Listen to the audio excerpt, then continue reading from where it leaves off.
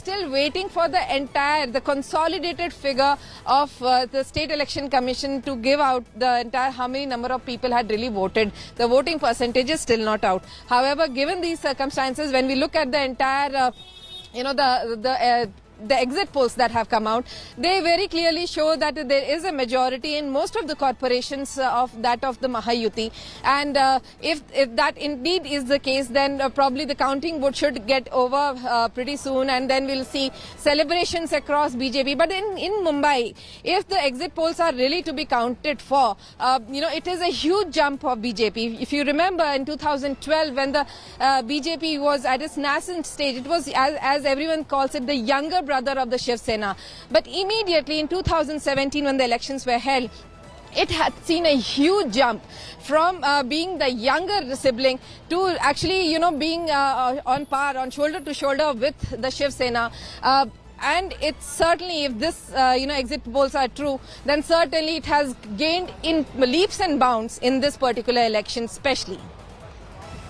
All right, my colleague Vidya reporting from Wilson College. Viewers, now, today is D-Day, when we know on who will govern Mumbai for the next 5 years. A lot of you will have a plausible question today. And that question is, why is everybody so interested? Why are we and, media across the country obsessed with the BMC elections? Why is so much coverage on a municipal elections? Municipal elections happen all the time across all the states. To be very frank, municipal elections as we speak, even in the length and breadth of Maharashtra, we will know the results of 29 municipalities. But there is a strange amount of fixation when it comes to the BMC, because there is reason, viewers. And one of the biggest reasons is on how rich the BMC actually is, with the budget which surpasses many state budgets in the country. So number one, with just the economics of it. And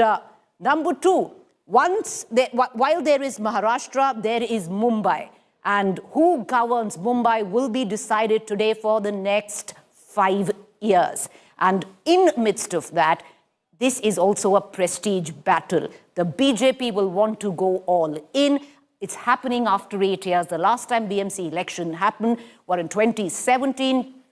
And that was a united Shiv Sena who had won the BMC at that point of time. And 5 years after the term ended, Mumbai till now has been governed by administrators. And now it will finally have a municipality where the people of Mumbai can actually come out and ask tough questions to their corporators. But sadly so, has Mumbai voted? Well, not quite, because even though the total voting percentage still is not out, yesterday we had, like Vidya suggested, between 46 to 50% is what the Election Commission will have us believe Mumbai's voted, which was terrible for Mumbai. The last time around, it was the highest in 2017, where voting percentage touched 55. Will it get close to 55? Many would say, well, traditional psephology would suggest that if it is about 55, it would be advantage the NDA, the Mahayuti. And if it is anything lesser than 48, then it could very well be advantage the UBT Shiv Sena and MNS, because mind you,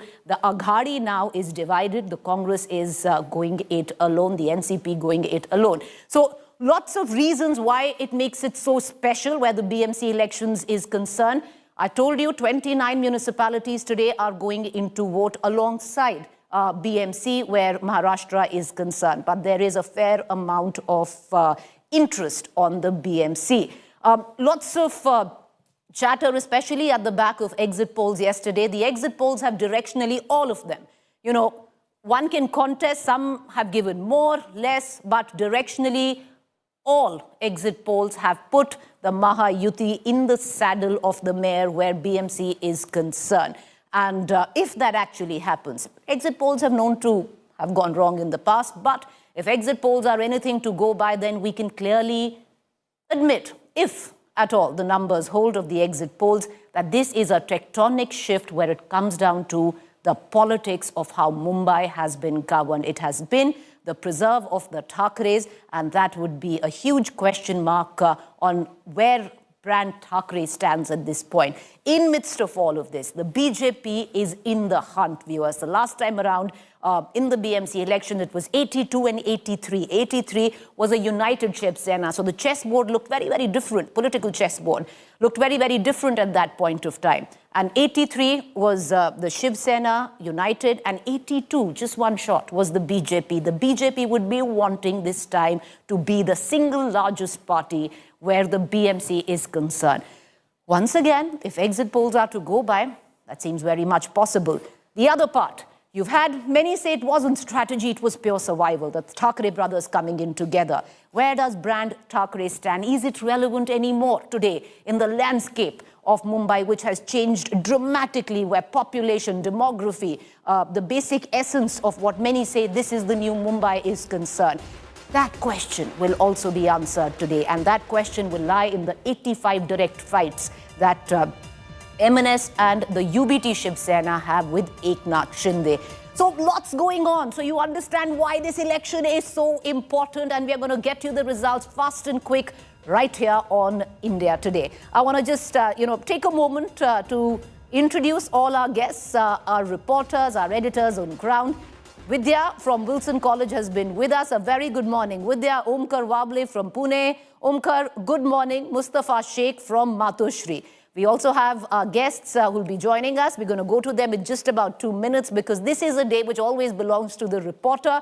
And I want to begin with Mustafa, Omkar, and then Vidya, I'll just come back to you. But Mustafa, you're at Matoshri, and today we will know what the weight of Matoshri really is. BMC, until 2017, for over 30 years, was the fiefdom of the Thackerays and the Shiv Sena. Are we actually looking at a tectonic shift today? Exit polls, if one is to go by them, then yes.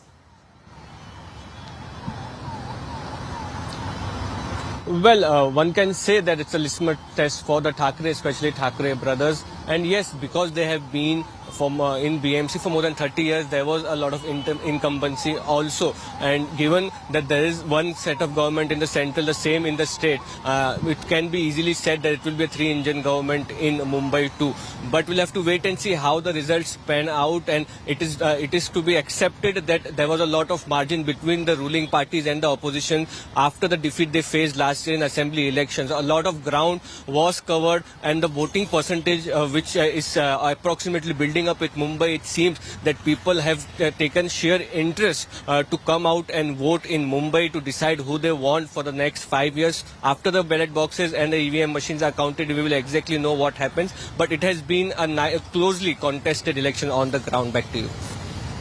A hotly contested election on ground. Lots of narratives went in, and today, once again, we might possibly get answers to the Marathi Manus, Marathi Asmita versus the outsider tag. The Thackeray brothers came together on the plank of Marathi Asmita. Will it actually work? Will the Marathi vote combine and help? Because they need at least 70% of the Marathi vote to actually make a dent, a plausible dent to threaten the Mahayuti. All of those questions we're going to be discussing. I want to cut across to Omkar as well.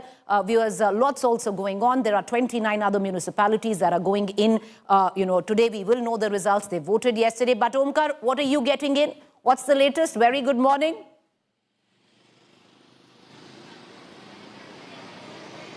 Very good morning. I think Maharashtra is witnessing quite a complex election this time.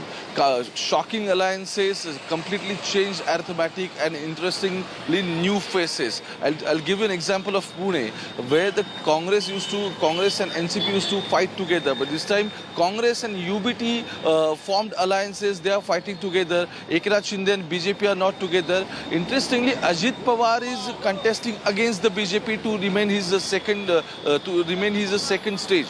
So there are some newly formed alliances in this election. A little bit chaotic situation for the voters also. But unfortunately, voting percentage has drastically down. Even BMC, PMC, Pimpri-Chinchwad, and even the rest of Maharashtra, because 29 municipal corporation elections are being held together, and this is happening for the first time in the Maharashtra. So From last 9 years, there were no local bodies. From 4 years, all local bodies were dissolved. Those were administered by administration officer. But now, when people are discussing about local issues, they want their own mayor, they want their own representative in the local body elections. So that is why Maharashtra is witnessing quite complex election, especially in the political situation where the people of Maharashtra has witnessed two different governments in last 5 years. And I would like to tell you that that's what things are happening across the state. Different alliances, the way Thackeray are trying to retain their own Thackeray brand in Mumbai. But apart from Mumbai, if you can see, there are some different kind of alliances are happening. As I said, Omkar, tell us one thing before we get in. What's the latest figure right now? Because over the course, it was anticipated that while 29 municipalities are going into vote, at least 69 Mahayuti candidates have already won as corporators uncontested across 29 municipalities. Is the figure higher?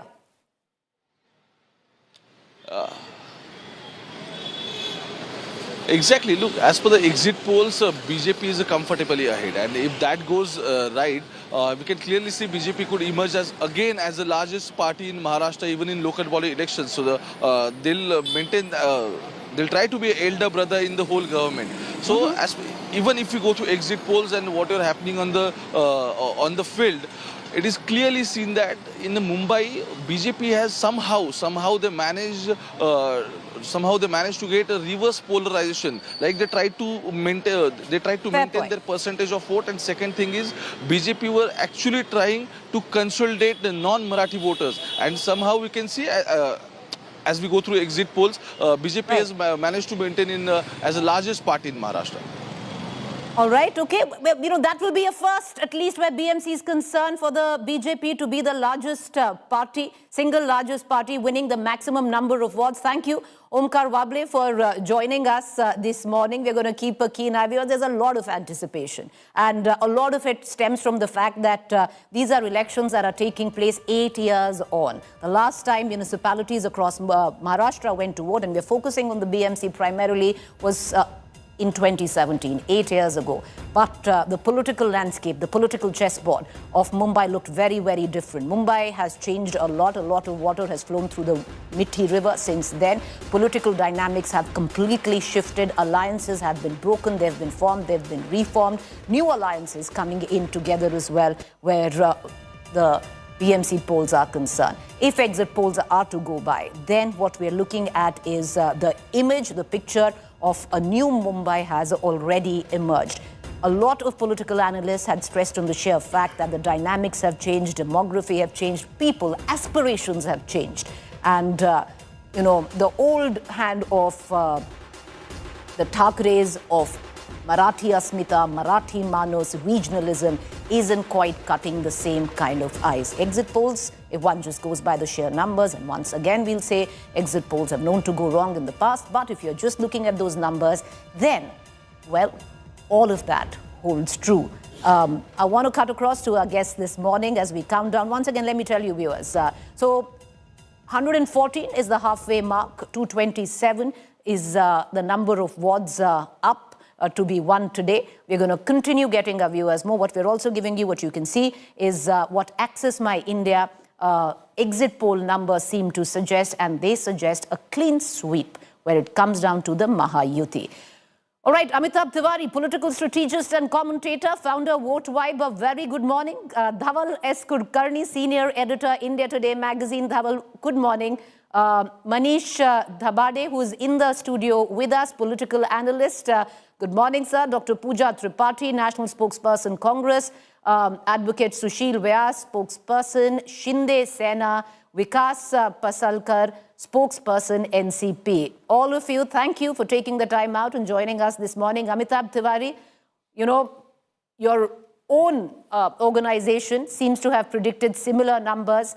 If exit polls, because, you know, till the time counting begins, which it begins at 10 o'clock and real numbers come, the basis on the discussions that we're going to be having is on that back of the exit poll numbers. And that clearly seems to suggest, Amitabh Tiwari, a sweep for the Mahayuti. So a lot has gone down. And if these numbers hold, this is a tectonic shift in the politics of who will run Mumbai in the next 5 years, and possibly a tectonic shift in what Mumbai really stands for today?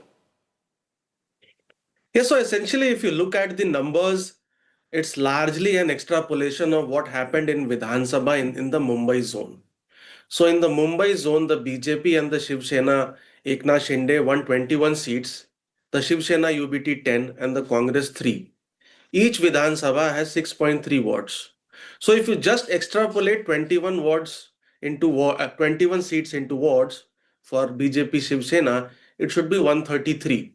For Congress, it's around 19, and for Shiv Sena UBT, it comes to 63. If you see the numbers which the people have projected, it's largely in these lines.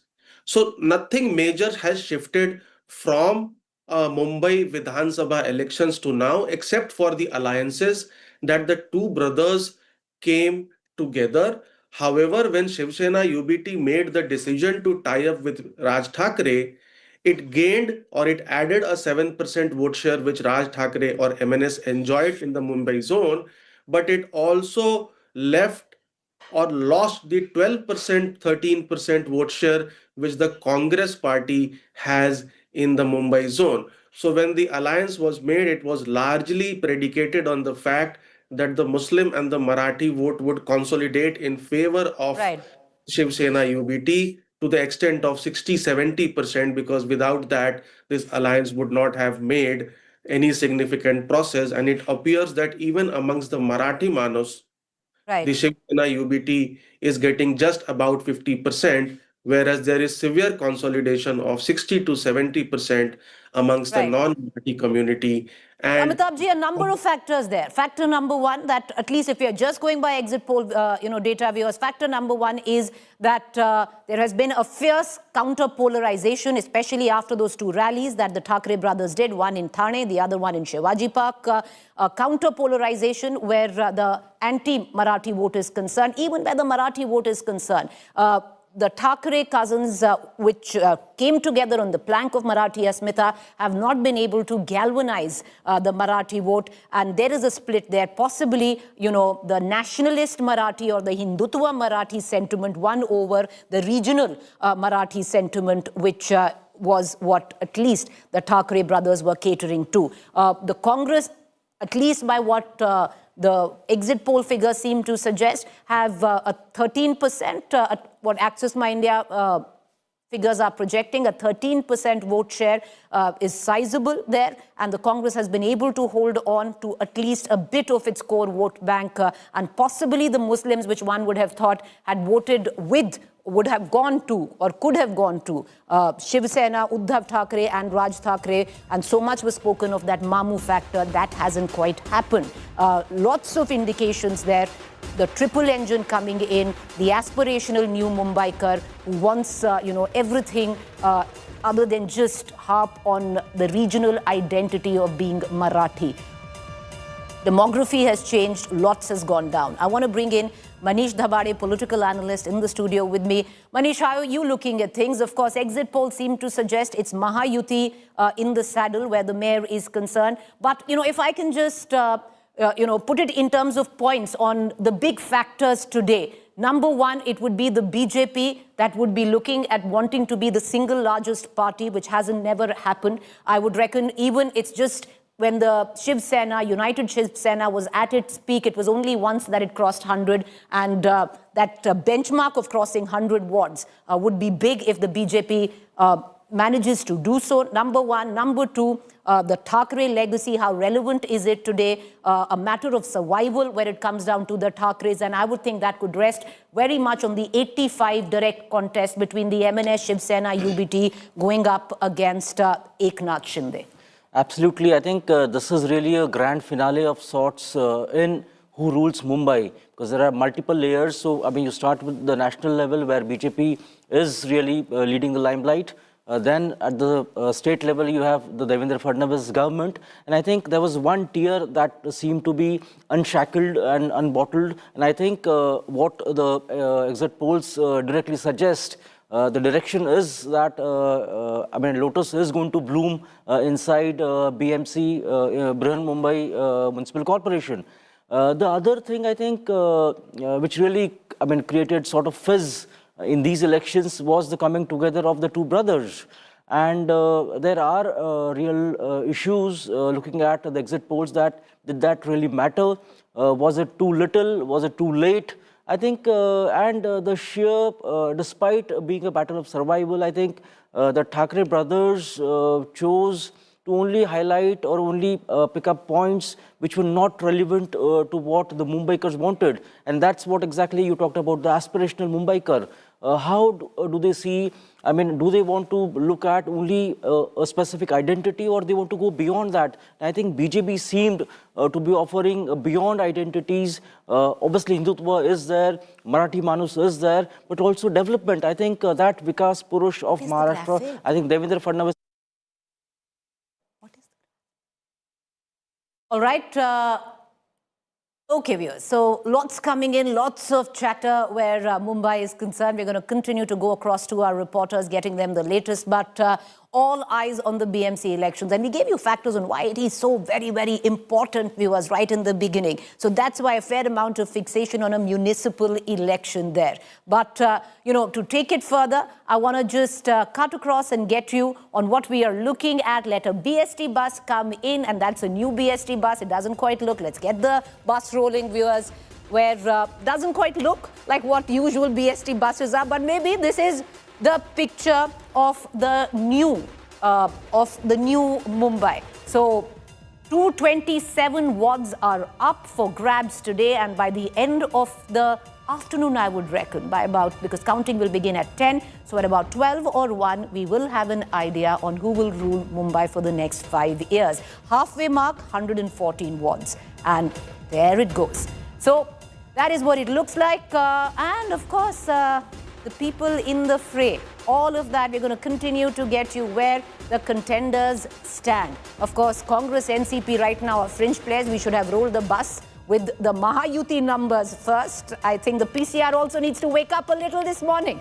We needed to get the bus of the BJP, of the Eknath Shinde faction. We would have needed you know, the UBT Shiv Sena, the Raj Thackeray, all coming in together. So we're going to give our viewers a better understanding as we go ahead and roll in to our coverage on India Today. Let's cut across to our reporters as well. We have other guests who are joining us. Pooja Tripathi, good morning. The Congress, I think, would be... How does the, you know, there are two ways of looking at the numbers if you just look at exit poll numbers, Pooja Tripathi. One would be that possibly the Maha Aghadi should have come together. The Congress should have gone with the UBT Shiv Sena. And maybe if you add at least with what the exit poll numbers are projected, you could have come up with a formidable defense, or an offense rather, where the BMC is concerned. Fighting it alone, 13%, at least I'm looking at the Access My India poll numbers, vote share that they've given you. Not bad, but look at what the combined could have come together with. You know, Preeti, there's always a maybe. Maybe you would have come together, maybe this, maybe this. But we are looking at local body elections where, you know, you open the show saying why this election is important, why so much eyes and ears on it. Because yes, we need to take care of, you know, we need to take notice of the local body elections. Because just cheering for Zoran Mamdani in New York won't suffice. We have to care for our local issues, and local body elections are where, you know, our roads, our drains, our schools, and everything just matters. And I'm very happy that BMC elections are getting so much heat, other than the fact that it's the richest election. But coming to the alliance, you know, it's a very close fight. Elections, every fight is like a you know, close to finish line, and that's where we decided that we have been working very hard post the Lok Sabha elections, and the Vidhan Sabha elections were not in our favor, and that's where we decided that we want to go alone. We want to, you know, we want to contest some, you know, majority of seats independently, because that's what political parties are. That's political parties are there to fight their political might, and I'm very happy. Even with what I don't have not believed in exit polls earlier, I will not believe in exit polls. Let's wait for 10 a.m. But even if the substantial vote share that we gain or lose, the point is we ran these elections not on any name calling, not on any you know, divisive agenda. We were focused on development. We were focused on 6,000 new BST buses. We were focused on pollution free because nobody's talking about pollution in Mumbai. We were focusing on 100 free health card. We were focusing on Marathi schools. And I'm very happy that we focused on development rather than Guspetya, which has no link whatsoever in the BMC elections. And divisive statements like no Muslim would be mayor of Mumbai. And I'm very happy that the way we pitched our elections, the way we ran our campaign, and let's see if 10 a.m. The box opens and the results will be for everyone to see. Results will be there for everyone to see. The Congress right now hoping for the first time that exit poll numbers stand even on an individual basis, which really doesn't do anything much for their alliance where Maharashtra is concerned. But I want to cut across to the Eknath Shiv Shinde party, Shiv Sena, advocate Sushil Vyas joins us. Mr. Vyas, today, irrespective of what the result is, somewhere down the line on who is the true inheritor of the Thackeray legacies, that question will be answered on the direct fights that Eknath Shinde has with Uddhav Thackeray and Raj Thackeray on 85 seats. Good morning. So that question, morning, who is carrying forward the legacy of our founder Balasaheb Thackeray, is already being decided in 2024 when the parliament election taken place, and then particularly in assembly also, which the election was fought under the leadership of Eknath Rao Shinde. That everybody knows. The assembly election in Maharashtra was fought under the then Chief Minister, now Deputy Chief Minister Eknath Rao Shinde, and there was a landslide victory we got. That is a vote in favor of Eknath Shinde, and then that is a acknowledgement by the people of Maharashtra, saying, including Mumbai, saying that who is the real person who can take forward the legacy of Balasaheb Thackeray. So that question is already being decided. And now also the various schemes, apart from civil things, the amnesty scheme for occupation certificate, the deemed conveyance things, which was announced by Eknath Rao Shinde, cluster redevelopment of various SRA projects, then definitely people look at that, and then definitely we are going to get the support of Mumbai voters. And we are hoping much better than what exit polls are predicting. All right, okay, so Amitabh Tiwari, how much weight do those 85 direct contests between the Shiv Sena and the UBT Shiv Sena plus the cousin Raj Thackeray MNS really have? No, it is fairly important because even if you see the 2024 Vidhan Sabha elections, while Shiv Sena Eknath Shinde clearly had an upper hand in the rest of Maharashtra, which is Thane, Konkan, Vidarbh, Marathwada, North Maharashtra, etc., Western Maharashtra, but in Mumbai, in the direct 11 contest between Shiv Sena UBT and Shiv Sena Eknath Shinde, the Shiv Sena UBT was marginally ahead with 6-5. So at least in the BMC, the Shiv Sena UBT, despite losing badly across the state, they seem to have held on to some of the core base. That is what is being showed in the vote share as well, that the 31-32% vote share. And I think we should also remember that Shiv Sena on a standalone basis has never got majority in BMC. So while we call it is the stronghold of the Thackerays, they've always relied on BJP as a partner, which pitched in with 30-35 seats, and 80-85 used to be won by Shiv Sena. It was a very natural alliance because Marathi Manus voting for Shiv Sena and then the non-Marathis for the BJP. The day the alliance broke, this non-Marathi vote has consolidated behind BJP, and the split in Sena itself perhaps has led to a split in the Marathi Manus votes itself. All right, and that doesn't quite augur well for Uddhav Thackeray, and where survival comes into question, because, one would suggest that the coming in together of the Thackeray cousins was less on strategy, more on survival. Will that Marathi Asmita that they stand for are able to galvanize the kind of vote that they hope to, which is at least 70% of the Marathi-speaking community. And that's not quite happening, only if you look, viewers, only, and let's put a caveat there, if you look at the exit poll numbers. On the other hand, for 1 minute, reflect on the Bharatiya Janata Party. The BJP last time was just one ward short. And I'm taking you to numbers where a united Shiv Sena, that time Eknath Shinde and Uddhav Thackeray were in the same house, which was the Shiv Sena. Shiv Sena in 2017 had won 83 wards. You have the BJP standing right next to it, and as Amitabh Tiwari, I'm just, furthering that argument, standing right besides it with 82 wards. And that was the formidable impressive outcome of the 2017 election. Now the BJP would want to be the single largest party where Mumbai is concerned. They would want their mayor firmly in the saddle where BJP is concerned. So a big point there as well, going up ahead. What about other parties? Well, there are smaller parties. There's always been the Samajwadi Party, the AIMIM. Will they be able to get anything at all, or will they completely fall by the wayside in what has been a deeply polarizing campaign and elections? A lot of questions there. What happens to the NCP as well? I have with me Vikas Pasalkar, spokesperson NCP, Ajit Pawar faction. And for a moment, let's, from BMC, the micro picture, let's go macro, where 29 municipalities are voting today, have voted yesterday, and we'll have the results of those municipalities today. And sir, on that front, it's a little bizarre what's really is going on. What's happening in Pune? You have your own NCP taking on the BJP. All of these strange fights, strange alliances coming in together. Yes, we are fighting BJP in Pune. And Pune is our also very good performance because leadership of Ajit Dada Pawar Saab, he is working now in all over Maharashtra, and Pune also. Pune is a home pitch ground our. So we are in is a leadership of Ajit Dada Pawars. So we are maximum. We are winning Pimpri Chinchwad and Pune Municipal Corporation.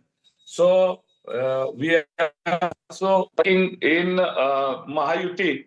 Then we are election contest in Mumbai also. So our confidence is better today. Pune and Pimpri Chinchwad, I am for a fight BJP, and I am in a chance of Pimpri Chinchwad. I want to bring in Manish, who's in the studio with us. Manish, I just want you to, just come in and just reflect for a moment, because there are 29 other municipalities. I know there's a lot of focus, a lot of attention which is given to the BMC, and rightly so, and we explain why. But where the 29 municipalities are concerned and how they juxtapose politically in terms of the kind of fights and alliances, counter-alliances we've seen is mind-boggling. And you already have about, what, 69 unopposed candidates who are already corporators which belong to the Mahayuti, where across these 29 municipalities are concerned. So I think you need to look at, look at the Lok Sabha elections, look at the Vidhan Sabha elections which happened last year. And I think these elections are happening after a gap of 8.5 years. So I think, so at the ground level, what is really happening, what is the real churn, and what you are unfortunately witnessing is the alliances, so-called unholy alliances, seem to be the flavor of the season at the moment. And I think that is also dictated by local priorities, especially local units. And ultimately, at one level, it is really about access to power, access to resources in different municipalities, and obviously topping it is the BMC elections. So I think that is what is, in fact, also suggesting that political parties are much more aligned to getting access to power, and because that is really what political parties would be doing anyways. Okay. All right. Okay. What I'm going to do is we're going to come right back, and I'm going to go across to my colleague Vidya, who's going to be joining us from the Wilson College. But right before that, what happened yesterday in terms of exit polls and what exit polls really project? So I'm going to take a minute, reflect on the Access My India exit polls, and let the BST buses roll in. All right. So where the vote share was concerned, how it really looks like, the BJP is poised. Once again, you have to take it with a pinch of salt. The projected vote share of Access My India, where the BJP's concern stands at 28%. You have the Shiv Sena, which is of course the official Shiv Sena, Eknath Shinde at 14%. And then you have the UBT Shiv Sena, which is at an impressive 24%. Let this bus roll by, and let's get in the other bus right now and look at what the other players seem to be projected in terms of winning vote share. All right, MNS 7%, is, and you add that 7% with the Shiv Sena, Uddhav Thackeray, that brings it to a 32%. Not impressive enough. Then you have only 1% where the NCP Sharad Pawar faction is concerned. Let this bus roll by. Let's bring in the next best bus. And to look at the figures on how the Congress is projected to do. The bus is a little slow this morning. We'll need to roll a little quicker. All right, we're going to... All right, okay. Sometimes it takes a little time. Let's get in our next bus coming in. All right. Okay, I think I'm going to wait a while. Right in front of what is right at the backdrop is where it's all going to be headquartered. That is the BMC office, viewers. An iconic, stunning building in South Mumbai. Okay, my bus has finally come. Look at it. Now, okay, we did not get the vote share of the Congress. We're going to get all of that. But I believe this is the seat share graphic where the BJP is projected to win 131 to 151 wards, which is BJP plus, which will include the Eknath Shinde, which is the Mahayuti. You can look at that. So at 130, 151 wards, which is well above the 114 halfway mark. UBT plus, which is MNS, looking at just 58 to 68. That is a disappointment coming in for the Thackeray brothers. The Congress projection in terms of just ward share is standing at 12 to 16 and others at 6 to 12. Okay, so this is what at least the ward share looks like. And once again, I am going to take a moment to reflect on the building right behind me. It's virtual. Okay, now suddenly we have the vote share again, which is the BJP at 42%, UBT at 32%. BJP plus again will be with the Eknath Shinde of the Shiv Sena, stands at an impressive 42%, UBT at 32%, which is UBT, Shiv Sena plus the MNS, which was 7% and 24%. That makes it 32%. The Congress at a 13% and others at just a 13%. The Congress will be quite happy with that vote share. All right. I want to cut across to Vidya. While Vidya, I stand right in front of the iconic headquarters of the BMC. Now, it's virtual, I understand, but you are in Mumbai. And what is the latest that you are picking up in terms of political chatter at the back of exit polls? Yesterday, we had already seen Vidya a fair... Okay, we don't have Vidya, we have Ritwik Balekar. Yesterday, very good morning, Ritwik. But Ritwik, yesterday at the back of exit polls, or even in the evening, we had seen Raj Thackeray, Uddhav Thackeray take on the Election Commission A, where vote percentage, how much the percentage was in terms of voting, had not been clearly released. And most importantly, on what they say was the misuse of pen, marker, which to ink the finger for voting instead of proper ink. And that was a huge controversy yesterday.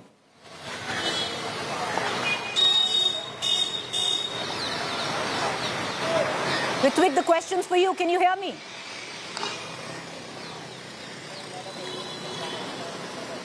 Yes, Preeti, I can hear you. All right, so Ritwik, a very good morning. We're all a little slow this morning, but a very good morning, Ritwik, if you can hear me. Quick question, Ritwik. After the exit polls yesterday, there was a fair amount of controversy, which we usually see at times. It's not new, where we had the Thackeray brothers take on the Election Commission on multiple counts, not releasing proper data, where vote percentage was concerned, and also the whole controversy of the inked finger, where the use of permanent markers came into question.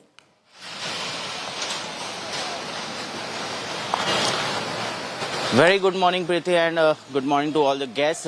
Right now, I'm standing in front of Raj Thackeray's private residence, Shiv, the bastion of so-called Marathi Manus in Dadar.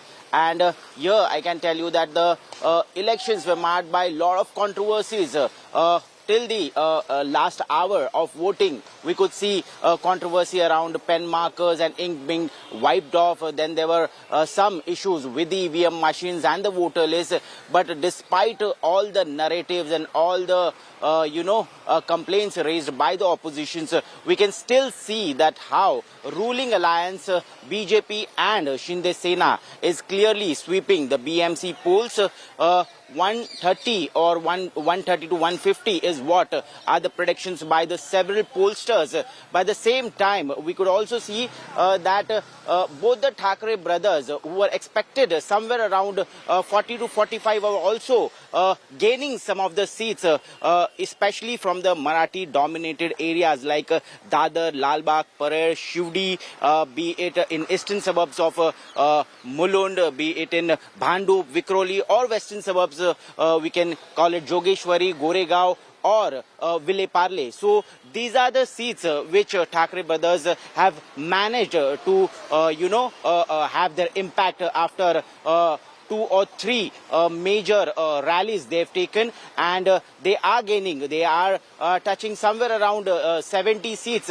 But at the same time, who's going to win the highest richest civic body? Absolutely, we can see that as per the predictions, it is the ruling alliance of BJP and Shinde Sena. All right, Ritwik, thank you for giving us that quick update. We're going to come right back to you. All right, viewers, we're going to head into a quick break, but today is D-Day. Well, we will know by mid-afternoon on who will govern the maximum city, Mumbai, for the next 5 years. It's an election that is coming after 8 years, 2017. If exit polls are to go by, and once again, if they are to go by, take it with a pinch of salt, what is being projected is a sweep by the Mahayuti. Could be multiple factors. We're going to continue getting the latest from our panelists, from our reporters on ground, but ultimately it will be the ballot box that will decide the fate of Mumbai. A quick break right in front of these iconic, stunning headquarters of the BMC. This is the building that governs Mumbai. Of course, it's virtual, but as stunning. We're going to get into a quick break. Do stay with us.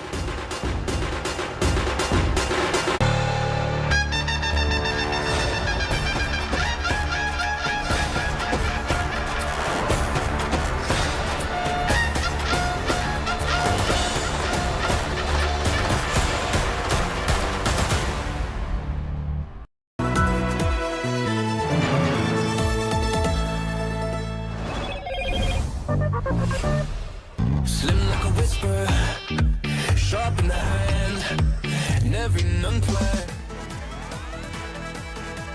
Viewers, it is D-Day for Mumbai as we speak. Verdict day for Amchi Mumbai 2026's first Maha-election test.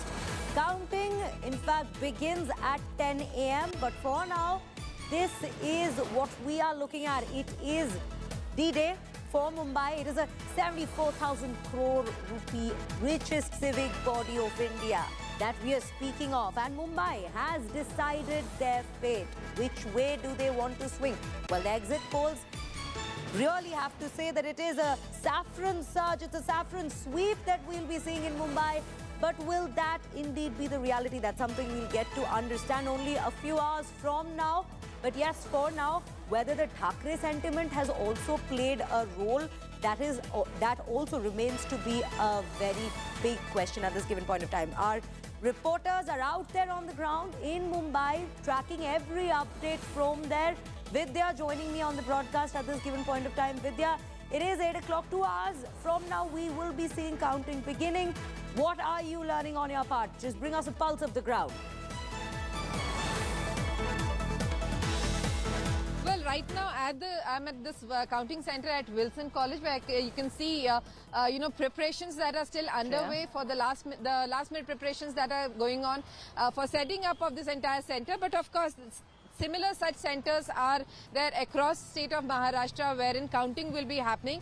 Of course, the final numbers, what's really characteristic of this entire thing is that after the 2024 assembly elections, the election commission had decided not to give out final figures of the approximate figures of voting done. And we are still waiting for the consolidated figure of the state election commission to give out the entire how many number of people had really voted. The voting percentage is still not out. However, given these circumstances, when we look at the entire, the exit polls that have come out, they very clearly show that there is a majority in most of the corporations of the Mahayuti. And if that indeed is the case, then probably the counting vote should get over pretty soon, and then we'll see celebrations across BJP. But in Mumbai, if the exit polls are really to be counted for, it is a huge jump of BJP. If you remember in 2012, when the BJP was at its nascent stage, it was, as everyone calls it, the younger brother of the Shiv Sena. But immediately in 2017, when the elections were held, it had seen a huge jump from being the younger sibling to actually, being on par, on shoulder to shoulder with the Shiv Sena. And it's certainly, if this, exit polls are true, then certainly it has gained in leaps and bounds in this particular election, especially. All right, my colleague Vidya reporting from Wilson College. Viewers, now, today is D-Day, when we know on who will govern Mumbai for the next 5 years. A lot of you will have a plausible question today. And that question is, why is everybody so interested? Why are we and, media across the country obsessed with the BMC elections? Why is so much coverage on a municipal elections? Municipal elections happen all the time across all the states.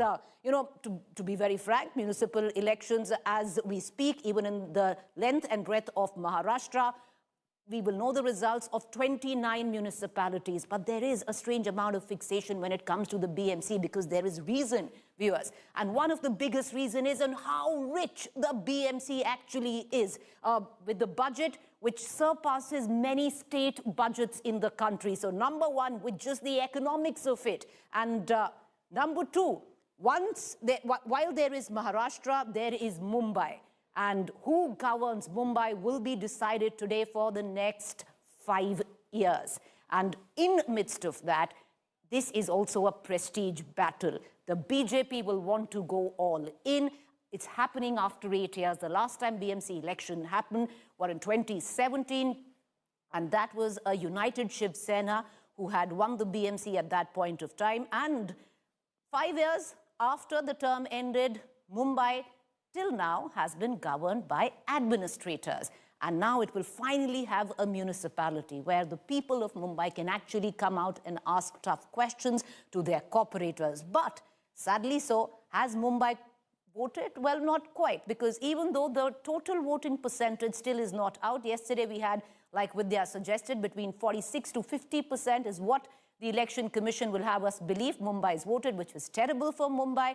The last time around, it was the highest in 2017, where voting percentage touched 55. Will it get close to 55? Many would say, well, traditional psephology would suggest that if it is about 55, it would be advantage the NDA, the Mahayuti. And if it is anything lesser than 48, then it could very well be advantage the UBT Shiv Sena and MNS, because mind you, the Aghadi now is divided. The Congress is going it alone, the NCP going it alone. So lots of reasons why it makes it so special where the BMC elections is concerned.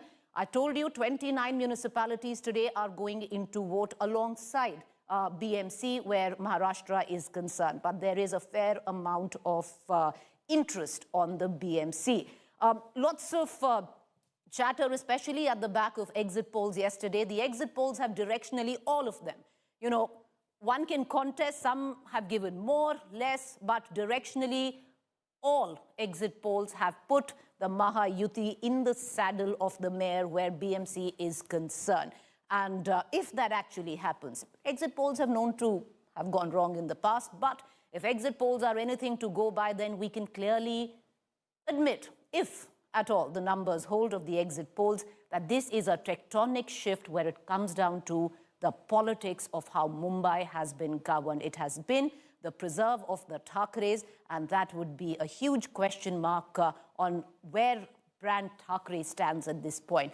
In midst of all of this, the BJP is in the hunt, viewers. The last time around in the BMC election, it was 82 and 83. 83 was a united Shiv Sena. So the chessboard looked very, very different. Political chessboard looked very, very different at that point of time. And 83 was the Shiv Sena united, and 82, just one shot, was the BJP. The BJP would be wanting this time to be the single largest party where the BMC is concerned. Once again, if exit polls are to go by, that seems very much possible. The other part, you've had many say it wasn't strategy, it was pure survival, the Thackeray brothers coming in together. Where does brand Thackeray stand? Is it relevant anymore today in the landscape of Mumbai, which has changed dramatically, where population, demography, the basic essence of what many say this is the new Mumbai is concerned? That question will also be answered today, and that question will lie in the 85 direct fights that MNS and the UBT Shiv Sena have with Eknath Shinde. So lots going on. So you understand why this election is so important, and we are going to get you the results fast and quick right here on India Today. I want to just, take a moment to introduce all our guests, our reporters, our editors on ground. Vidya from Wilson College has been with us. A very good morning. Vidya, Omkar Wable from Pune. Omkar, good morning. Mustafa Sheikh from Matoshri. We also have our guests who will be joining us. We're going to go to them in just about 2 minutes, because this is a day which always belongs to the reporter. And I want to begin with Mustafa, Omkar, and then Vidya, I'll just come back to you. But Mustafa, you're at Matoshri, and today we will know what the weight of Matoshri really is. BMC, until 2017, for over 30 years, was the fiefdom of the Thackerays and the Shiv Sena. Are we actually looking at a tectonic shift today? Exit polls, if one is to go by them, then yes. Well, one can say that it's a litmus test for the Thackeray, especially Thackeray brothers. And yes, because they have been in BMC for more than 30 years, there was a lot of incumbency also. And given that there is one set of government in the central, the same in the state, it can be easily said that it will be a three-engine government in Mumbai too.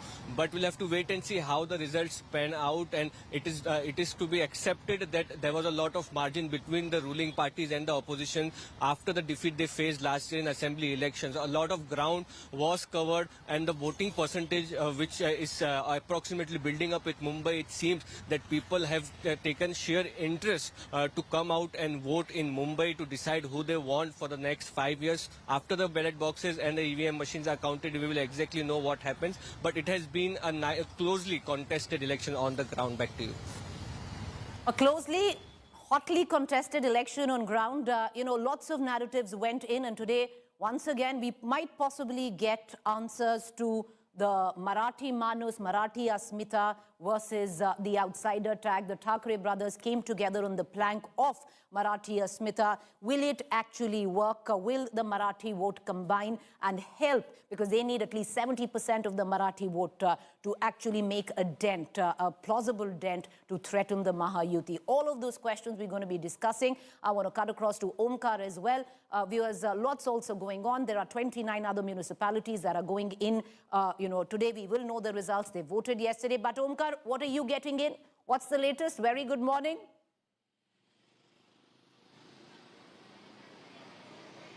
Very good morning. I think Maharashtra is witnessing quite a complex election this time. Shocking alliances, completely changed arithmetic, and interestingly new faces. I'll give you an example of Pune, where the Congress and NCP used to fight together. But this time, Congress and UBT formed alliances. They are fighting together. Eknath Shinde and BJP are not together. Interestingly, Ajit Pawar is contesting against the BJP to remain his second stage. So there are some newly formed alliances in this election.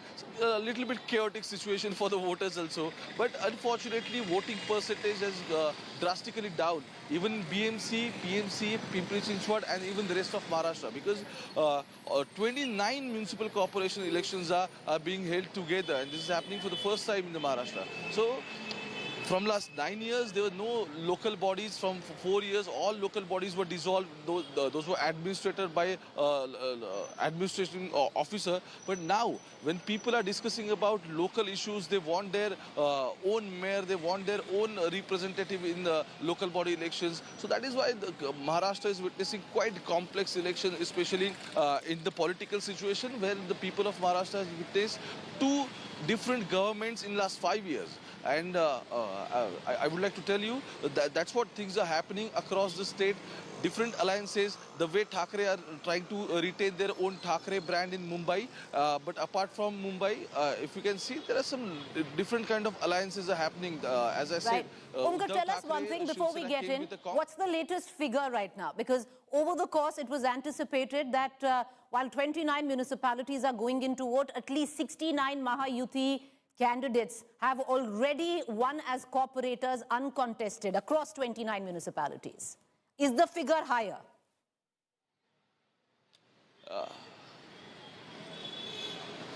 Exactly. Look, as per the exit polls, BJP is comfortably ahead. And if that goes right, we can clearly see BJP could emerge as again as the largest party in Maharashtra, even in local body elections. So they'll maintain... they'll try to be an elder brother in the whole government. So even if you go to exit polls and what are happening on the field, it is clearly seen that in the Mumbai, BJP has somehow they managed to get a reverse polarization. Like they tried to maintain their percentage of vote. And second thing is, BJP were actually trying to consolidate the non-Marathi voters. And somehow we can see. As we go through exit polls, BJP has managed to maintain as the largest party in Maharashtra. All right, okay. Well, you know, that will be a first, at least where BMC is concerned, for the BJP to be the largest party, single largest party, winning the maximum number of votes. Thank you, Omkar Wable, for joining us this morning. We're going to keep a keen eye. There's a lot of anticipation. And a lot of it stems from the fact that these are elections that are taking place 8 years on. The last time municipalities across Maharashtra went to vote, and we're focusing on the BMC primarily, was in 2017, 8 years ago. But the political landscape, the political chessboard of Mumbai looked very, very different. Mumbai has changed a lot of water has flown through the Mithi River since then. Political dynamics have completely shifted. Alliances have been broken, they've been formed, they've been reformed. New alliances coming in together as well, where the BMC polls are concerned. If exit polls are to go by, then what we're looking at is the image, the picture of a new Mumbai has already emerged. A lot of political analysts had stressed on the sheer fact that the dynamics have changed, demography have changed, people, aspirations have changed. And, you know, the old hand of the Thackerays, of Marathi Asmita, Marathi Manos, regionalism isn't quite cutting the same kind of ice. Exit polls, if one just goes by the sheer numbers, and once again we'll say exit polls have known to go wrong in the past, but if you're just looking at those numbers, then, well, all of that holds true.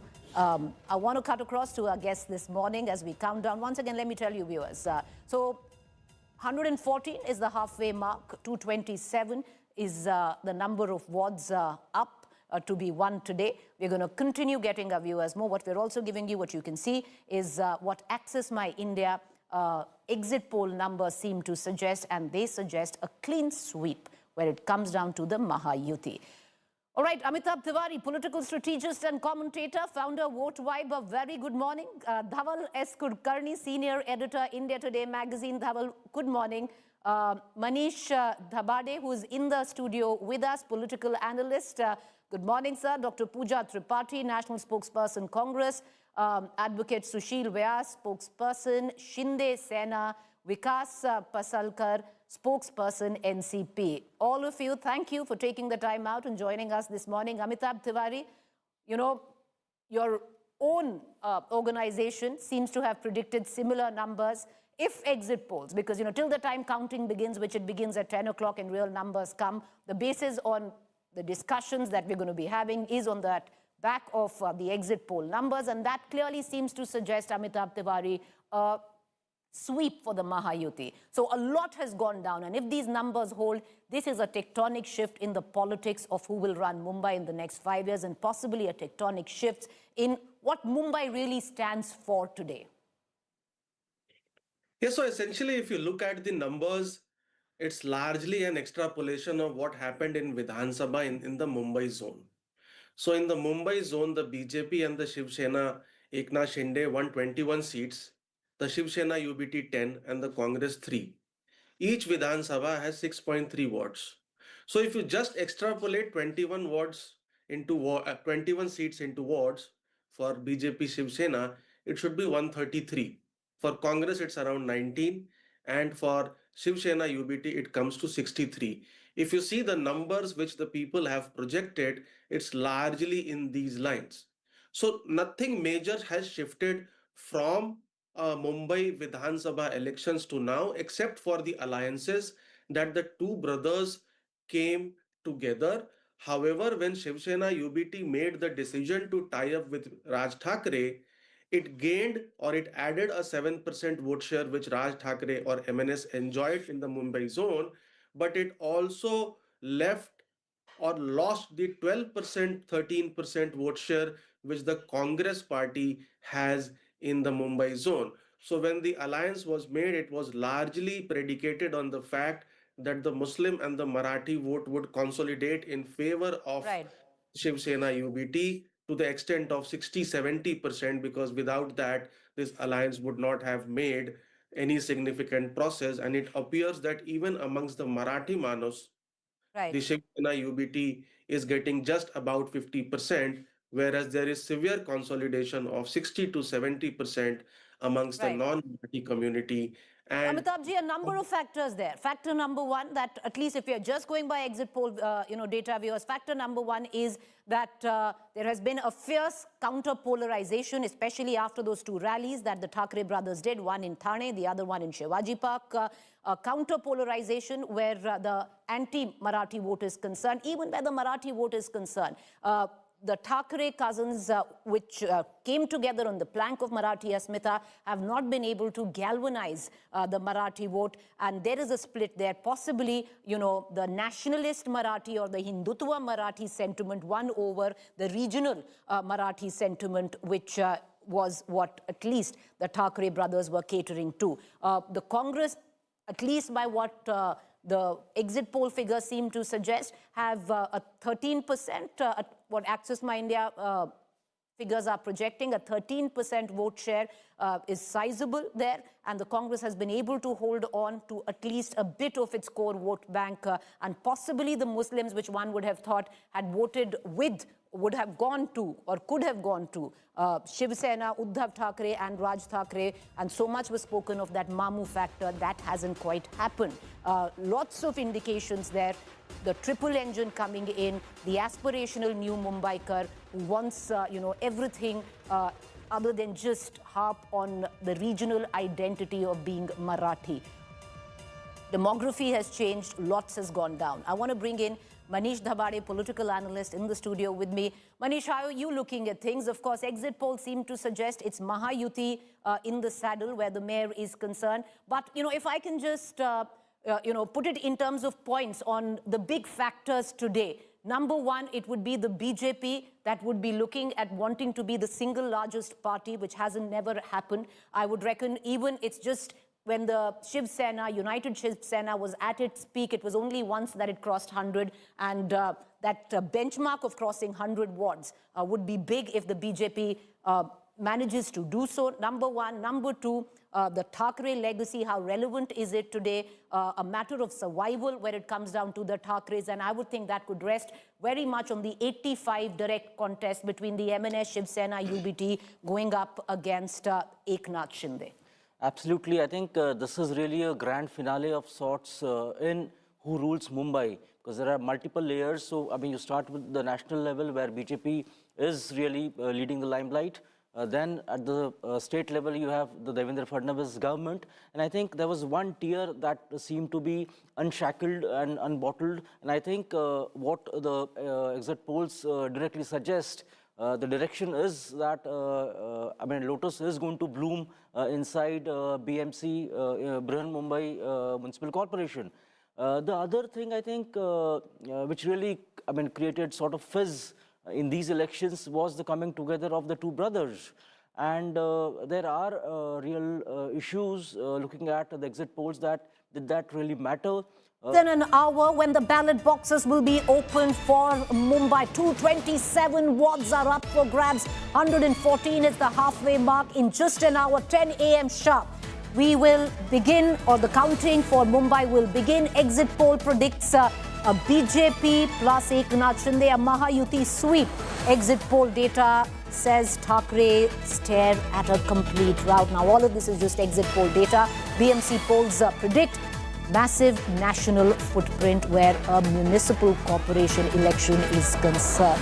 Lots going on, viewers, right now. It's maximum city, maximum campaign, what we saw, and the relevance of who wins Mumbai will be maximum in terms of political importance. I'm joined right now by a band of reporters who've been traversing the course of Mumbai, and not just that, there are 29 municipalities across the length and breadth of Maharashtra that went into vote today. We will know the results of these municipalities by mid-afternoon. Vidya from Wilson College joins me, Omkar Wamble from Pune, Mustafa Sheikh from Matoshri, Ritvik Balekar from Dadar.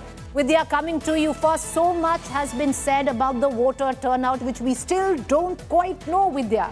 Yesterday, we had the Election Commission that told us it's somewhere between 46 to 50. If we hark back 8 years ago when the last time BMC elections were held, it was it's impressive for Mumbai because it had never touched 55%. It was 55%. What are we looking at right now? Why is it that we still don't have a voting percentage, something which the Thackeray brothers, even the Congress, has been questioning? Given the fact that in 2024, when the assembly elections had happened, the Election Commission had given out a rough figure after the 6 o'clock polling had happened. However, when the final figures really came out, there was a huge jump, and the opposition had put out a huge controversy where they had questioned the entire number of the huge jump that had happened.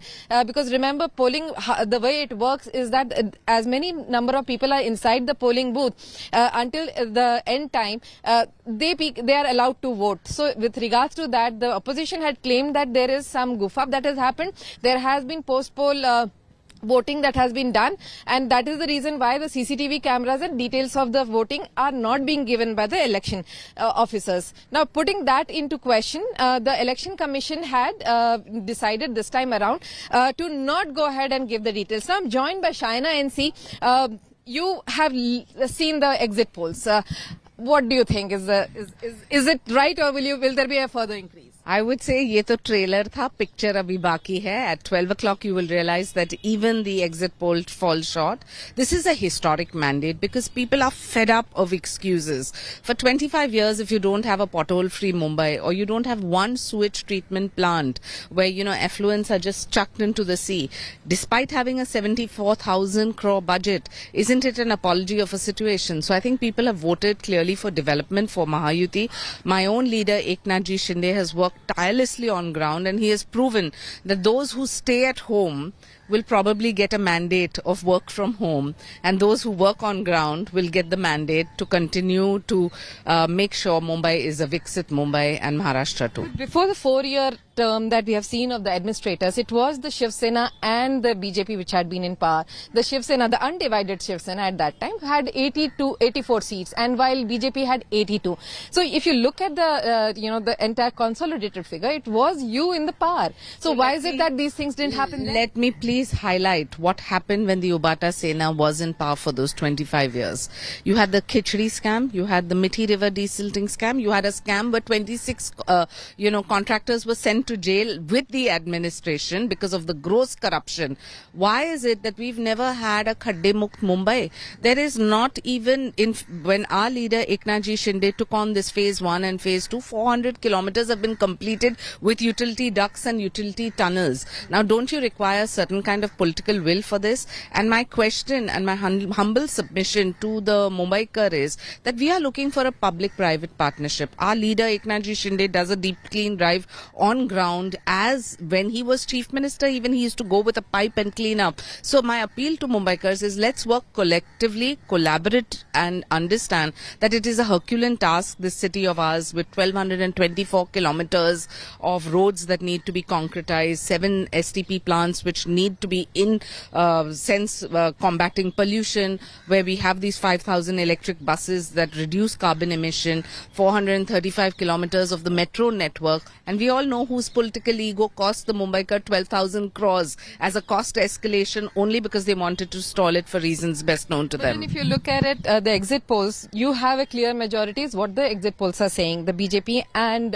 your party in alliance with it. However, what is the figure that you had an estimate for? What is it? The golden figure that you were looking To tell you very honestly, we did anticipate 150 plus for the Mahayuti, and I'm sure that this number could even exceed. No arrogance here, but a humble submission that when we fought the Vidhan Sabha elections, Shiv Sena fought 80 seats, and Eknathji Shinde's leadership proved that we could have 60, and that has never been envisaged by Shiv Sena. Likewise with the Sthanik Swaraj, we have 27, Mahapurs and mayors, and we've never even had that much. Today we have 53. And look at the numbers. So I think that is going to be the same track record based on only hard work and development and on-ground activities. And as our leader says, he is dedicated to the common man. But also, if you look at it, the opposition is questioning why the voter turnout is not being given out. You know, the exact final figure. I mean, generally every election we see late in the night, but then we do get the figures. Even now, till now, what the final turnout is not yet been released. Yes, the Election Commission says it's in the range of 52.53%, which is 2% less than last time. I'm going to come right back to you. My colleague Vidya there speaking with Shaina NC, who's very, very happy. She used to be with the BJP. Now she's with Eknath Shinde, whichever she's in, if you look at the exit poll data. But I want to cut across right now from my colleague Vidya all the way to Matoshri, and all eyes are transfixed at Matoshri. My colleague Mustafa Sheikh joins us from there. Mustafa, you know, if there was a term that could hold as real as it does today of Astitwa ki ladai, it is an Astitwa ki ladai for the Thackerays today. It is, they've got everything on the line. They came on the plank together, the Thackeray cousins of Marathi Asmita, but many would know it was more about survival than strategy. And all eyes today on Matoshri. For 30 years, before 2017, over 30 years, the Thackeray's have ruled BMC. And if today the exit poll numbers hold, when the results come in, what we are looking at is a tectonic shift in Mumbai's politics. Well, not so much, because for the last 3 years, there is an administration in the BMC. The administration reports to the Urban Development Department, which is with Eknath Shinde and Chief Minister Devendra Fadnavis. So, yes, the BMC has been run by the state government for last 3 years with the administrator. The rest of the years, the Shiv Sena and BJP were in the alliance all these years when it said that Shiv Sena was ruling. And also, the fact that there was a huge mandate in favor of Mahayuti in the assembly election, so much so that there is no leader of opposition in Maharashtra, in lower house or upper house, says that it was a huge margin between the opposition and the state government or the ruling government when the election campaigning started. There was an attempt by the ruling government to give 1,500 rupees to each woman under the name of Ladki Bahin Yojana as an advance payment just before voting, which was stopped by the election commission. There have been rampant reports of cash distribution in and around Mumbai, many of which has been caught. So if you compare and see all these things, this will also have an impact on today's result.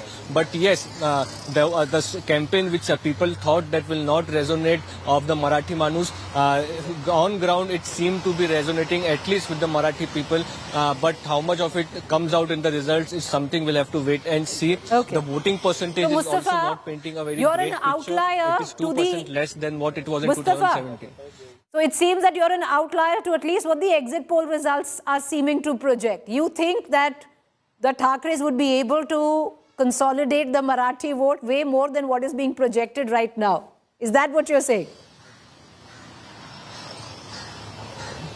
What I am seeing is that when this campaigning for the BMC started, not many people were giving a fair chance to the Thackeray's. It seems that they have, through campaigning, covered a lot of ground. Whether it will make them rule the BMC is still a far-fetched thought. But yes, it seems that from what they started, they have gained. Okay. We'll have to wait for the results to see. All right. Of course, we have, and once again, viewers, what one really must do is exit polls have been known, sadly, to be very wrong in the past. So take everything with a pinch of salt. Exit polls might be giving a clean sweep to the Mahayuti. But take all of that with a pinch of salt. But, by the end of the day, viewers, the question on who will govern Mumbai will be settled. And there are many big factors that we are going into this corporation election, a municipality election. Number one, will the BJP emerge as the single largest party? The last time around 2017, when BMC elections were held, of course, the term ended in 5 years. Then Mumbai was governed by administrators. But when the elections were held,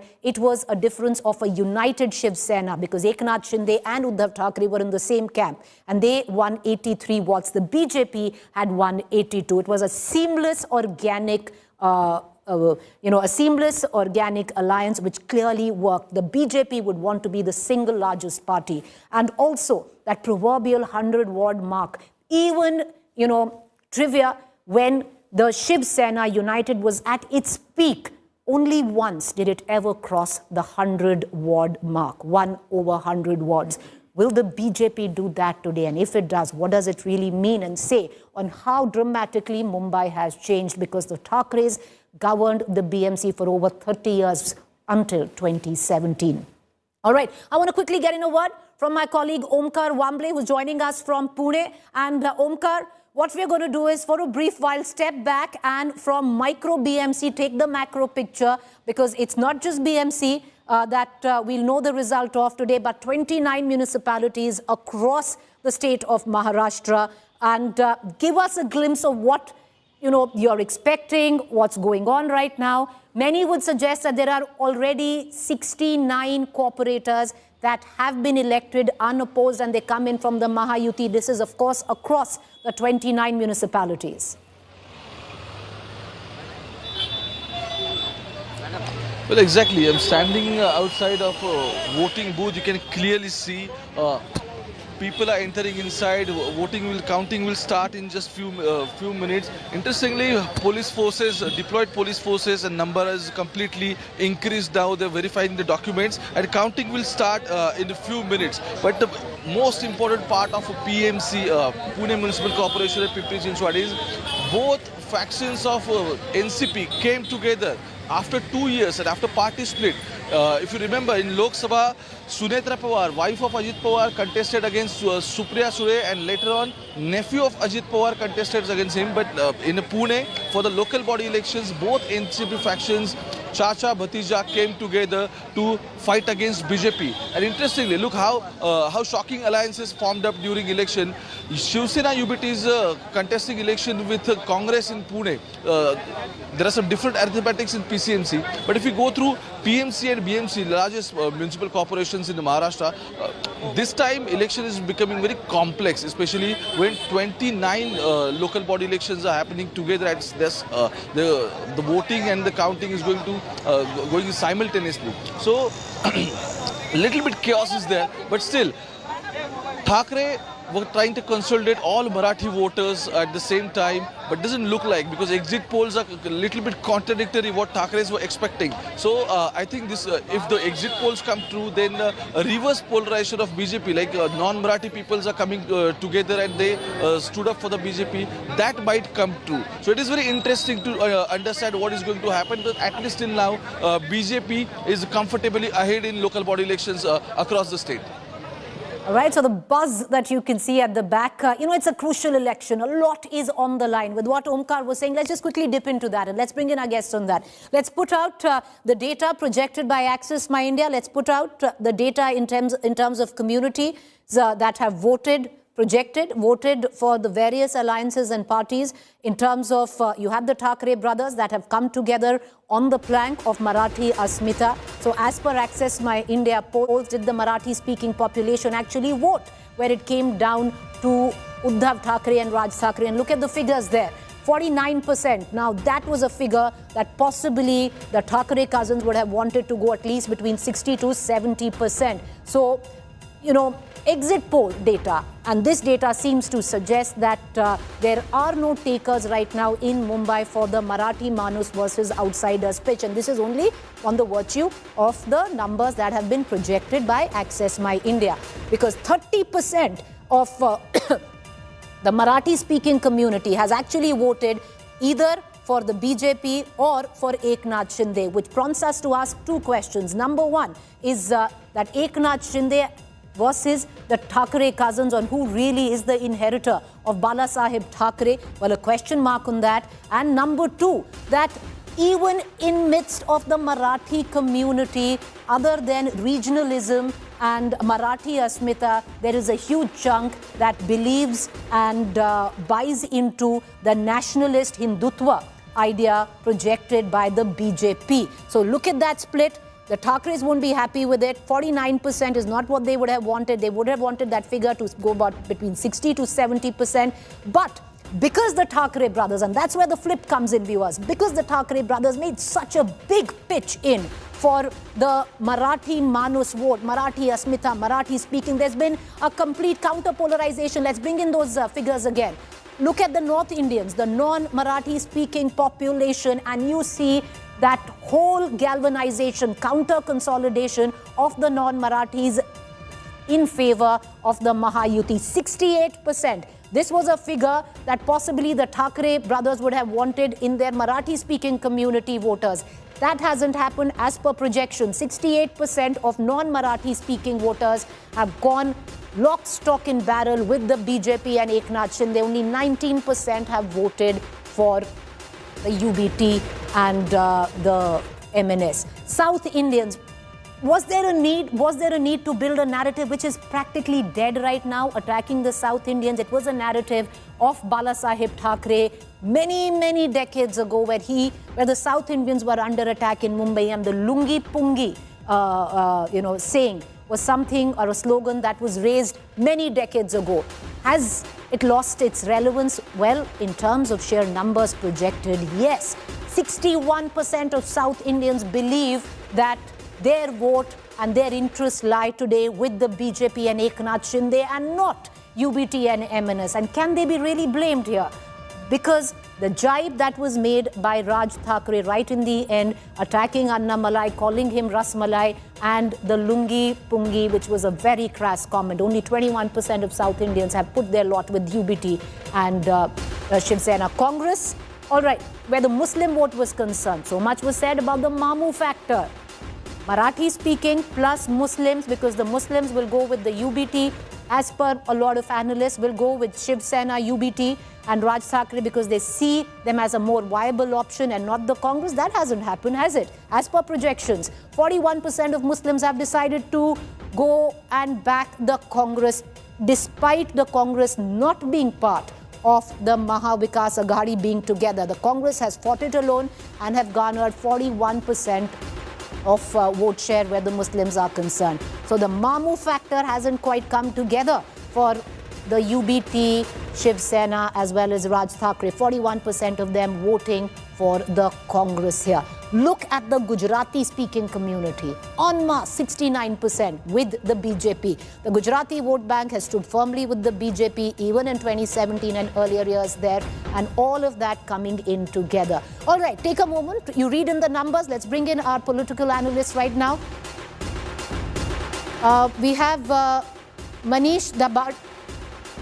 We have Manish Dabade, political analyst, Dhaval S. Kulkarni, senior associate editor, India Today magazine, Shankar Rayar, political economy analyst and author, Jayant Menkar, senior journalist and political analyst, Bhavya Narsimhan Murthy, Congress spokesperson, Gulab Chand Dubey, spokesperson, Shiv Sena. I want to quickly come in because Manish in the studio was making a quick comment earlier, and we'll pull in the numbers of the South Indian vote bank and we'll come down to the Marathi vote bank later. But Manish Dabade, looking at, and let's get in the numbers, what were projected by Access My India polls where the South Indian vote is concerned. And Manish, this is what you were speaking of earlier. To Mumbai and what he said. And there were obviously expectations And again, issues with the way he had said that that Mumbai doesn't belong to Maharashtra, but it is an international city. He could have said both. So I think that really triggered Raj Thackre's response. But again, please understand, it's if you look at the demographics, it's 6% of Mumbaikars are South Indians. But I think because of this, they completely got behind BJP, which was also expected anyways. The other point I think about the Thackeray brand, I think we need to be very clear in what ways do Uddhav Thackeray or Raj Thackeray, in fact, are really taking forward the Balasaheb legacy. Which we'll know, Manish, because 85 direct fights are there, because there's a subtext to it also. There are many layers. Of course, there's a larger question of, whether the Thackerays have been able to get the Marathi vote, but who takes on the legacy of Bal Thackeray. 85 direct fights between, you have MNS and Uddhav Thackeray taking on Eknath Shinde on 85 wards. And who wins that will also be important. But even if they win that, what is the relevance of Balasaheb Thackeray's legacy today? Does it really hold as much weight as it did? Lots of questions there. Dhawal S. Kulkarni, our senior associate editor, bringing you in. Dhawal, lots of questions at the back of the data of Access My India. If you just look at the community breakup, the Thackeray brothers would be deeply disappointed. The Marathi-speaking community hasn't quite consolidated, but they're seeing a fierce counter-consolidation on the other side. Yeah, that's absolutely right, Preeti. The Thackeray brothers, if the exit poll data is correct, the Thackeray brothers were expecting around 60 to 70% consolidation of Marathi votes in their favor. But what seems to have happened is there are too many claimants to the Marathi votes now, because the Marathi ideological vote is now split between, when it comes to the issue of Hindutva, it is split between the BJP and the Sena UPT, and to an extent Mr. Shinde, and on the other hand, the core ideological plank of the Marathi Manu. So Mr. Shinde is a claimant to that vote as well. So number one, the Marathi vote seems to have splintered, which is obvious if you see the exit poll results. On the other hand, the non-Marathi votes, based on the figures that I have, now of course these are very ballpark figures, there are around 14% Gujarati Marwadi Jains in Mumbai, around 22% are North Indians, and there are around 10% which are South Indians. Now South Indians, again, you have to understand, are not a very monolithic sort of a block. True. So Raj Thackeray, you have to understand, Annamalai said that Mumbai is not a Maharashtrian city, it's an international city. So what rankled most Maharashtrians was, a significant section of Maharashtrians was, just as the people of Tamil Nadu have a legitimate right to Chennai, people of Maharashtra, the Marathi speakers in Maharashtra, have a legitimate right to Mumbai, and it's a Maharashtrian city. It's an international city, it's also a Maharashtrian city. So let us put it in context. But the problem lies in that hatao dungi bajao pungi jai. So I was speaking to people from the Sena UPT yesterday. So they said if these exit polls are correct, this means that a large section of the South Indians seem to have closed ranks with the Mahayuti. Now again, there are sections within the South Indians like the Telugu speakers who incidentally formed the sword arm of the Sanyukta Maharashtra movement, the movement that called for the statehood to be given to Maharashtra. So a significant chunk of these people vote for the Sena UPT. There's no denying the fact. But by and large, the bulk seems to have gone against the Shiv Sena UPT and the MNS. So I think that jab was slightly out of place, because then that revived some old fears. So you're right. Was there a need, Dhawal? That's the question. Was there a need? Something that Balasaheb Thackeray used to invoke many decades ago, was it relevant to bring into the political spectrum of the BMC elections? Because at least with the virtue of the numbers projected by Access My India, it seems it's only but backfired. I want to get in Shankar Iyer as well. Shankar, go ahead, Dhawal, make your point. No, which is what I was trying to say. This Annamalai's comment rankled a significant section of Maharashtrians, because he said that Mumbai is an international city, not a Maharashtrian city. He could have said both, which is right. But the problem is that hatao lungi bajao pungi jai. And even let me also tell you that a number of South Indian leaders from Mumbai condemned Annamalai. Even my South Indian friends, they are not in agreement with it. The problem is so the lungi pungi comment, because that's queered the pitch that much further. That seems to have hurt them.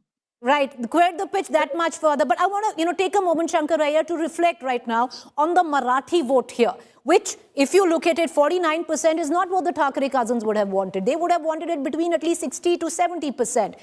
The sheer fact that there's a splinter in the Marathi vote as well. So it's not just regionalism, Marathi Asmita, that is holding the Marathi voter now, going by the virtue, and once again, if these polls hold true, is the fact that there is a Marathi voter today who buys into the machismo, Hindutva, nationalist identity of being Marathi, which the BJP caters to more today than the Shiv Sena of an Uddhav Thackeray, or a young Marathi voter who's aspirational, who actually sees an international city and wants to be part of that, who sees and, somewhere down the line allies with the ideology of a Devendra Fadnavis.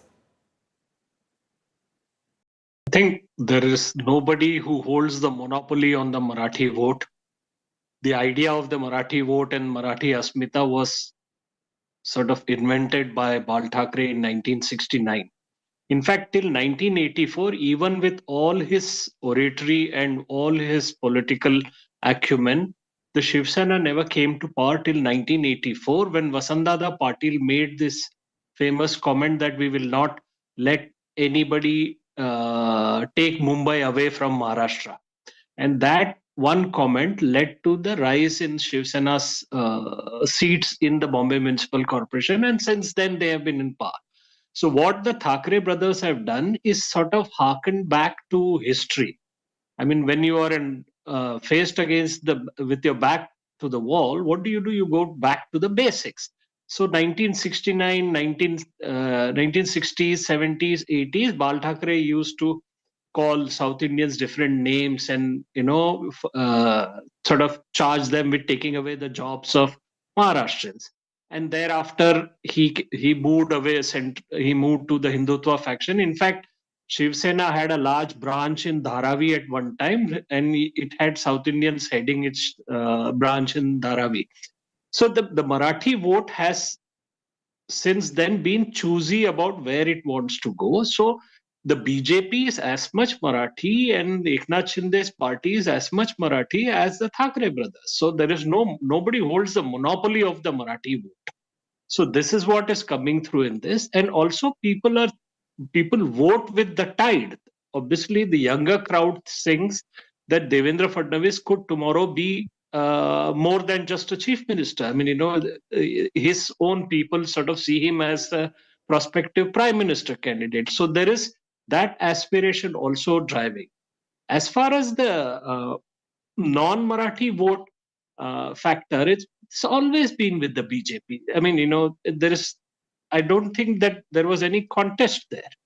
So the election, unfortunately, has not been fought on the issues that the people in Mumbai face, which is flooding, potholes, and all those issues.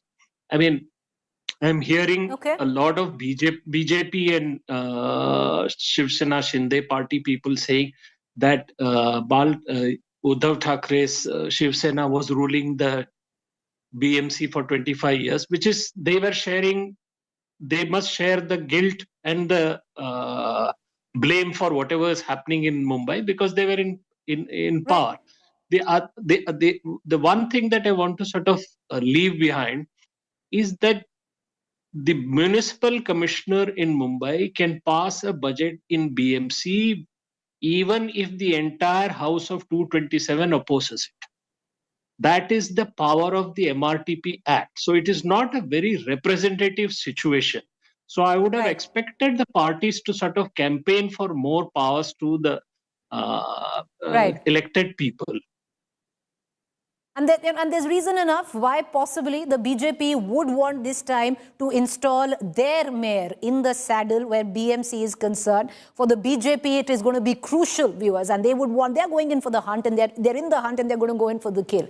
They would want to be the single largest party when at least exit polls are concerned. They're poised to be the single largest party. A bit of trivia, it has only been once that the Shiv Sena, even at its peak over the last 40-50 years, have crossed the 100 ward mark win. So the the BJP would want to do that. BJP loves that, and they would want to do that, cross that 100 ward mark there and install their mayor. And the importance of that mayor was just laid bare by Shankar Iyer as well. I want to now come back to the same figures. Let's bring in the figures right now of the communities voting, because there were three aspects to the projection of how communities have voted as per Access My India. One aspect that we touched on was, of course, the South Indian vote and how part of it got antagonized with the Lungi Pungi comment. The other, of course, that has been debated ad nauseum across studios, which is the Marathi vote. That did it consolidate? Was there a strong, fierce counter consolidation? Well, it did not consolidate. It splintered, but there was a fierce counter consolidation. The third aspect, and Jayant Menkar, I want to bring you in on the third aspect, because you and I have spoken as well on the Mamu factor, which is the Marathi and the Muslims coming together in favor of the Thackeray brothers, and that could propel the Thackeray brothers, where the BMC election was concerned, give them that added push. But Jayant Menkar, if you look at the projections again by Access My India, the Ma of Mamu, Marathi vote has splintered in favor of the Mahayuti as well. But where the Muslim vote was concerned, and let's get in the Muslim vote there. Now, the Thackeray brothers would have hoped that a part of it went directly, and what was projected by many analysts was that they would see the Thackeray brothers as a viable option and won't vote for the Congress. That hasn't happened. 41% of the Muslim vote have stuck with the Congress, and only 28% have gone to the UBT, Shiv Sena plus MNS. Yes. Maria, we have said both on the Mamu, Thackeray brothers were banking, or the anti-BJP brigade was banking, and they got splintered. As far as these Marathi votes are concerned, though Thackeray's expected that their chunk will come to them, what has happened on the clear-cut caste lines, because though we say there should not be caste and there should not be communalism, but all the parties and all the political party leaders use religion and caste everywhere, including Maharashtra Chief Minister Devendra Fadnavis also saying that we will have, if Thackeray's would be voted, there will be Khan as a mayor and all that. So such things are said. Well, it's a fact among the Marathi-speaking people, there's the upper caste Marathis, they have favored to BJP. And the lower caste Marathis, they have favored the Shiva Sena, Shinde Sena, whom they found more close to Thackeray Sena.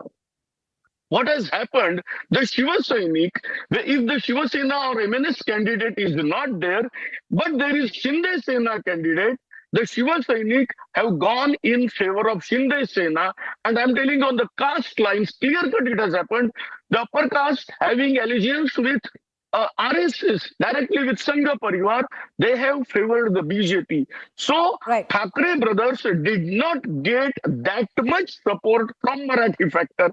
Let's come to Muslim factor. One of the major things in Muslim, that is Congress. Had Congress tied up with Shiva Sena MNS alliance, this might have not happened. But Congress preferred to go alone, saying, and Congress's point was that our votes, that is Muslim and Dalit, they get transferred to Shiva Sena or MNS candidate. But what happens is we don't get Shiva Sena MNS votes, and these votes go in favor of BJP and Shinde Sena. So what is our benefit? And that's the argument was made by Congress, by that Kerala in charge of Maharashtra Congress, that we are not getting Ramesh Chennithala, that we are not yielding anything. We have experienced this in Vidhan Sabha. But in Lok Sabha, actually, because of our support, Sena candidate got elected. And Muslim, the pocket votes got divided in Congress, as well as even in Muslim, other Samajwadi Party and other candidates, and a minor chunk, as what you are saying, minor chunk came to UBT, which has not helped at all to Thackeray brothers, so that Mamu factor would have won.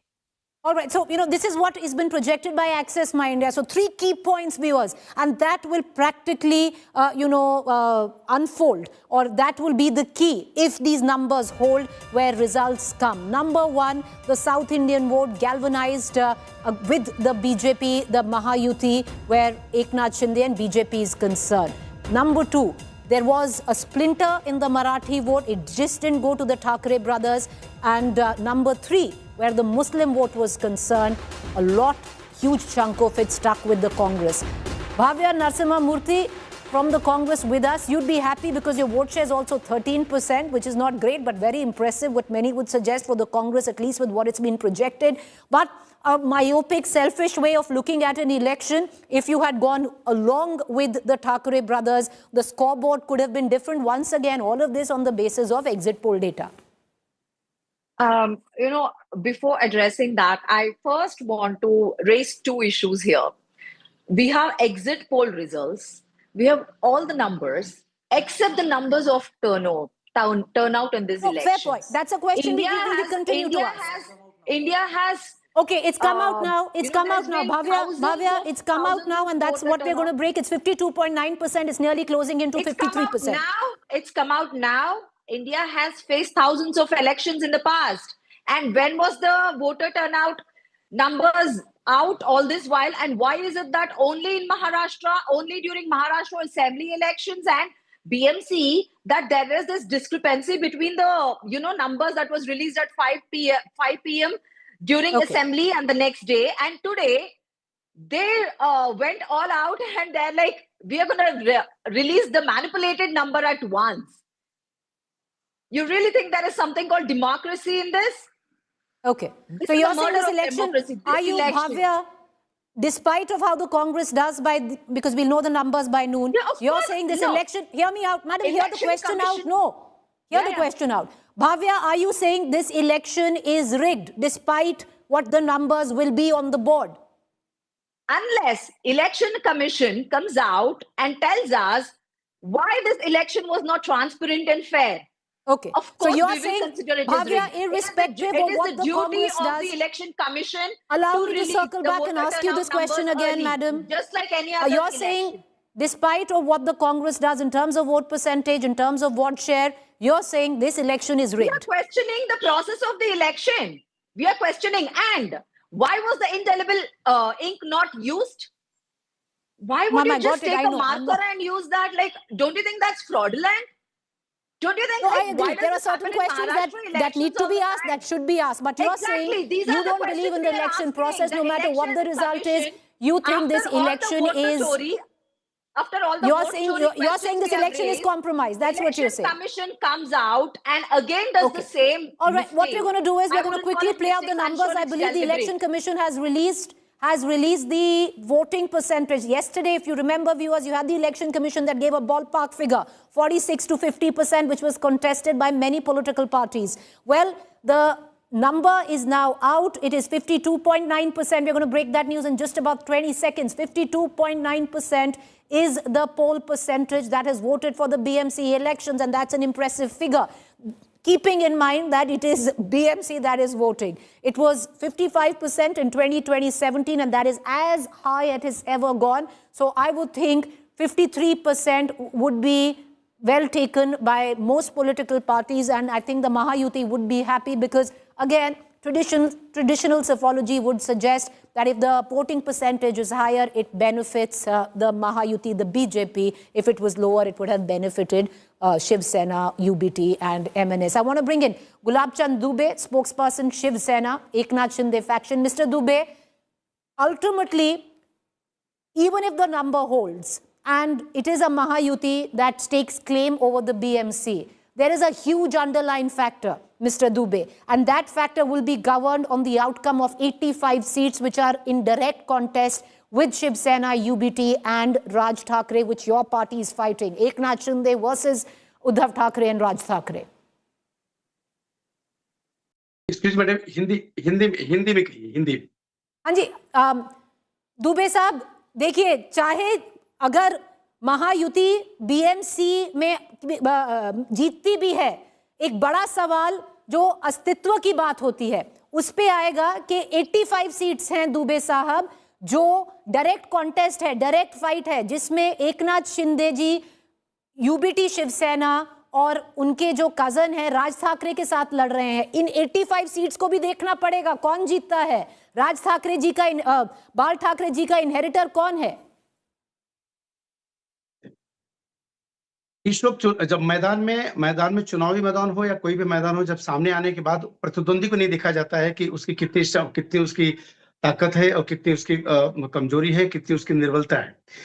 इस वक्त इतना ही आपको समझना है, देश राष्ट्र महाराष्ट्र को समझने की आवश्यकता है कि महायुति एग्जिट पोल के माध्यम से या लोगों के माध्यम से ये चीज की जानकारी पूर्व हो चुकी है। चुनाव के परिणाम आने के पहले इस सबको जानकारी हो चुकी है कि महायुति का विजय होने जा रहा है।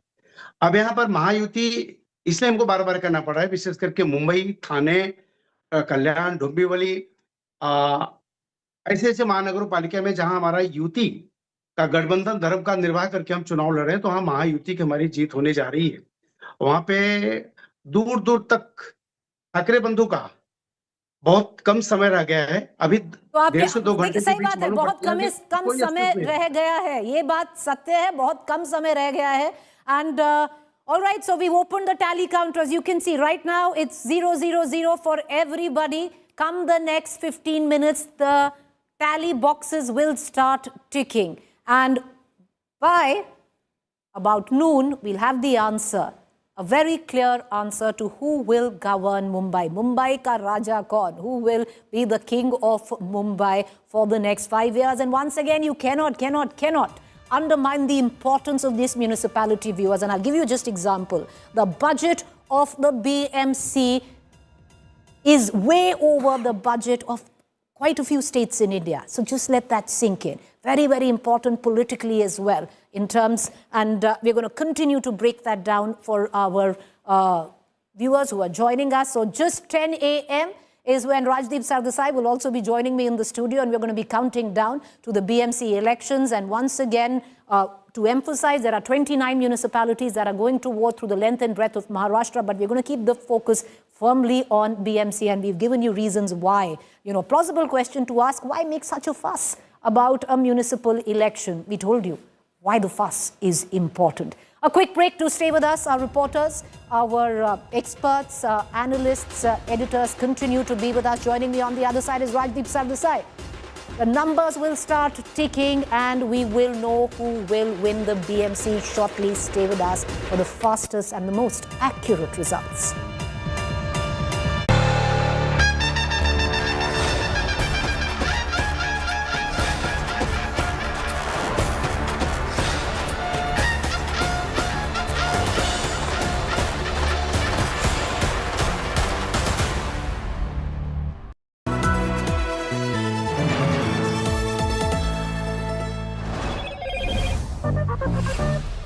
Slim like a whisper, sharp in the hand, never unplanned. Motorola Edge 70, impossibly thin. He who holds the monopoly on the Marathi vote. The idea of the Marathi vote and Marathi Asmita was sort of invented by Bal Thackeray in 1969. In fact, till 1984, even with all his oratory and all his political acumen, the Shiv Sena never came to power till 1984, when Vasantdada Patil made this famous comment that we will not let anybody take Mumbai away from Maharashtra. And that one comment led to the rise in Shiv Sena's seats in the Bombay Municipal Corporation, and since then they have been in power. So what the Thackeray brothers have done is sort of harkened back to history. I mean, when you are faced against with your back to the wall, what do? You go back to the basics. So 1969, 1960s, 70s, 80s, Bal Thackeray used to call South Indians different names and, sort of charge them with taking away the jobs of Maharashtrians. And thereafter, he moved away. He moved to the Hindutva faction. In fact, Shiv Sena had a large branch in Dharavi at one time, and it had South Indians heading its branch in Dharavi. So the Marathi vote has since then been choosy about where it wants to go. So the BJP is as much Marathi and Eknath Shinde's party is as much Marathi as the Thackeray brothers. So there is nobody holds the monopoly of the Marathi vote. So this is what is coming through in this. And also people vote with the tide. Obviously, the younger crowd thinks that Devendra Fadnavis could tomorrow be more than just a chief minister. I mean, his own people sort of see him as a prospective prime minister candidate. So there is that aspiration also driving. As far as the non-Marathi vote factor, it's always been with the BJP. I mean, I don't think that there was any contest there. So the election, unfortunately, has not been fought on the issues that the people in Mumbai face, which is flooding, potholes, and all those issues.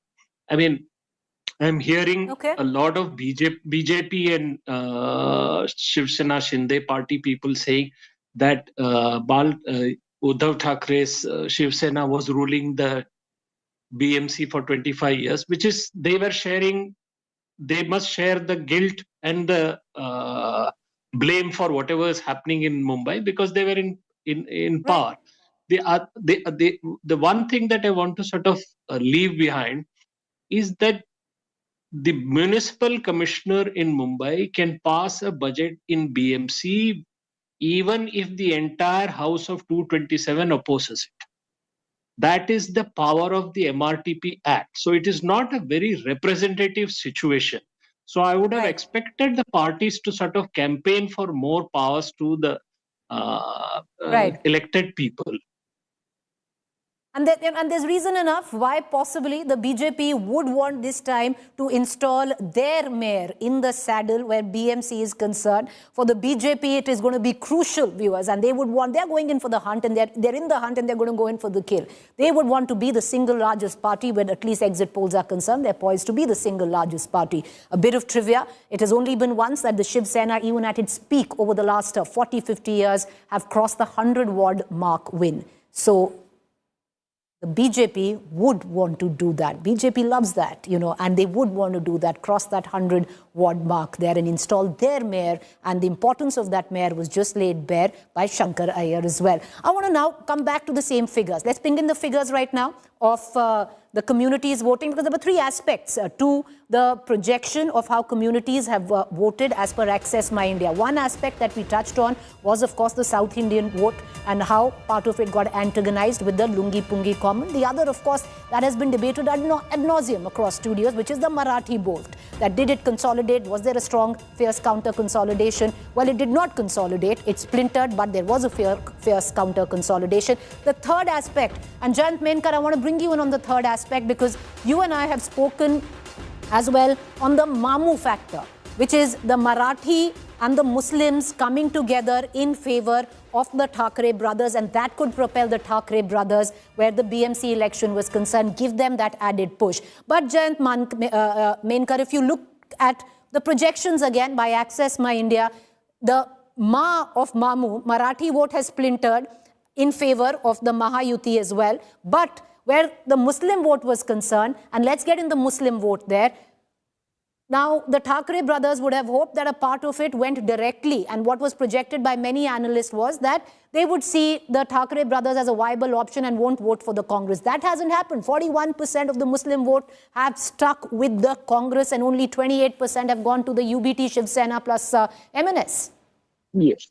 Maria, we are set both on the Mamu.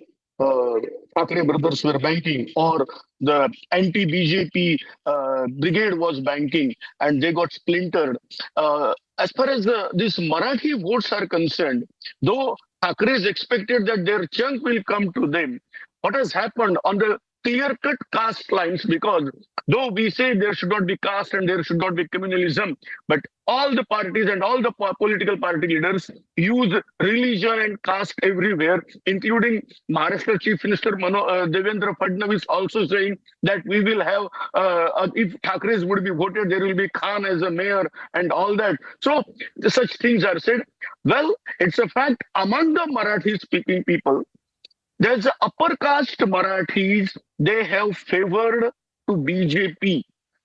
And the lower caste Marathis, they have favored the Shiva Sena, Shinde Sena, whom they found more close to Thackeray Sena.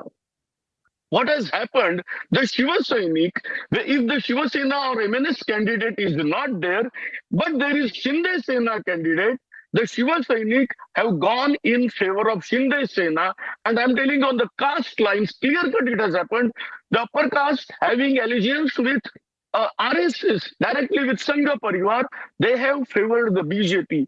So Thackeray brothers did not get that much support from Marathi factor. Let's come to Muslim factor. One of the major things in Muslim, that is Congress. Congress had Congress tied up with Shiva Sena MNS alliance, this might have not happened. But Congress preferred to go alone, saying, and Congress's point was that our votes, that is Muslim and Dalit, they get transferred to Shiva Sena or MNS candidate.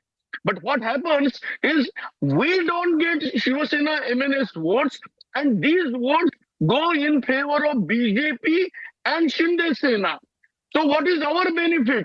And that's the argument was made by Congress, by that Kerala in charge of Maharashtra Congress, that we are not getting Ramesh Chennithala, that we are not yielding anything. We have experienced this in Vidhan Sabha. But in Lok Sabha, actually, because of our support, Sena candidate got elected. And Muslim, the pocket votes got divided in Congress, as well as even in Muslim, other Samajwadi Party and other candidates, and a minor chunk, as what you are saying, minor chunk came to UBT, which has not helped at all to Thackeray brothers, so that Mamu factor would have won. All right, so, this is what has been projected by Access My India. So 3 key points, viewers, and that will practically, unfold, or that will be the key if these numbers hold where results come. Number 1, the South Indian vote galvanized with the BJP, the Mahayuti, where Eknath Shinde and BJP is concerned. Number 2, there was a splinter in the Marathi vote. It just didn't go to the Thackeray brothers. And number 3, where the Muslim vote was concerned, huge chunk of it stuck with the Congress. Bhavya Narasimha Murthy from the Congress with us. You'd be happy because your vote share is also 13%, which is not great, but very impressive, what many would suggest for the Congress, at least with what it's been projected. But a myopic, selfish way of looking at an election, if you had gone along with the Thackeray brothers, the scoreboard could have been different. Once again, all of this on the basis of exit poll data. Before addressing that, I first want to raise 2 issues here. We have exit poll results. We have... Is BMC still Thackeray territory? Will Congress turn out to be spoiler? Who will be the boss of Mumbai?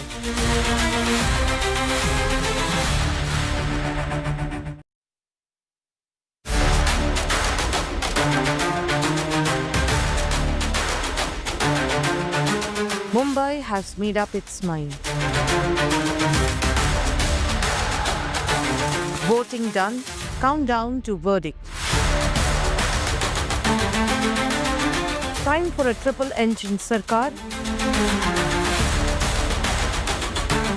Is BMC still Thackeray territory?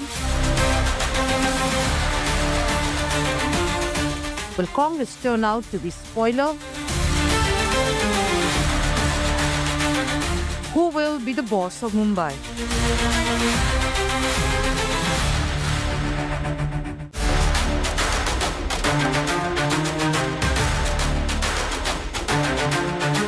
Mumbai has made up its mind.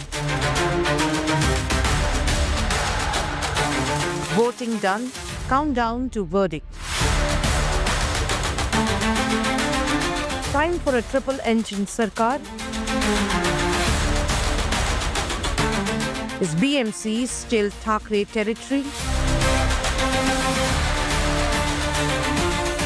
Will Congress turn out to be spoiler? will be the boss of Mumbai.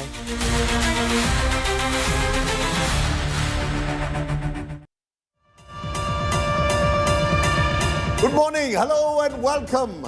It's the first big counting day in elections in 2026.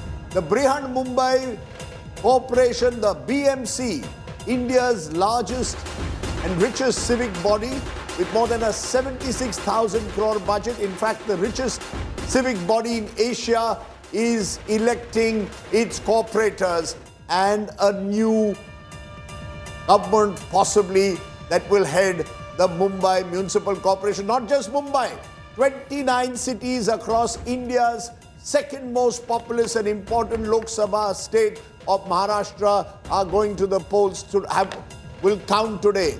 Mumbai, Nagpur, Pune, across Maharashtra, this will be an election looked at very closely because it's an election that will determine, is the BJP undoubtedly now Maharashtra's party number one? As the Thackeray brand got diluted, is the Shiv Sena on the back foot? And as the Congress, once the power engine of Maharashtra, now been reduced to a backroom number? Lots to look forward to on our special coverage. My colleague Preeti Chaudhary will take you in a moment through all the big headlines that we have. But the big breaking news that we are getting at the moment is counting has begun for the BMC elections. 46 wards, counting has begun for the BMC elections and the final voter turnout is 52.9%. So the big breaking news at the moment, the counting has begun, the boxes are being opened, but it's a unique way of counting. 46 wards at a time, 227 wards, remember, across Mumbai. 23 counting centers will have 2 wards each. They will finish 46 and then move to the next 46. So it's a T20 match, but with a twist. First, the headlines. Counting begins for the crucial BMC elections. Axis, My India and all exit polls predict a clear victory for the Mahayuti led by the BJP. According to the polls, the Thackeray brothers have fallen behind. The Congress is expected to be a marginal player. Ahead of the Tamil Nadu polls, India Today speaks exclusively to AIDMK General Secretary E. Palaniswamy. He claims that there is no Vijay factor in the forthcoming Tamil Nadu elections.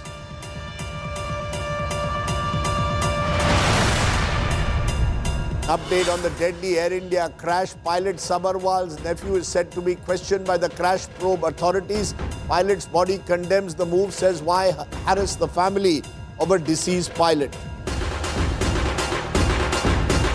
International Monetary Fund gives a thumbs up to India's growth, says strong consumption has pushed GDP figures better than expected. BJP mocks Rahul Gandhi's dead economy jibe. Amidst rising US-Venezuela tensions, Venezuela's opposition leader Maria Machado presents her Nobel Peace Prize to Trump. Trump confirms possession of the medal. Amidst US-Iran unrest, US says Iran halts 800 planned executions after the Trump warning. Trump had warned Iran of grave consequences of its violent protests in Tehran.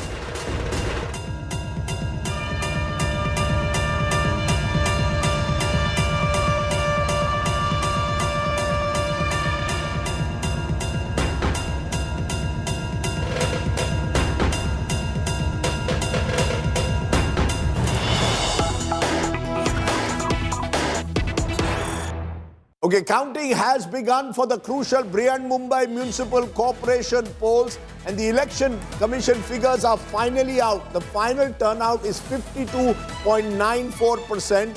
Remember, it was 55.53% in 2017. So there is a dip in voting percentage. For all the enthusiasm that was reflected on TV screens, it's not translated necessarily into Mumbaikars, many of whom seem to have taken a long weekend off. They started on Thursday with the voting.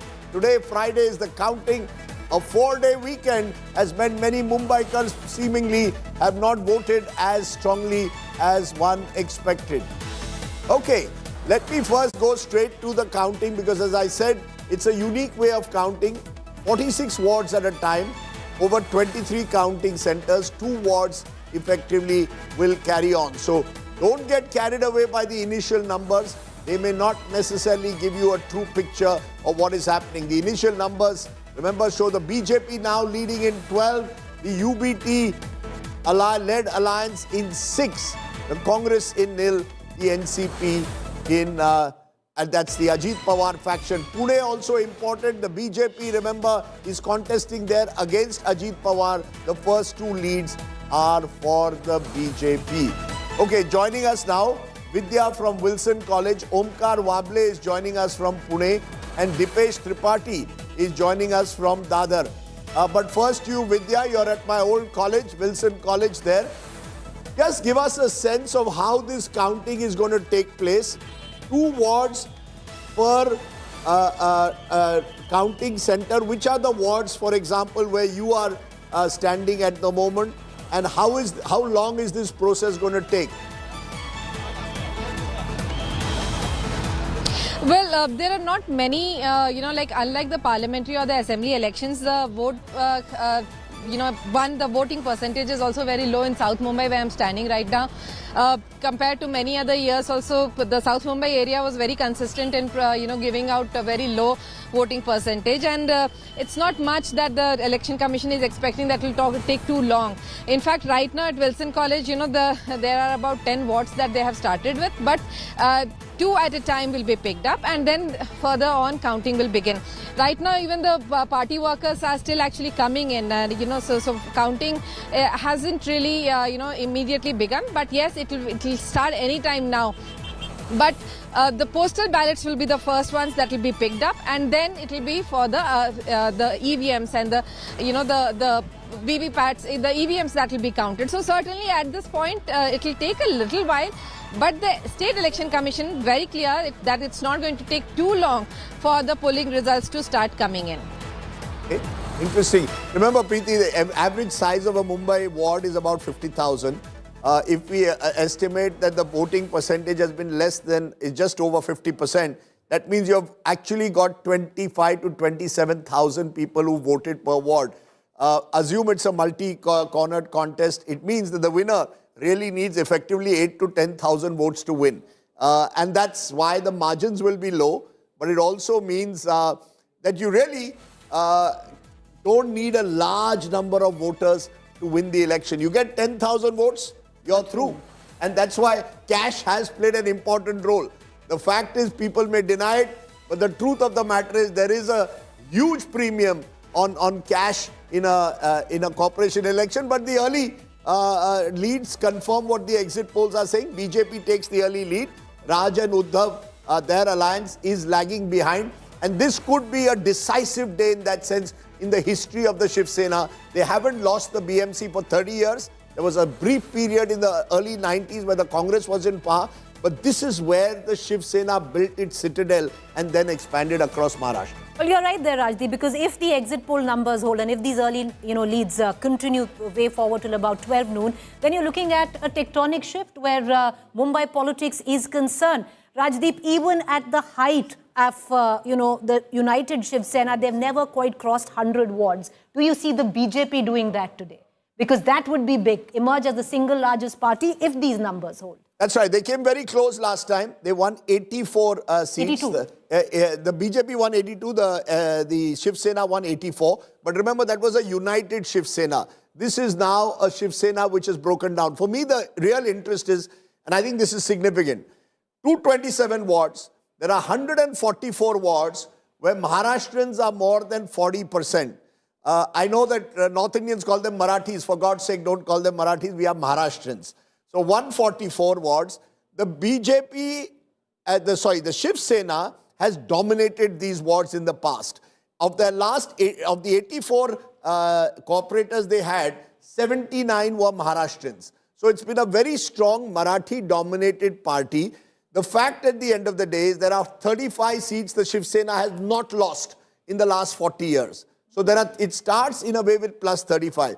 There are 35 seats the BJP has now won in the last two consecutive, certainly in 2017 and reflected in Vidhan Sabha. Remember in 2012 corporation election, BJP had only won 31. Since then, there are about 35 seats, mainly Gujarati, North Indian dominated, that the BJP hasn't lost. So that's 35 plus 35 becomes 70.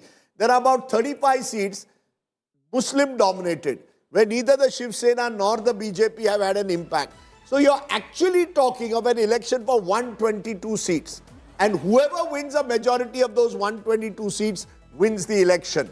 And that's where I think the BJP has concentrated on breaking the Marathi vote bank of the Shiv Sena, and at the same time consolidated itself in North Indian and Gujarati pockets. So I think the BJP has calculated how to win an election.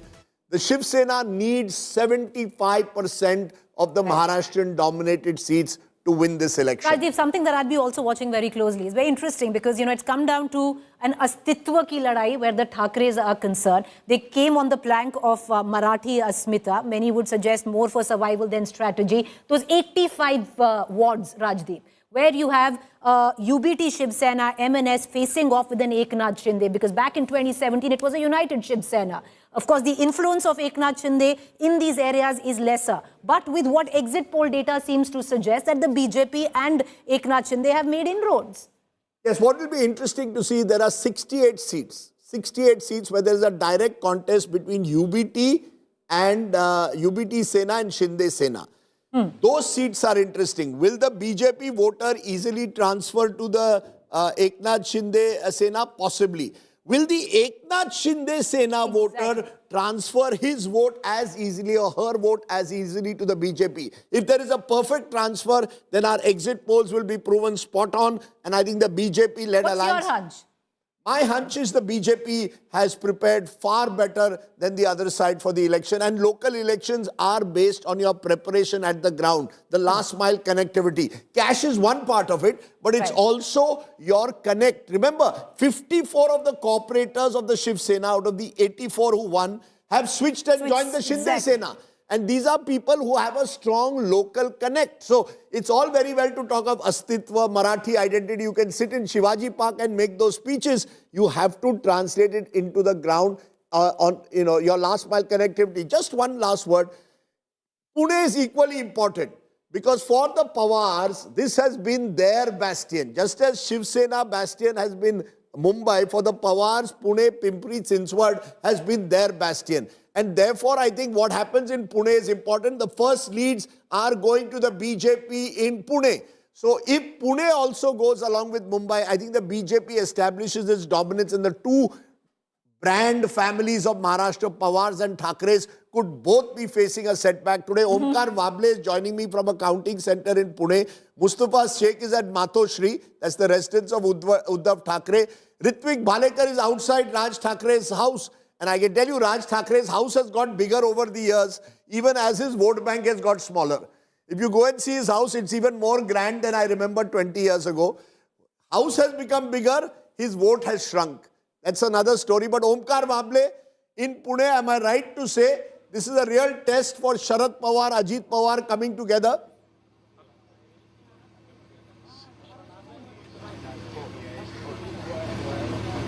Exactly, it is battle of existence in the Pawar, especially when it comes to Pune and the western region of Maharashtra. So after the split, I mean after the 2 years of gap, both factions came together for the first time. It is not about a political reconciliation. It is all about the family reconciliation, and that could lead to a party merger, and that the local body election is the exact occasion. So they tried to come together, they sit together, they had meetings, and finally Pune and PCMC, I mean Pimpri Chinchwad Municipal Corporation, they set the new pattern that they'll contest elections together to retain their existence, to retain their actual vote share, and to retain the power in the politics. So that is why there are PMC election is on stake for even for the Pawars and for the BJP. In the last election, BJP surprisingly mount up to 98 seats in the PMC elections, but now Ajit Pawar, the way Ajit Pawar has managed his patience game and the way he handled all seat sharing and everything,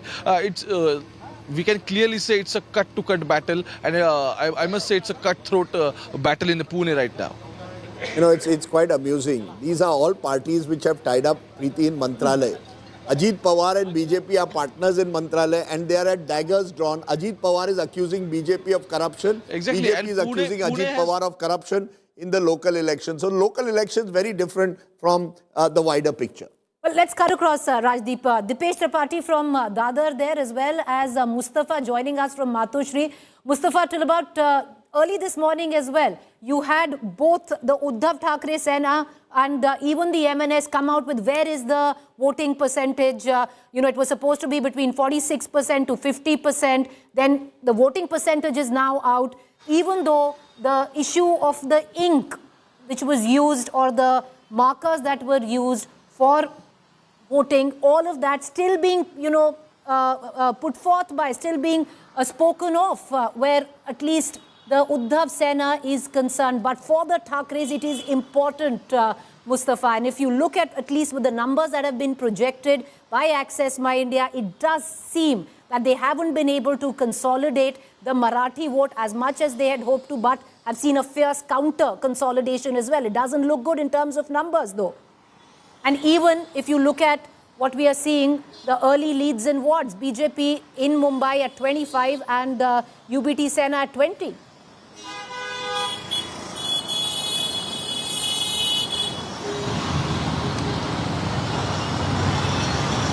Mustafa.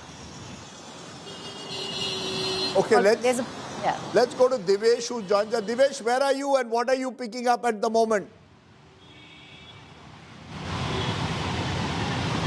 Well, Rajdeep, I am in Thane at the residence of Deputy CM Eknath Shinde, and what we are hearing from Thane is that Eknath Shinde, despite the voting that happened till 5:30 p.m. yesterday, Eknath Shinde was holding meetings with multiple karyakartas, multiple supporters, party workers, and also party supporters in Mumbai. He traveled to Mumbai. From Thane, he traveled to Mumbai, met his supporters over there, met his workers over there. Then he came back to Thane, and till late evening, or we can say till wee hours, he was in Navi Mumbai as well. He again traveled to Navi Mumbai and held meetings with his workers. So other than focusing on Mumbai, Thane is the bastion of Eknath Shinde. It is his home ground. So he's working in Thane as well. But the focus is also on Mumbai BMC polls, which went for polls yesterday, and also I'll come to you in a moment because I think we need to explain. We need to explain to our viewers why Thane, Kalyan, Dombivli are also important. These are all areas near Mumbai. These are areas dominated by the Shinde family. And the early trends here are showing the BJP is again proving to be a force. For example, Kalyan, Dombivli, BJP is leading in 14, Shiv Sena in 6. So the BJP, even in areas where the Shinde family is sees it as their bastion, is doing rather well. In Pimpri Chinchwad, which has been the bastion of Ajit Pawar for the longest time, even there the BJP at the moment is leading. In Pune, for example, BJP leading in 24, Rashtravadi, that's the two Pawar, the two NCPs are leading in 14. BJP in 8 at the moment in Pimpri Chinchwad, and Ajit Pawar and Sharad Pawar are in 6. So what the early trends are showing is across Maharashtra, not just in Mumbai. Mumbai, the BJP has taken a lead, but it's a close lead, 31 plays 23. And remember, when you look at 31, the BJP on its own ideally would like to cross 100 because then it calls the shots. Then it gets their own mayor. Finally, I think it will. You see, once Preeti, if this alliance crosses 114, BJP is not going to do any favors this time to Eknath Shinde and give them the mayorship. But if they are below 100 and Eknath Shinde does very well, also gets about say 40 seats, then Eknath Shinde also can claim, look, without me, nothing can happen in the BMC. So I think it's important to recognize that this is not just a battle as to who is, which alliance wins, but which party dominates Maharashtra and Mumbai in particular. As of now, if these numbers were to hold, and these are very early trends, but with low voter turnout, the counting will be fast. 31 plays 23, Congress leading in 3. And there has been this huge question mark. Could the Congress have tied up as part of a wider alliance? How would that make a difference. But we've got Manish Dabade joining us. Manish is with JNU, but he tracks Maharashtra. He runs a very good group of Maharashtrians in Delhi. We are in very short supply in this city. And Rajat Sethi joins us, who has been tracking politics and has worked closely with BJP in the past. What are you both looking forward to most today, very quickly? Manish, what are you going to anticipate most, look at most closely? I think it was expected across media circles and about, amongst the political punditry that somehow the Thackeray brothers coming together has added fizz to the BMC elections and it would really take a turn. But what we are essentially seeing now is Lotus is going to bloom in the BMC, the Brihan Mumbai Municipal Corporation, and for reasons obviously is about Hindutva plus development. I think that is the plank and the whole promise of triple engine Sarkar. I think that is really going to make, and we are seeing that in exit polls, but I'm sure with the final election tally, we are heading in that direction. So you're looking at whether the Thackeray brand can survive this BJP sort of triple engine in a way. Rajat, what are you most looking forward to? Well, Rajdeep, there is a reason why India today is doing a full-fledged show on this corporation election. And I believe whatever the results are, it is bound to have some impact on the overall politics of Maharashtra, whichever way it goes. Even if it is a very trivial result of BJP winning all across. Ajit Pawar's legitimacy to stay in power will be questioned if he loses Pune and Pimpri Chinchwad, because what else does he bring to the table? If Uddhav Thackeray can do an upset, like hypothetically if he can do, that is going to energize the opposition base remarkably. But if he loses, his credibility gets questioned. What happens to Shinde if he is not able to hold on to his own fort effectively? That also will have impacts and repercussions around what kind of power sharing balance remains between the parties in the Mahayuti. So net, I see this result, whichever way it goes, it is extremely important, and this is why not just India today, there are so many stakeholders and political commentators very, very keenly looking at it, because if BJP is able to win all across, it will cement this completely numero uno position, which will be very hard for any other party to then challenge in the near future. I also don't see Sharad Pawar with his ailing health. He's about to retire. Then the mantle is going to get distributed between, even if they come together, between Supriya Sule on one side and Ajit Pawar on the other side. I mean, if they lose Pune and Pimpri Chinchwad, what is left for them, politically speaking? So when I look across, Preeti, at the moment, there's not a single, there are 29, remember, it's not just Mumbai, there are 29 municipal corporations across Maharashtra, and I don't see a single one at the moment where the opposition is leading. Not one across Maharashtra. The closer fights are in Vidarbha, where in places like Amravati, you've got the Congress doing reasonably well. But across Maharashtra, what you're seeing is the BJP emerging clearly as party number one. Look at these numbers. BJP plus 28, UBT, MNS 23 and Congress 5. Add the two, it's 28 each. I don't think that's going to last for very long.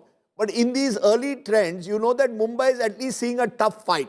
Across Maharashtra, though, BJP emerging as party number one. Huge lead in Pune at the moment. So in Pune in particular, BJP becoming very, very dominant. Ajit Pawar reduced increasingly to Pimpri Chinchwad.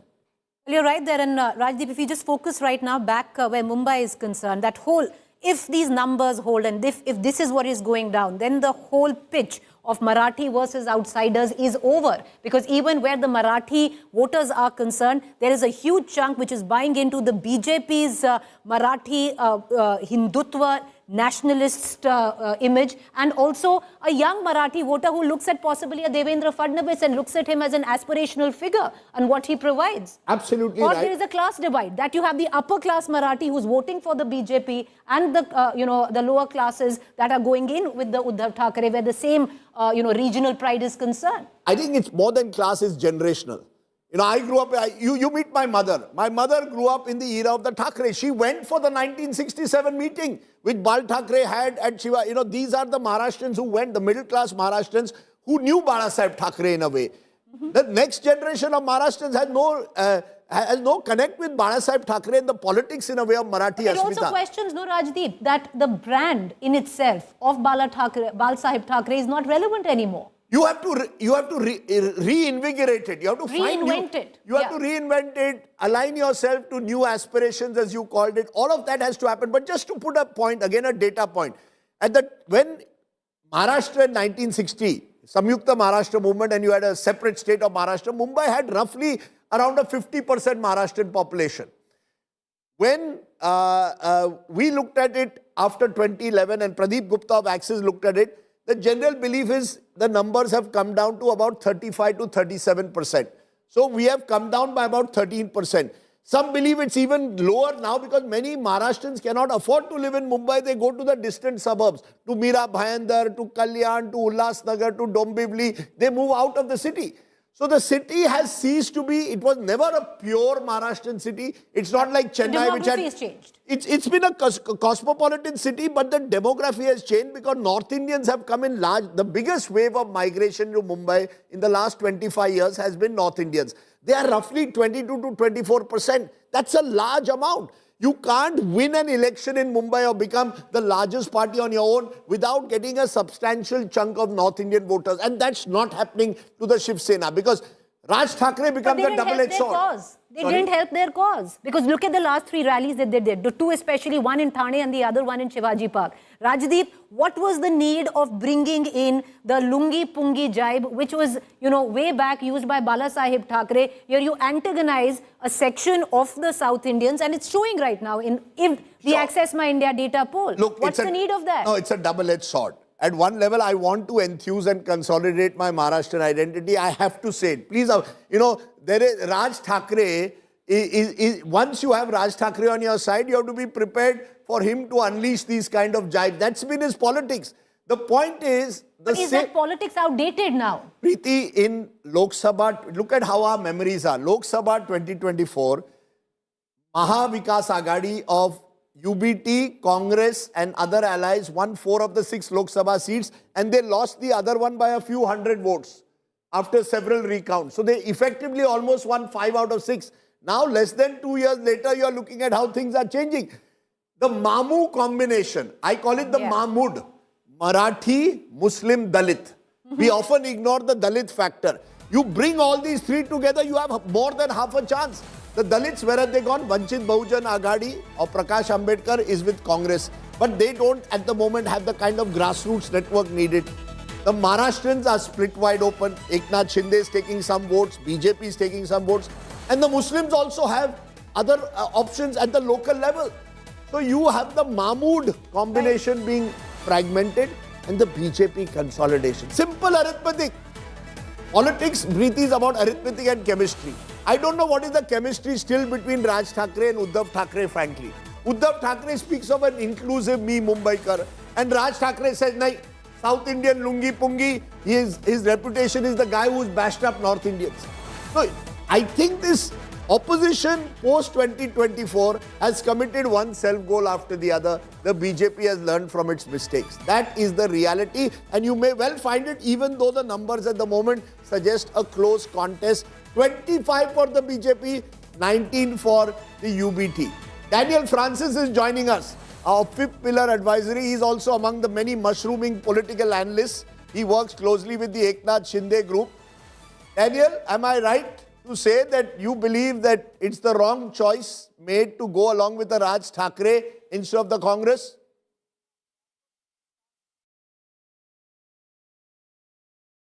You're on mute, Daniel. I'm just muting. No, it was not a wrong choice or right choice. It was a choice which was made out of compulsion. After failing to build a counter narrative to BJP, coming with Congress and other parties, the Uddhav Thackeray Sena did understand that it was just not enough. They wanted to go back to the drawing board, but they went without Hindutva. They went without, the Marathi Asmita in a way that they should have gone. Also, a lot of water has flown under the bridge. A lot of changes in Mumbai, and there are politics like the fact that they were saying Mumbai will be broken from Maharashtra, and this is a dark hour. No, but Daniel Francis, let me challenge you. What is the political necessity? Raj Thackeray is a single-digit party, 7% vote last time. He didn't win a single seat also in the Vidhan Sabha. Congress is a 13% party in Mumbai itself. Congress gets you the additional votes that you need, especially the Muslim consolidation, possibly a Dalit consolidation. Why not? It is a self-goal to go with the Raj Thackeray. I'll tell you something. Congress party in Mumbai said, we are not going to do an alliance with the UBT because you are with MNS. But on the other side in Pune, they are in alliance with UBT and MNS. Daniel, that's a Ramesh good point. Chenithala. You see, that's a good point. You see, this is the kind of problem. The Congress said we are not. He's absolutely right. Congress said we are not going with the with UBT because of MNS in Mumbai, but you are doing tacit alliances in Nashik and Rajdeep, in Ramesh Pune. Chenithala said no, that the reason they are not going with the UBT is that their vote transfers, but UBT's votes never transfers. It's a one-way street, and they need to build their own party. You see, build your own party, then you have to start. The Congress, Preeti, you will be surprised, did not even have enough candidates. True, I agree. They had to take this Vanchit Bahujan Agadi because they did not have candidates in parts of Mumbai. What is the... You see, the Congress is like as you said, Shiv Sena is living in the age of Barasaheb Thackeray. Congress is also living ki hum raja hai aur baki sab hamare saath aaye. Arey, aap kahan raja hai? You are an emperor today whose clothes have long gone in Mumbai. So the fact is the Congress also had to be... Politics, the BJP is a realistic party. They decided ki mere ko ye Marathi vote bank break karna hai, go with Eknath Shinde. That's the BJP's politics. They have no... Look at the BJP, they are fighting... But they're doing it on their own, Rajdeep. The BJP Delhi doesn't need Eknath Shinde, they're doing it on their own. And you look at what happened even in 2017. They made inroads in the Marathi voter base, and they're seemingly doing it on their own this time if they do it. I disagree. The BJP needs Eknath Shinde. The fact is... I'm talking about Mumbai. Even in Mumbai. You have... Because otherwise the Marathi vote bank would be fully consolidated with the Senas. BJP does Sam, Dam, Danda, Bhed. In Kalyan, Dombivli and Ambernath, look at what the BJP is doing. Kalyan is different than Mumbai, no? No, 1 minute. Ambernath, for example. BJP was tying up at the local level with the Congress. BJP is ready to do whatever it takes. Congress is saying, nahi, humko apna organization build up. Please do it. But you don't even have enough candidates. So I'm just trying to say that I think in the politics that we are seeing at the moment, the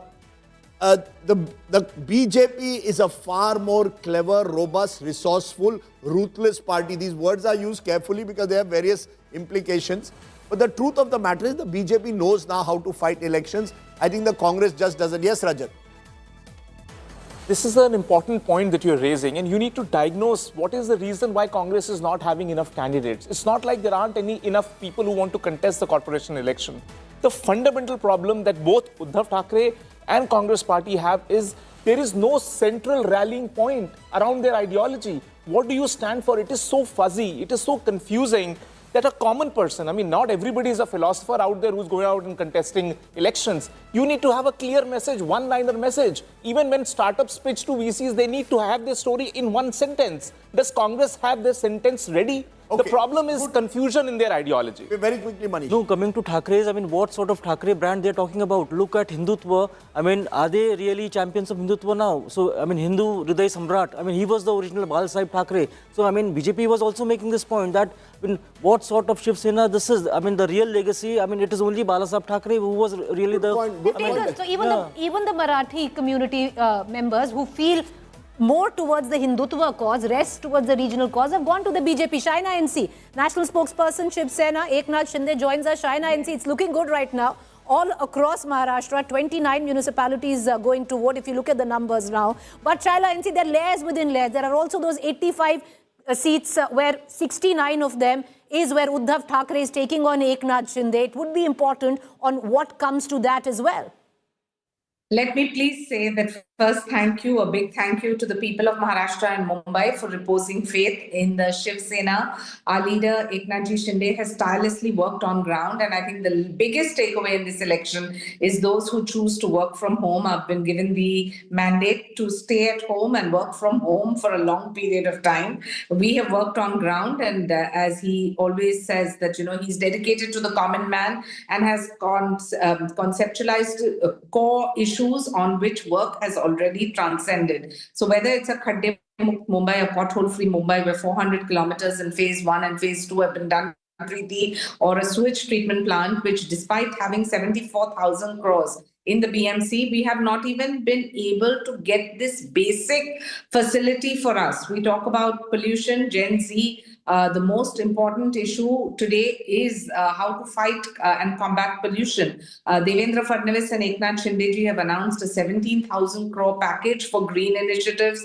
5,000 electric buses, 435 kilometers of metro connectivity, which reduce carbon emissions. So these are the issues that have resonated with the people.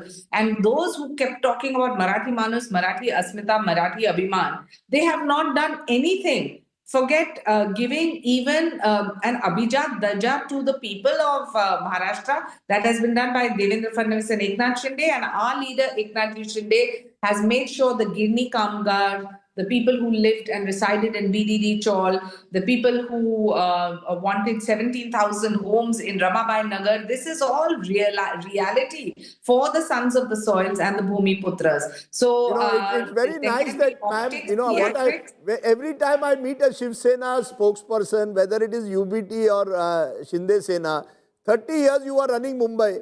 I am glad that in 2026 you are finally waking up to the real issues. 30 years to malai bahut kiya tum logon ne.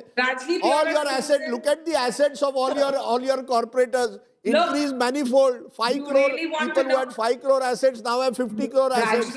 Now you are remembering e-buses. I am glad. Look at the quality of BST buses. What have you done for BST all these years when you all were in power? So let us, ma'am, I hope that you will do what you all say. But let's not only say that suddenly you have suddenly discovered Mumbai. I feel very strongly. Let you all have done nothing for the urban renewal of the city for 30 years. Now you have woken up. You have invited me. Let me complete my say. You are a seasoned politician and you have seen the transformation in Mumbai. He's a journalist. But I'm okay. You can call me that also. On Mumbai, I am. But look at the speed at which projects are being completed. You've probably forgotten when the Ubata wasn't in power in BMC, 26 contractors were sent to jail. You had the Miti River desilting scam. You had a khichdi scam. You had products which were during COVID, which should have cost you 400 and 600 rupees. You paid 6,000 rupees. All the funds of the BMC in the last 3 years have only gone to your MLAs and your councillors. Look, you run the BMC as your private fiefdom. Please show me why are the roads still potholed? Why are the roads still potholed in internal Mumbai? You show me the coastal road, very nice. Please come with me inside Andheri.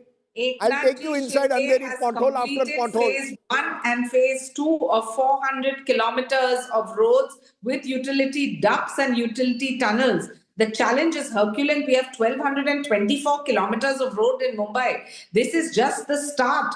April 2026, 750 kilometers, completely concrete with utility ducts and tunnels. Is that not a step in the right direction? Is that not work in progress? Is that not transparent practices? Okay, truly, hand on heart, tell us one thing. If it is going the way it is, it seems that you are poised for a big win. But it'll also come down to who is in the saddle where the mayor is concerned.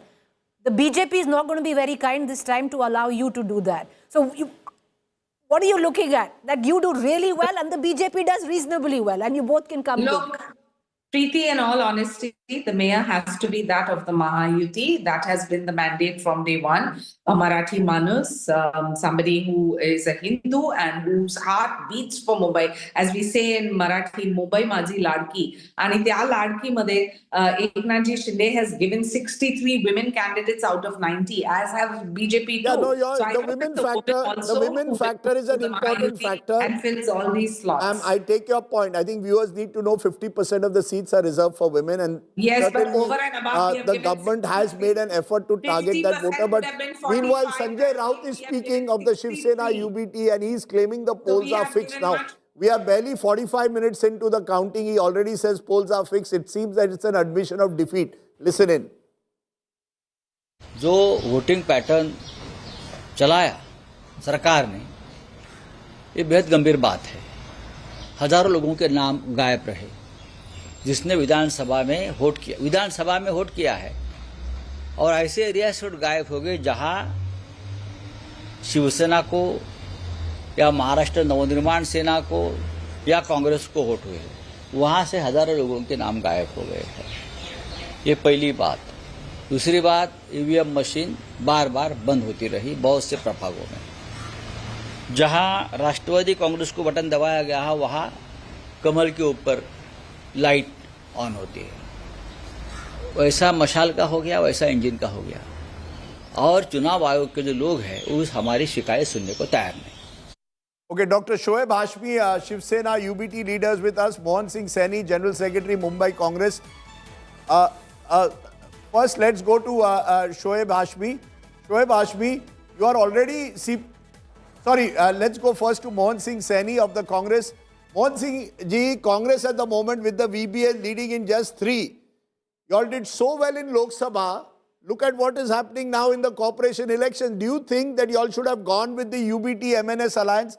Unless you had a wider alliance, आप BJP को हरा नहीं सकते. Good morning, Rajiv. Thank you for having me on the show. First, let me tell you, it was Uddhav Thackeray who took the lead in having alliance with the MNS at the first place. Had he initiated talks with the Congress at the first place, he would have waited for an alliance with the MNS. And secondly, you are talking of a wider alliance. I am talking on the issues with which Congress went to the polls. You see BJP and Shiv Sena talking of the development issues. And the very first meeting BJP took, they started with Khan mayor or Hindu mayor, and all the issues went to the back burner. And the only issue which took the center stage with the media highlighting the same was who will be the next mayor of Mumbai. There are ample issues. There are pollution issues. No, but the fact is, sir, I take your point that you are claiming that you could not possibly be with the MNS in a way, or presumably you don't want to play the politics of religious identity. Aniket Nikam, you want to respond to that? Your BJP city president's first rally, choose between a Khan mayor or a Hindu mayor. Isn't that playing the politics of religious polarization? What was the need to say that? You're on mute, Aniket. You're on mute. Aniket, go ahead. Am I audible? Yes, you're audible. So first of all, Rajiv ji, we have to know this, that Devendra ji, when he campaigned for this election, he categorically said that we are going to speak on development, we are going to speak on the progress that we have done in city or in other municipal corporation areas where the elections are being conducted. So the Chunavi Mudda was Vikas. And no, that is the Mudda for Devendra Fadnavis. For Mr. Satam, the Mudda was Khan mayor. This is the BJP is all things to all people. आप सबके लिए, सब किसी के लिए बर्फी, किसी के लिए पेड़ा, किसी के लिए jalebi, all on the table. विकास का मुद्दा लेकर के भारतीय जनता पार्टी और महायुति ने ये चुनाव साथ में लड़ा है. Number 1. Number 2, secondly, constantly, even the BJP chief Amit Satam ji said that this is a ladai of Hindutva. And for Hindutva, for us, it is all inclusive. And we were very clear. The way Thackeray's projected Marathi Asmita, BJP kept two things in focus. One is Vikas and second is Hindutva. Now, as far as Vikas is concerned, if you have heard just Mr. Fadnavis ji's speech at Shivaji Park, he categorically spoke about the progress, about the development that the BJP and the alliance has brought in the city, and to counter the concern of Thackeray's as far as Marathi Asmita is concerned. If we see for 25 years, Thackeray's were ruling BMC. What did they do for Marathi Manus? And I myself campaigned in Mumbai, in and around Mumbai, and even Marathi Manus was not with Thackeray's really. Because what Marathi Manus but you were in partnership with BJP. You were in partnership with Shiv Sena. No, you are saying that what did the Shiv Sena do for the Marathi Manus all these years? You were their main ally. What were you doing? No, in BMC, if you see, Thackeray's were the one who were controlling BMC. Standing committee controlled by Thackeray's. Everything was controlled by Thackeray's as far as BMC is concerned from past 25 years. Even during campaign, our leaders categorically spoke about, the kind of roads that they have brought in. If you see Coastal Road, if you see Atal Setu, if you see the metro, the condition overall, and they spoke only on Vikas, that's it. Okay, so you don't want to raise the Khan mayor. Good, I hope that happens. When you get your mayor, he will also only speak of Vikas and not Hindu-Muslim. But Avinash Adhik is joining us, spokesperson NCP Ajit Pawar. Mr. Adhik, when I look at the numbers at the moment, as of now in Pune, the BJP has taken a clear lead. Despite the fact that you all have come together, Sharad Pawar, Ajit Pawar, they are 42, you are just 16. Even in Pimpri Chinchwad, which Ajit Pawar has dominated, it's a very close run race. In fact, the only place where, interestingly, Preeti, opposition is leading is the Thakur brothers in Vasai Virar. These are the dons in a way, you can call them the strongmen of Vasai Virar, a distant suburb which used to once be about banana cultivators. Now it has become a real estate contractor Raj, which is all true of much of Maharashtra. But Mr. Adik, these are not good numbers for you. You are also struggling. Even going with Sharad Pawar has not helped you. Good morning, Rajdeep. Good morning, Preeti. Good morning to all the panelists. Yes, these results seem a little discomforting at the moment. But let's wait for some more results to come in.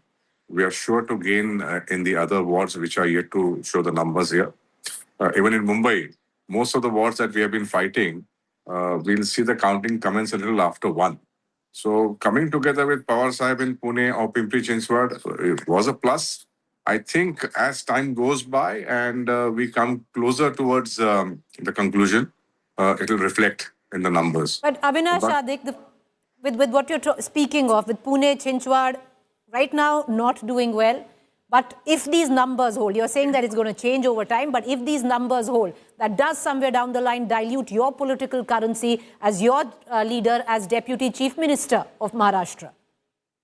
No, we'll have to go in for some serious introspection because he had spearheaded the campaign there. We all saw that he was camped in Pune and Pimpri Chinchwad. Those are our strong bases. So we will have to really revisit and have some serious introspection as to what has happened. Why what we anticipated has not turned out the way we wanted it to turn out to be. But how will these results affect your alliance? Will it mean that maybe Devendra Fadnavis doesn't need an Ajit Pawar tomorrow? Ajit Pawar has been accusing, you all have been accusing the BJP in Pune of corruption.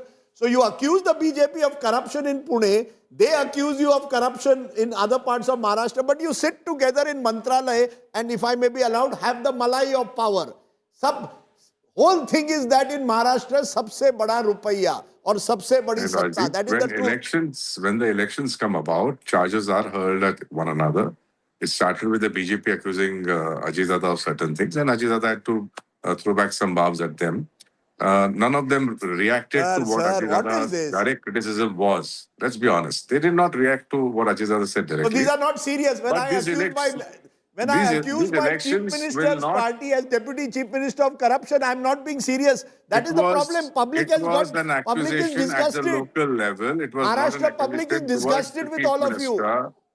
I'll be honest, Rajdeep. This will not affect the NDA alliance. It will not affect the governance at the state.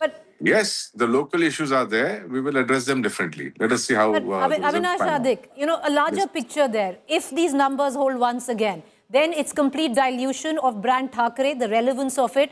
But that same question can be asked on brand Pawar and the relevance of brand Pawar in the Pune, Pimpri Chinchwad area. Then the BJP has taken that over as well. We'll have to really look into this more deeply. I agree with what you're saying.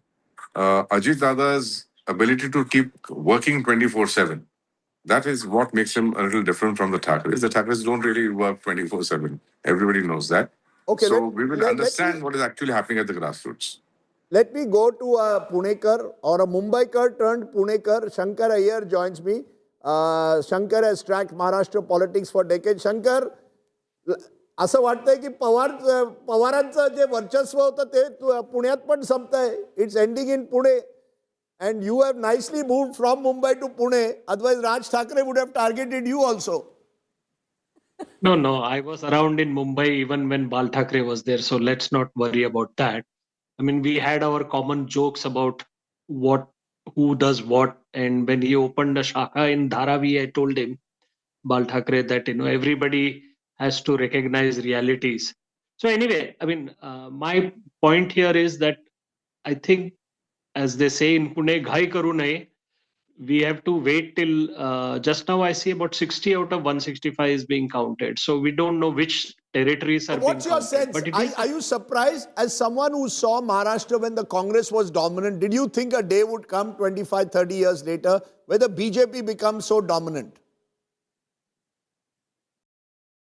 I think that the ambition was always there, even when Pramod Mahajan and Dharamchand Chodia and all these people were there heading the Mumbai branch. The ambition was always there.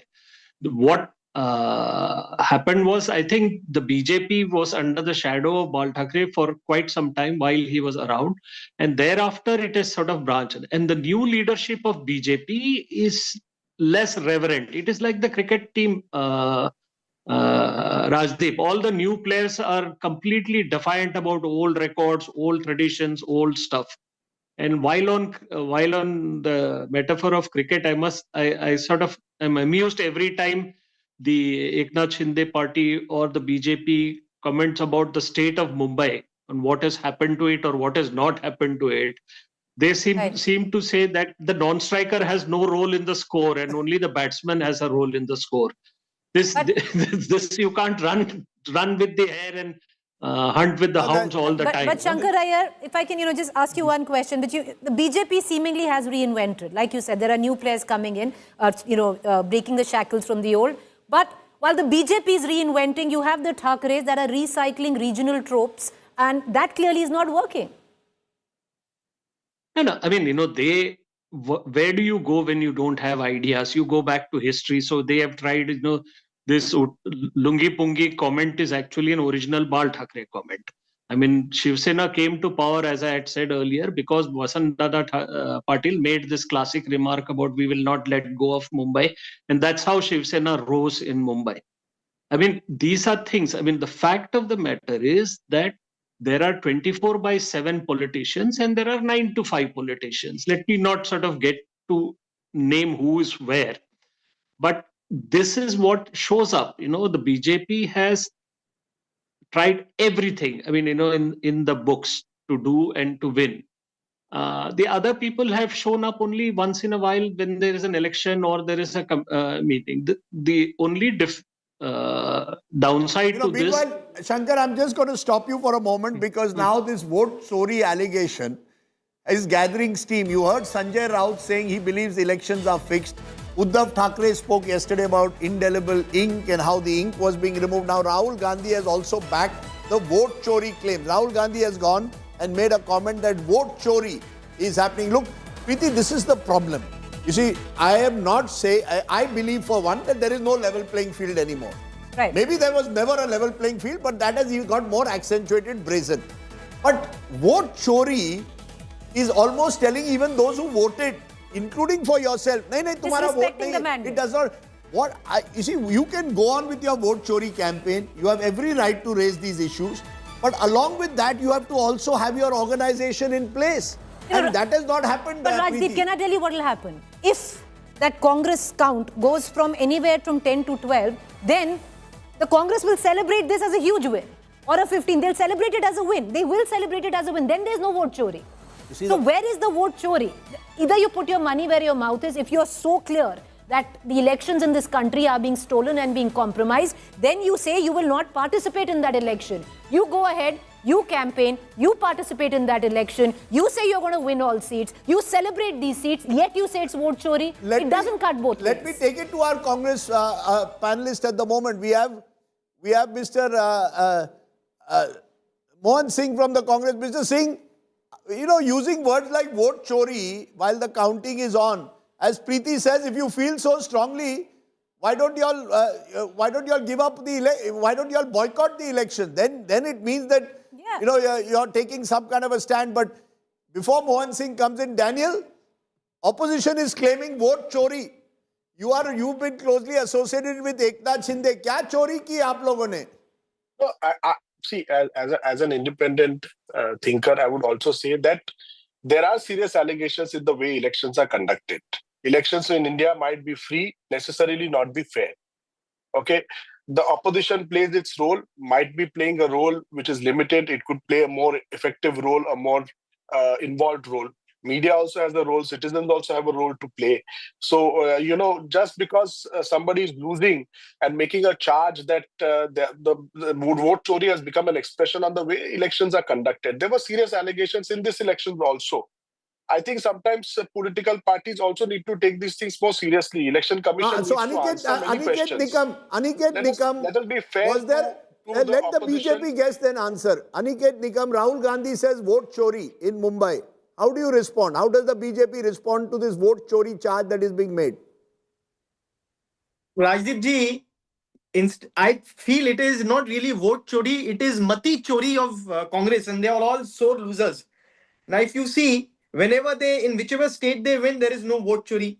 Whichever state they lose, all of a sudden they start claiming vote chori. So instead of introspecting why they are losing constantly and continuously, and why their cadre is not as strong as they feel it is, they start blaming all these other reasons. Now BJP but these are serious. There are some serious issues. which believes in If my organization. ink is being sir. If my ink is getting removed in 10 minutes, it's a as far as problem. that ink You is cannot getting use a removed- marker one pen. second, one And second. now the election So commission even has a agreed Congress to voter, an inquiry. even a Congress, if I that mean, there ink is must be getting some removed rules. or erased, Rajdeep ji, even a Congress voter can claim to have voted again for Congress. Now that Okay. is for the election commission to look into. That's number Now one. look at Number money two, power. merely Look by at the saying way, that ink is look at getting the removed. allegations of money power that are being used. Cash is being found. Your own ally Shinde Sena in some places accused the BJP of using money power. You see, the election commission's role is coming under the scanner. You cannot deny that. Rajdeep, as far as ink issue is concerned, certainly the election commission will look into it. But let me just say this, that merely because the ink is getting erased does not mean that all these voters that they are saying whose ink is being erased are of BJP. They could be Congress voters also. Sure. Be that as it may. And they may not be duplicate voters. I agree with you. They may not be duplicate voters, but it is a serious... Ink is supposed to be indelible. My ink is not being removed or erased. My ink is not erased. Now, if suppose the ink is getting erased, as far as some of the Daniel, quickly respond. 30 seconds. Daniel, quickly respond to it. I, as a concerned citizen, I would say something. Uncontested elections, even the Speaker of the Assembly, the way his conduct was in his assembly, giving members of his family tickets. One by one, Aniket, let Daniel finish. No, let me talk, please. Let me talk. And the kind of, force that was used against an independent candidate in Kulaba, there are many such things, small things, that actually are not very encouraging. Election Commission, I would say, political parties are here to use all kind of forces to win an election. They are here to do that. Sam, Dam, Danda, Bhed. My problem is with Election Commission. Why is Election Commission in a slumber? They should give the confidence to the people of this. Okay, time out. Jago Election Commission, Jago is what Daniel is saying. You cannot be Kumbhakarna anymore. Let's take a break at this point. When we return, plenty more. Preeti, the numbers 32-21, which is closer. Remember, this is the first lot of wards that are being counted. And as you move from region to region, you'll find Mumbai's wards change depending on which region is voting. The BJP strongholds, there are some Congress small pockets, and there are Shiv Sena strongholds. We'll wait and see. The next hour should give us a clear sense of which way the wind is blowing in Mumbai. It's clearly at the moment seeming that the lotus could be blooming. How will these results affect your alliance? Will it mean that maybe Devendra Fadnavis doesn't need an Ajit Pawar tomorrow? Ajit Pawar has been accusing, you all have been accusing the BJP in Pune of corruption.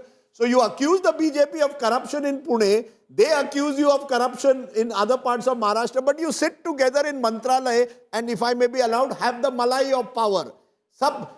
Whole thing is that in Maharashtra, sabse bada rupaiya or sabse badi satta. That is the truth. When the elections come about, charges are hurled at one another. It started with the BJP accusing Ajit Dada of certain things, and Ajit Dada had to throw back some barbs at them.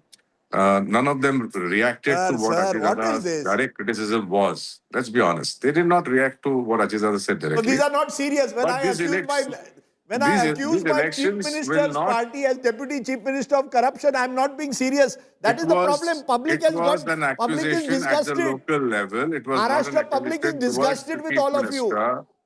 I'll be honest, Rajdeep. This will not affect the NDA alliance. It will not affect the governance at the state. Yes, the local issues are there. We will address them differently. Let us see how... Avinash Adik, a larger picture there. If these numbers hold once again, then it's complete dilution of brand Thackeray, the relevance of it. But that same question can be asked on brand Pawar and the relevance of brand Pawar in the Pune, Pimpri Chinchwad area. Then the BJP has taken that over as well. We'll have to really look into this more deeply. I agree with what you're saying. Ajit Dada's ability to keep working 24/7. That is what makes him a little different from the Thackeray's. The Thackeray's don't really work 24/7. Everybody knows that. Okay, So we will understand what is actually happening at the grassroots. Let me go to a Punekar or a Mumbaikar turned Punekar. Shankar Iyer joins me. Shankar has tracked Maharashtra politics for decades. Shankar, असं वाटतंय की पवारांचं जे वर्चस्व होतं ते पुण्यात पण संपतंय. It's ending in Pune. And you have nicely moved from Mumbai to Pune. Otherwise, Raj Thackeray would have targeted you also. No, I was around in Mumbai even when Bal Thackeray was there. So let's not worry about that. I mean, we had our common jokes about who does what, and when he opened a civic body, and it is a close fight in these early trends. As you can see, the BJP is ahead, but the Shiv Sena UBT MNS alliance is not completely wiped out, not just yet. But across Maharashtra, the Saffron surge is apparent. Big day then for Devendra Fadnavis. Preeti. Mumbai ka King Khan, there'll be a definitive answer to that in just about an hour and a half to 2 hours. We'll at least know, because then results will be firming up. Right now, it seems to suggest early trends that you have the Mahayuti, BJP and Eknath Shinde poised to be in the saddle of the mayor of Mumbai. It's an important election. Many would suggest, why so much focus on the BMC? It's the richest municipality in India, if not in Asia. Its budget even more than a few states where India is concerned, and political importance is altogether a different thing. We're going to break it down, but first up, allow us to take you through the headlines. Counting underway in BMC polls, early trends show BJP in the lead. Thackeray is close behind. Uddhav Sena accuses BJP of vote malpractice.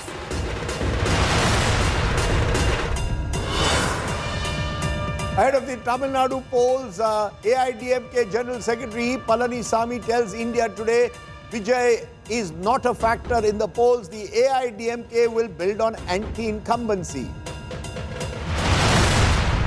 Big update on deadly Air India crash. Pilot Sabharwal's nephew is set to be questioned by the crash probe authorities. Pilot body condemns move. Says why harass the family of a deceased pilot. International Monetary Fund lauds India's growth, says strong consumption has pushed GDP figures better than expected. BJP mocks Rahul Gandhi's dead economy jibe.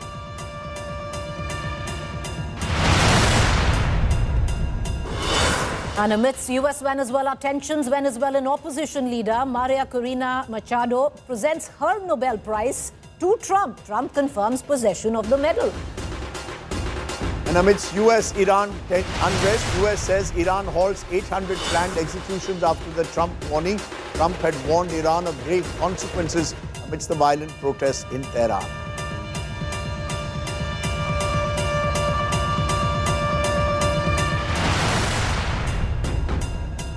Okay, as I said, early trends clearly showing a saffron surge across Maharashtra and Mumbai at the moment. The BJP Shiv Sena alliance leading in 28. The UBT MNS is leading in 15. That's the Thackeray brothers. The Congress leading in 2. So advantage BJP in the first lot of 46 wards. Remember, 46 wards will be counted in one lot. Total 227, halfway mark 114. Ritwik Bhalekar, our correspondent, joining us from outside the BJP headquarters there. Is the BJP already celebrating, Ritwik, particularly with the exit polls also suggesting we could have a BJP mayor for the first time?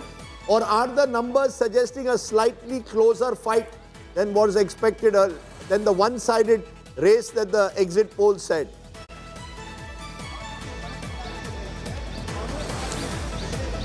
Yes, absolutely. After the exit poll, we can see smiling faces in BJP, but they are still holding their horses, is what we can see at the headquarters of BJP in Mumbai, because the preparation for celebration is on its way. They have set the stage, they have set the LED screen out there.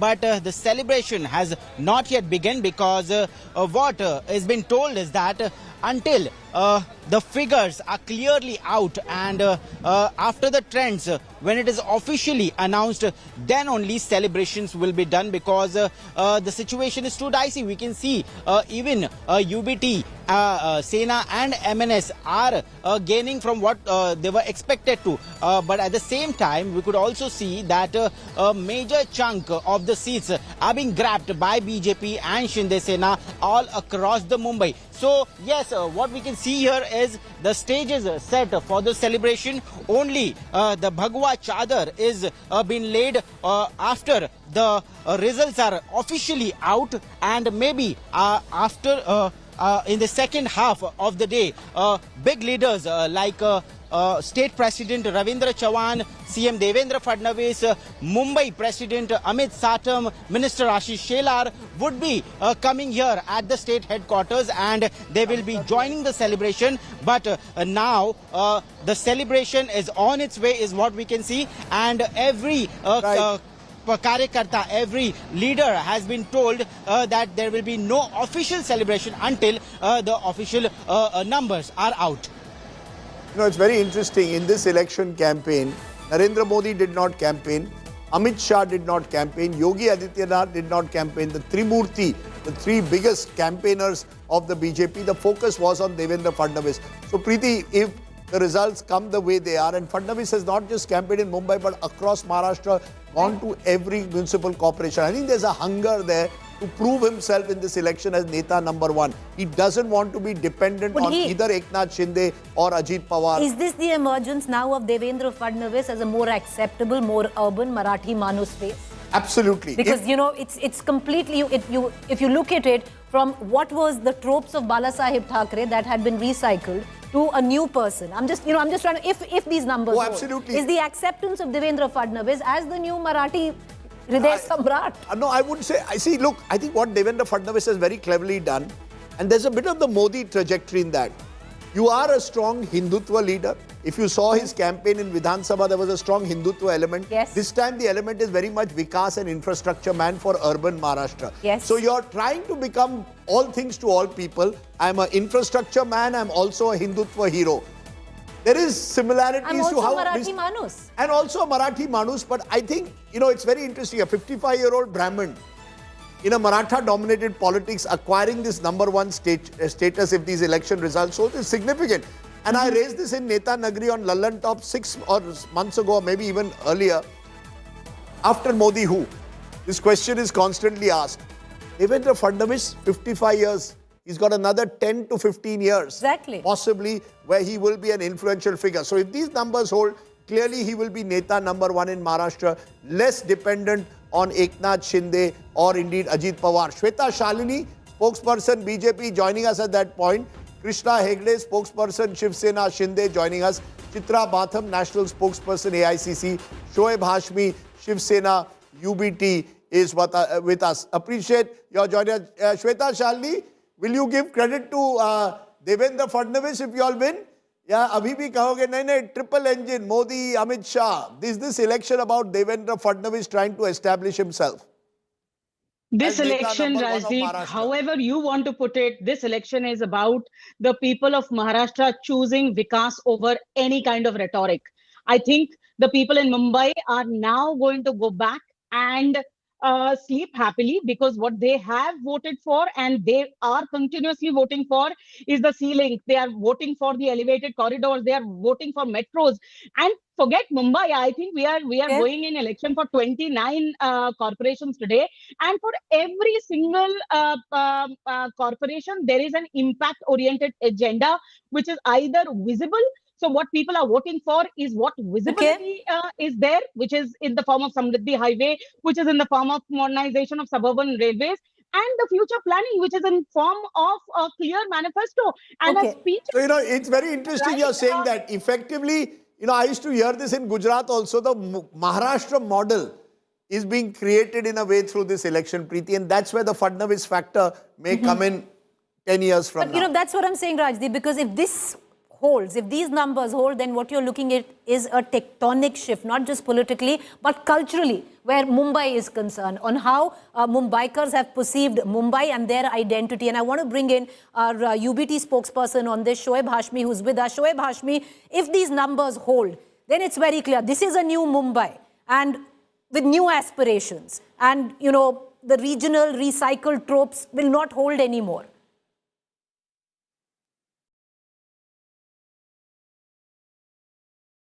Shoaib Hashmi, can you hear us, sir? Yeah, good morning. I can. Please. Very good morning, sir.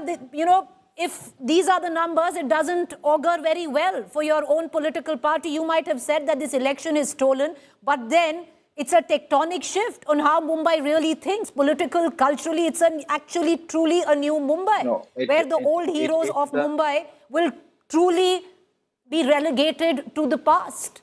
You have new heroes now who mean very different things. Yeah, the results are very unexpected. What we are seeing on the screens, we were not expecting results this time, but the other way we can expect because the BJP is in power and EVM and this old shuri and everything is with them. So I am not surprised that in all over Maharashtra, out of 29 Mahanagarpalikas, BJP will win more than 20. You also agree with me because as you have seen the verdict and you have seen the way results are coming.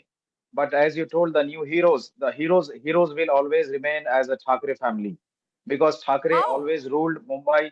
But how? They've always ruled. So there's an always ruled. It's no longer there. It doesn't hold. You have the potent combination of both the Thackeray cousins coming in together. We can hold Mumbai even today also. But you can see the vote chori, the voter list has changed. The voters who have voted in the assembly election, thousands of voters are not there, especially where we are dominating, where the UBT and MNS is dominating, and even the Congress is dominating. They have deleted the numbers of voters from these constituencies. But Rajdeep, you know, the Thackerays now and the legacy of the Thackerays is strong, but it's now relegated as an old CPR tinted image, relegated to Mumbai's past. Look, you know, this is almost a throwback to the 70s and early 80s where the Thackeray's were struggling when the Congress became so dominant. And it was only in 1985 because of a comment made by a former Maharashtra Chief Minister Vasantdada Patil about how there was a fear of Mumbai separating from Maharashtra that the Shiv Sena was revived.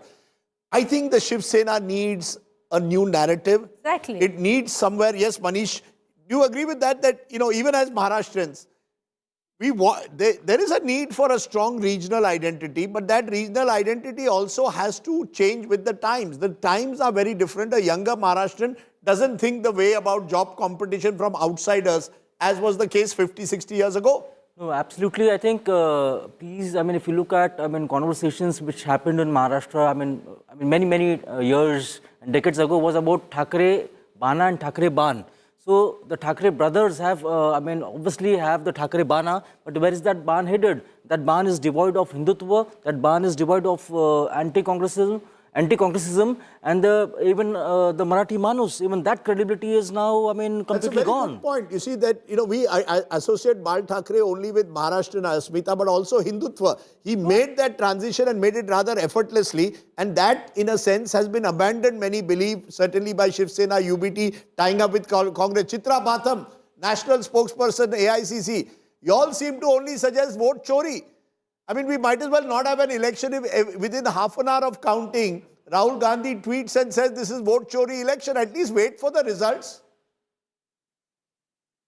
Well, Rajdeep, this is because what we have been experiencing and what everybody has been seeing since last week of December. We have seen a blatant abuse of muscle power, money power for doing vote chori or for doing candidate chori or for doing councillor chori or then for doing the narrative chori also where BJP and MIM went into an alliance in the Akot Council. So I'm saying this election is completely rigged. Why? Because we are not so just...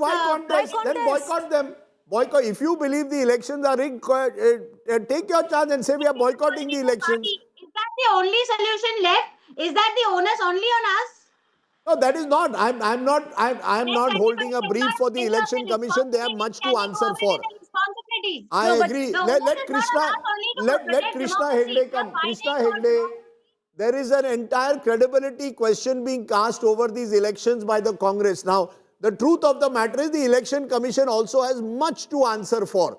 Do you agree with that? That while we talk about Thackeray brand and whether that's got diluted, the rise of Fadnavis, there's also the decline of public confidence or certainly opposition confidence in the election commission. No, absolutely not. But I think, Congress allegations are just ridiculous.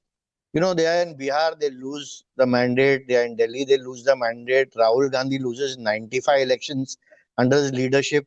And after that, now in a 227 house in the BMC, they are not getting 2 seats. And they're talking about vote chori. If they had spoken something more relevant, I think the people would have understood. Shweta has very clearly said that we were only focusing on development. And that's the narrative which we had set.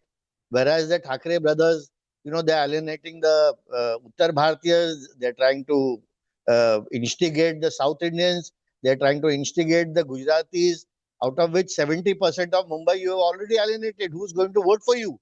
The Maharashtrian, Devendra Fadnavis is a Maharashtrian. Eknath Shinde is a Maharashtrian. We are all Maharashtrians. And we are in Mumbai. It's not that you are holding the, the Maharashtrian card with you. Moreover, the Maharashtrian, Janta of Maharashtra and Mumbai have 6 parties to choose from. So they will go with whoever promises them development, not rhetoric. And this is the same story since 1960. So what was it? No, you are saying they will go with development, not rhetoric. So what was it when your Mumbai BJP leader said that if we come to power, we'll ensure there will be no Khan as mayor, there will be only a Maharashtrian Hindu. Then you had Kripa Shankar Singh saying we will have a North Indian as the mayor. I mean, every party plays at some level identity politics. You play the politics of Hindutva. You target Muslims according to your critics. What was the need to say that? No. Even in the last Lok Sabha election, Vidhan Sabha election, local body elections, even Muslims have voted for us. Because I think they are also fed up of all this. One Pathan, one Azmi, one Owaisi comes from somewhere and starts Hindu-Muslim divide here. It's not going to work in Mumbai and Maharashtra anymore. People have seen through this. They are coming here every election and doing the same thing. Okay, Krishna Hegde, I'm going to bring in Amitabh Tiwari, but before I do that, I just want to ask you one quick question.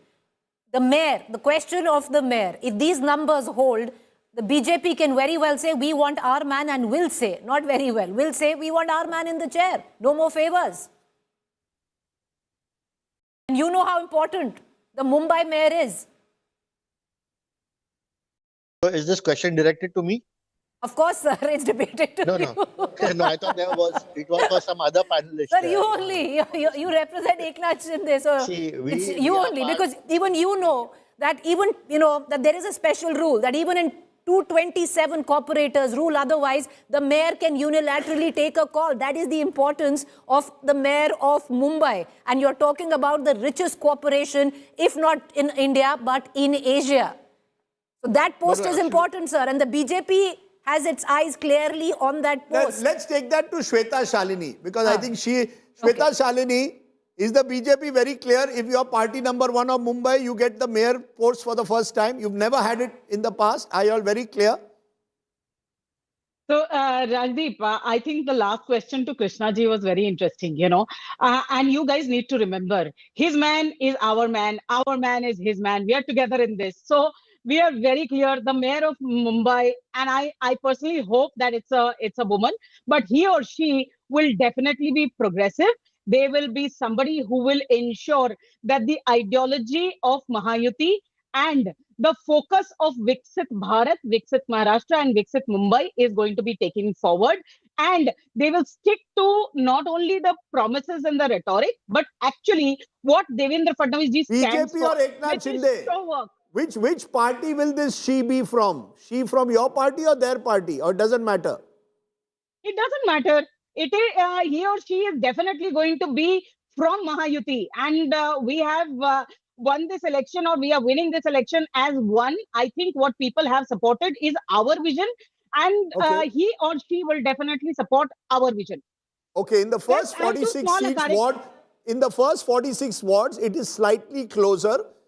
26 to the BJP-led alliance, but the UBT not being wiped out, leading in 17, Congress in 2. Remember, the BJP is hoping to cross 100 on its own, which will give it a big victory. Amitabh Tiwari, your first takeaway from these early trends. Pune, clearly BJP well ahead, scoring big in Pune. Mumbai ahead, but not by the same margin. Across Maharashtra, barring 4 or 5 municipal corporations, everywhere it's a Saffron surge. Yeah, so early trends, but I think except for Mumbai and Shambhajinagar, where there seems to be some sort of fight, across all other municipal corporations, I think the BJP or the BJP and Shiv Sena-led alliance is ahead. Nasik also seems to be a fight, Amitabh Tiwari. But Amitabh Tiwari, with what you're looking right now, where Mumbai is concerned, do you see BJP crossing 100? Because even at the height and the peak of the Shiv Sena, even at that time, only once have they ever crossed the 100 mark in terms of wards. Yes, historically, only two parties have crossed, and twice. Once Shiv Sena and once the Congress in 1992. Yes.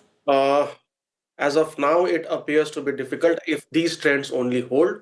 But we have to understand that in BMC, the close contests are very high. In 2017, there were 53 seats where the victory margin was less than 1,000 votes. So we could see a seesaw. And I should actually first congratulate India Today and Aaj Tak that they are the only ones who are holding on to this 46 trends. Otherwise, people have gone crazy. And I want to tell a very good point. Good point, Amitabh Tiwari, I want to tell our viewers, look at the joke that some channels are pulling off on the voters. Only 46 wards are counting, and one of Maharashtra's leading channel is giving 80 seats to BJP Shinde and 64 to Thackeray Bandhu. Arey, 154 shuru bhi nahi hua, you are giving 154 seats, for God's sake. Some honesty is required across news channel. But go ahead, Amitabh. Yeah. So in the last 2017 municipal corporation election, 15 were with BMC, as in 15 BJP was SLP or the winner. 5 were with Shiv Sena, 5 with Congress, 1 with NCP and 1 with others. So this number also we have to watch closely, because 2 new municipal corporations have been added. So out of these 29, does the BJP increase its tally from 15? And does the Congress hold on to the 5 municipal corporations which they had won largely in minority dominated areas like the Malegaon, Bhiwandi, Kolhapur, Parbhani, etc. So I think the overall picture also needs to be seen. Yeah, I'll just add there. Overall picture, one of the big takeaways at the moment, a real staggering result is coming from Pimpri Chinchwad. This is on the outskirts of Pune, but it is seen as part of the growing industrialization of Pune. At the moment, 61 leads available there in Pimpri Chinchwad. BJP leading in 44. The Rashtravadi is leading only in 8. The Nationalist Congress. So the big, if these numbers hold, we are focusing, Preeti, on the Thackeray brothers constantly. The Pawars. If these numbers hold, the Pawars could be taking a big hit. And remember, unlike Mumbai, where 46 seats are counted at a time, Pimpri Chinchwad, all seats are counting.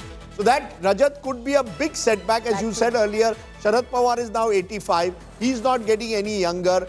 Ajit Pawar has fancied himself as the strongman of Pune, Pimpri Chinchwad areas around. They're leading in Ichalkaranji, but nowhere else. This was created, so to say, by Ajit Dada himself. That's This is what he used to claim, that this is a urban municipal corporation that I have built right from scratch. And if even that falls, I mean, look at the prominent leaders, Mahesh Langde, Lakshman Jagtap, who is now expired. But these were the stalwarts of that place. All of these people, lock, stock and barrel, moved to the BJP.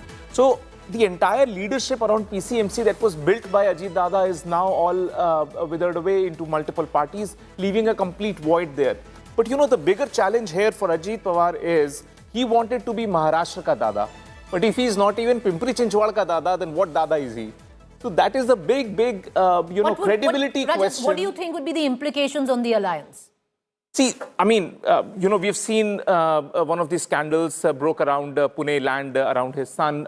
That is also, taking a toll onto his own credibility. And on top of that, if there is no political value that he brings to the table, his position gets diminished. Currently, he is occupying an important deputy chief minister chair. He's occupying the finance portfolio, very important portfolio within the ministry. He holds the purses to the Mantralaya. And if he's not able to hold on to his forts, literally forts of PCMC in Pune, I believe there will be serious questions like what value is he getting in? Rajiv, can I ask you a question? Because you've died in wool where Maharashtra politics is concerned.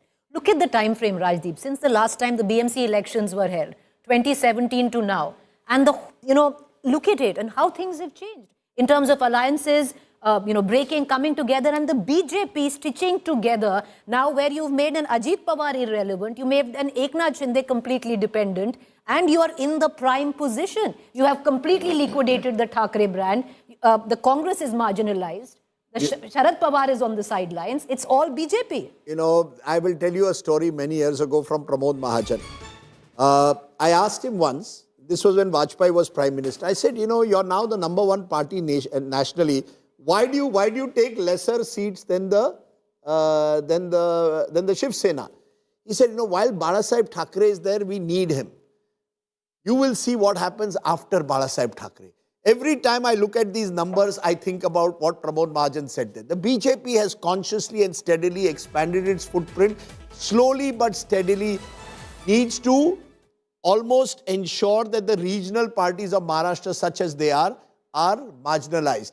The more they get marginalized, the BJP becomes #1. The Congress was the dominant party. The vacuum left by the Congress had made Maharashtra a mirror crack. Therefore, you had all these shifting alliances. Now you will see, I believe, in the next 5-10 years, if these numbers hold domination by the BJP, and the regional parties will have to decide kya karna hai. Does Ajit Pawar go back to Sharad Pawar? Do you again have Rajiv, a Mahavikas you hold that thought. Aghadi? We have Mr. Athavale. We have my old friend Ramdas Athavale. Kashe aat, sir? Good morning. Namaskar. कसे आहात Athawale sir बोलिए नमस्कार ठीक है mister Athawale बस ठीक हूं मैं सर ये नंबर दिखा रहे हैं कि बीजेपी जहां भी देखो बीजेपी #1 पार्टी बनकर जा रही है आपको भी उन्होंने सीट नहीं दी आप चाहते थे मुंबई में आपको सीट मिले वो भी उन्होंने नहीं दिया आप मंत्री बन गए आपकी पार्टी बिल्कुल हाशिए पर हो गई और बीजेपी #1 हो गई बीजेपी आप सब छोटी मोटी पार्टियों को खत्म कर रही है और महाराष्ट्र की पार्टी #1 बन रही है मानते हैं नहीं बीजेपी तो #1 पार्टी है जब से नरेंद्र मोदी जी देश के प्रधानमंत्री बने तब से बीजेपी एकदम पावरफुल बनती जा रही है लेकिन एक बात सही है कि मुंबई के इलेक्शन में एक बार मेरे पार्टी का मेयर भी था एक बार मेरे पार्टी के 12 कारपोरेटर चुनकर आए थे कांग्रेस अलायंस में तब मेरे पार्टी का मेयर भी बना था मुंबई में मेरे पार्टी की ताकत भी है लेकिन अपने बलबूते पर लड़कर चुनकर आने की ताकत नहीं है तो बीजेपी और शिवसेना में एकनाथ शिंदे में बहुत देर तक जैसे चर्चा चलती रही और उसमें हमें सीट देने का मतलब उनको सीट नहीं मिली लेकिन देवेंद्र फडणवीस जी ने आरपीआई को एक एमएलसी देने के लिए बोला है 1-2 महामंडल के चेयरमैन है पर आपको कुछ मिला नहीं नगर पालिका में 2 सर लेकिन आपको धीरे धीरे खत्म किया जा रहा है आपको धीरे धीरे खत्म किया जा रहा है आपका कोई अस्तित्व नहीं रह जाएगा अब नहीं खत्म तो मैं नहीं हो जाऊंगा मैं दिल्ली में मंत्री होने से मेरी पार्टी पूरे देश भर में है महाराष्ट्र में थोड़ा नुकसान हो रहा है अठावले साहब बात वही है ना दिल्ली में आप मंत्री हैं पार्टी का अस्तित्व आप महाराष्ट्र में देख लीजिए अभी क्या है क्रोनोलॉजी समझिए राजदीप सर ये कहने की कोशिश कर रहे थे देखिए 2017 से अब तक क्या हुआ है अगर जो अजीत पवार हैं वो साइडलाइन हो गए हैं एकनाथ शिंदे डिपेंडेंट हो गए हैं ऑल कंज्यूमिंग बीजेपी है आप जैसी जो और भी छोटी पार्टी है उसका अस्तित्व क्या होगा आप तो मंत्री हैं पार्टी का अस्तित्व क्या होगा हाँ नहीं ठीक है मेरी पार्टी तो है लेकिन अभी जिस तरह थोड़ा हमारे ऊपर अन्याय हुआ है इस वक्त कुछ सीटें 8-10 सीटें मिलनी चाहिए थी लेकिन एकनाथ शिंदे जी को उनको साथ में लेने की आवश्यकता थी और इसीलिए मतलब हमें सीटें नहीं मिली है इसीलिए माननीय देवेंद्र फडणवीस जी ने हमको बताया है कि भाई पार्टी को सत्ता में भागीदारी दी जाएगी और आरपीआई हमारे साथ रहना ही चाहिए इसी तरह उन्होंने हमको बताया है इसीलिए मुझे लगता है कि पार्टी का थोड़ा नुकसान हुआ है लेकिन वो नुकसान के बाद मतलब सत्ता में भागीदारी महाराष्ट्र में दी जाएगी मैं तो केंद्र में मंत्री हूँ लेकिन जिस महाराष्ट्र से मैं केंद्र में मंत्री हूँ उस महाराष्ट्र के वर्कर को भी कुछ मिलना चाहिए मेरी आग्रह मांगनी डिमांड है और देवेंद्र फडणवीस जी ने मान्य किया है कि जरूर आरपीआई गाने का कार्यकर्ताओं को सत्ता की भागीदारी दी जाएगी very interesting now. Maharashtra poll panel, big breaking news. Maharashtra EC has now said there will be no marker pen used in the Zilla Parishad elections. It's an India Today impact. It was our reporters, Mumbai Tak and others who exposed first how the indelible ink, so-called indelible ink was being removed very easily And now you have the Maharashtra EC, which first brazened it out and said there was nothing. But how does it help now, Rajdeep, to come and say that it won't happen in Zilla Parishad? It's already happened. But it's a huge admission.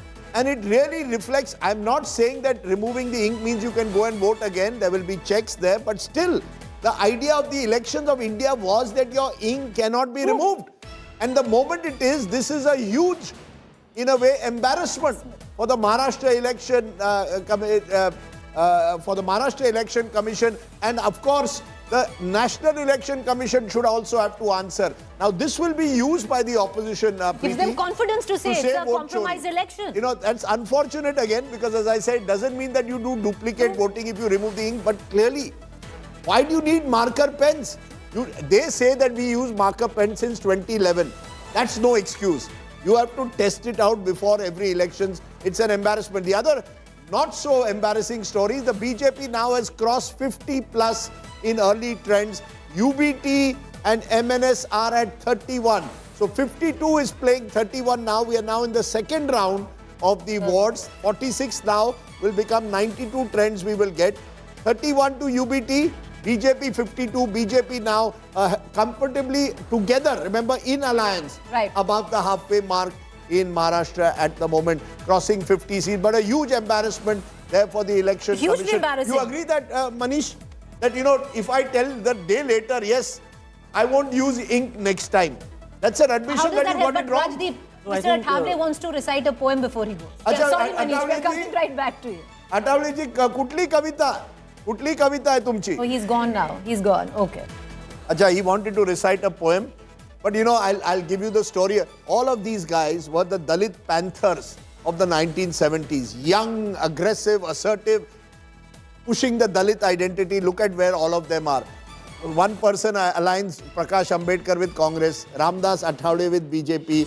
Other leaders have drifted away. There were great poets like Namdev Dasal who are no longer with us.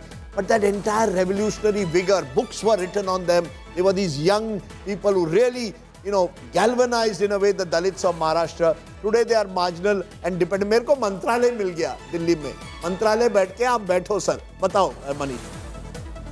Commission needs to come clear on this aspect very clearly. But you know, this vote chori campaign, please look at the arithmetic of, which was visible to any political analyst, any politician, that MVA, if it had come together, could have posed a very serious challenge to the BJP plus Shinde Sena. So Congress needs to explain, or even UBT needs to explain that why didn't they come together. They saw the results in 2024 Lok Sabha and also saw in Vidhan Sabha. So what stopped them? So it's very easy for even Rahul Gandhi to say, you know, it is really vote chori. But I think they also they have to set their own house in order. No, nobody's denying they have to set their own house in order. You know, that is away from everything else. But this is a question which is deeply embarrassing for the Election Commission, that you used marker pens, you were exposed, you tried to brazen it out, and then ultimately you have admitted that in the upcoming Zilla Parishad polls, because right after this will be the round of Zilla Parishad polls which would be coming in, and you have admitted that the same marker, the pen, will not be used for the Zilla Parishad polls. Now, what it does... Yes, Rajat, you wanted to add to that.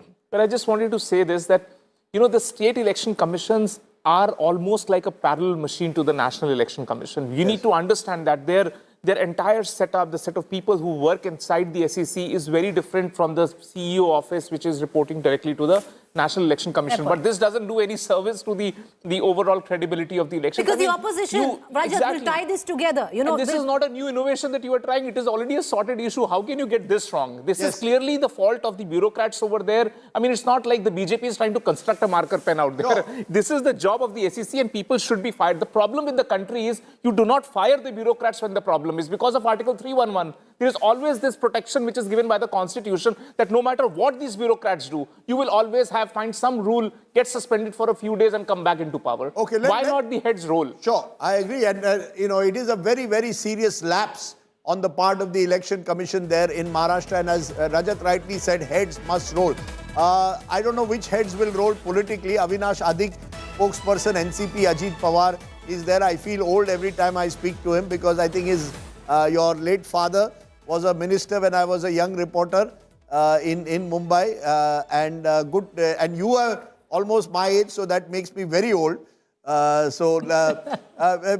Adik, not looking good for you either way. Pimpri Chinchwad also now. It is BJP all the way. Now this is a huge setback to Ajit Pawar. Yes, Ajit, I'll have to concede that these numbers are not what we were expecting. And it is a matter of huge concern. Now, Rajat, who's sitting with you right there, was our advisor for some time. So Rajat knows the inside stories also, which he'll share with you when we're off camera. But we will be working on this. We will have to go back to the drawing board. I will not hesitate to say that these results are most unexpected.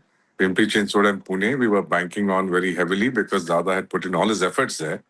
But congratulations to the BJP. After all, it's a Mahayuti alliance partner. We are a firm partner of the NDA and we are in the government in the state. So we'll have to relook at how to make sure that our cadres are really made to work and connect with the people. Because Mr. Radik, you're saying you're a firm partner of the NDA, but what's your use? You know, to put it very crudely, where the NDA is concerned. Does the BJP really need you anymore where you've lost relevance in your biggest stronghold? No, Preeti, what happens is, before the self-body elections began, we had made amply clear that we want to contest as a Mahayuti, but then that didn't happen. We had to go our ways. Now, the BJP has proven that they are doing something which is giving them the right numbers. We'll have to relook at what we are doing. We have to deploy ourselves more correctly. Do you admit, Mr. Radik, that this is a larger question on brand Pawar? What is the relevance of the name Pawar in the region that you're doing so badly in, which was your strongest hold? No, I don't think it's a reflection on what Ajit Dada is all about. We have to make sure that the people who rally around him, they have to get their act together. We'll introspect the whole issue. And I'm sure that in the days to come, we will improve because now we are heading into the Zilla Parishad Panchayat Samiti polls. So we're not going to let our shoulders sag. We have 12 district elections announced. Ajit Dada has already got into campaign mode there. But we will look into the details of what went wrong, especially in Pune and Pimpri Chinchwad. Shweta Shalini, you know, this entire controversy at the moment over indelible ink now has acquired an entirely new dimension with the EC now saying, or the Maharashtra State Commission saying, we'll now not use marker pens. But that's after, you know, it's like trying to shut the door after the horse has bolted. The truth of the matter is, does it cast a shadow, you believe, over the elections? Or you believe that because EC says there can be no duplicate voting, all these charges of vote chori are fictitious? Rajdeep, I've been here for some time and I think I need to take all the points one by one. First and foremost, I've heard you talking to Ramdas ji and various other people on your panel and continuously saying that BJP has been trying to, minimalize these smaller parties. Now, one of the things that I want to remind you, it is the people. We live in a largest and strongest democracy. We work towards this, and that's the reason why you need to understand that it is the people who decide. And what people have voted for is the ideology, it is the work, and it is what is being visible in the form of Devendra Fadnavis and his vision. Now, having said that, let's come back to one by one. I also want to talk about PCMC and Pune. If you actually look at PCMC and Pune, our natural alliance, and BJP has always said this, our natural alliance is the ideological Shiv Sena, which is Eknath ji's Shiv Sena. And in Pimpri Chinchwad, we have specifically spoken about the metro, the AIMS which has come by, the IIM in Pimpri Chinchwad which is coming. And I think personally, this is exactly the confidence that the people have shown on us. This triple engine is what people are voting for continuously. And that's one of the reasons why you saw neither Sharad Pawar ji or Rahul Gandhi actually come down on the streets. And as far as the Thackeray brothers is concerned, they planned 4 rallies, out of which 1 rally, MNS also did not appear. And on the other hand, Devendra Fadnavis ji has done 37 rallies. Coming to the Election Commission, Election Commission is an independent organization. It have our Chief Minister has clearly said that if they are wrong, they better correct it. But we are time and again saying, my ink, I voted yesterday, my ink stays. And it also depends on if the pen was dried at some point of time. Very clearly, when Ma'am, either way, it's a grave lapse. Let us not minimize this lapse. The very fact that they are now saying marker pens will not be used means something went wrong. But, this is about, as Rajat rightly said, some heads must roll bureaucratically. Otherwise, the impression will go the Election Commission can get away with whatever it wants because it has the sole superintendence and organization of elections constitutionally. But Amitabh Tiwari, there are two brands in a way at stake. We have been focusing on the Mumbai brand where clearly the BJP is well ahead of the Thackerays. But in Pune, it's well ahead of the Pawars. It's ahead even in Pimpri Chinchwad. Does that mean that the Pawar brand also will now take a major hit? No, essentially, if you see the downslide or the slide in NCP's performance started from 2017, where the BJP won big in both Pimpri and Pune. And even in the Vidhan Sabha elections, if you see, since NCP, Ajit Pawar was part of the alliance, it did not get the majority of the seats to fight in Pune and Pimpri Chinchwad. The majority of the Vidhan Sabha seats were fought by BJP. I think they have only 1 or 2 MLAs in Pune and just 1 out of 3 in Pimpri. So they already conceded space to the BJP in these urban pockets in the Vidhan Sabha election. Now, when you come out of the alliance and contest as the main opposition parties, the voters are confused because they see Ajit Pawar as being part of the alliance and being a deputy chief minister in the Mahayuti government. So it creates a confusion in the mind of the voters. The voters have already shifted to BJP in the Vidhan Sabha election and they see it largely as a local play. And we are also seeing, Amitabh, to take your point to Krishna Hegde, even the Eknath Shinde group, Mr. Hegde, your party, is also struggling to keep pace with the BJP. Kalyan Dombivli, where the MP is his son Shrikant Shinde, BJP is leading in 17 and your party in 9. And here there have been clashes between the supporters over a tussle for supremacy. So except for Thane, where of course you are leading at the moment, in other places the BJP is ahead of you. So you are also now very much a junior partner. BJP in the last 15 months has ensured बाकी आप लोग सब junior हो गए, हम senior. No, I wouldn't go with that point of view. I would say that the Mahayuti is intact. We are working as one cohesive unit. Devendra Fadnavis ji and Eknath Shinde ji have campaigned extensively throughout Maharashtra. Now, these are local body elections. Mr. Hegde, now you know cricket better. Let's play with a straight bat. Truth of the matter is, do you accept that Devendra Fadnavis and BJP now are party number 1 and leader number 1? Because before Vidhan Sabha, Eknath Shinde wanted to be chief minister. Exactly. Now, apna chief minister ka sapna bhul jao. Only Deva Bhau. No, we never had any sapna for chief ministership. Even the last time around, Bharatiya Janata Party was a larger party than us, and Eknath Shinde ji became the chief minister. Next time around, when we campaigned together and won together, Devendra Fadnavis ji became the chief minister. But no, Krishna Hegde ji, the fact is you're saying you're one, you're all part of the same alliance, which is the Mahayuti. But the fact is, sir, if these numbers hold, and I'm not just talking about Mumbai, I'm talking about across 29 municipalities in Maharashtra. One thing is clear, the terms of engagement between your party and your ally BJP would have changed forever. And you will have to admit, you will be the junior partner. You will have to, give the mayor's chair to the BJP. Everything changes from here on. It is that tectonic shift which might affect the Thackeray's and even the Pawars, but it affects you as much. So we are never saying that we are the senior partner in the alliance. We admit that Bharatiya Janata Party is the elder brother in the alliance as of now.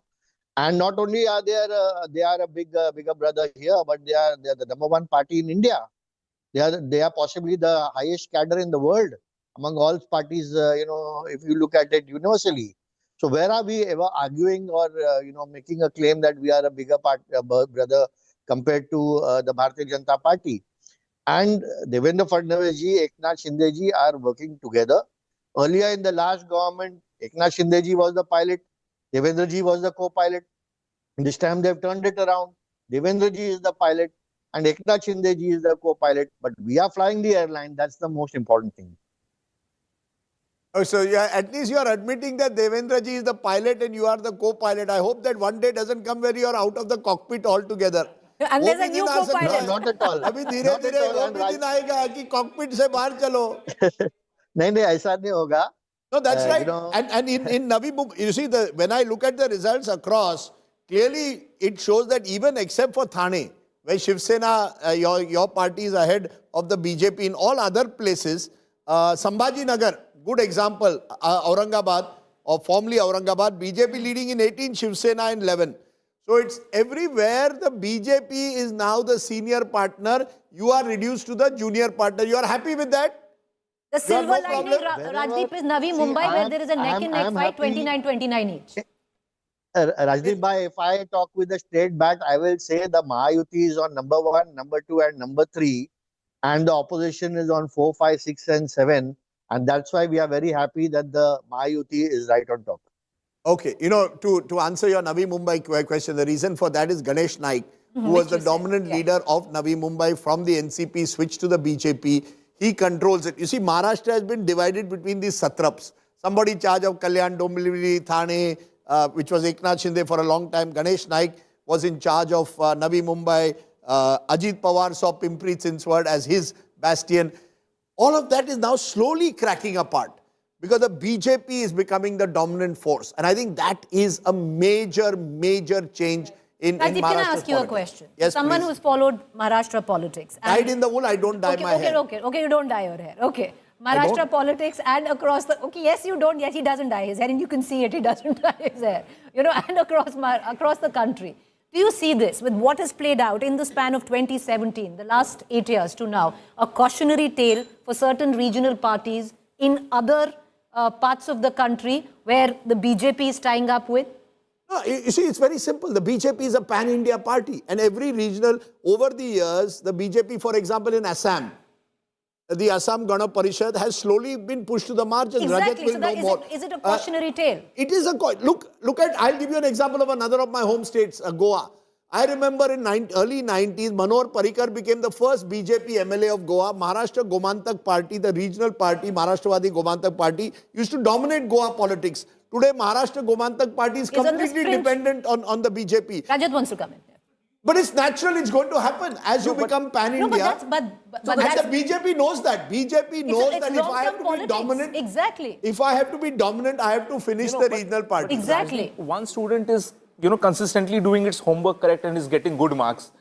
You want that student to go out and do the homework of other parties also. How is that fair? You are trying to say that BJP is gobbling up the space. That is not true. These people are not doing enough hard work that is needed to stay relevant. There are other parties who are staying relevant. TMC is doing a decent job. By staying away from the BJP. No, again... No, I'm asking you this. DMC. The feeling is, the moment I tie up with a major national party or the number one national party, I am dependent on Look at Shiv Sena, for example. Shiv Sena was together with BJP, and they enjoyed enough of a political elbow room. But what did they do with it? They wanted to grow even bigger. When you start going beyond what the remit is, what the mandate that you are getting, you will see pushbacks coming in. Then the BJP came in with a sledgehammer, and they've been shredded into Rajat, pieces it's not, that's the question that I asked, because it's not just Maharashtra. These are examples in every state where if the BJP has allied with the regional party, over time, it's a long-term game, it's a fabulous political strategy. Over a long time, you have seen the regional party diminish. I just want to add there, the BJP now is streaming ahead. There's a strong, you see, this is how Mumbai's wards will come. When you come to the wards, for example, of the western and northern suburbs, Andheri and beyond, Borivali, Kandivali, where large Gujarati population, BJP will dominate North Indian and Gujarati pockets. They are now leading in 61, with the BJP leading in the most sizable chunk on its own, compared to the Eknath Shinde group, but not on its own at the moment over at the halfway mark. It is leading at the moment on its own in 18, Shiv Sena in 11. But as you go over time, my sense is the BJP will, alliance will certainly be over 114. The only question now is, can BJP on its own cross a century? If they cross a century, it's a huge day for the BJP because it's the highest ever votes. And only two parties have ever done it. Only two parties have ever done it. And I think it only amplifies the larger point of the BJP becoming party number one. But maybe Amitabh Tiwari wants to pitch in on that. Is there a sense that as the BJP grows, Amitabh, the regional parties it allies with will automatically shrink? Or as Rajat says, they don't work hard enough, the regional parties, to expand their footprint? What also is a fact that regional parties in India are controlled by families. So as soon as you go into the second or the third generation of the family controlling the party, Very we've good seen point. parties have become weaker.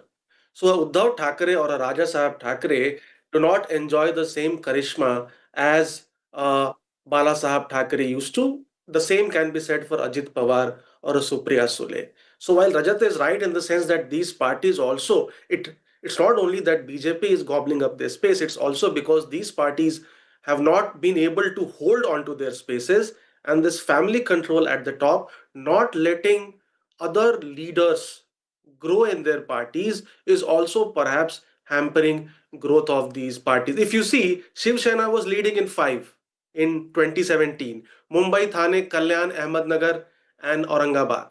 I think except for Thane, the BJP, or they have ceded space to BJP in all of these municipal corporations today. And more good news coming for the BJP is from Nagpur, of course, the home of Devendra Fadnavis, home of Nitin Gadkari. Again, a sweep for the BJP in Nagpur. So, Shweta Shalini, you can smile all the way. Except for a couple of pockets like Ichal Karanji, I don't see out of the 29 municipal corporations, maybe 4 or 5 at best are going against you. So, you can have a very, very wide smile. Yes, we are smiling already, and not 20 plus, but we are looking at a 25 plus strike rate. I think it is. If you actually look at December onwards, the local municipal elections saw a strike rate of 63%, and I think that is exactly what is happening here as well. And Rajdeep, just wanted to remind you, alliances are like marriage. I'm sure you are married for a long time. You think your wife is a senior partner in a marriage, or you are the junior partner in the marriage? There are no seniors and juniors in an alliance. Rajdeep has a very clear take on that. In a corporate, I'm marginal. I'm marginal. I'm supporting from the outside. I'm like a coalition partner, madam, supporting from outside. I support from outside. Whatever the big party does, I accept. I'm like Ramdas Athavale. As long as I'm a minister. In a corporate partnership, the more we look at the corporate partnership, it is more like equity. And in this partnership and in this alliance, our equity is our karyakartas. Okay. And Shweta Shalini, smile a bit. Look at, smile a bit. Celebrations have already started in various parts of Maharashtra. We'll give you something more to smile about. BJP is celebrating, and they have every reason to celebrate. And I would think if this win is scripted, Rajdeep, and maybe you'd want to reflect on that, and Rajat can come in, this is Devendra Fadnavis's moment. Because I think it's... Okay. Oh, Manish would want to come in. Sorry, Manish. Go ahead.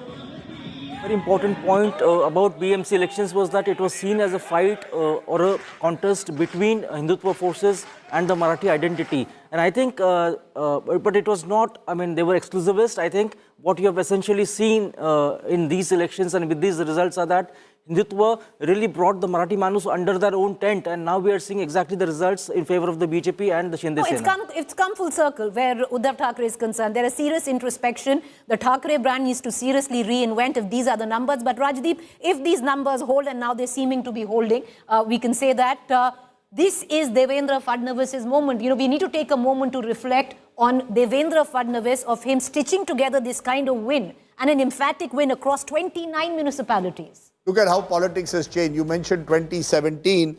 Devendra Fadnavis then had a setback in 2019 when he became the most short-lived Chief Minister of Maharashtra. Within a week of becoming Chief Minister, his government fell. And I think since then, he's been waiting for a moment where he can establish his dominance. This performance will be seen as dominant. You see, it's one thing to win on the back of your allies. This victory is not on the back of your allies. This victory is the BJP asserting itself as the party number one and others dependent on it. And Devendra Fadnavis, as I said, consciously has made this election about himself in a way. You didn't see Modi campaigning, no Amit Shah, no Yogi Adityanath. Devendra Fadnavis has been the dominant figure. So if these numbers hold, you're quite right. This would be a major victory for Devendra Fadnavis, and his political graph would only grow higher. A Brahmin, a Maharashtrian, and so much was said about what is the quintessential Marathi Manus. For him, he's also Marathi. Is he the new Marathi Manus, which is aspirational, Rajdeep, who looks very differently at what is Marathi Asmita? Yes, I think so. I think, look, he comes from I think there's a generational shift also taking place in Maharashtra. You've got a 55-year-old who doesn't belong to the Pawar age. You see, Sharad Pawar dominated Maharashtra politics in whatever fashion for 25, 30 years. I think we have come out of that Pawar Thackeray age today. I think that's an important point. The yug of the Pawar and Thackerays is being replaced by, I hesitate to say, a BJP yug. I won't say Fadnavis yug, but a BJP era. What implications that will have? Will the opposition now realize the desperate need to consolidate further like they did with the MVA and remember won in the Lok Sabha of 2024 as a result? These are all straws in the wind. I don't think the last act has been played out, but this scene has been won comprehensively by Devendra Fadnavis. And this scene has also been stitched together, viewers. And let's take it back. And Rajat wants to come in. All the way from 2017, Rajat, of what we are seeing today, what we are witnessing today, has been in place in the work since 2017. Well, if you remember, when Devendra Fadnavis, though the election results came the BJP and the Shiv Sena way, he was still forced to sit in the opposition. He made this famous line in Hindi as the leader of opposition, कि मेरा पानी उतरता देख घर मत बसा लेना. You're right. मैं समंदर हूँ वापस जरूर आऊँगा. And what a way to rise and rise up. Election after election. We've seen in an assembly election the kind of record mandate that the BJP got because they clearly saw one man, walking the talk of the ideology, which is very important. And this is where, all other parties stand in sharp contrast with the BJP. He's a doer. He genuinely feels that Maharashtra should go up to the levels which was expected out of that. It was one of the most industrialized state at one point, but it kept decaying because of these, shoddy politics, because of these regional satraps trying to do away with core governance issues. Now he is back. And on the other side, you were talking about reinvention. Every politician will have to reinvent or they will be rendered useless. If you pick Shiv Sena, their name has Shiv inside it and you want to be a Muslim party. That doesn't work. Fair point. I don't think they want to be a Muslim party. I think that's an unfair comment. How can you call them a Muslim party? Are you saying that if I try to reach out to voters, are we saying BJP is a Hindu party then? You see, because that's the danger. No, BJP is very clear. They are like, see, we remain a Hindu party. We want to be culturally there. People who want to join this bandwagon of a cultural Hindutva, they can join the bandwagon, including Muslims. I want to bring in... But these people, they don't want... See, just for the opportunistic politics that you want a vote share, because without that vote bank, you cannot build up a narrative. That is where the policy is. I want to bring in Amitabh Tiwari. And Amitabh Tiwari, I want to circle back and I want to come again, because we've spoken so much at length about the Pawars with the Thackerays. But take a moment, Amitabh Tiwari, to reflect on somebody like a Devendra Fadnavis and what this moment actually means for him. Now it's all coming together because these leads are forming up. In all probabilities, we are looking at a total Saffron sweep across 29. One or two aberrations here and there, but across 29 municipalities. And this was a time where you did not have the Prime Minister, you did not have a central leader on the ground where Maharashtra was concerned campaigning. It was Devendra Fadnavis. Yeah, so Devendra Fadnavis represents many facets. So to the Ladki Bahin, he is the Devendra Bhav. So he has a core message for different sets of voters. While he also appeals to the core Hindutva ideology voter. Maharashtra has the highest urbanization in the country.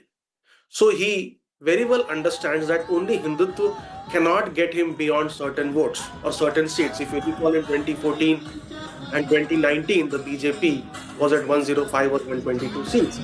So it also represents a vision for the creation of a new Maharashtra, which is led by infrastructure. Maharashtra also has lagged some of the states in the southern part of India in these past 10-15 years. And I think that vision to get Maharashtra back onto the top is also perhaps helping him. So different messages for different segments. Different messages, and he amalgamates quite a number of that messaging, and especially the messaging to the youth, be it a Marathi youth in Maharashtra or a youth from a different caste, which is aspirations. It's a new aspirational Maharashtra if these numbers really go all the way. But Rajdeep, look at the images that are coming in right now. You have the BJP and Eknath Shinde double to that of an Uddhav Sena and an MNS. I think it's game, set and almost match now. You can say that with some comfort in the BMC. It is also game, set and match in Pune to the BJP. It's game, set and match to the BJP in Nagpur. and the BJP Shiv Sena alliance is well ahead in Aurangabad or Shambhaji Nagar. So the four biggest cities of Maharashtra, Nashik also, the numbers seem to suggest, interestingly, the BJP at the moment, the BJP-led alliance is ahead. So across the major cities of Maharashtra, you're seeing a Saffron surge. It is in line with what we saw in a little, sorry, I must correct myself. Nashik is a little, is turning out to be a close run race, because there, very interestingly, you had an anti-BJP front being created both with the NCP Congress as well as the MNS UBT. And together, if you see, they are a little ahead. 14 to the BJP, MVA plus MNS 9, SS plus NCP is 14. So they've come together to take on the BJP. India alliance in Nashik. You see, politics is arithmetic and chemistry. I think the opposition has got their arithmetic wrong across Maharashtra and the chemistry also wrong. And therefore, you know, they need to go back to the drawing board. Nothing is permanent. But I think the BJP has worked at it consistently over a long period of time, and they're reaping the rewards for a decade of concentrated work. Ritwik Balekar, Rajdeep, our colleague, is at the BJP office. Ritwik, when we came to you an hour back, there was tepid silence. They wanted it to firm up the results. How are things looking like right now? Are celebrations on? What's going on?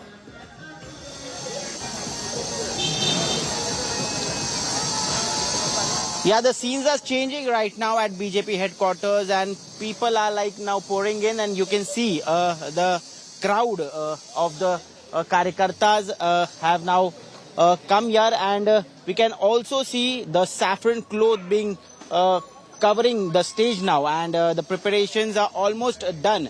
Now, only thing BJP leaders are waiting for is to the numbers should cross the magic figure, which is 114. Right now, the trends which are we can see is they are above 90, but once officially the magic figure is crossed, BJP leaders have told to start celebrations.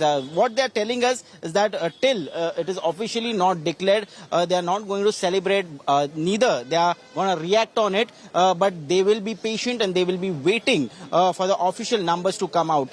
Right now, the trends are, what we can see is somewhere near 90, BJP and Shinde Sena, but at the same time, within an hour or so, the whole celebration will be starting at BJP headquarters, and the preparations are completed now. And by 5 p.m., not just CM Devendra Fadnavis, but all the crucial leaders of state BJP, BJP State President Ravindra Chavan, be it Mumbai President Amit Satam, or Minister Ashish Shelar, will be coming over to the headquarters and joining this celebrations in a while. Okay, so the BJP eyeing a massive sweep across Maharashtra. The BJP now all set to not only get its first mayor in the Brihan Mumbai Municipal Corporation, but across Maharashtra, Pune, Nagpur, Thane, Sambhaji Nagar, the saffron flag, Kalyan Dombivli. The BJP out of the 29 municipal corporations, along with its allies, is leading in as many as 24 as of now out of the 29. This is a huge, huge day for the Bharatiya Janata Party. Remember, you could argue that the RSS, of course, leadership has always been Maharashtrian dominated. It always, Nagpur has been its citadel, but it never really grew in Maharashtra. Vidarbha was always Congress dominated. Marathwada would see an element of flux. The Congress was the dominant party of Western Maharashtra. Mumbai was Shiv Sena territory. All of that has changed today, Preeti. You've got a new picture of Maharashtra. The mirror crack is now a very stable BJP-led dominance that we are going to see in Maharashtra, I think, over the next foreseeable future. Well, this is a tectonic shift, and it's a tectonic shift, Rajdeep, where politics in Maharashtra are concerned, where political leaders and perception in Maharashtra are concerned. That's a big one. And even where you looked at, and let's from macro go into micro, where Mumbai is concerned. The new Mumbai that is often spoken of by Devendra Fadnavis, which has completely, at least with this election today, while you have the shadow of the Thackerays on what Mumbai was, But the new Mumbai has somewhere down the line broken that cord, and this is a new chapter in the history. Every history, every city, every state has a destiny attached to it, and it seems Mumbai as a city is moving in its destiny to a very, very new chapter. The shadow of the Thackeраys, the brand of the Thackeраys are not that strong, that potent anymore, and a lot of rethinking where the Thackeray camp is concerned, Rajdeep, today, especially when it comes down to reinvention and coming up with something which is not recycling and regurgitating on old regional tropes, something new. And this is, once again, there are many factors to it. Number one, Rajdeep, if we're going to break this down, number one, it is the emergence of the Bharatiya Janata Party as possibly the single largest party in terms of Mumbai. And will it go over the 100 mark? That remains to be seen. Number two, the dilution of the Thackeray's completely. Number three, where you look at, the Congress there and the other parties completely relegated. Congress thought it would be able to hold on to its core vote bank. That hasn't happened. So three big factors which are playing on a macro level. This is a cautionary trail for a lot of regional parties, and that's played out over the course of the last, 8 years, Rajdeep. And how the BJP itself, foresight, longevity from 27, stitching this win inch by inch, election by election. And we are standing here today where BJP is the fulcrum of politics in Maharashtra. Absolutely. And remember, the BJP has won and dominated Uttar Pradesh in the last decade. Now, if you win Maharashtra and dominate that, India's two biggest states are with the BJP. The only states that then remain out of the BJP's grasp as of today are West Bengal and Tamil Nadu, both of which go to the polls in about 2 months from now. And of course, Kerala, where the BJP is clearly not a major player. But you actually have a situation now where the BJP is inching forward to becoming what the Congress was in its pomp, a hegemonic party almost across this country. And all of this happening within 2 years, less than 2 years of the setback in the Lok Sabha. That, Rajat, is quite incredible. 2 years ago, we were saying, will the Modi regime last? Others were saying, I wasn't. I was very clear, Narendra Modi is going nowhere. But the truth is, you had a hung assembly, a hung parliament. From there, you come in Maharashtra, where you won just 17 Lok Sabha seats, the other side won 31. So even there, in states where you did badly, you're regrouping. So from a national picture, the opposition will feel extremely demoralized today. I mean, I used to say that if you look at the biggest cosmopolitans that India had, Delhi, Calcutta, Mumbai, Hyderabad, Bangalore, Chennai, BJP was not there in any of these city administrations. And but over time, in just 2 years' time, we've seen that all of these big prominent cosmopolitans, of course, leaving Kolkata and Chennai aside, Hyderabad aside, it is still now inching towards trying to dominate these cosmopolitans also, because this is where the hardcore middle class But lives. do you think it's also the long game? Because what Rajdeep also said, with what Pramod Mahajan told him, that we are okay to take lesser seats, to build it brick by brick instead of, And it comes with a lot of responsibility. Now, if you own Delhi, all the three engines in Delhi, then people will question you on pollution.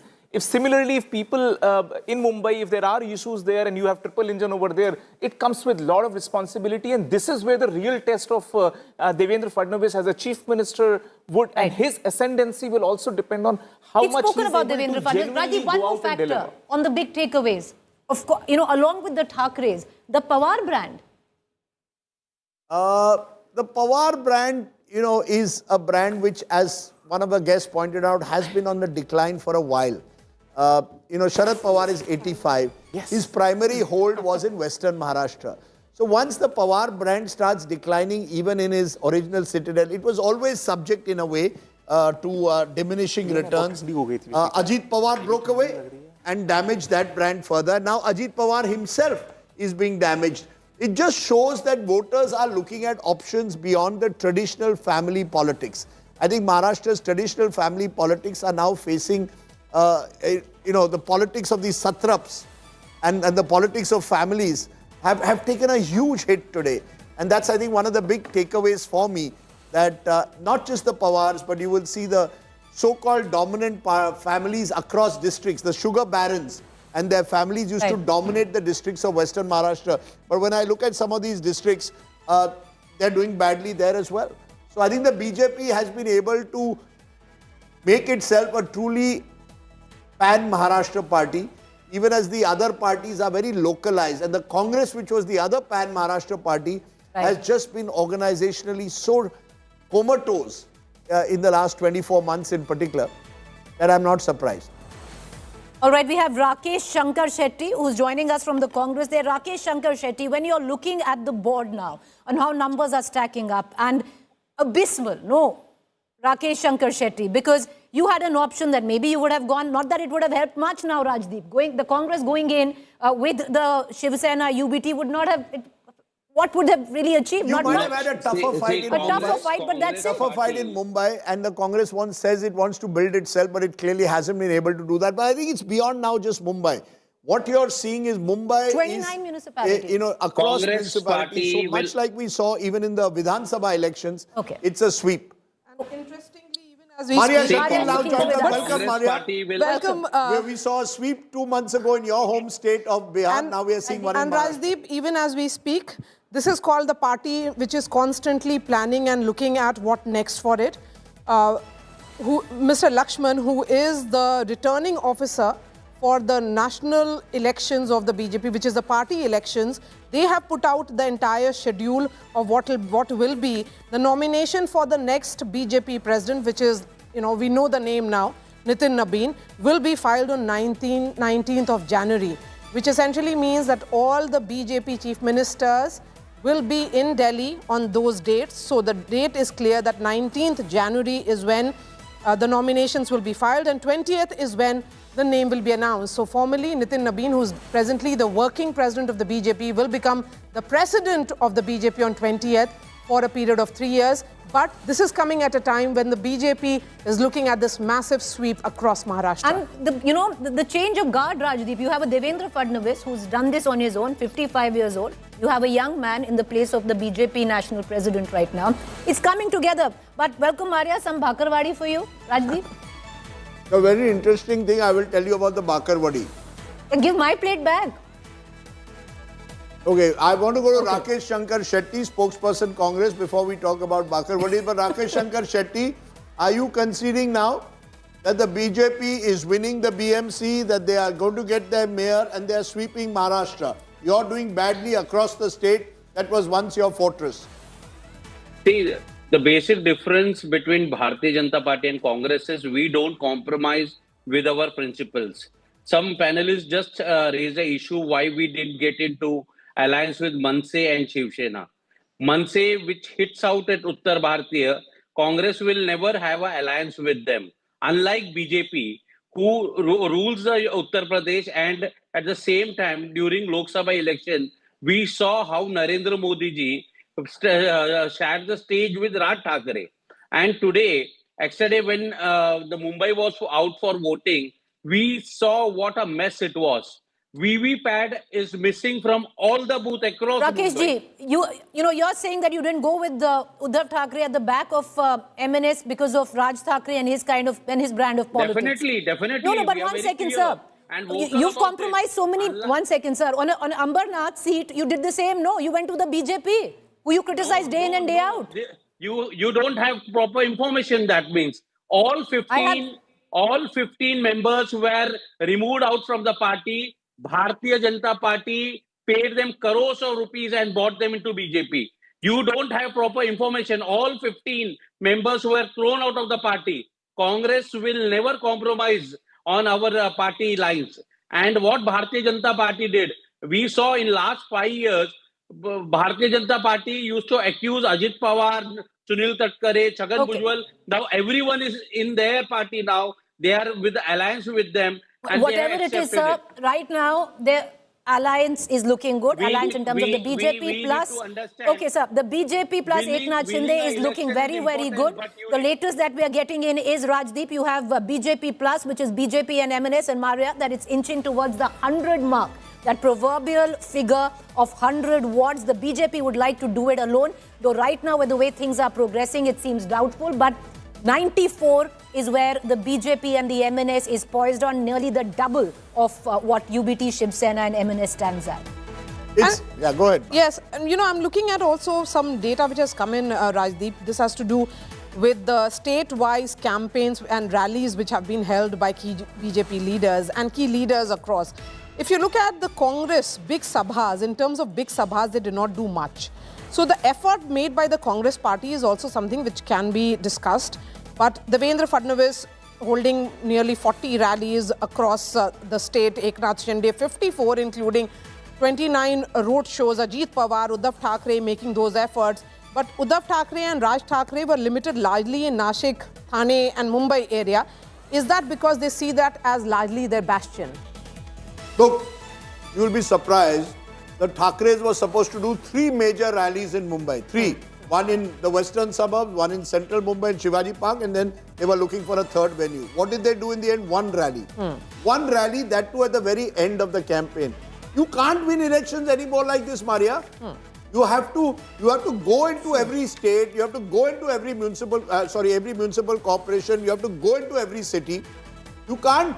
Politics, no. Devendra Fadnavis on the last day was in Pune, taking on Ajit Pawar, his own deputy chief minister, because he was hungry to win Pune. So that fire in the belly. The fire, you call it what you want, fire in the belly. Organizational strength. I think it's a combination of 3 things. Yeah. Leadership, ideology and organizational strength. They are all coming together for the BJP at the moment in Maharashtra. It is a sweet spot that they find themselves in that state. So I think the other part, and you're only as good as your rivals or as bad as your rivals. The rivals are not good enough. Advocate Sushil Vyas joins us, spokesperson Shiv Sena Shinde. The question we are asking, are the allies of the BJP accepting that this is BJP's big day and all of you are now the tail that is, and the BJP is the real dominant force? Rajiv ji, good afternoon. This is not the show of one party. This is Mahayuti.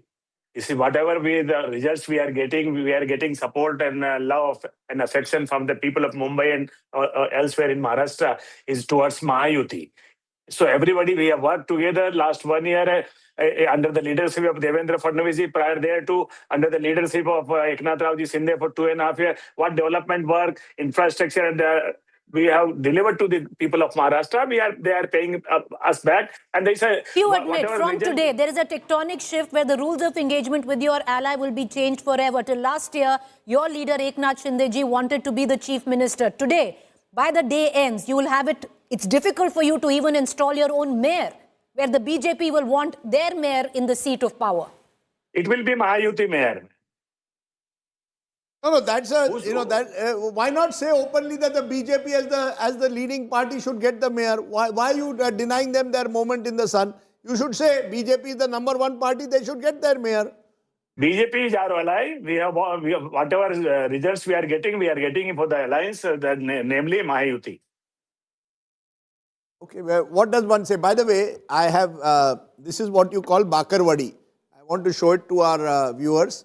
And the reason the Bakarwadi is an important element in the plate of Maharashtrians is because the Gujaratis also claim that they make the Bakarwadi better. So there are certain things like Shrikhand and Bakarwadi where both Gujaratis and Maharashtrians claim they make them better. But at the moment, Gujaratis are running the country and Maharashtrians are running Mumbai. So and you have both, Gujarati and Maharashtrian. And you have the real triple engine now, if this the picture is clear. At least in the context of, you're right, Maria, at least in the context of Maharashtra, you have a triple engine. But, I hesitate to sort of say this will last forever because Maharashtra is a state in flux. And you will see the flux playing out in different ways over the next 5-10 years. But for today, I think we can clearly say the triple engine idea is working in Maharashtra. And if you look at it, this entire election in Maharashtra was led by Devendra Fadnavis. He was the face of the BJP. The central leadership had given him full charge. He was planning the election according to his own free will. And the number of rallies that he held, the big sabhas that he did, the message was that this was about Devendra Fadnavis, the man. And of course, he projected himself as the infra man as much as he spoke about the Marathi pride and mixed that intelligently, I would say, perhaps for the voters' appetite, reaching out to the younger voters. I think that's where Rajat come in now. The new BJP, we are looking at the new BJP in terms of the organization and also in terms of the new BJP in various states. the governments. That new BJP is about the generational shift as much as it is about coming up with new narratives. That is right, Maria. I mean, if you see the sheer bench strength that BJP stands on, that gives them huge confidence that, be it any state, they have those, those in the wings to actually take up the mantle and drive the party's ideology further. And with Nitin Nabin taking on the 19th and the 20th of January taking charge of the party, what a moment for the BJP. A 45-year-old leader coming in, which a lot of, by the way, a lot of leaders within the party still call him Bhaiya. And still they have to now adjust to a level where they have to see him as the paramount leader of the BJP. That just shows the ease with which BJP is able to do these experiments, bring in the new leadership with absolutely no bloodbath anywhere. This is the power of ideology, and this is what I've been saying since morning, Rajdeep. Stands in sharp contrast with the other parties. Because, why is an Ajit Pawar struggling? And this goes back to Avinash Hadik's point. The reason is that you are not able to hold on to the leaders that you have created. Why do they leave? Because you don't have a glue around which you can hold the people together. You keep on experimenting with your core ideology. And, I mean, how can election vote chori be an ideology? It cannot be an ideology. Okay, interestingly, you can tactically... And Rajat, I was speaking to one of a senior Sangh members, and I asked that specific question regarding Nitin Nabin, why he. The answer was that, did all of you know when Nitin Gadkari became the party president? Rajdeep, he is from Maharashtra. When he became the party president, again, that was seen as an experiment. Venkaiah Naidu becoming the party president was seen as an experiment. So the BJP is known as a party which has been experimenting with these names, and then it ensures that the party's cadre, other leaders who feel perhaps left out in this entire selection, they adjust to this name. Look, the BJP is a party which is built through its organization. You have to give them credit for that. There is absolutely no doubt. The Congress is a party of power, which then, when in power, is able to get its act together. The BJP, for the longest time, was a party of the opposition. In those opposition years, I think a lot of effort was built, because of the RSS to a large extent, on cadre building. And that is now paying it dividends once it is in power. When the Congress was in power, it forgot the organization. The BJP, to its credit, has maintained the organizational vigor, maybe through some of the changes you say at the top, but also at different levels. Even in Maharashtra, 6 months ago, the BJP got a new president, Ravindra Chavan. Now, who did they choose? Someone from Kalyan Dombivli, an area which is Eknath Shinde's bastion. And immediately he has been trying to grow the BJP in Kalyan Dombivli. As a result, there are clashes with Eknath Shinde. But the BJP is very clear. We want to constantly expand, grow. The other parties are just trying to secure their own bastions without recognizing the need. How am I going to expand my vote? I keep throwing one figure, Maria. Congress in 2009 got about 11 crore voters, general elections. BJP won 7 crore voters. Switch to 2024, BJP is at about 21, 22 crore voters. Congress is 13 crores. Please think about it. I have expanded from 2009 to 2024 3 times. The other side is where it is. And you're seeing it even in Maharashtra. Mr. Sharad Pawar never really thought of expanding beyond Western Maharashtra. He was happy with his fortress. Devendra Fadnavis is a boy from Nagpur, and he's expanding across Maharashtra. And I think that is the secret of the BJP's success, that it is becoming a party which is expansionist, almost like a Ashwamedh Yagna. And if for a while I have to do a deal with AIDMK, I will do it. If I have to do a deal for a while with AGP, I'll do it. But I will focus on the next 20 years constantly Party expanding. building. While, look at it, Rajdeep, we had Mr. Athawale. It's like a corporation. Exactly, you had Mr. Athawale, where Mr. Athawale is saying, मैं मंत्री बन गया. Sorry, but मेरा party का problem हो रहा है, पर मैं मंत्री बन गया. So, that's the difference. It wants more and more market share. And it is not therefore content with being a small party of 10, 15, 20%. Many of the regional parties of Maharashtra have been content with that. I mean, imagine... in your state, Maria, the RJD, 24, 25% vote milta tha. Okay, how am I going to make 25%, 35%? I never thought. And unless you go beyond 35% when you're faced with a party like the BJP, you're not going to win elections. Similar to what Thackeray's perhaps missed, that they have to go beyond the traditional Marathi voters, that they cannot continue to attack the North Indians and see them and build that narrative of polarization. But, you know, when we look at this party, it's that the new party president who arrived, in Amit Shah in 2014 of December, Rajdeep, he started looking at Uttar Pradesh because he had been the general secretary in charge of Uttar Pradesh. You had interviewed him then. And thereafter, how it expanded. Beyond UP, they looked at the western part of India. Then they started looking at Odisha. Again, a bastion of Naveen Patnaik fell in 2024 Lok Sabha polls. Then they are now looking at Bengal. But, of course, it will be a different ball game. But this is a party which is constantly on the move and on the reinventing. Let's cut across. I mean, it also has umpteen resources. Yes, I keep putting that caveat. Yes. It also has institutional support. Makes a huge difference. Rajat, I'm not doing that as a dilute. I'm just saying that is also even when it was not in power, these ethos of an organization first approach was always there. I mean, how can you accuse them that they are in power and therefore they have the resources, so everything is It wrong all with the comes BJP? together. It That's benefits. not the It's not an accusation. The point is, look at Congress party where they are in power. Yes. Pick Telangana state and Karnataka state. Look at the party. It's completely in The party shambles there. always, Rajat, in terms of BJP, what we are seeing as someone who has cracked the party, perhaps tracked the party for long, that the party works as an extended arm of the government. That the message of the government is communicated through the cadre. That the party and the government, there's no disconnect per se, Rajdeep, that we saw during the UPA years. The number of micro events, Maria, the party does. Micro events. Yes. Every week, there is one or the other way to reach out either to the party cadres or through the party cadres to the public. The latest one being the Somnath celebrations that have begun. But Dhaval Kulkarni, the numbers are coming out. BJP now leading 93, edging towards 100 with about 152 seats, wards being counted. So that's about another 75 wards left.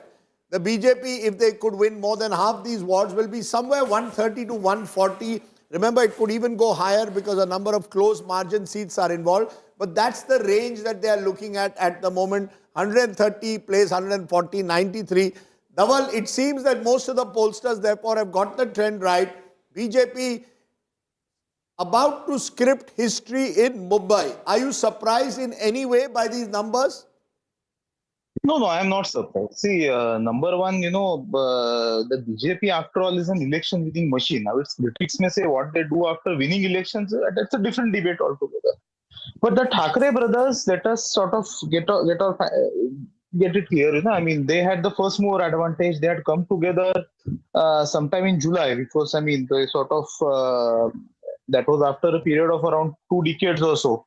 They actually had the first mover advantage. So instead of focusing on the core vote base, the problems that the core vote base, that is the Marathi Manus faces in Mumbai, they made this election about themselves. It was about the two Thackeray brothers, which is where I think they went wrong. Again, in this climate of intense polarization, it was very difficult for them to retain the votes of the Marathi Manus who is now pro-Hindutva. Because see, Rajdeep, there are two elephants in the room. Number one, the intense religious polarization that we saw during the campaign. The Mumbai BJP president openly saying that we will not allow a Khan to become the mayor of Mumbai, which was open dog whistling. Let us admit it. Incidentally, let me also tell you, let me make a slight digression here. The last Khan or the last Muslim to become the mayor of Mumbai was a man called Yusuf Meher Ali, who was a Congress leader, a freedom fighter and a socialist, and a man who had coined the Quit India slogan. Oh, he was a great man. He's a great man. And I told this to a BJP leader I met from Mumbai the other day when I was there. I said, you keep saying Khan cannot become mayor. Probably, arguably, the greatest mayor that Mumbai had, who actually did the most for Mumbai, is Yusuf Meher Ali. But that's unfortunately, people don't remember history. Rajdeep, it's a matter of record. And this is what the record says. This is not anecdotal evidence. The RSS and the Hindu Mahasabha did not participate in the Quit India movement, the slogan for which was coined by Yusuf Meher Ali. On the contrary, they opposited several cases. That's a different issue. Let's not go back in time. Let's look today. Dhaval, I want to ask you one quick question. The other elephant in the room is the role of the State Election Commission. You saw this indelible ink coming out. Look, even the ink on my hand is fading without me making any special efforts to sort of wash it away, etc. So the second way, the kind of money power I've been told that has been deployed in this election, money power, muscle power, all this is shocking. I think, the election commission seriously needs to sort of pull up its socks. Otherwise, people will lose faith in the process. I mean, I'm fair sorry point. if I'm Questions that the kidding. election commission needs to answer, and they already did a fair amount of embarrassment as well, Dhaval, where they admitted. On the issue of indelible ring, what Dhaval raised. On the issue of indelible ring, they said that they went wrong. But what's the point? It's come in 24 hours too late. The point that Rajat made, this election commission has no accountability. This is an embarrassment which of a kind I don't think I have heard in Indian elections. To be fair, every election has the ink. Nobody has made such a big issue, and now the very fact that they have accepted that the marker pen should not have been used is a tacit admission that things went wrong. According to me, the election commission head should roll. This is not about Congress versus BJP or vote chori. This is about election commission failing. It does not mean the BJP would not have won. Sorry, I have got a cop, but go ahead. All right, okay, Dhaval, I want to ask you one. Credibility and sanctity. This is about the credibility and sanctity of the those are points, process.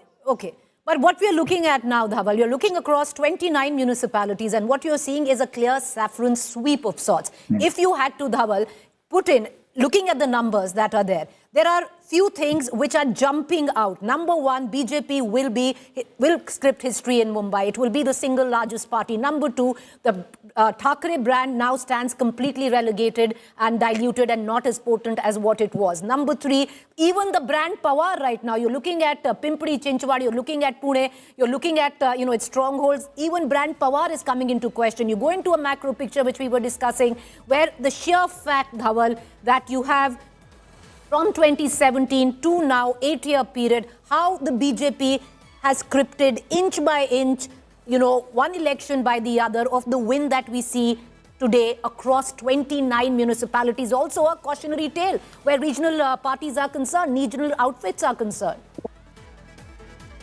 Yeah, true. I think this means a lot for family-run parties, because the Shiv Sena, the undivided Shiv Sena was set up by Balasaheb Thackeray. But today, Mr. Eknath Shinde can very legitimately claim the mantle of being the leader of the real Shiv Sena because he has the mandate.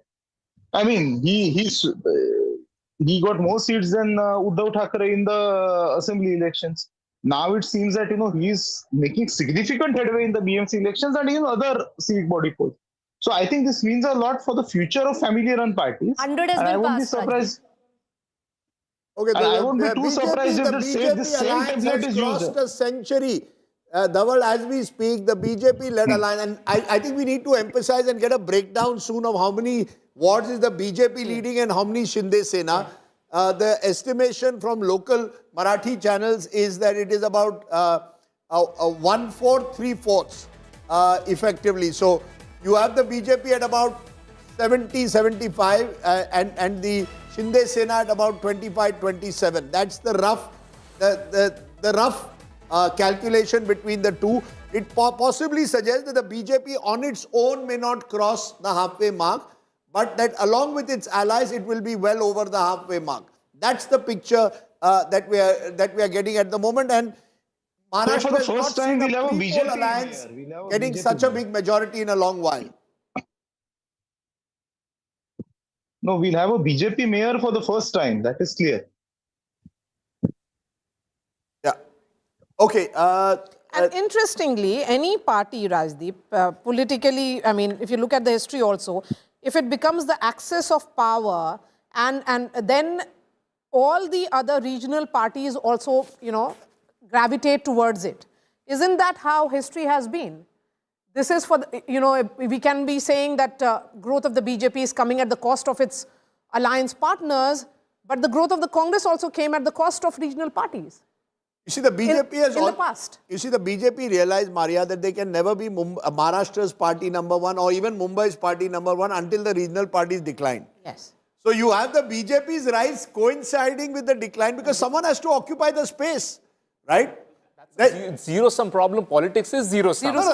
As long as the I mean, regional one has to go down for the other to rise. No, you see, as long as the battle was Congress versus BJP, it was comfortable. The BJP found it far more difficult in states like Maharashtra at times to take on regional parties. And the reason is, because you've already shared, it is because of these regional satraps who used to hold on to the fort. Each of the four parties was somewhere around 20% each. Yes. And each one of them had their fair share of regional satraps. When this started collapsing and BJP was able to acquire all these satraps towards themselves and had that ideology to bind them together, it came out as a potent force which, with vote share wise, let's go to Tuhin Sena of the BJP. Tuhin, you're a Mumbaikar of sorts. Day to celebrate, BJP set to get its first ever mayor of Mumbai. Your initial comments to what we are seeing. BJP may not have a majority on its own. You will require Eknath Shinde to have a majority, but you will get a mayor in all likelihood. Well, good afternoon, Rajdeep. Good afternoon, everybody. Yes, it's a very big day for Mumbai. Mumbai has come a long way since the last BMC elections in February 2017. And you can see, since you are also invested in Mumbai, you would see the difference which is apparent in the last 3 to 4 years.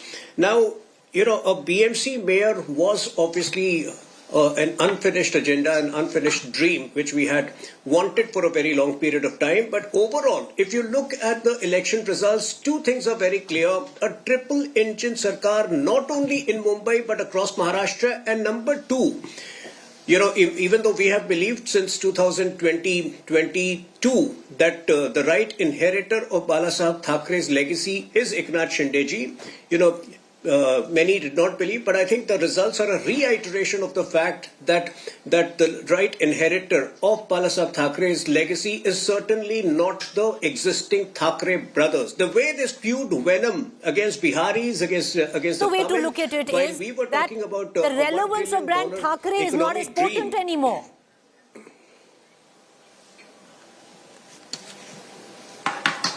Sorry?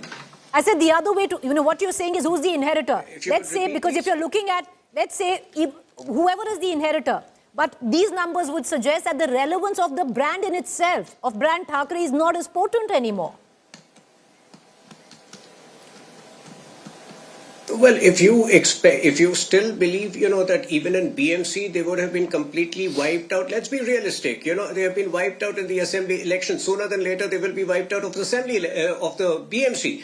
Point is, they are in a time warp. On the one hand, while we were talking about the $1 trillion economy target for Mumbai by 2047, we were talking about the coastal road extension to Bhayandar. We were talking about 300 kilometers of metro stretch for Mumbai. The the Mulund Goregaon road, the tunnels which we are planning across Mumbai. All that they were doing was spewing venom against some community or the other. And I think this politics of hate, this politics of regressive ideas has been rejected. Do you believe, would Rajdeep believe on your show today? I'm asking Rajdeep a very straight and pointed question. Does Rajdeep believe that this was the last election for Marathi Manus in Mumbai? Do you believe that, Rajdeep? Look, I am very clear. Was this actually the last election? No, 1 minute. Marathi Manus has his place in Mumbai and must get his place in Mumbai. But that Marathi Manus' place, that Marathi Manus identity cannot be by calling someone lungi. It cannot, let me finish. It cannot be by calling a South Indian lungi pungi or bashing up North Indians because they don't know Marathi. That is unacceptable to me. The Marathi Manus, like everyone else in Mumbai, needs a job, needs opportunities, needs aspirational. I also object to in Sena when a BJP leader says, "Hum aayenge sarkar mein to koi Khan nahi banega mayor." I have problem with those who talk that language. I have problem with those who talk lungi pungi. Now you answer. You have a problem with one kind of politics. Do you object when your leader comes and says, "Hamare Raj mein koi Khan nahi banega mayor"? I have a problem with all those who speak this language of divide and rule. No. So, first of all, you've taken an objective stand. I appreciate that. Marathi needs to have his place in Mumbai. We absolutely agree. We absolutely agree with that. And that is the reason Devendra Fadnavis ji went out of the way to reiterate, to emphasize that the mayor of Mumbai will be a Hindu from the Marathi community. Unfortunately, the Uddhav Sena did not do that. But when it comes to decorum of language, yes, that needs to be maintained, and everybody should maintain that decorum of language. To him, congratulations. We have vada pavs in the studio, Raj. Where do you get the best vada pav in Mumbai? Kirti College. You must come to Kirti College. I'm getting this. But I'll tell you one thing. Very interesting result is coming from Malegaon. Malegaon is one of the few Muslim-dominated municipal corporations. Guess which party is leading? Take a guess. It's a party newly formed called an Islam party. So they're looking at their own this is a breakaway from the AIMIM and Congress leaders there. And they are leading in 22 seats. So actually, the Congress in particular, Mr. Shetty, even the Muslim vote is slowly deserting you and looking at options. This is the problem with the Congress. You have no base vote left. Every other party in Maharashtra has some base vote. You have no base vote left in Maharashtra state that you dominated. How can you? One thing was Uttar Pradesh and Bihar where you declined. Now you have declined in your last fortress. Let me just remind you, Rajdeep, during the Lok Sabha election, out of 48 seats, Congress and Alliance had won 31. This same Devendra Fadnavis have come down to 17. And Narendra Modi ji, who planned for 400 par, came down to 240. So this dynamics will change election after election. So nothing is permanent in politics. And well as Shetty, the argument is you're so hung up on what happened in Lok Sabha that you let the Vidhan Sabha go and now look at what's happened now. Let me just complete, please. You didn't interrupt the Bharatiya Janata Party spokesperson. My apologies. Now we need to understand. Now we need to even question the Bharatiya Janata Party, how all these elections were conducted. You didn't question the Bharatiya Janata Party when they did an alliance with MIM. You didn't question the Bharatiya Janata Party when they bought 15 Congress members. That's incorrect, we did. That's incorrect, because we did. Let me complete, ma'am. You don't interrupt when BJP spokesperson talks. Okay, third thing, you are having a vada pav, I can see that. Now, at least you will not interrupt me. Now, very importantly, we need to ask the Election Commission why VVPAT was missing in all the polling booths. Secondly, why this new technology of why the marker was used during this voting process. And thirdly, marker has been used since 2011. We must correct that. Marker has been used in local elections in 2011. Something went wrong clearly in this time. Nobody is denying that something went wrong. Rajiv ji, I myself was a MLA candidate from Mulund constituency. So I know the thing. Please don't tell us what was used. Marker started in this BMC election. First time we are looking at this marker and which could be easily removed out. And bogus voting in every ward was found because when our people went in, polling agents were inside and we found that already the voting happened. Even after having valid IDs, they were denied the right of vote. And the way Election Commission has conducted the BMC polls and the result what I am looking at, I think the Marathi Manus of Mumbai will come out on street and protest. You will see it soon. If the trend what you are showing. Sudhir Vyas, you are hearing what is being said. 1 minute now, Mr. Shetty. Yeah. You are saying that the people of Mumbai will come out and protest against this result. Definitely. Mr. Shetty, you have made a very serious... you are now claiming that there will be protests on the city against this vote. Sushil Vyas, you want to respond? Very big Let Sushil Vyas now respond.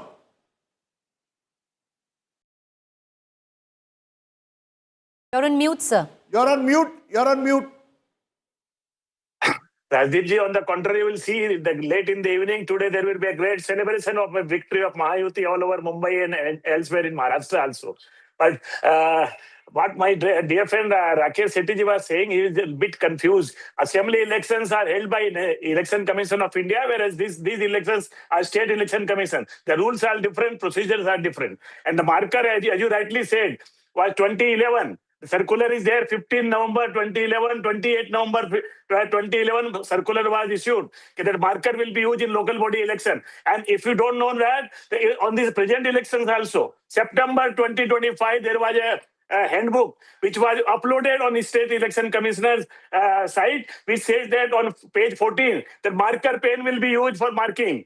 So please, if you people don't study, you people don't go through the procedure, you don't know the procedure. Mr. Vyas, that is not an excuse. No, that cannot be an excuse. This election commission in Maharashtra has much to answer for. Please don't make an excuse for them. This is unacceptable.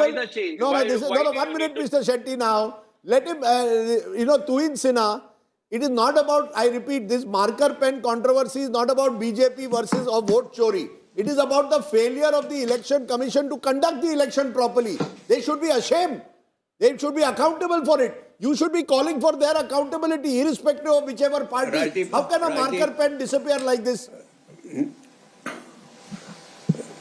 You know, Rajdeep, while the Congress has not been consistent in its excuses, first from EVM tampering to vote chori to these marker pens, at least you should be consistent, because you just said that in 2011 also marker pens were used. So, you know, it's not as if they were used suddenly yesterday. They have been used over a long period of time. It has been used since 2011, but this time there is a problem of course with them. and that is, of course, and that is why the Election Commission is responsive. That is why a decision has been taken not to use it in future. But, you know, I think for the Congress party and for a section of media to be taken seriously, they should be more consistent in the excuses they manufacture. You know, first it was one second, Tuhin. I understand the defense that you make of your party and you're supposed to do so. Why make a defense? Why defend the Election Commission here?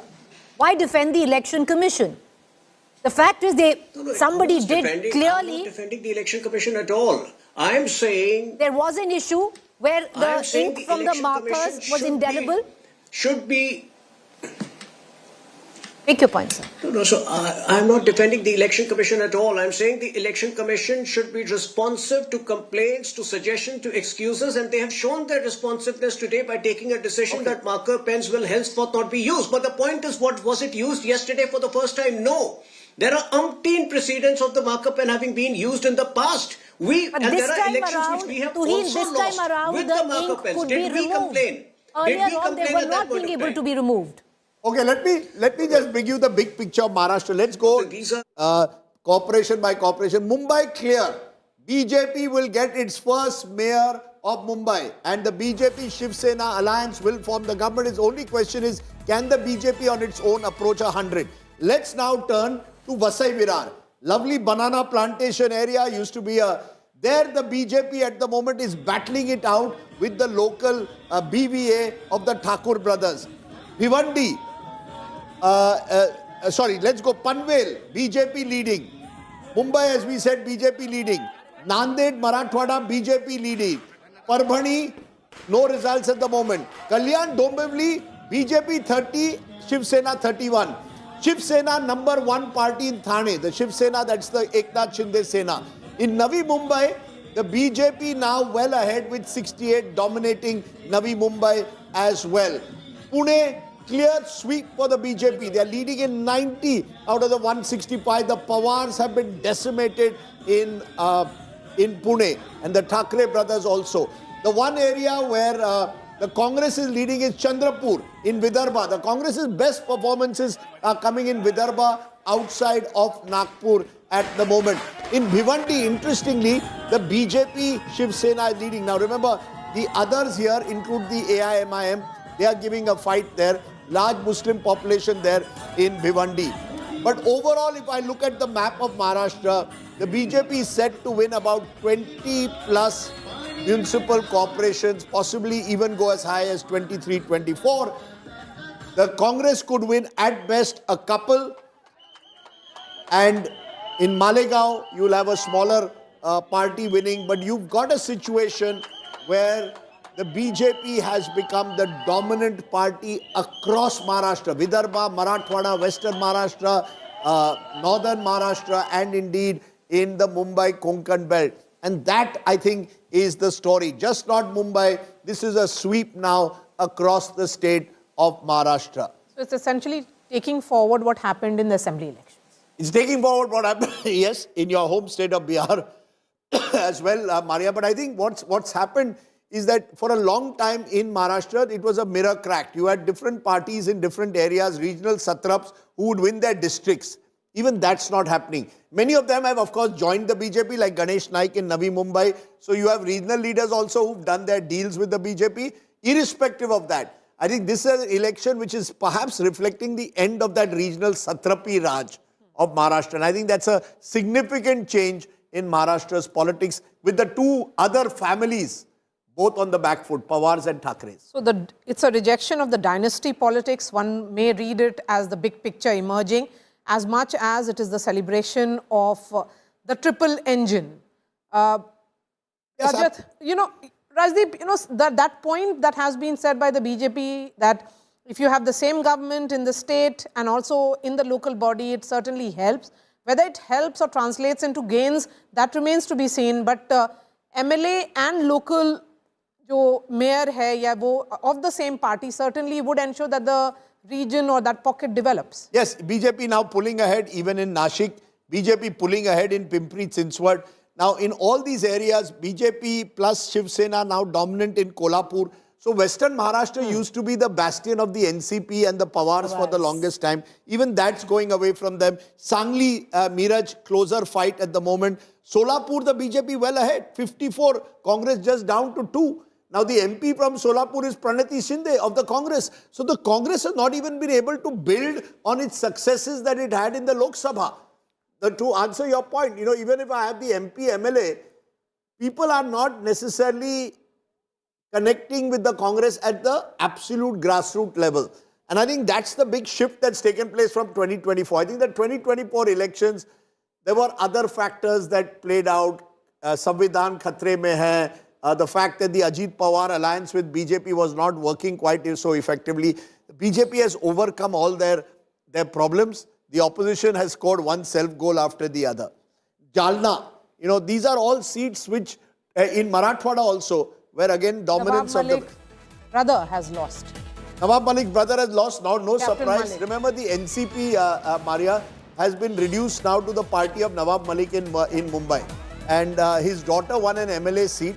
But again, all these family Raj parties are finding it more and more difficult to hold on to their families. So Rajdeep, what was seen as a well thought out calibration of the BJP, that if NCP Sharad Pawar and NCP Ajit Pawar comes together, it will be advantage them. That was one of the reading, right? But the voter sees through it. Yeah, exactly. So it's not seeing through it. It is not stapling two papers together. It is not as easy as that, but right? Then why did the nephew and the uncle come together? What was their calculation if it has badly failed? Because the BJP wasn't giving them. No, because Maria, all of these parties are family-based parties. They treat these areas as their fiefdoms. So you want to protect your fiefdom. Same thing with the Thackeраys in Mumbai. कि हमारा गढ़ है. ये हमारा गढ़ है. So when it's your गढ़, you come together, but in Mantralaya you are with the other side. Voters are seeing through it. Your workers and karyakartas are seeing through it. One day you are telling me that you have to oppose my uncle. Next day you are saying, no, we are with uncle. One day you are sitting on a stage with uncle smiling together. Next day you are with Fadnavis and Modi. I think the voters want consistency. If the opposition has to decide in Maharashtra, but Rajdeep, do you want to stay together or not? But for someone who's followed the Pawars for a while in terms of their politics, you have a Sharad Pawar who's retiring now. You have a Supriya Sule. No, not retiring. Not tired, not retired. Not retired, not tired, but possibly what was his role even this time around, right? Agreed. And then where's the future now? What, especially losing in your strongest holds, in the manner in which you have, where is the future? The future is... How do you reinvent? One Jilla, Baramati only. Look, that's exactly. So how do you beyond reinvent? Baramati. No, it's very clear. The opposition space is opening up in Maharashtra. Are you good enough to capitalize on it? Are you good enough to be consistent? Will you get the best people in those roles? Maharashtra Congress Chief, Mr. Sakpal, he's a good, nice guy, but he's not a pan-Maharashtra leader for a new, younger, aspirational Maharashtra. There is a desperate need for a newer leadership. What did BJP do with Fadnavis? They took a leap of faith. Devendra Fadnavis, if I'm not mistaken, was a single-time MLA when he became the Chief Minister of Maharashtra in 2014 at the age of what, 44? At the age of 44. And you completely removed an entire generation, partly because, of course, Gopinath Munde passed away in a tragic accident, otherwise he could have become. But the BJP took their chances.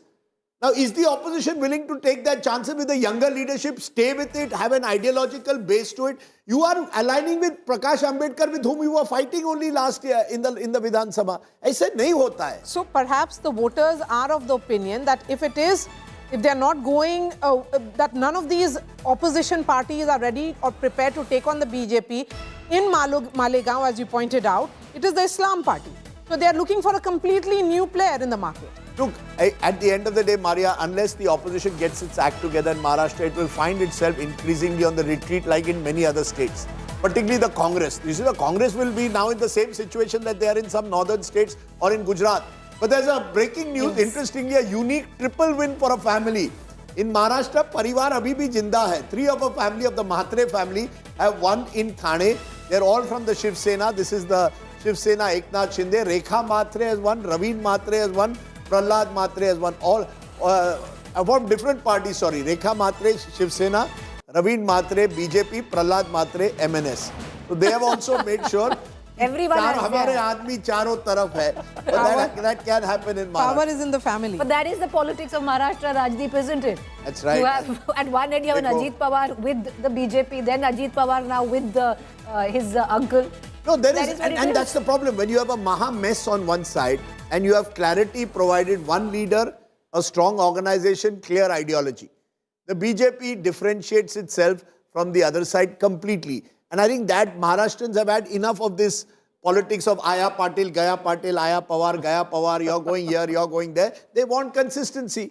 If the opposition can give that, I still believe that the social base in Maharashtra, unlike in a Gujarat, is more conducive to some of the politics of the opposition. The politicians there who keep switching sides, they also need to give a pause to it, because then the public sees through it. I mean, they are like, even if I go out and vote in Pimpri, for example, to Ajit Dada, those corporators won't even stick there. Absolutely. The next day they'll walk over. Absolutely. So, I mean, and this is why are we discussing Bihar? All the 6 Congress MLAs are willing to switch sides and go into JDU, because there is no glue to hold them.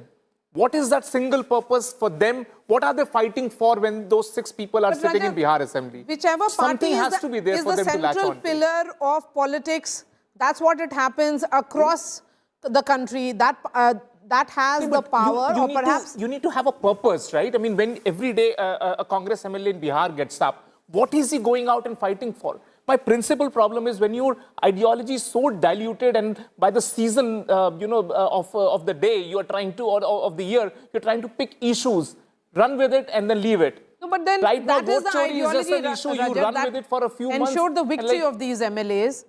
So it is about now being drawn towards power. No, but it did not happen. This is what I'm saying. BJP was also in opposition, continues to be in opposition in several states.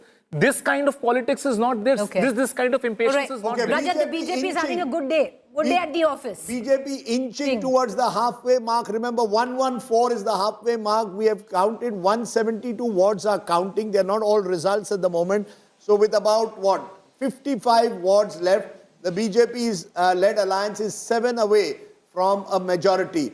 Dhaval Kulkarni, is this a day where Maharashtra's politics has changed dramatically, perhaps forever, or at least for the near future?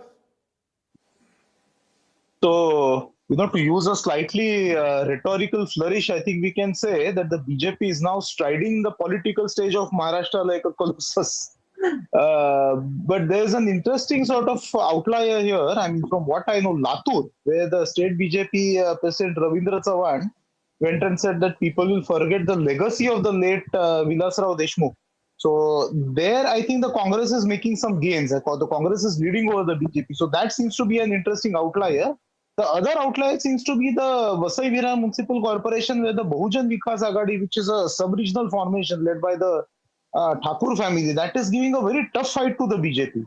So there are 2 interesting outliers there, but yes, because Pune, Pimpri Chinchwad, where it was expected that Ajit Pawar's party would give a tough fight to the BJP. So there the BJP seems to be ahead. So overall, yes, I mean, the BJP has reinforced its position as the #1 political formation in Maharashtra. You're actually right. You pointed out a good one there, Latur. I want to tell our viewers, the best news for the Congress is coming from Latur. This is Vilasrao Deshmukh's old bastion in Marathwada. The Congress is leading in 35, the BJP in 13. And you're right, Ravindra Chavan made that comment. I think even in Kolhapur.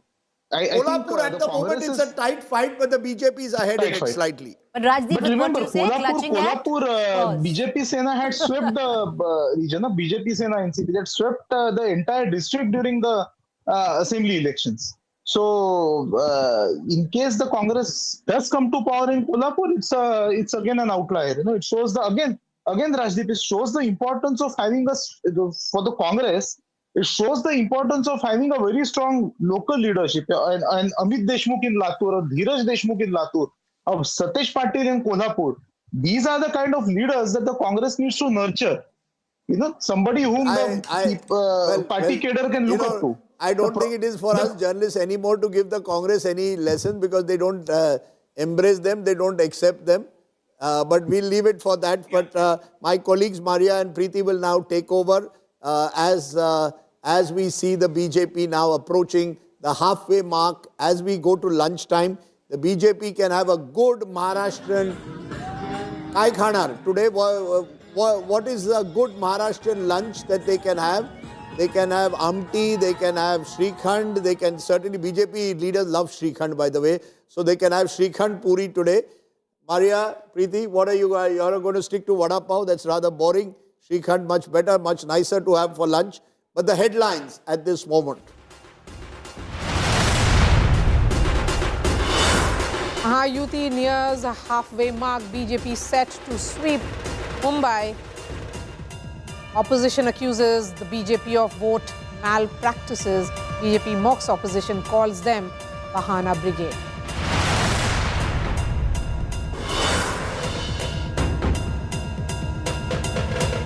It's the big India Today impact. Maharashtra State Election Commission bars the use of marker pens in the upcoming Zilla Parishad elections. Ahead of the Tamil Nadu polls, India Today speaks to AIADMK General Secretary EPS. He says that there is no Vijay factor in Tamil Nadu. Full interview will be playing at 6 p.m. Big update on the Delhi Air India crash. Pilot Sabharwal's nephew is said to be questioned by the crash probe authorities. Pilot body condemns the move. Says why harass a family of a deceased pilot. International Monetary Fund lauds India's growth, says strong consumption has pushed GDP figures better than expected. BJP mocks Rahul Gandhi's dead economy giant. What we have seen in India is that India is a key growth engine for the world. I presented the President of the United States the medal. And amidst rising US-Venezuela tensions, Venezuela's opposition leader Maria Corina Machado presents her Nobel Peace Prize to Trump. Trump confirms possession of the medal.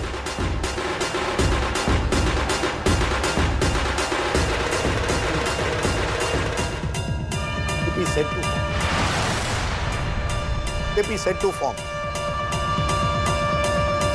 Moment celebrations have begun in Mumbai and across Maharashtra because the BJP is sweeping most of the 29 municipal corporations. As of now, BJP approaching the halfway mark in Mumbai, all set to form the government in the Mumbai Municipal Corporation. For the first time, Mumbai will get a BJP mayor. The BJP building on its performance in 2017 where elections were last held there. Then they had won 82 seats. This time on their own, they could be well past that number and along with the Shinde Sena are crossing the halfway mark. It's a big day, a saffron surge across the cities and towns of Maharashtra. At least in over 20 of the 29 constituencies, the BJP-led alliance is firmly ahead. The Thackerays have taken a blow today, so have the Pawars. So clearly at the moment, it is a big day for the Bharatiya Janata Party. With me is my colleague Maria Shakil. We're also going to be joined by several guests. All of this showing the BJP Bharia consistently building up on what it did in the Vidhan Sabha in November of 2024. It is now the dominant party of Maharashtra. Across Maharashtra, that's the picture that's appearing. But as far as the BMC is concerned, remember it is the richest civic body of the country with 74,000 crore budget. And the BJP has already scored a century and is ready to lead the BMC. In the last elections, which were held in 2017, it was the united Shiv Sena, comprising of Eknath Shinde and Uddhav Thackeray. They had retained the grip of the BMC. It is the BMC which had been controlled by the Sena for decades. The overall figures for 29 municipal corporations across Maharashtra tilt in BJP's favor, and overall tally shows that the BJP is ahead in nearly 600 wards, while Allied Shiv Sena, led by Shinde, is leading in 164. If we look at the party-wise tally, the Congress stands third with leads in 147 seats, a major chunk coming from Bhiwandi, Nizampur, Nagpur and Kolhapur. The Shiv Sena, Uddhav Thackeray, is fourth, leading in 78 seats, which is followed by Ajit Pawar's NCP in 70. Besides Mumbai, Pune is also being keenly watched because it was the coming together of the uncle and the nephew. They have been decimated in Pune. The BJP is racing ahead here as well. Okay, let's go to our guests. Rajat Sethi still with us, also joining us, Amitabh Tiwari of Voter Vibe, and I'm also joined by Sanju Verma, Mumbaikar, and BJP's national spokesperson. Sanju Verma, I don't see you with the crowds. I thought you'd be among the crowds there, throwing gulal. But you're in, obviously going from one studio to the other. First of all, congratulations. Big Saffron surge, not just in Mumbai, but across Maharashtra. If there was one factor that you believe is responsible for this victory, what would it be? Who do you give the real credit to here today? You know, this sounds like a very cliched response, Rajdeep, but I tweeted about yesterday after we had that very engaging debate. And I said, finally, at the end of the day, let truth be told. The Modi brand of politics has emerged victorious, with no offense to none. State leadership did a great job. The ordinary karyakarta on the ground did a great job. But at the end of the day, you know, the voter believes in something called trust deficit, which is what the Congress and Uddhav Sena have come to epitomize. And then there is something called, you know, blind faith. भाई जो कुछ भी हो जाए, यदि हमने BMC में भी मुंबईकर के तौर पर कमल पर छाप लगाया, the performance oriented delivery systems will work even here. Because don't forget, you know, the Congress has left a very sour taste in everybody's mouth. Look what the Greater Bengaluru Authority / the BBMP has done. Look at the one minute. Sanju Verma, you also, you know, you're someone who looks at facts closely. For much of the last 25 years, the BJP has ruled the Mumbai Municipal Corporation in collaboration with the Shiv Sena. So it's almost as if now you're suddenly saying, नहीं, हमने नहीं किया, जो भी बुरा हुआ शिव सेना ने किया. अरे आप लोग दोनों यारी दोस्त थे. You were very close allies. You all messed up Mumbai for 25 years. Now you are remembering delivery. For 25 years, where was your delivery then? You know, Rajdeep, I thought at least today you will show some grace and you will not come up with disclaimers and, you know, take pot shots at the BJP and Sanju Verma. I will tell you. You said. Now, please. Madam, I'm not taking a pot shot. I'm just giving you a fact. Rajdeep, what you choose to claim are your facts. I rebut and say that they're not facts. Those are biased perceptions, and I debunk your perception right now. BMC mein Anna, you know, in the 2017 Chunav, the Shinde Sena was nowhere in picture. It was a united Shiv Sena under Uddhav Thackeray, which had 84 seats. BJP had 82 seats. I take that point. But you forget one very important thing. The most important body in the BMC is the Standing Committee of BMC, which looks at finance, looks at taxation, looks at execution, everything from polls to BMC schools. And in the last 37 years, from 1985 till 2022, by 4 years, from 1992 to 1996, Standing Committee Chairman was always an Uddhav Thackeray accolade. Standing Committee Chairperson was always an Uddhav Thackeray Darbari. And that's the reason I say that Uddhav Thackeray's brand, or whatever little of it was left, having been totally decimated, is because of this particular reason. People have seen through the charade of Thackeray brothers. Raj and Uddhav. And they have also seen through the shed of the Thackeray cousins, Amit Thackeray and Aditya Thackeray, and they have seen कि जहां double engine या triple engine सरकार होती है वहां पर growth oriented politics. You made your point. You made your point strongly. You believe there's a delivery. Okay, you believe there's a delivery model that has worked. Amitabh Tiwari is joining us at this moment. Jayant Mainkar, senior journalist, is joining us, and my friend Sushi Ben Shah of the Shiv Sena will join us shortly. But let's go to each of you first. Jayant Mainkar, your first reactions to what you've seen. Are you surprised by the scale of the victory, not just in Mumbai, but across Maharashtra? It was expected. It was long expected. After the Ladli Behna scheme virtually disbursed money, 1,500 rupees, and out of which 450 crore were given to wrongfully to all the women, and sometimes at some places even to the men. And that particular money was not taken out. That was a sort of bribe, and at that time it was only decided. It was only felt that the same thing will be repeated in Mumbai also. You're saying it's a victory of freebie politics. You're saying it's a victory of freebie politics of cash handouts. Am I correct? Of course, it is continuing. Secondly, Maharashtra Chief Minister Devendra Fadnavis has openly said that we will have Hindu mayor, and if Thackerays would come to power, there will be Khan as a mayor. Then we are having Zohran Mamdani and Sadiq Khan in London and New York.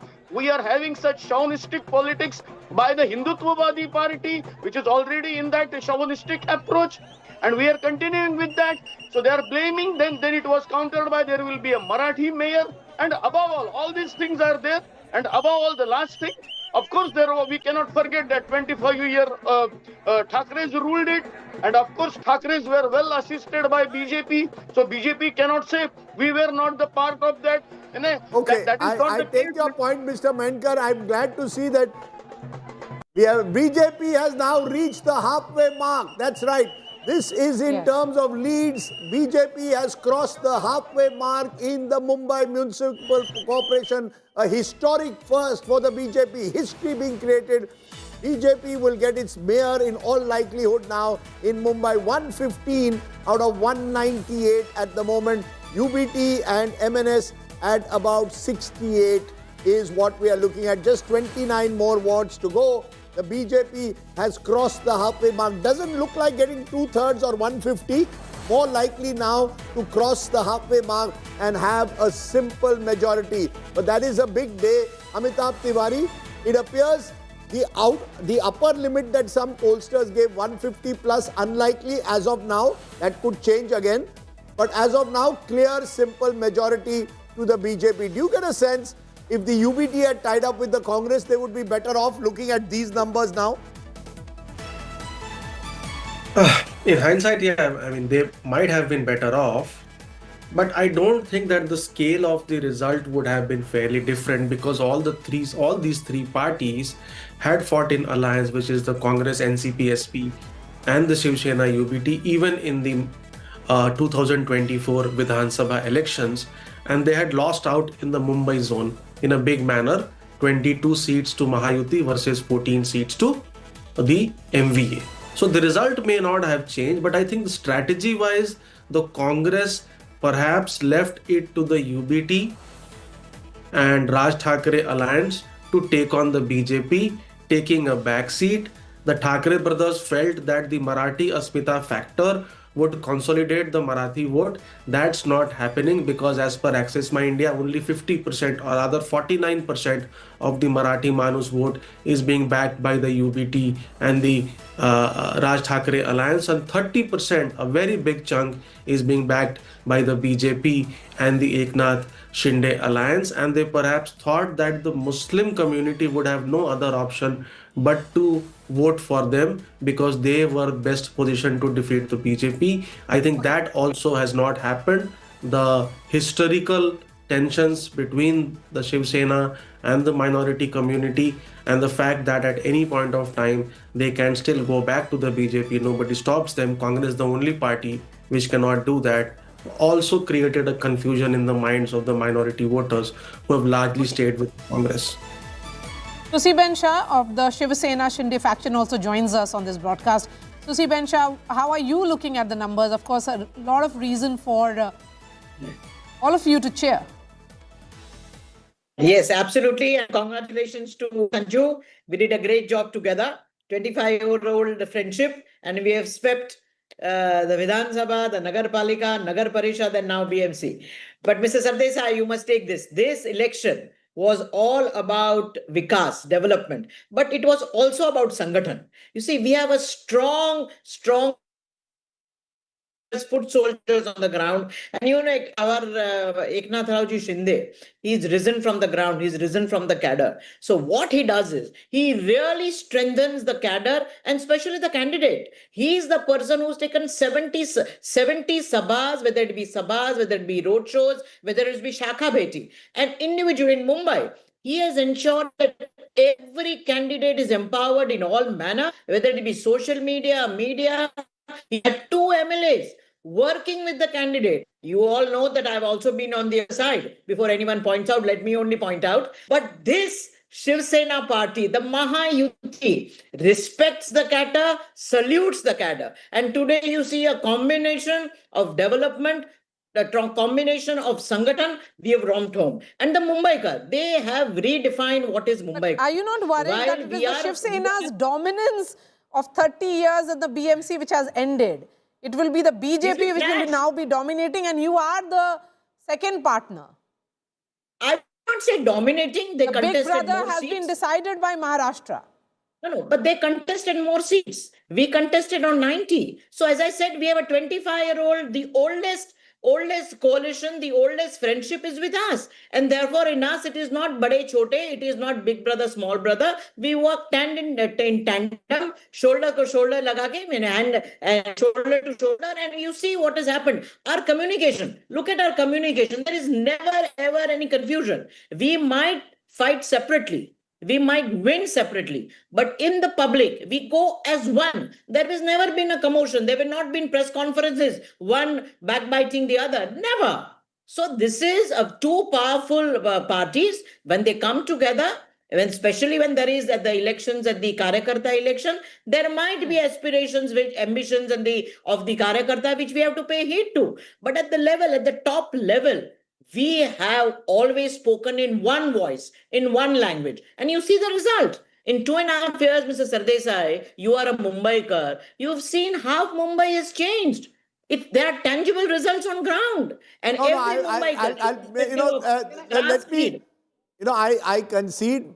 I really appreciate the coastal road. I really appreciate the metro. I really appreciate the Atal Setu. But I must also take you to some of central Mumbai parts. I must also tell our viewers and you that 95% of the funds of the BMC in the last 4 years only went to councillors and MLAs of constituencies of the Shinde Sena or BJP. So, ma'am, and many of them misused that money. Roads were dug up. Potholes were there on the roads, and again after 1 year, the same road was being repaired. So the record is spotty. I'm not saying everything must be put at the door of an individual. All I'm saying, the effort is there.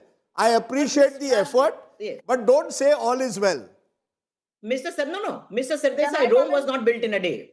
While we have taken charge today, you in 2017 knew that improvement committee, standing committee was with Ubata. The Sahib called the shots. Unfortunately, Eknath Raoji Shinde was never allowed to emerge. Was never allowed. Last 4 years, you have been in charge. Susi Bensha, my point is, ever since the BMC got dissolved, last 4 years, it is your people who have been running the show. All the bureaucrats respond to Mantralaya. The 4 years we have started to cement concretization of the road. By 2026, there will not be a single pothole. And you see the tangible results. See the pollution, how we are controlling it. The point is there are difficulties. The pollution is terrible in Mumbai this year. It has gone to record levels. But we are, Mr. Sardesai, we are acting on it. We have results. We have solutions. You see the water pollution. Are you giving me a guarantee 1 year from now there will be no pothole in Mumbai? Are you giving me a guarantee 1 year from now, no potholes? By 2026, no efforts will be spared to ensure that Mumbai is pothole free. It is an assurance, it's a promise. Will you that ensure we that the will Mithi deliver. River is desilted? Will you ensure that the desilting of the Mithi River takes place? Will you ensure that the drains which are clogged every monsoon will be declogged? Will you ensure that the water logging stops? Will you ensure clean drinking water in every chawl and Why slum? do you have These are any the real doubts on issues that? of Mumbai. Will you ensure quality of BST bus services improve? Not just give Mr. freebies of Sardesai, 50% benefit of tickets to women? but Mr. You have a big Sardesai, why agenda do you now. have any doubt that we will not be doing it? You be rest assured, and I have no doubt that all these aspects that you raised, it is there in our manifesto, and we are going to act on it. We are going to act, and you will see the difference. The next time after a year, maybe after 6 months, I will have a cup of tea with you and see, Mr. Sardesai, how Mumbai is changing. How Hello, Mumbai is changing. that's good to hear. That's good to hear. Maria, it's very interesting. A friend of mine came from New York, also a Mumbaikar, came after a couple of years, and I took him on the metro ride. And he said, wow, what a metro. So I think what's happened is that because for so many years, there was no new urban renewal. Whatever has happened, Mumbaikars are delighted. Coastal Road benefits me. I can go to the airport much faster. There is a class of people who've been benefited. The challenge is now, how do you reach out to the have-nots? The have-nots of Mumbai have lost out. Sanju Verma may not, she's not a have-not, she's a have. But the have-nots have lost out. And I hope that Sanju Verma will look at their concerns as well, as much as she looks at metros and coastal road. Sanju Verma, you agree?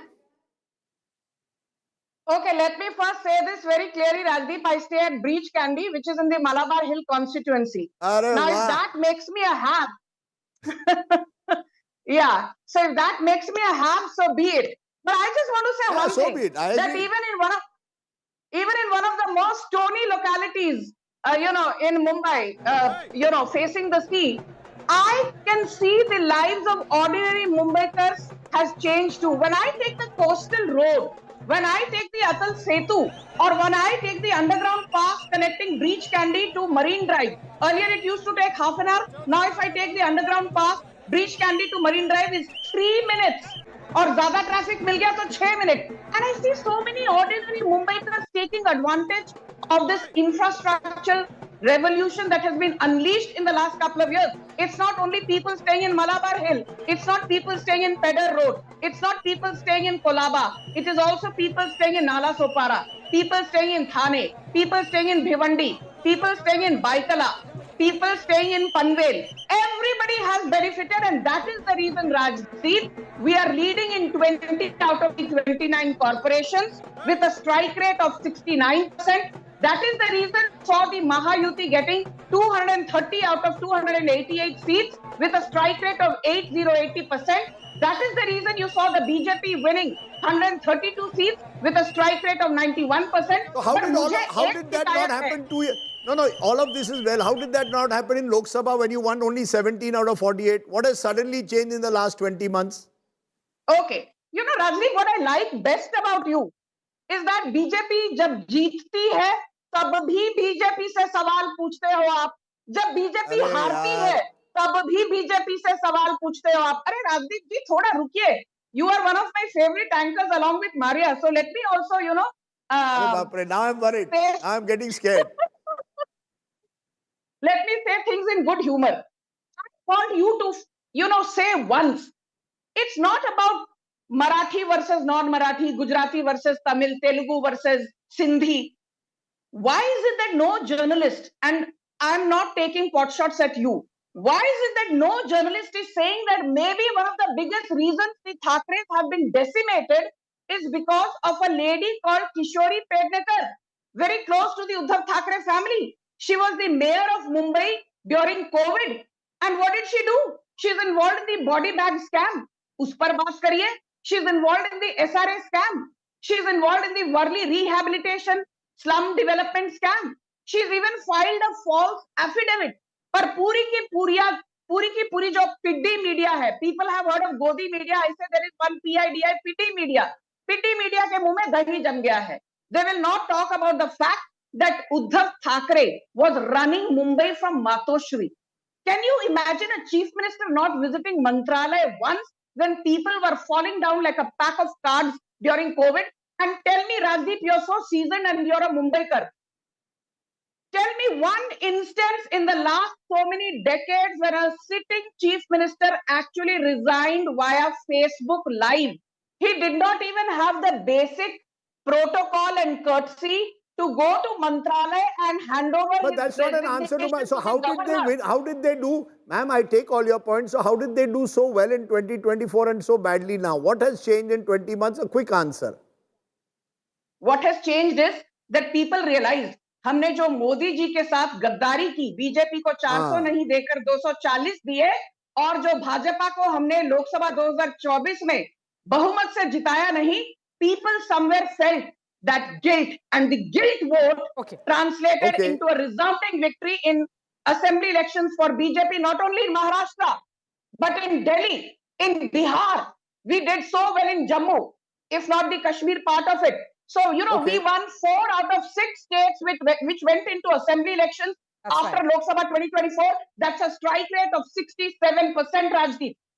67% strike rate in the 4 states that went into polls. Madam, point taken. You're on a roll. When you're on a roll, I don't like to stop you because then you go on Twitter and attack me. So I'm very scared of Sanju Verma. Whenever I attacked you, why do you always say that I attack you? But go ahead, Maria. Yes, Maria, the go ahead. images Maria, are go ahead. coming in Maria, now go ahead, please. of celebrations happening. Those are the images coming from Worli. The BJP supporters and workers are all out on the streets. This is the image. The Shiv Sena control of BMC has ended after 30 long years. So it's history, what we are witnessing right now. Let me go back to Amitabh Tiwari. Amitabh Tiwari, while we look at these numbers, the message is that not just BMC, it's about the bastions, be it the bastions of the Thackerays, the supposed bastion, or of the Pawars. That has also fallen in this, many would say, a wave election across Maharashtra. Yeah, essentially, if you see, majority of the 29 municipal corporations, I think 22 to 23, it seems that the Mahayuti, the BJP, either on a standalone basis or in alliance with the Eknath Shinde, Shiv Sena, is leading in majority of the municipal corporations. So, see, the municipal corporations represent the urban voice of Maharashtra. Maharashtra is one of the highly urbanized, one of the highest perhaps urbanized states of India. So what it also shows is that the strategy of the opposition, which is largely banking on igniting the Marathi Asmita or the pride, does not seem to be working with the middle class, the aspirational middle class, as along with the youth of the Maharashtra. So the strategies need to be tweaked by the opposition, considering the type of elections they are facing. In a highly urban election, infrastructure development, focus on creating a new Maharashtra, roads, bridges, etc., that seems to have worked. And here, the image of Devendra Fadnavis, who acts like perhaps has created this image of acting like a corporate and delivering on one of these most of these infrastructure projects as mentioned, like an Atal Setu or a coastal road. I think this seems to have clicked with the aspirational middle class and the youth. And of course, the core Hindutva voter also seems to have backed the BJP-led alliance. I think you make a very good point there, Amitabh. And I want you, Rajat, to dive in on this Fadnavis factor. You know, how do you see, I draw sometimes parallels between Fadnavis today and what, to some extent, Narendra Modi attempted. Hindu Hriday Samrat in the backdrop of what happened in 2002. By 2007, projected himself as part of vibrant Gujarat. I'm building infrastructure, Gujarat model. Are you seeing some parallels with Devendra Fadnavis, much more urbane, catering to this new aspirational voter, and therefore pitching himself almost on the front line of the BJP leaders of the future? I think in politics, there's always one of one type. It was the Chief Minister Narendra Modi then who tried to do a lot of innovative things which were unheard of back in those days. And he came up with ideas which were far ahead of their time. Give me an example. Vibrant Gujarat, for instance. I mean, right now, every single state is following what he started off. In terms of attracting investments. Yes, attracting investments as championing the cause of a state, ensuring. Chandrababu Naidu also did it. You know, we sometimes forget it. He, but go ahead. He was, I would say, the first BJP chief minister, but go ahead. But see, the way he was able to then, latch onto and became very youthful. He was the first one to join social media. I mean, when we were on Orkut and Facebook and young in college, the only politician out there was him. So I believe Prime Minister Modi back in those days was way, way, way different from any of the other politicians. How would Devendra Fadnavis ji fall into try to fit into the shoes of Prime Minister Modi? That is still a task cut out for him. Please understand where Maharashtra is right now. I mean, it used to be absolute number one state without competition. It was the most industrialized state. But over a period of time, which we saw around the first decade and the second decade in 2020, till 2020, when everything coalesced into this mess of politics that we saw in the state suffered. And because of this regional satrap trying to do politics, then freebies, then farmer issues dominated. The industrialization of the state fell through the cracks. We saw states like Tamil Nadu and Karnataka race ahead way past Maharashtra. Today, Maharashtra is at a stage where it will be Devendra Fadnavis ji's most difficult sort of exam, which he will have to qualify, then to claim that yes, he has all the things where he can call himself as next in line to Prime Minister Modi. So a task is cut out, a challenging task nevertheless, and he is one man who can actually deliver. I mean, he is the only person within the state of Maharashtra who holds the reign and commands the respect of the people, that it is only him who can possibly walk the talk. But one needs to understand, in order to have Mumbai as the number one most cosmopolitan, most industrialized city, he will have to fight with so many small interest groups out there. He will have to ensure that the development goes past Mumbai into the other parts of the state of Maharashtra also. These are some of the things which he will have to do. He'll have to attract investments. Investments have reduced in the state of Maharashtra over these years. So he'll have to do and reinvent a lot of these things. Look at deep tech, for example. Technological investments. Andhra Pradesh is talking so much about it. Policies are being made in Tamil Nadu. Maharashtra is no longer to be seen there. How do you re-energize the state of Maharashtra and make it a suitable target for investments even in technology? As Fadnavis embodied, is there a Maharashtra model in that sense like the Gujarat He will have model? to. So it is work in progress. I will certainly say he's thinking about it. He's going out, reaching out to World Economic Forums and all of these forums to make a case for Maharashtra. And who better than him? But again, this is work in progress. And what happens over the next 3, 4, 5 years and the results that come out of it will cement his leadership within the BJP. Sanju Verma wants to come in. Please go ahead, Sanju Verma. I think Rajat has made some very interesting points, but I would just like to say one thing, that if you look at some of the key economic parameters which define the well-being of a state, yes or no, either which way. Maharashtra, I will come to it in a bit, but Mumbai stands out. I mean, for the longest time, Mumbai continues to account for more than 6%, Mumbai city alone, 6% plus of India's GDP. Mumbai alone accounts for more than 33% of the direct tax that is collected in India. But that is, again, I must stop you. You can't take credit for that now. That is preceded your government. You see, this tendency to say everything, before 2014 also, Mumbai was India's commercial capital, you'll agree. Finish. This is not done. Why do you get so impatient? You're a journalist, bhai sahab. You're not a panelist. Thoda rukiye. Now, I just want to say one thing. I can't even say, lower Fader, lower Rajdeep Fader, because you're on the other side, I'm on this side. But I just want to say one thing. Rajdeep, the Delhi-Mumbai Expressway, which will reduce commuting time by at least 50 to 60%. The first phase of that is almost complete. The Samruddhi Expressway, the Thackeray tried to stall it. The first phase of Samruddhi Expressway is done and dusted. The Mumbai-Ahmedabad high-speed rail corridor, it is rapidly moving to fruition. Uddhav Thackeray ने कहा, हमें क्या जरूरत है high-speed rail की? Marathwada grid project, to ensure that the entire region is not held hostage to the vagaries of nature. That has been brought to fruition. Uddhav Thackeray ने बोला, ये मराठवाड़ा में grid project की क्या जरूरत है? Andheri Gorei Link Road, Andheri Versova Link Road. And by the way, your audience needs to know this. Mumbai Trans Harbour Link project was envisaged way back in 1961 under Rajdeep's favorite, Pandit Nehru.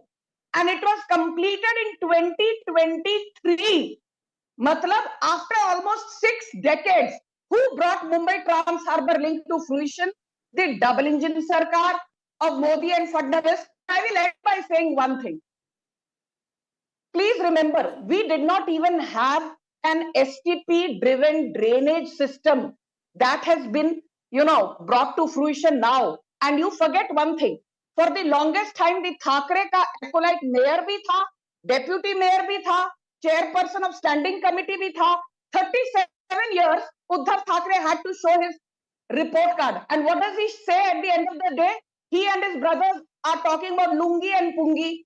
आज किसी की लुंगी गई, किसी की पुंगी बजी. I don't want to get into such low-level discourse, but I want to say one thing. Got your point is taken. Your point is taken, Sanju Verma. You believe that in a way the BJP has fast-forwarded many stalled projects of the Congress era. A good point to bring in Anish Gawande. He's for a spokesperson, national spokesperson, NCP, Sharad Pawar group. Not a good day for the Pawars. You're losing Pune. You're on the back foot in Pimpri Chinchwad. Looks like the alliance also hasn't worked there, Anish. Rajdeep, again, I'm not keen on commenting on the final nature of the results because, as you know, counting this time Mumbai looks slightly different than it did earlier. So we get a clearer picture, but you're right. No. Pune, the picture is clear, Anish. BJP leading in 90, the Pawars in 20. That's a huge victory for the BJP, much bigger than it was even 5 or 7 years ago when elections were last held. Or 8 years ago when elections were last held. I think it's a moment of reflection. I think we have to accept these verdicts with grace. I think we did try to go forward with a development forward agenda in Pune compared to the sort of high vitriol campaign that you saw in Mumbai around identity issues. We tried to make it about free access to public transportation, about stormwater drainage, about the future of jobs in Pimpri Chinchwad and Pune. Clearly, that's not resonating. I think we also have to figure out what, as an opposition, we can do, what alliances can work, and in what way we can remain politically relevant. And I think it's an important lesson to draw today. But do you concede that this whole family politics also needs to reinvent itself? You can't just vote on a Thackeray family name or a Pawar family name. Voters have moved beyond the family. I don't think we did only do politics on the family name, neither in Pimpri Chinchwad nor in Pune, and certainly not in other parts of the state, where we had alliance partners sort of ranging from the Congress to the MNS to the Shiv Sena UBT, right? And in this Maharashtra election, quite honestly, except for Mumbai, in every other part of the state, you've seen every kind of alliance possible, except for the Shiv Senas coming together. So in many ways, the Sthanik Swarajya Samstha elections have always been distinct from the state elections and the national elections. We've not made this about a reuniting of families, although that's certainly been a poll topic because it does make for great visuals. But we've tried to keep this focused on development, and perhaps we need to do a lot more to explain our own track record and convince voters that we're better for the development of the cities that are so integral to Maharashtra's progress. Okay, it's good to have a spokesperson who's at least willing to introspect. I don't know whether that will result in any change. You see, the opposition in Maharashtra is going to need to reinvent and reboot Anish Gawande. Otherwise, you're heading for... There are those who believe that Maharashtra is now becoming more and more of a Hindutva state. Sushiben Shah, I remember Professor Suhas Palshikar, leading political scientist, saying after the Vidhan Sabha election that Maharashtra is the next Hindutva laboratory. What will you tell those who say that there is also a Hindutva angle to this victory? When you say a Khan cannot become a mayor, it will be a Maharashtrian Hindu. Sushiben Shah, how do you respond? I don't see any conflict. Being a Hindutva, being a staunch Hindu and respecting other religion. That is our client as Mumbai. But why then dog whistle? Then why dog whistle and say we will make sure no Khan will become the mayor? What's the need to say that? We cannot mince words while we say that the mayor will be from a Hindu, from Marathi, because we believe in Marathi Asmita. But there is no conflict between being a proud Hindu and a Marathi Manus and the rest of the people. Who's a Mumbaikar? I am a Gujarati. But still... Okay, are you saying a Maharashtrian Muslim from the Konkan is not a Mumbaikar? Are you aware that the greatest mayor that Mumbai produced is someone called Yusuf Meher Ali, who did more for Mumbai than all the other mayors put together later? I'm not running away from the fact that there are previous mayors. All mayors have been very respectable. But Shiv Sena believes, and we staunchly believe, the Marathi Manus, a Hindu Manus should be the mayor, and the Is people. Is a Muslim from the Konkan who speaks fluent Marathi a Mumbaikar, a Marathi Manus, or is Sushiben Shah a Marathi Manus? No, that is not a Hindu Marathi Manus. I mean, I cannot be more clear than this, Mr. Sardesai. No, so you're saying if I'm a Muslim who speaks fluent Marathi, I'm not a Marathi Manus. That's what you're saying. You are a Marathi Manus. You are a Marathi Manus as much as I am. Mayor. The mayor will be a Marathi Hindu. Let's not mince words. Okay, I'm stopping clear. you for a moment because Ashish Shelar, State Minister in Maharashtra government is speaking. He's of course, a leading Mumbai MLA. प्रतिक्रिया देंगे थोड़ा slow रुकिए sir फक्त मला एक विचारायचं की भाजप आणि शिवसेना युती भगवा तुमचा झेंडा आहे तो फडकवण्याच्या तयारीत आहे मुंबई महापालिकेत कसं दिसतंय चित्र स्पष्टच आहे सर्व निकाल आल्यावर आपण बोलूया. Okay, there you have Ashish Shelar there speaking to us. In a moment, we'll be... Who? Sushi Ben, you wanted to complete my point. Are you saying if I keep repeating this, if I'm a Muslim who speaks fluent Marathi, has lived in Mumbai over several generations, am I a Marathi Manus or not? You are a Marathi Manus, absolutely. As I am a Mumbaikar and a Marathi Manus, but the mayor, as I said, Hindu, Marathi. But the other thing that I wanted to say, Mr. Sardesai, is about the woman factor. Why? Where is that in the... Are you saying a Muslim is not entitled to become a mayor of Mumbai? I have repeatedly... You are asking me the same question. No, I will ask. If you recall, in the early 80s, A.R. Antule was Chief Minister of Maharashtra. This is how Maharashtra has changed? That you are saying a Muslim is not entitled to be the mayor of Maharashtra, of Mumbai? It is a number, the number, the percentage. It is our philosophy, it is our belief, and that belief has been bought by every Mumbaikar that a Marathi and Hindu will be the mayor. Now the most important part, women. The women have voted resoundingly this time for the Mahayuti. You see, because you're paying them 1,500 you see rupees. the Bachat Ghar. You're giving them 1,500 rupees and a series of freebies. It is a freebie, Raj. But everyone who tell me one party which has not promised something to the women, whether it be the UBT, they have promised 2,100 rupees to all the domestic workers. But having said that, it is not freebies. It is a Sanman Dhan, Mr. Sardesai, I would say. You would agree with me that most of the women work, toil as a homemaker, build values in the family, and therefore if the government, maybe the taxpayers' money, we all contribute towards Mumbai's taxes, and a part of it is given to the Mumbai, why not? And self-help groups. Every ward has self-help groups, and we have ensured that each of these self-help groups are independent entities, economically empowered. So therefore, I feel the men in Mumbai, in Maharashtra, feel that the only person, the only party with whom they can rely is this Mahayuti government, Eknath Raoji Shinde, the Ladka Bhau. They can be relied upon, and you'll see year on and year on the women will be factor as far as elections are concerned, and we have delivered for the women, and so they believe in it. Okay. And there is a factor there. There's no doubt, Maria, that one of the key factors, and we saw it even in the post-polls, was the woman factor. We saw it even in the assembly elections. We saw it in Bihar. The woman factor is turning out to be more and more important in elections. Sanju Verma, that women factor, is that now treating the woman as a labharti, or is it treating the woman as a beneficiary of freebies, or actually having a woman mayor possibly now this time, given the fact that 50% will be women corporators? Sanju wants it certainly. Rajdeep, She has backed it already, Rajdeep. Yeah, I think you tried to put Sushi Ben on the mat, but she navigated, the entire thing very deftly. So congratulations to her, because it's not easy to navigate Rajdeep Sardesai when he throws googlies.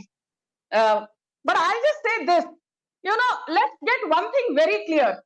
Ahead of Karnataka elections, Rahul Gandhi, Siddaramaiah, D.K. Shiv Kumar, the entire bandwagon said every woman in Karnataka, every woman household which is below the poverty line will get 10 kgs of rice free, monthly ration free. कुछ नहीं हुआ. उसके बाद क्या किया? They started blaming Food Corporation of India. Bus ride free, school free midday meal scheme, free 300 units of electricity, free blah, blah, blah. And the entire PD ecosystem said, Wajiva. You know, this is the welfare model of Rahul Gandhi. Welfareism at its peak. Himachal Pradesh mein, Priyanka Vadra is on record saying we will give 1,000 rupees per month to every Himachali woman. अरे 1,000 रुपए महीना तो दूर की बात है, एक नया पैसा नहीं दिया, एक नया पैसा नहीं दिया हिमाचल में महिलाओं को कांग्रेस ने 10 केजी मुफ्त का अनाज तो दूर की बात है, 1 केजी अनाज भी नहीं दिया कर्नाटक में एंड तेलंगाना में रेवंत रेड्डी हैज सेड मुझसे ना हो पाएगा. Karnataka, ma'am, Karnataka, I must correct. Karnataka, many of the welfare schemes have been implemented. It's not as if they have not. It's not. All political parties now are competing with each other on the kind of freebies that they give. You call it welfareism. What you call welfareism, others are calling freebies. No. Rajdeep, on one thing you don't have to lecture me, that is economics. And I'll tell you there's a thin line between freebies and welfareism. Freebies is जब आप चादर के बाहर अपना पांव निकाल कर कुछ देने की कोशिश करते हो. Welfareism is when you work within a limited framework and budget. Maharashtra has a budget of 7 lakh crore annually. And if the government is spending 58,000 crore on Ladki Bahin Yojana, it's not a big deal. But if in Himachal Pradesh, your entire budget is 40,000 crore and you're borrowing 30,000 crore largely from the RBI Ways and Means facility at concessional rates of interest, then that is called throwing your one state party into is the throes of bravery, another party is welfareism. So that's how it is invariably. But the numbers are consolidating, and it's BJP all the way across Maharashtra. Let me bring in Amitabh Tiwari again. Amitabh Tiwari, as Axis and other pollsters were predicting that it will be a sweep, that's not really the case.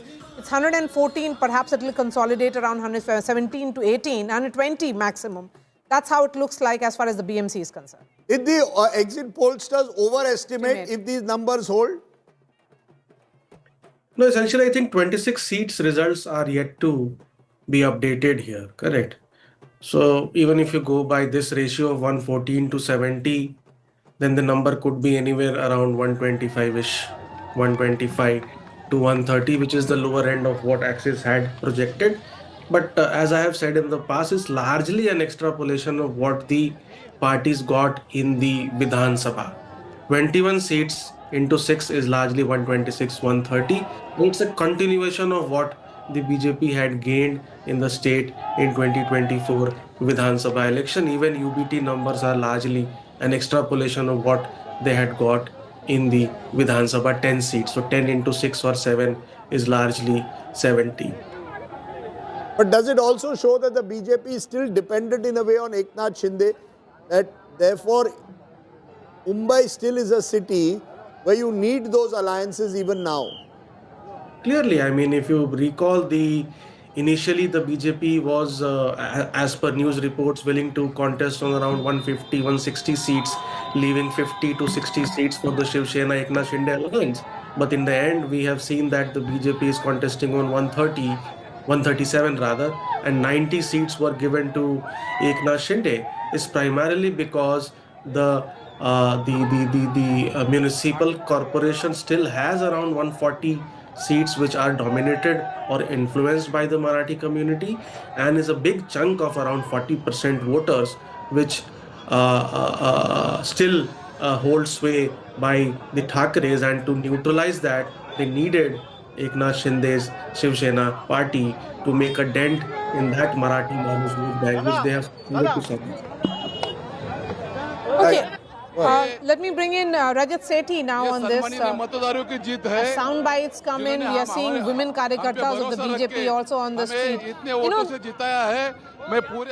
it is perhaps this election management in many ways also, Rajat.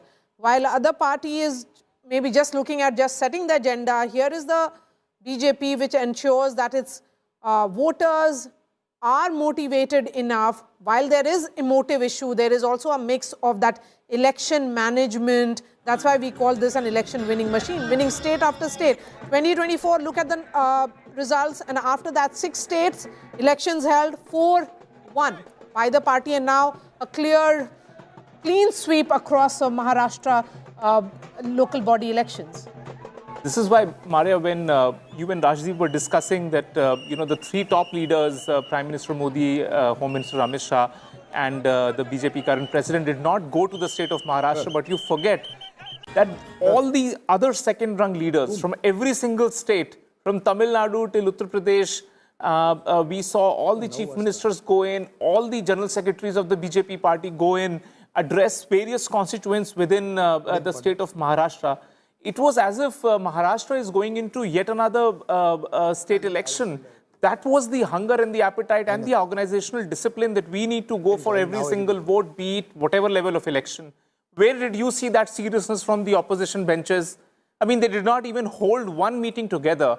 I mean, also, I had to have a lookup table to see which city, what alliances are the opposition parties getting into. It was so confusing. So imagine from a voter's perspective, here is an opposition which is fragmented. They can't even sit together, even in dire situation.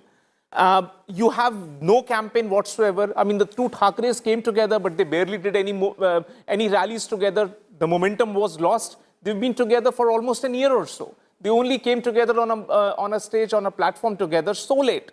And then on top of that, you have BJP, who has ensured that right from the Yuva Morcha Karyakartas all the way to the main party, every single leader, big or small, is out on the streets. This does a huge difference to the morale of the cadre and building a family together which works together, fights every fight together. So all of these things become that extra edge which BJP, with a hindsight benefit, you can say BJP is, it is money power, and you try and basically belittle the effort that BJP puts in. But, you need to see that fighting spirit from the opposition. Minus that, you cannot accuse the party that you're using Sam Dam Dandabhed alone. Anish, if you look at the number of statewide rallies and the big sabhas that were done, Devendra Fadnavis, 37 in all, Eknath Shinde, 54, 25 public meetings, 29 road shows, Ajit Pawar, 25, Uddhav Thackeray, 3. Joint meetings in Nashik, Thane and Mumbai, Raj Thackeray, just those 3 joint meetings. That's how it has been. Congress, no big sabha. If there are no efforts that are being made by opposition, then why should they expect different result? Maria, honestly, I think that we cannot ignore the fact that we were outspent 10:1 and at ratios even higher than that in these elections. We know that for local body elections, often the trend that continues from the state elections, particularly when those elections have been held not too long ago, does sort of continue on to local body elections. We cannot ignore that there was a tactical decision made here to focus on door-to-door campaigning to ensure that we reached every household instead of spending time on large sabhas that may draw audiences but do not garner votes. Now, I think many decisions can be thought of as the right ones or the wrong ones in hindsight. Hindsight is always 20/20. But I think it's also impossible to ignore that in such scenarios, all of the messaging that was going out from these grand sabhas was not one of development, was not one of the future of our cities, was not focused on the issues that a municipality has to take care of. I mean, of course, you need big leaders campaigning, but why does a big leader like Amit Satam, who used to be a very sensible gentleman, have to keep making the statement time and again that no Khan can become a mayor of Mumbai? Do they forget that Dayabai Patel, the son of Vallabhbhai Patel, who was not a Marathi Hindu,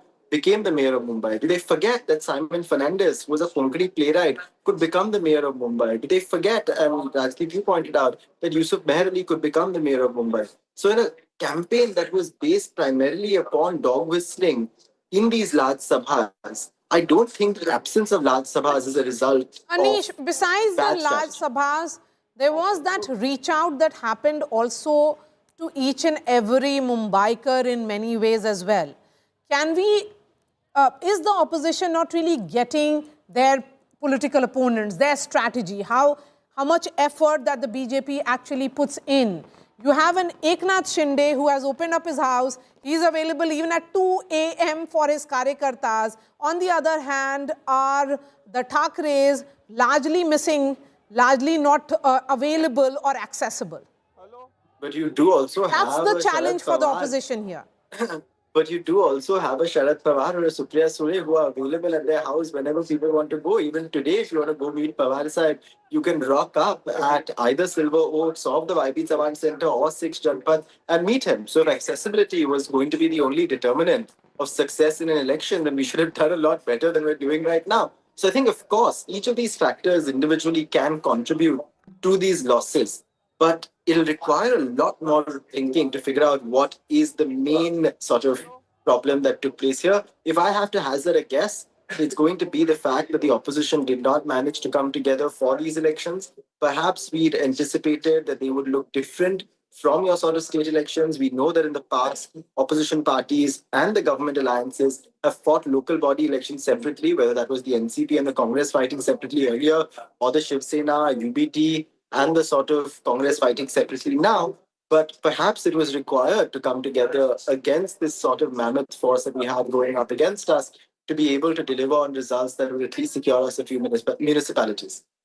Okay, so we have a big newsmaker joining us now. Rahul Narvekar is the Speaker of Maharashtra Assembly. So he's a BJP MLA, one of the young leaders that we have been talking about, Rajdeep, the generational shift in the BJP. He's an MLA from Kolaba Assembly constituency, presently the Speaker, became the Speaker in 2022, continued also in 2024. So the message that is coming in here is that the generational shift that we talk about, also at the central level, you have the BJP president in Nitin Nabin, a young leader from Bihar, who's presently the working president, will be formally chosen as the party president on 20th. Rahul Narvekar here, right here. Rajdeep, please come in. How are you looking at these numbers? Not just BMC, pan Maharashtra, it is BJP and its alliance all the way. These numbers clearly demonstrate the trust and faith that Mumbaikars have on the Bharatiya Janata Party, its leadership, Shri Devendra Fadnavis ji, under whose leadership we have contested this election. And this is a vote for development. This is a vote for progress. This is a vote for making the lives of Mumbaikars better.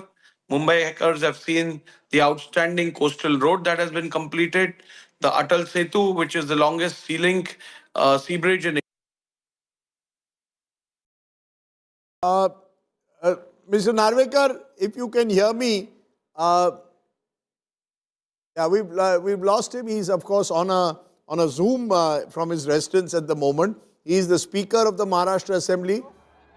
The fact, Maria, is that Devendra Fadnavis, I think, will be given his moment. In all the, usually after a big BJP victory, all the credit in a way is given to Prime Minister Modi. But in this election, Prime Minister didn't campaign, Amit Shah ji didn't campaign, Yogi Adityanath didn't campaign. In fact, all the leaders who came in from outside were the likes of Maithili Thakur came in to attract a targeted Bihari audience, or you had a Manoj Tiwari come in, but you didn't have the so-called big leaders. In that sense, Devendra Fadnavis took the entire responsibility almost of the campaign. So I think it's interesting to see how that's going to play out in terms of the BJP's politics.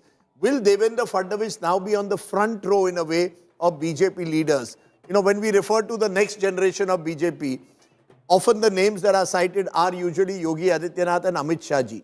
You know, they are seen as the top two in a way. After Modi, who, if that question is to be asked? Now you'll have to somewhere think of Devendra Fadnavis as well, because he has managed to, in a way, establish the BJP in a difficult state like Maharashtra as the party number one.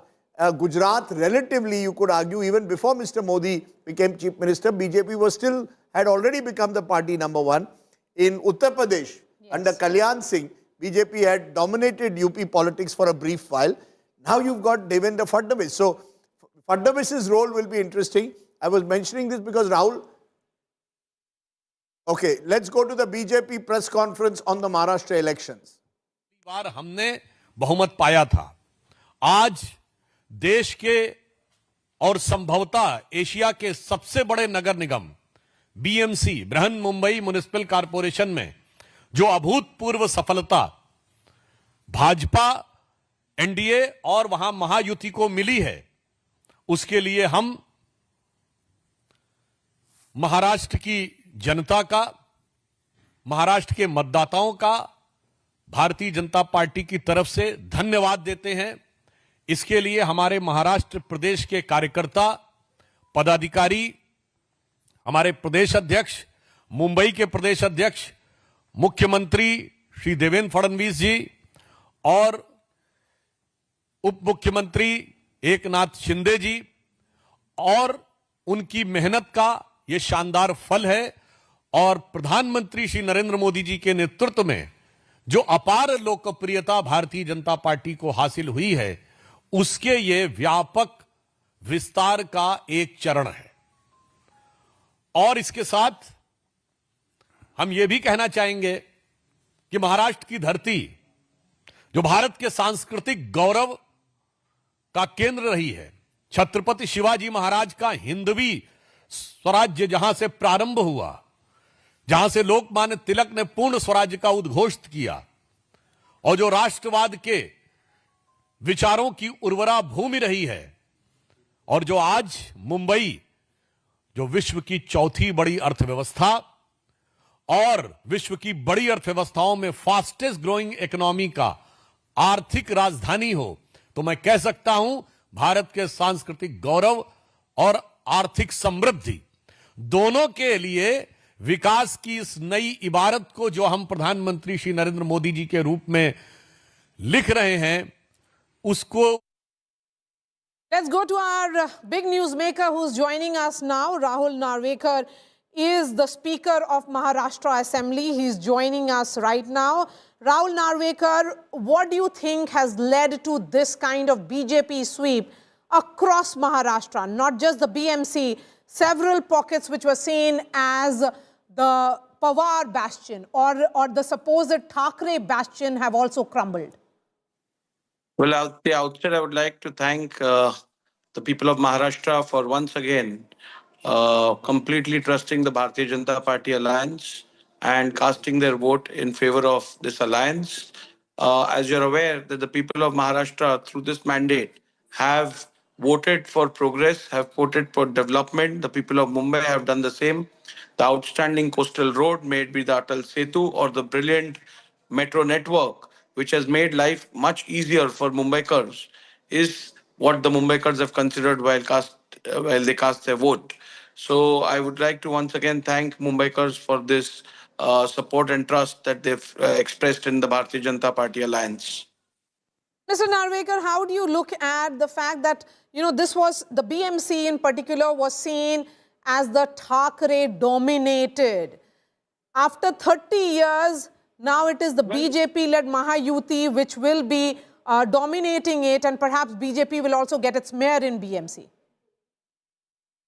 Well, Mumbaikars have waited for this moment a little too long. They were fed up with the lackluster administration of the Mumbai Municipal Corporation in the hands of the Shiv Sena UBT fraction. And now they have expressed their opinion of having a better governance and administration in Mumbai Municipal Corporation. And I'm sure that Bharatiya Janata Party will leave no stone unturned to fulfill the desire of Mumbai. Insofar as both the brothers coming together, sentimental about the well-being of Marathi Manus will do, the Marathi Manus will stand up with the party that actually delivers and works towards the progress of the Marathi Manus, who creates job opportunities for Marathi Manus, who creates infrastructure for Marathi Manus, party that makes life easier for the Marathi Manus. Not this sentimental statements and attempts to sway people sentimentally is not going to work any longer. Mr. Narvekar, there were multiple issues and narratives that played out in these elections. How do you look at the fact that many are seeing this as a new Maharashtra which has changed, which has become more accommodative and cosmopolitan in the real sense, that the Marathi sentiment or the Marathi pride that was spoken out by the Thackerays has been the politics which has been rejected by the people of Maharashtra today? Okay, there seems to be some problem with that line of Rahul Narvekar, who is the Speaker of Maharashtra Assembly and also an MLA from Kolaba Assembly constituency. This is the result which has come in from Maharashtra. The BJP-led alliance has swept and is, is leading in 118. That is the number that we are looking at, Rahul. Well, like I've said, there is a transition from the identity politics to a truly acceptable or accommodative Maharashtra or Mumbai in particular, which is, yes. See, the mandate is absolutely clear. People have voted for progress. People have voted for development. People are no more interested in sentimentally driven issues. Just to emotionally charge people and deliver nothing. This is not going to work any longer in the city of Mumbai. Needless to state, the city of Mumbai is a very cosmopolitan city, and needless to state that, of course, the Marathi Manus who originates from the city of Mumbai certainly has some sentimental connect, and their culture and their values will always be respected and always will be given a priority. But having said that, we are very, very aware about the fact that this city is a cosmopolitan city which requires the best amenities, best facilities, that takes along everyone. This requires the best of infrastructure. We have to make this a world-class city. This is a very, very resilient city, stands up to every challenge, and therefore it needs to be administered by a party with a vision, party which delivers, and a party that fulfills the aspirations and dreams of the common Mumbaikar. Are you sensing that this mandate is a mandate of great responsibility, as much as, you worked hard for this mandate, but that this is also a mandate where people are expecting a lot now? Well, I think the Bharatiya Janata Party alliance has delivered to the expectation of the people of Mumbai, and that's why they got a resounding mandate even in the 2024 elections, assembly elections. And the corporation is this corporation election is a replication of the results that we've seen last year. And because people are happy with the way the state is being administered, they have once again posed their trust in the Bharatiya Janata Party alliance to administer the city of Mumbai as well. And just a couple of more questions, because we are seeing a generational shift in the BJP. You are a young leader yourself. There is a young leader in Devendra Fadnavis, who is the chief minister, under 50 as the BJP president. Is this also ushering in a whole new era? And the mandate which is, and as the exit polls are suggesting, Mr. Narvekar, that this is a mandate where the young Mumbaikars, young people of Mumbai have come out, the aspirational Mumbai, to come to vote for the BJP. So which is a shift also from the sentiments which were there earlier. There's no doubt about the fact that Shri Devendra Fadnavis, Chief Minister of Maharashtra, has delivered to the expectations of the people of Maharashtra, and is a very, very popular leader, not just in Maharashtra, but across the country. And his leadership has been widely accepted in our state as well.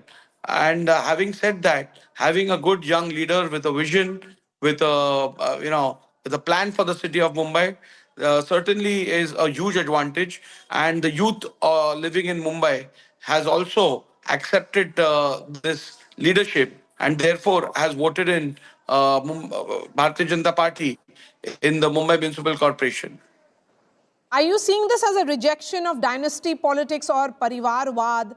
Because be it the Pawars, whose entire coming together of nephew and the uncle hasn't worked in their bastion of Pune, or even this decimation or relegation of the Thackerays? Well, I think this mandate is clearly for development. The way I see it as a mandate for development, for delivery. People are no more interested in just empty promises and loud talk. People want deliveries and deliverables. So I don't see this as a mandate for anything else other than development and progress, which Bharatiya Janata Party stands for. All right, Rahul Narvekar, really appreciate your time. Thank you for joining us and congratulations on this massive victory for the BJP. Rahul Narvekar there, who is the Speaker of Maharashtra Assembly and also is an MLA from Kolaba constituency. Shweta Shalini is the spokesperson of the BJP. She joins me, and we have Krishna Hegde of the Shiv Sena Shinde faction joining us. Anish continues to be with us. He's a NCP Sharad Pawar spokesperson. Dr. Shoaib Hashmi is the Shiv Sena leader. Jayant Mankar is a senior journalist, political analyst, continues to be with us. Matthew Antony is national spokesperson of the Congress party, who's joining us. Let me begin with Shweta. Shweta, of course, you know, it's a day of massive celebration for the BJP. Everything seems to have worked for the party, not just in BMC. Now they have the control of the BMC after 30 long years. The BJP is looking at a mayor also. For the first time, there'll be a potential BJP mayor in the BMC. Yes, Maria, thank you. I'll take the congratulations on behalf of my entire party and Karyakartas, my leaders. I think it's been, it's been a difficult last month because everybody has been on the field, and it's time that we have to start delivering the promises that we have made, the promises on which, the model on which the Mumbaikars have actually brought us to power. And why the Mumbaikars? I think we are crossing the 25 mark out of the 29 corporations that went into elections. And I think, legacy politics, people have put a big stop onto legacy politics. People want work. People want to see work. And I think it is delivery and deliverables which people have voted for, and not rhetorics. They have primarily said that this friends with benefit kind of alliance is not something that they are going to go for. And hence, I think it's a great day for us. And the only way that we are celebrating is getting to work again, because Maharashtra will be soon going to elections in the panchayat also, and hence and the Zilla Parishad as well. So we will get to work. That's how BJP functions, because we know that governance and vikas, Viksit Mumbai, Viksit Maharashtra, and Viksit Bharat is what our promise is. Yes. And Dr. Shoaib Hashmi, where do the Thackeray's go from here now? What next for Uddhav Thackeray and Raj Thackeray? They have failed to expand their vote base, certainly. It is the new Mumbai, as I'm looking at now, isn't really going with the tried and used formula of attacking the North Indians, attacking the people from South India, those who have built Mumbai. I don't agree with the verdict which you are showing on the screens, because you know that initially Thackerays, Shindegat and BJP, they all were in alliance before 6 or 7 years. So these all voters are voted for that time of agenda. Now, when the separation has been done, the people, the voters who has more hatred and communal, they shifted to BJP and Shindegat. And the people who have progress and vision and development of the city and country, they stays with Thackerays and Mahavikas Aghadi. Shalini ma'am is smiling because I'm saying right thing. And you people are celebrating the victory, but it's not a victory. Actually, I think it's a very big defeat of democracy, that people are happy by managing. And आपने सोचा, जैसे सुना है कि vote चोरी हुआ है, and you managed each and everything. Yesterday I voted, but I have no mark on my finger. और आपने देखा है आज ही इलेक्शन कमीशन की तरफ से ये रिमार्क आया है कि नेक्स्ट जिला परिषद के इलेक्शन में वो मार्कर यूज नहीं करेंगे. So they manipulated the elections to win the mandate. I don't agree with their mandate which they got. But अब रिजल्ट्स आ चुके हैं, लोग जैसा करना चाहेंगे वो करेंगे. मुझे लगता है कि हमें भी इस पर सोचना पड़ेगा कि हमारी आगे की रणनीति क्या होना चाहिए और हमने और प्रोग्रेस के लिए क्या करना चाहिए. हमें सिर्फ एक ही काम करना है आगे, जो मेरा सोचना है कि हमारी, एक मिनट में खत्म करता हूं मैम, हमें सिर्फ इतना ही सोचना है आगे कि हमने प्रोग्रेस और विजन के लिए अच्छी सोच, अच्छे विचार के जो इंडियंस है उनको हमारी तरफ कैसे अट्रैक्ट करें. और जो बीजेपी और शिंदेगढ़ ने हेटरेट को फैलाया हुआ है और जिस तरह का मैनिपुलेशन किया है, इसको हम कैसे डिफीट कर सकते हैं, इस पर हमें बहुत ज्यादा मेहनत करने की जरूरत है. मेरे अलावा और स्पोक्स पर्सन की अलग अलग राय हो सकती है, मेरी राय ऐसी है कि हमने सिर्फ प्रोग्रेस और विजन के लिए ही काम करना। ये बार बार ये कहते हैं कि इनके पास एक एजेंडा है, एक प्रोग्रेस है, बट आप देखिए कि बीजेपी का Okay. कोई भी स्पीच बिना मस्जिद, मंदिर, हिंदू, मुस्लिम के होता नहीं है।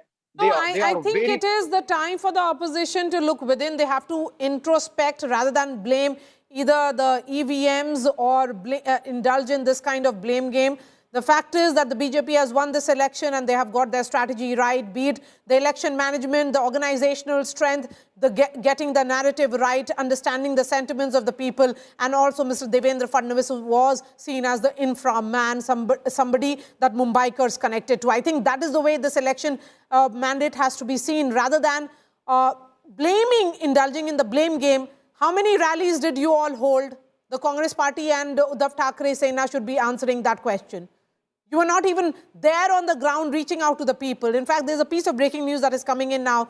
Chief Minister Devendra Fadnavis will be reaching BJP headquarters in Nariman Point in Mumbai at 3:30 p.m. This is a big moment for Mr. Fadnavis. Remember, years ago, Devendra Fadnavis had said that मैं समुंदर हूँ, लौट के आऊँगा. And Devendra Fadnavis famously saying that मैं समुंदर हूँ, लौट के आऊँगा. At the time, it sounded like political bravado, and today it actually looks like a prophecy. मेरा पानी उतरता देख, मेरे किनारे पर घर मत बसा लेना. मेरा पानी उतरता देख, मेरे किनारे पर घर मत बसा लेना. मैं समंदर हूँ, लौट कर वापस आऊंगा. Remember that. मैं समुंदर हूँ, लौट के आऊँगा, and this is actually the return. Now, this is about consolidation. Devendra Fadnavis sending a message that he can win Maharashtra local body elections on his own. He is the man of the moment and has managed to clearly consolidate for the BJP, come up with strategies, pan Maharashtra, and also focus on the most important Brihan Mumbai Municipal Corporation. The BMC, remember, is significant because of the sheer, it is the largest or perhaps the richest civic body that we know of. Let's bring in the guests who continue to be with us. Krishna Hegde of the Shiv Sena. Devendra Fadnavis said that on the floor of Maharashtra Assembly, and now he is "Main lौट के आऊँगा," and he has indeed done that.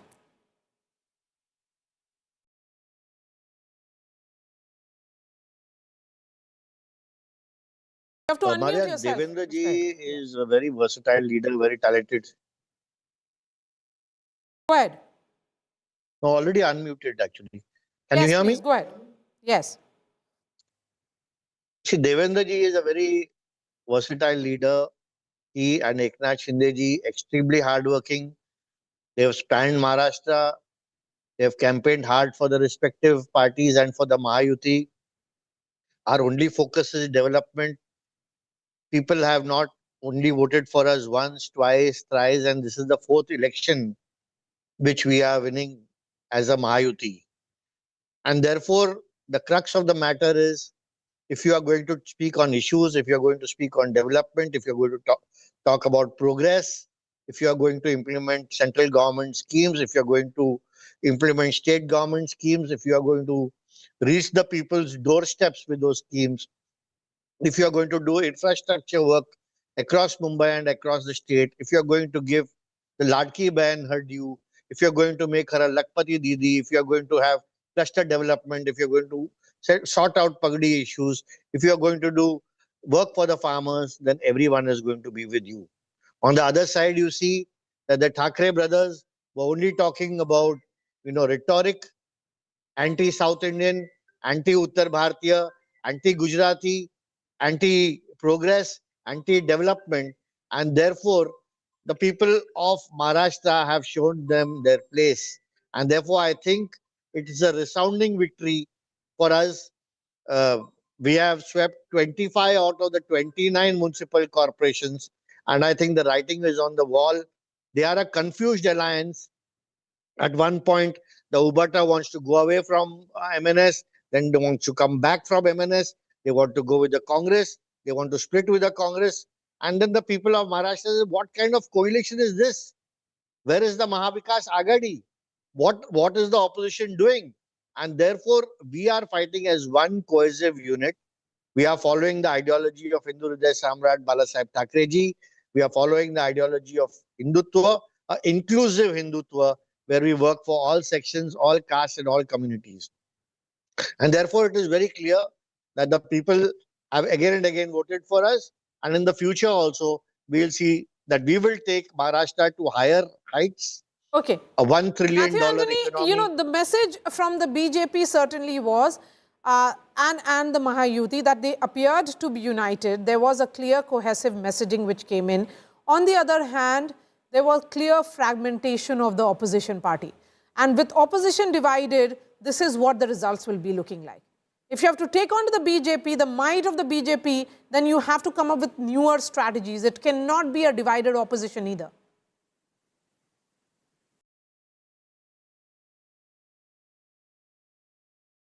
Matthew Anthony. Thanks, Maria. I couldn't hear that. First of all, congratulations to the Maharashtra State Election Commission. They did a brilliant performance. 68 seats went unopposed. Then the edible ink, where multiple voting can be done.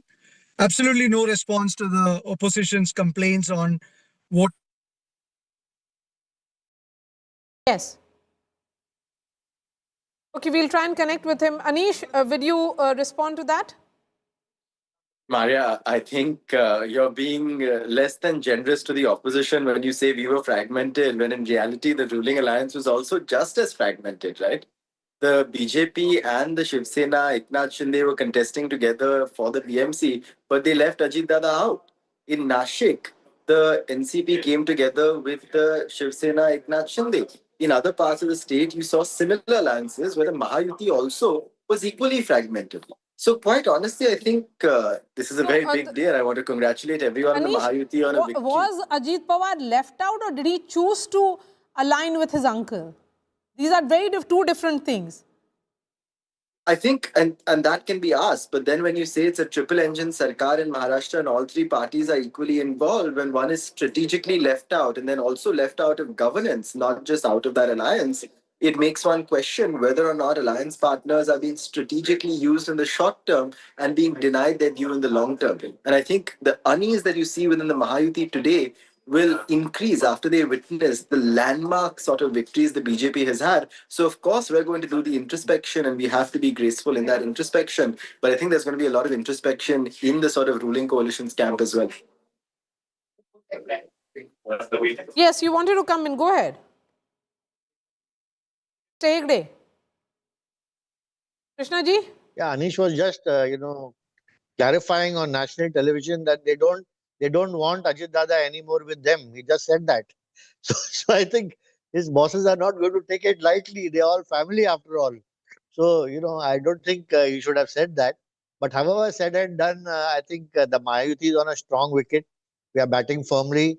And whatever complaints the Congress still has against the Election Commission, against the Supreme Court, against the High Court, against the EVM, and now against the ink, I don't know what Congress is doing. Congress, was founded in Mumbai and it's committed harakiri in Mumbai. And I think they just got 10 or 11 seats and that too is not very clear, the lowest tally ever. And Congress is still complaining. I can't understand the Congress at all. Matthew Anthony of the Congress Party, the questions are being raised on a missing Congress from the ground. Krishna, you were with us, for some time and now you're on a better side. So what we are saying is, I think Anish made a comment, you shouldn't penalize him for this. But victory, we congratulate, but at the same time, we don't agree with this victory. That's what we say. And we have to look into the party also. There's no denial to it. We have to look into the vote shares. We have to look into the participation. We have to look into our engagement. At the same time, we don't appreciate and we don't approve this high-handedness where the trust deficit and whatever BJP does or the Mahayuti does, there is no absolute punishment. There is no recourse. So there is no trust by the people also for voting against, because when you say about Mumbai's development, Krishna, you say in Vile Parle, how much time you take to come from Vile Parle to Bandra with the kind of work which is happening, or how much time you take, so everybody knows what is happening in Bombay, and everybody from the journalist side also knows how much difficult it is to commute within Bombay, within Mumbai. So, what is the development which you are speaking about? And have you improved anything in the life of the slum dwellers? Have you improved anything in the life of the poor people in Mumbai in the last 8 years when you were handling the administration of Mumbai? Now, after Mangal Prabhat Lodha, I can say that you are creating another 2 real estate billionaires from Bandra itself in Mumbai. So that is the development which you are saying, we agree. But what is the real development which you have done? Okay, so, all that what you're saying here, Matthew Anthony, so perhaps the Congress could have built an entire campaign. That did not happen. There was when we look at the sheer effort that has been put out by various political parties, that is the question that is being asked, Congress plus at 12. Where does the Congress go from here onwards? Where is the NCP headed? What is the future of UBT now? All these questions, certainly it's about existential question that you all face. Can I, Maria? Yes, please, Matthew Anthony. So we have to look this in 2 ways. One is about the absolute lack of trust and faith in the election management system. Second is also about, the opposition unity when we have to fight against a behemoth like this who is managing and manipulating the entire system, not only the election commission, but the institutions as well as there is a complete system, a lacuna in the system where absolute money was flowing like water in the entire city of Mumbai. There was no question. There were many times they were caught, but what actions were taken against them? Nothing. So there is a trust deficit. Plus, the opposition has to come united in such a situation where we have to fight a behemoth. We agree that we have to also look into ourselves. There's no denial to it. At the same time, we don't approve of this high-handedness because it can never be said a fair and square election in the state of Maharashtra. Okay. Anish, you wanted to come in. Go ahead. I wanted to add over there exactly to what Matthew said as well. A slogan that went viral during this election campaign was Ambyacha Vanat Makyachi Kansa, Aami nahi आणली भाड्याची माणसं. That, in this field of mango orchard, there are fields of maize, but we haven't got our karyakartas and bought them out, right? And I think for the long-term health of any democracy, and certainly for the long-term health of Mumbai, a culture which saw notes being slipped under doors, a sort of door-to-door campaigning being allowed without loudspeakers, which goes against all previous guidelines in the last 2 days being silent days by the Election Commission, a sort of complete focus on money and muscle power is detrimental to the health of our democracy, not just for the opposition right now, but for the BJP in the long run as well. Imam Malik perhaps will be able to respond to that. The question certainly is, Shweta Shalini, that is the BJP, every time there is an election victory, you celebrate, but the questions certainly get around the role of the Election Commission. Is there some misuse of institutions? That is what the opposition constantly, refers to. Even in this particular election in Mumbai, there was the question around the indelible ink. Maria, a couple of things I would want to add before answering your question. I heard what Matthew ji was talking about. Now, your question to him and his answer. My question to him is very simple. Did Rahul Gandhi come once to Maharashtra? Was he not very, very clear that this is a losing battle, and that's one of the reasons why either the local team never called him or he never came? Anish also, I heard him talking. How many rallies did Sharad Pawar ji actually do? So it's very, very clear. Whenever you talk about the Election Commission, see, we have nothing to do with the Election Commission. It's an independent body. If they want to use whatever, they are free to use. And if there needs to be an inquiry, we better have an SIT sit on it, and we will also complain. The fact remains that every time that they start losing, why do they start crying wolf? Because eventually the EVM theory has now all of a sudden gone into dumps, and in came vote chori. And you look at the kind of karyakartas, the karyakarta migration that Anish was talking about, this migration of the cadre is happening because the so-called netas are practically virtually and on Instagram giving speeches. None of them are actually interacting. None of them are going on the street. The UBT and MNS came together and decided that they are going to do minimal 4 sabhas, out of which MNS did not come for that one sabha also. Meanwhile, all our netas, all our leaders, I will just give you one example. Devendra Fadnavis ji has done about 37 rallies and roadshows, apart from the 38 media interviews which has happened one-on-one. Congress, on the other hand, has gone and stuck an alliance with VBA, who primarily they have been fighting for all this while. So let's understand this. This entire UBT, on the other hand, if you look at what Anil Parab had to say on Hindustan Times, they were banking on MNM, which is Marathi Manus and Muslim.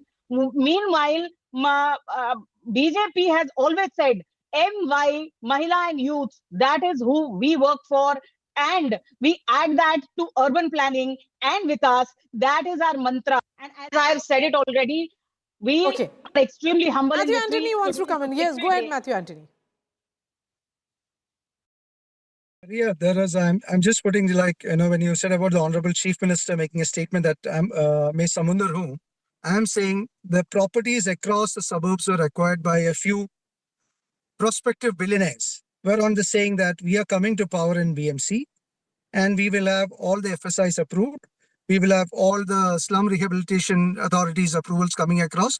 So you sell it to us and you exit and we will make it. And I'm predicting here in the national media that after Mangal Prabhat Lodha, a billionaire, we will see a few more billionaires after this BMC term from the BJP. If Krishna is willing to challenge it, we'll talk after 5 years, but we'll see that one. And Swapna also.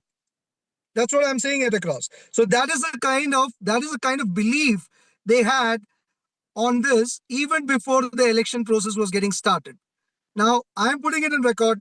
I might be a spokesperson after 5 years, but I'll be there in the politics. You can see what is going to happen. And Krishna very well knows the name. Anish also knows the name. Swapna also knows the name. But I don't want to put the names in the national media at this point of time. Krishna Hegde, the fact here is that for good 30 years, it was the Sena which had complete control over the BMC. And at that time also, Mr. Eknath Shinde was part of the Shiv Sena. So the Shiv Sena-led BMC did not do much for Mumbai, and Mumbaikars is the larger sense. The civic amenities, the issue of pollution not addressed, the issue of potholes not addressed. These are issues that impact the lives. The overall quality of life, that was also not addressed. It is so simple that in the last 20-25 years that the Shiv Sena was in power in Mumbai, it was Uddhav Thackeray ji who had the reins and the control of the Shiv Sena. Eknath Shinde ji worked for the Shiv Sena in Thane district along with his mentor Anand Dighe ji. And therefore, to put Eknath Shinde ji as part of Mumbai BMC, I think is not fair. Secondly, let me also tell you, Mr. Matthew Anthony was saying, my friend, that there is a work happening here and work happening there, and it takes so long to get from Villeparle to Bandra. At least he is admitting that work is happening. Whether it is the metro, whether it's the coastal road, whether it is 850 kilometers of concretization of roads or any other infrastructure project, at least the work is happening now, and which Mr. Anthony also is agreeing to. Second thing is... There's a piece of breaking news coming in. I'm going to come back to you. This is a report coming in from Sholapur. BJP candidate Shalan Shinde, who is in jail, has won the election. Shalan Shinde is in jail in connection with the murder of MNS leader Bala Saheb Sarwade. And MLA's son led the entire BJP panel to victory. So when it is about election management, should it be seen this way? But this candidate of the BJP is in jail. So it's muscle power, Shweta Shalini, that's how it will be read.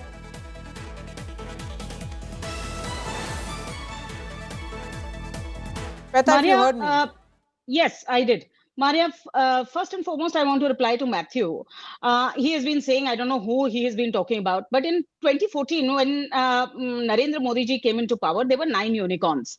And today there are more than 100 unicorns in the country. There is no harm in building billionaires and building unicorns. If there is something which is happening wrong, whether it is the State Election Commission or any singular person or any corporate or whatever, the Congress is free to go to the court. And the problem is that they do not believe in the country. They don't believe in the institutions of the country. They just believe in blabbing without any proof. And that's exactly what dear friend Matthew is doing. But having said that, coming back to your question, it's unfortunate. I have been in politics now for more than 15 years, and it is always said, and our leader Shri Devendra Fadnavis ji has always said, that the unfortunate part of politics is that the wrong people sometimes get elected, and it is the people who elect these people. So I think the key here is organization, karyakartas, yes, but we also need to have the right people represent us. Unfortunately, that is something that parties need to be very, very clear of. My leader, He's someone who has been accused of a killing, and he is presently in jail. So you speak about cleanup of the politics, clean politics. Is that what is being reflected here? No, it is not.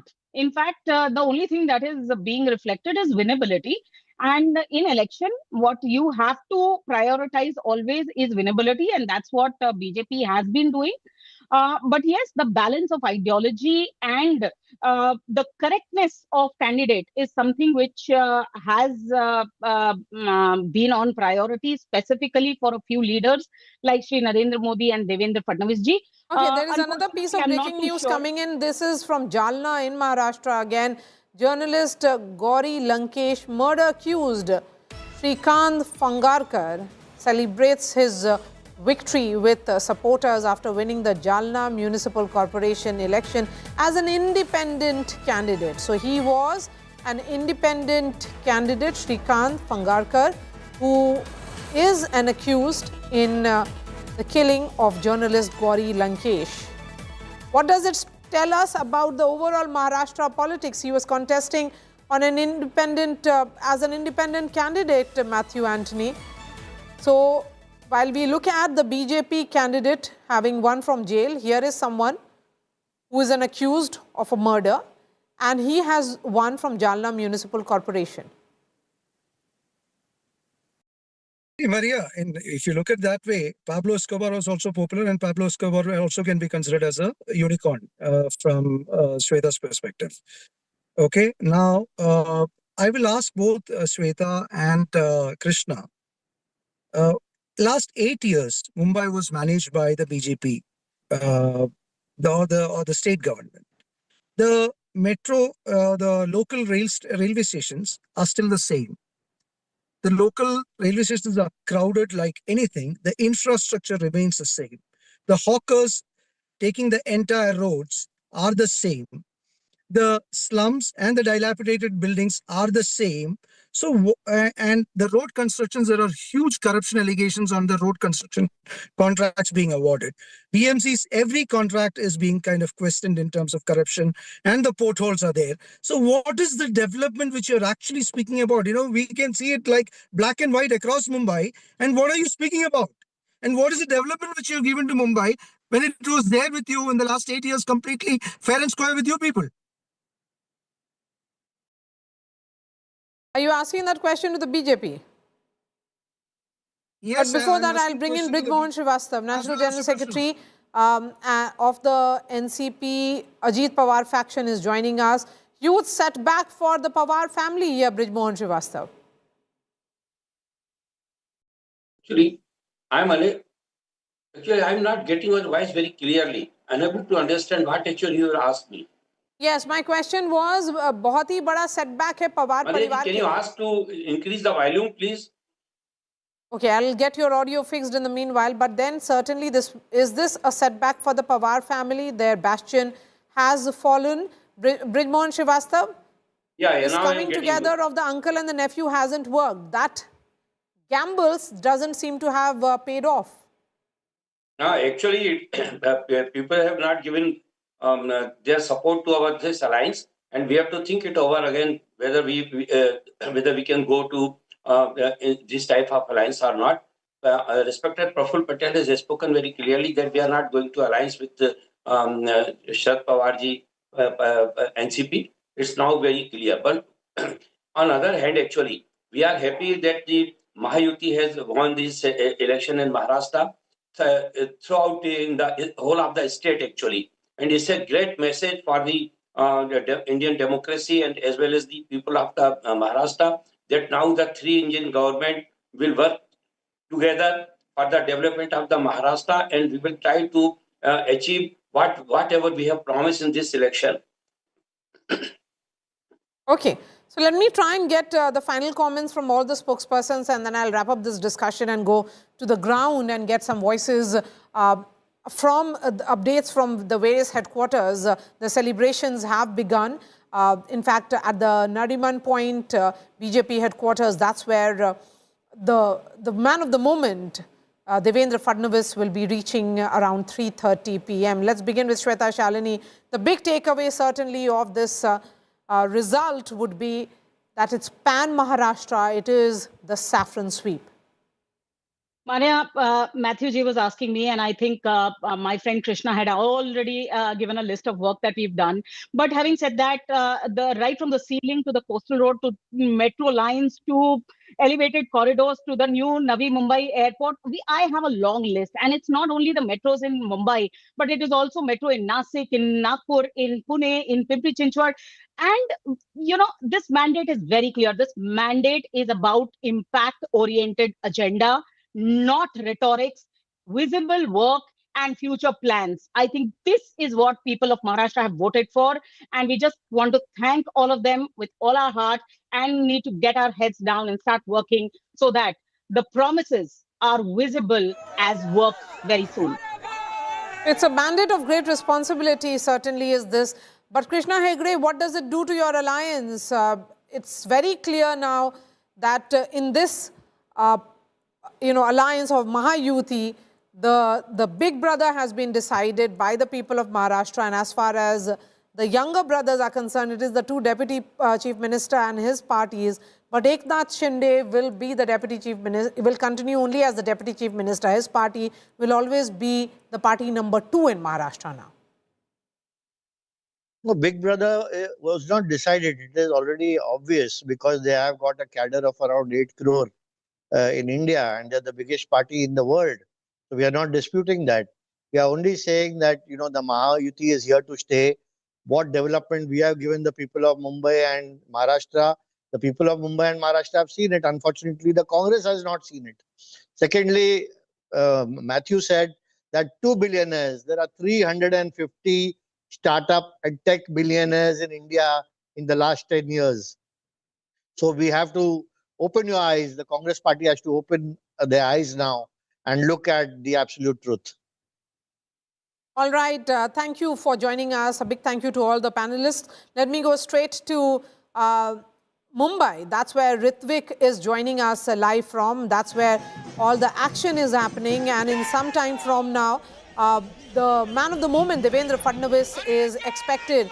So while we wait for the first reaction to come in from the central leadership of the party, the celebrations will be happening at the BJP headquarters in Mumbai any moment now. Ritvik, 3:30 is when Devendra Fadnavis arrives. What is the preparations like?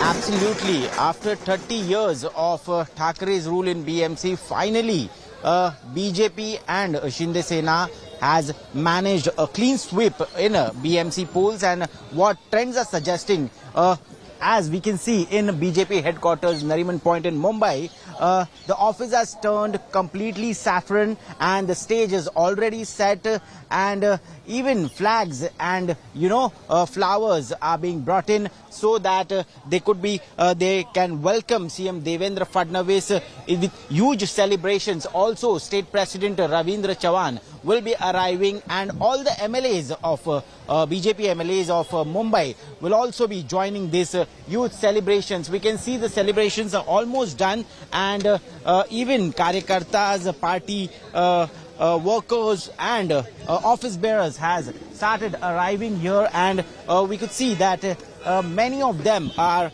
coming here from the celebration, from their wards. आप कहाँ से आ रहे हो?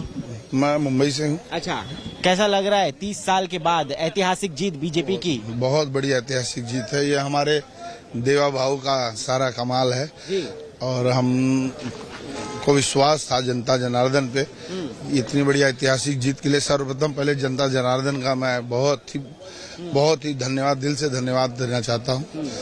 और चप्पा चप्पा भाजपा ये हमारा नारा था, आज हमारे देवा भाव की वजह से ये हमने करके दिखाया जी। चप्पा चप्पा भाजपा का नारा तो था, लेकिन साथ में शिंदे सेना भी थी। मेयर किसका बनेगा? मेयर हमारा ही बनेगा।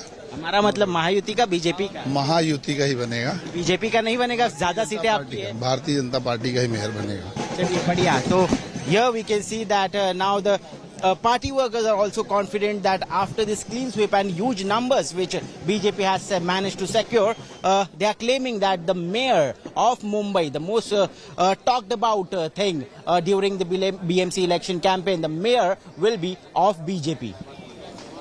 Are you expecting some kind of show of strength of the two parties, Shinde Sena, or perhaps coming together of Eknath Shinde and Devendra Fadnavis also today?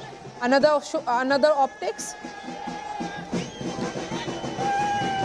See, very interestingly, in Mumbai, if we look at the numbers which are visible right now, UBT Shiv Sena is at the second rank. So we need to wait if Eknath Shinde is all set to celebrate, because even he has to go to Thane, he has to go to Kalyan Dombivli, which is considered as his bastion.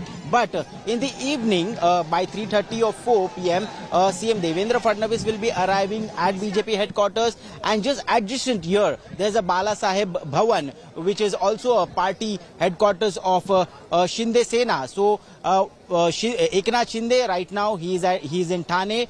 There's no official word from the party that he'll be coming to Mumbai any soon, but we'll need to see that will it happen together. Eknath Shinde and Devendra Fadnavis, will they come together tonight, today evening, or maybe tomorrow?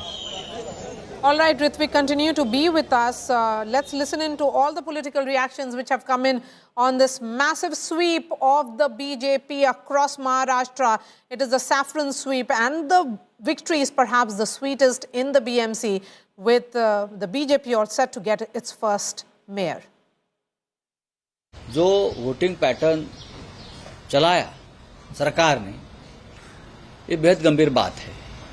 हजारों लोगों के नाम गायब रहे जिसने विधानसभा में vote किया है, और ऐसे एरिया से वोट गायब हो गए जहां शिवसेना को या महाराष्ट्र नवनिर्माण सेना को या कांग्रेस को वोट हुए, वहां से हजारों लोगों के नाम गायब हो गए हैं।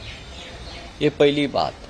दूसरी बात, ईवीएम मशीन बार बार बंद होती रही बहुत से प्रभागों में। जहां राष्ट्रवादी कांग्रेस को बटन दबाया गया है, वहां कमल के ऊपर लाइट ऑन होती है।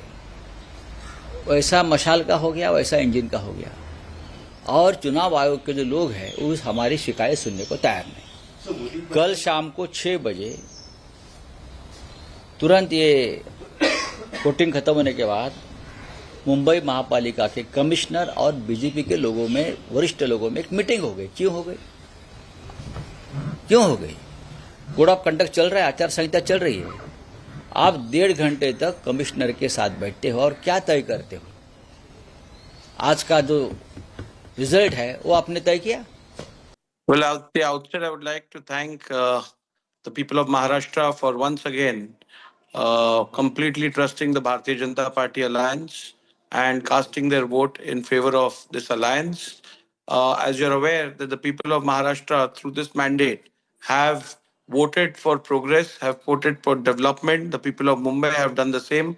The outstanding coastal road made by the Atal Setu or the brilliant metro network, which has made life much easier for Mumbaikars, is what the Mumbaikars have considered while they cast their vote.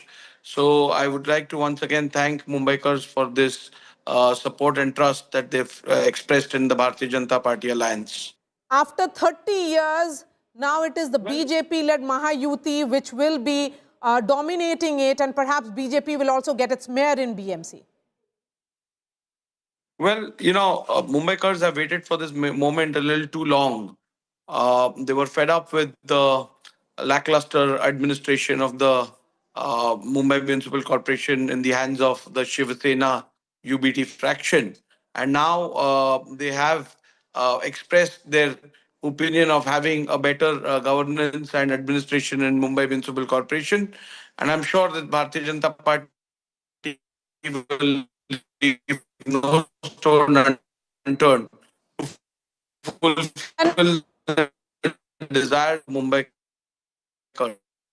Insofar as both the brothers coming together, sentimental thing about the well-being of Marathi Manus will do. The Marathi Manus will stand up with the party that actually delivers and works towards the progress of the Marathi Manus, who creates job opportunities for Marathi Manus, who creates infrastructure for Marathi Manus, party that makes life easier for the Marathi Manus. Not this sentimental statements and attempts to sway people sentimentally is not going to work any longer. In some time from now, Devendra Fadnavis will be going to the Nariman Point headquarters of the Maharashtra BJP, and that's where the celebrations will happen. He'll be addressing the Karyakartas. He is the man of the moment. Remember, he had famously said that he is Samundar who will be returning, and that was said on the floor of the assembly. And here he is, having consolidated his position, ensuring that the BMC, which was under complete control, the total control of the Thackerays, their regime has ended, and the BJP-led Mahayuti has won not just the BMC, but also all local bodies across Maharashtra. This remains our top focus. A quick break, and then we return.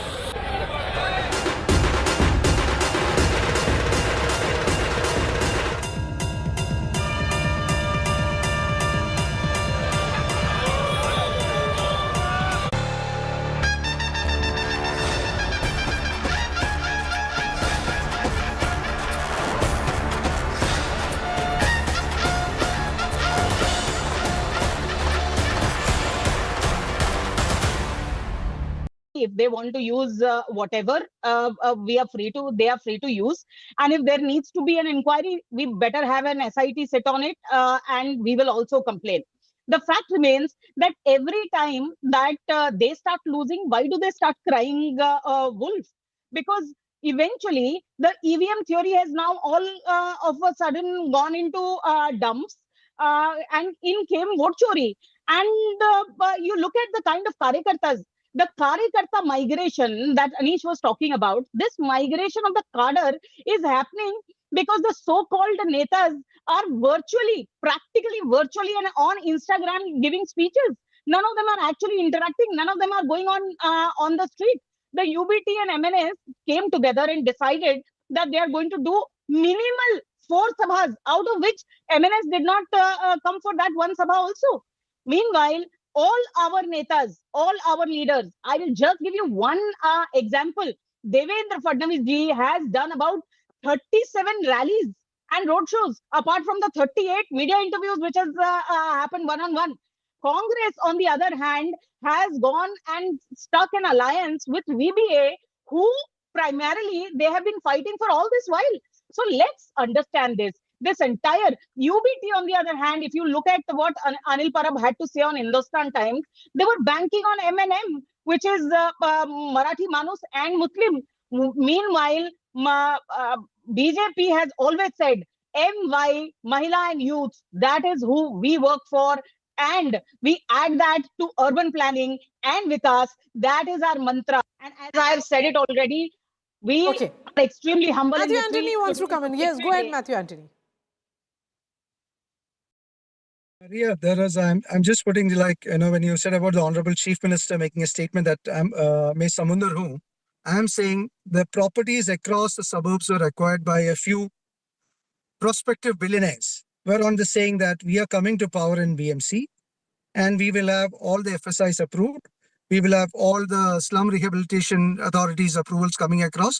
So you sell it to us and you exit and we will make it. And I'm predicting here in the national media that after Mangal Prabhat Lodha, a billionaire, we will see a few more billionaires after this BMC term from the BJP. If Krishna is willing to challenge it, we'll talk after 5 years, but we'll see that one. And Swapna also. That's what I'm saying it across. So that is the kind of belief they had on this even before the election process was getting started. Now, I'm putting it in record. I might be a spokesperson after 5 years, but I'll be there in the politics. You can see what is going to happen. And Krishna very well knows the name. Anish also knows the name. Swapna also knows the name. But I don't want to put the names in the national media at this point of time. Krishna Hegde, the fact here is that for good 30 years, it was the Sena which had complete control over the BMC. And at that time also, Mr. Eknath Shinde was part of the Shiv Sena. So the Shiv Sena-led BMC did not do much for Mumbai, and Mumbaikars is the larger sense. The civic amenities, the issue of pollution not addressed, the issue of potholes not addressed. These are issues that impact the lives. The overall quality of life, that was also not addressed. It is so simple that in the last 20-25 years that the Shiv Sena was in power in Mumbai, it was Uddhav Thackeray ji who had the reins and the control of the Shiv Sena. Eknath Shinde ji worked for the Shiv Sena in Thane district along with his mentor Anand Dighe ji. And therefore, to put Eknath Shinde ji as part of Mumbai BMC, I think is not fair. Secondly, let me also tell you, Mr. Matthew Anthony was saying, my friend, that there is a work happening here and work happening there, and it takes so long to get from Villeparle to Bandra. At least he is admitting that work is happening. Whether it is the metro, whether it's the coastal road, whether it is 850 kilometers of concretization of roads or any other infrastructure project, at least the work is happening now, and which Mr. Anthony also is agreeing to. Second thing is... There's a piece of breaking news coming in. I'm going to come back to you. This is a report coming in from Sholapur. BJP candidate Shalan Shinde, who is in jail, has won the election. Shalan Shinde is in jail in connection with the murder of MNS leader Bala Saheb Sarwade. And MLA's son led the entire BJP panel to victory. So when it is about election management, should it be seen this way? But this candidate of the BJP is in jail. So it's muscle power, Shweta Shalini, that's how it will be read.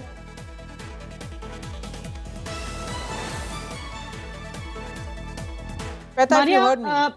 Yes, I did. Maria, first and foremost, I want to reply to Matthew. He has been saying, I don't know who he has been talking about, but in 2014, when Narendra Modi ji came into power, there were 9 unicorns. And today there are more than 100 unicorns in the country. There is no harm in building billionaires and building unicorns. If there is something which is happening wrong, whether it is the State Election Commission or any singular person or any corporate or whatever, the Congress is free to go to the court. And the problem is that they do not believe in the country. They don't believe in the institutions of the country. They just believe in blabbing without any proof. And that's exactly what dear friend Matthew is doing. But having said that, coming back to your question, it's unfortunate. I have been in politics now for more than 15 years, and it is always said, and our leader Shri Devendra Fadnavis ji has always said, that the unfortunate part of politics is that the wrong people sometimes get elected, and it is the people who elect these people. So I think the key here is organization, karyakartas, yes, but we also need to have the right people represent us. Unfortunately, that is something that parties need to be very, very clear of. My leader, he's someone who has been accused of a killing, and he is presently in jail. So you speak about cleanup of the politics, clean politics. Is that what is being reflected here? No, it is not. In fact, the only thing that is being reflected is winnability. And in election, what you have to prioritize always is winnability, and that's what BJP has been doing. But yes, the balance of ideology and the correctness of candidate is something which has been on priority specifically for a few leaders like Shri Narendra Modi and Devendra Fadnavis ji. Okay, there is another piece of breaking news coming in. This is from Jalna in Maharashtra again. Journalist Gauri Lankesh, murder accused Shrikant Fangarkar, celebrates his victory with supporters after winning the Jalna Municipal Corporation election as an independent candidate. So he was an independent candidate, Shrikant Fangarkar, who is an accused in the killing of journalist Gauri Lankesh. What does it tell us about the overall Maharashtra politics? He was contesting on an independent, as an independent candidate, Matthew Anthony. So while we look at the BJP candidate having won from jail, here is someone who is an accused of a murder, and he has won from Jalna Municipal Corporation. Maria, if you look at that way, Pablo Escobar was also popular, and Pablo Escobar also can be considered as a unicorn from Shweta's perspective. Okay, now I will ask both Shweta and Krishna. Last 8 years, Mumbai was managed by the BJP, or the state government. The metro, the local railway stations are still the same. The local railway stations are crowded like anything. The infrastructure remains the same. The hawkers taking the entire roads are the same. The slums and the dilapidated buildings are the same. So, and the road constructions, there are huge corruption allegations on the road construction contracts being awarded. BMC's every contract is being kind of questioned in terms of corruption, and the potholes are there. So what is the development which you're actually speaking about? You know, we can see it like black and white across Mumbai. And what are you speaking about? And what is the development which you've given to Mumbai when it was there with you in the last 8 years, completely fair and square with you people? Are you asking that question to the BJP? Yes, but before that, I'll bring in Brij Mohan Srivastav, National General Secretary of the NCP. Ajit Pawar faction is joining us. Huge setback for the Pawar family here, Brij Mohan Srivastav. Actually, I'm not getting your voice very clearly. Unable to understand what actually you asked me. Yes, my question was, बहुत ही बड़ा setback है पवार परिवार. Can you ask to increase the volume, please? Okay, I'll get your audio fixed in the meanwhile. But then certainly, is this a setback for the Pawar family? Their bastion has fallen. Brij Mohan Srivastav? Yeah, this coming together of the uncle and the nephew hasn't worked. That gambles doesn't seem to have paid off. No, actually, people have not given their support to this alliance, and we have to think it over again whether we can go to this type of alliance or not. Respected Praful Patel has spoken very clearly that we are not going to alliance with Sharad Pawarji NCP. It's now very clear. But on other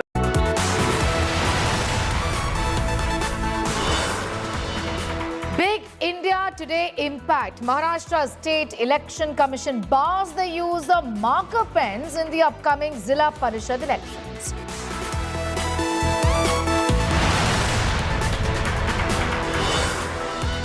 Ahead of the Tamil Nadu polls, India Today speaks exclusively to AIADMK General Secretary Edapadi Palaniswamy.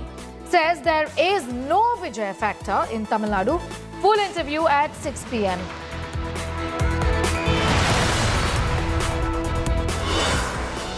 International Monetary Fund lauds India's growth, says strong consumption has pushed GDP figures better than expected. BJP mocks Rahul Gandhi's dead economy jibe.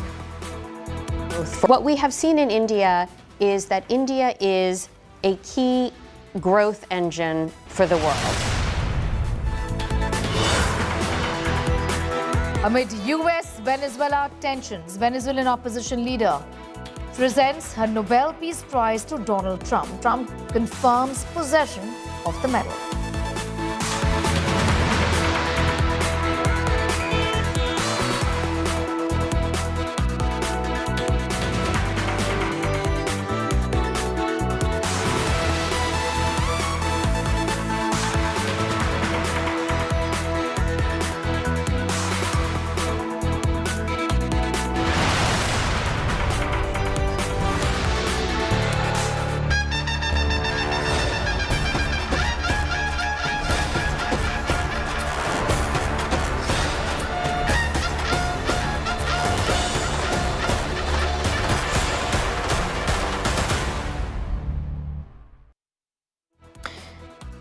Mumbai has decided the Saffron Sarge delivers a triple-engine sarkar for Amchi Mumbai. BJP clinches victory in the financial capital of the country. In a historic first, the BJP Sena alliance secures a clear majority in BMC polls with the BJP-led coalition decisively crossing the majority mark. This milestone ends the Thackerays' firm grip of their final stronghold, crowning Mahayuti the undisputed Mumbai Cha Raja. Well, for the first time, BJP will assume power in BMC with the upper hand in the alliance. After losing to the India bloc in the 2024 Lok Sabha elections, BJP has bounced back triumphantly. First in assembly, now seizing India's richest civic body. Celebrations have erupted at BJP party offices across Mumbai, hailing this landmark victory. Devendra Fadnavis heads to the party headquarters at Nariman Point to celebrate with the cadre at 3:30 p.m. I'm going to go straight across to Omkar Bable, joining us from Pune at this point in time for the very latest on that story. We'll also be going across to our other reporters for the ground details on what's really going on at this point in time. I see a lot of celebrations behind you, Omkar, a moment of triumph really for the Mahayuti, and of course a great deal of disappointment for the Thackeраys with them losing their firm grip. Tell us, what do you really see around you? How are the celebrations really underway? Well, you can clearly see BJP is emerged as the largest party in Maharashtra right now. I'm coming back to you in a moment from now, Omkar. I'm also going to get in my colleague Vidya at this point in time, and all. Let's take a listen. क्या आखिर जो party की जो जीत हुई है उसको आप लोग किस तरीके से यहाँ पे मना रहे हैं? हम लोग समझते हैं आज बाला साहब ठाकरे का हिंदुत्व का विचार हुआ है, मराठी मानुष का आज विजय है। बाला साहब का ही आज हम विचार करके आगे जा रहे हैं, और ये एकनाथ शिंदे साहब तो हमारे नेता है, लेकिन हमारे जो विचार है वो सम्मानीय बाला साहब ठाकरे जी के विचार है। यहाँ पे फायर क्रैकर्स आप लोगों ने बस किए, क्या और भी खुशी के जो तरीके हैं? खुशी का ही माहौल है लोगों, और भी तरीके। अरे बहुत के साहब भी अभी आएंगे तो साहब भी आ सकते हैं इधर, शिंदे साहब खुद आएंगे, अभी फडणवीस साहब आ रहे हैं अपने पार्टी ऑफिस में, तो शिंदे साहब भी इधर आएंगे। ये बहुत खुशी का माहौल है, और जो अचीव करना था अभी हम लोगों ने जो अचीव करना था अचीव हुआ है। और आपने देखा होगा महायुति की सत्ता इधर बहुत जम से महापालिका में आए, मुंबई महापालिका, हम थाना में भी आए, सब जगह हम लोग आगे आए। बिल्कुल, तो आप लोग किस तरह से, और ये मिठाइयाँ और कितनी आई है यहाँ पे? अभी किस तरह तो बढ़ती रहेगी, कंटिन्यू बढ़ती रहेगी, बढ़ती रहेगी। आप लोग भी यहाँ पे कंटिन्यूअसली मिठाई और पटाखे फूटते रहेंगे लगता है? देखो, ये मुंबईकर और महाराष्ट्र के जनता ने महायुति को इतना बड़ा मैंडेट दिया है कि 29 म्युनिसिपल कॉर्पोरेशन में जो मेयर बनने वाले हैं वो महायुति के मेयर बनने वाले हैं। इससे और बड़ी खुशी क्या रहेगी? ये विकास के प्रति जो रिस्पांस लोगों का आया है, मतदाताओं का, वही जीत है। लेकिन ये कहीं खटास नहीं रही कि जिस तरीके से आंकड़े आप लोग एक्सपेक्ट कर रहे थे वो आप लोग को नहीं मिले हैं? देखो, बीजेपी ये नेशनल पार्टी है, शिवसेना रीजनल पार्टी है, आहिस्ता आहिस्ता हम लोग भी फैलेंगे, तभी आपको नतीजे और अलग दिखेंगे। सब साथ में जाना है, शिवसेना बीजेपी एक साथ में जा रहे हैं, शिवसेना एनडीए का घटक है, हम लोग बीजेपी के साथ में काम कर रहे हैं। बिल्कुल बिल्कुल, जिस तरीके से आपने देखा यहाँ मिठाई बांटी जा रही है, पटाखे फोड़े जा रहे हैं, और बताने कह लीजिए कि जाहिर करने की कोशिश की जा रही है कि कितने खुश है यहाँ के लोग, जिस तरीके से जो मैंडेट मिला है न सिर्फ मुंबई और ठाणे में बल्कि कि महाराष्ट्र के दूसरे हिस्सों में भी उसकी एक झलक भर है इस खुशी की। कैमरामैन किरण सबकाल के साथ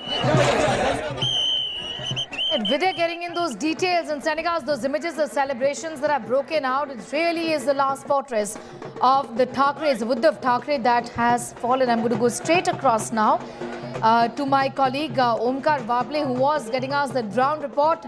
Omkar, the celebrations in Pune as well. Omkar.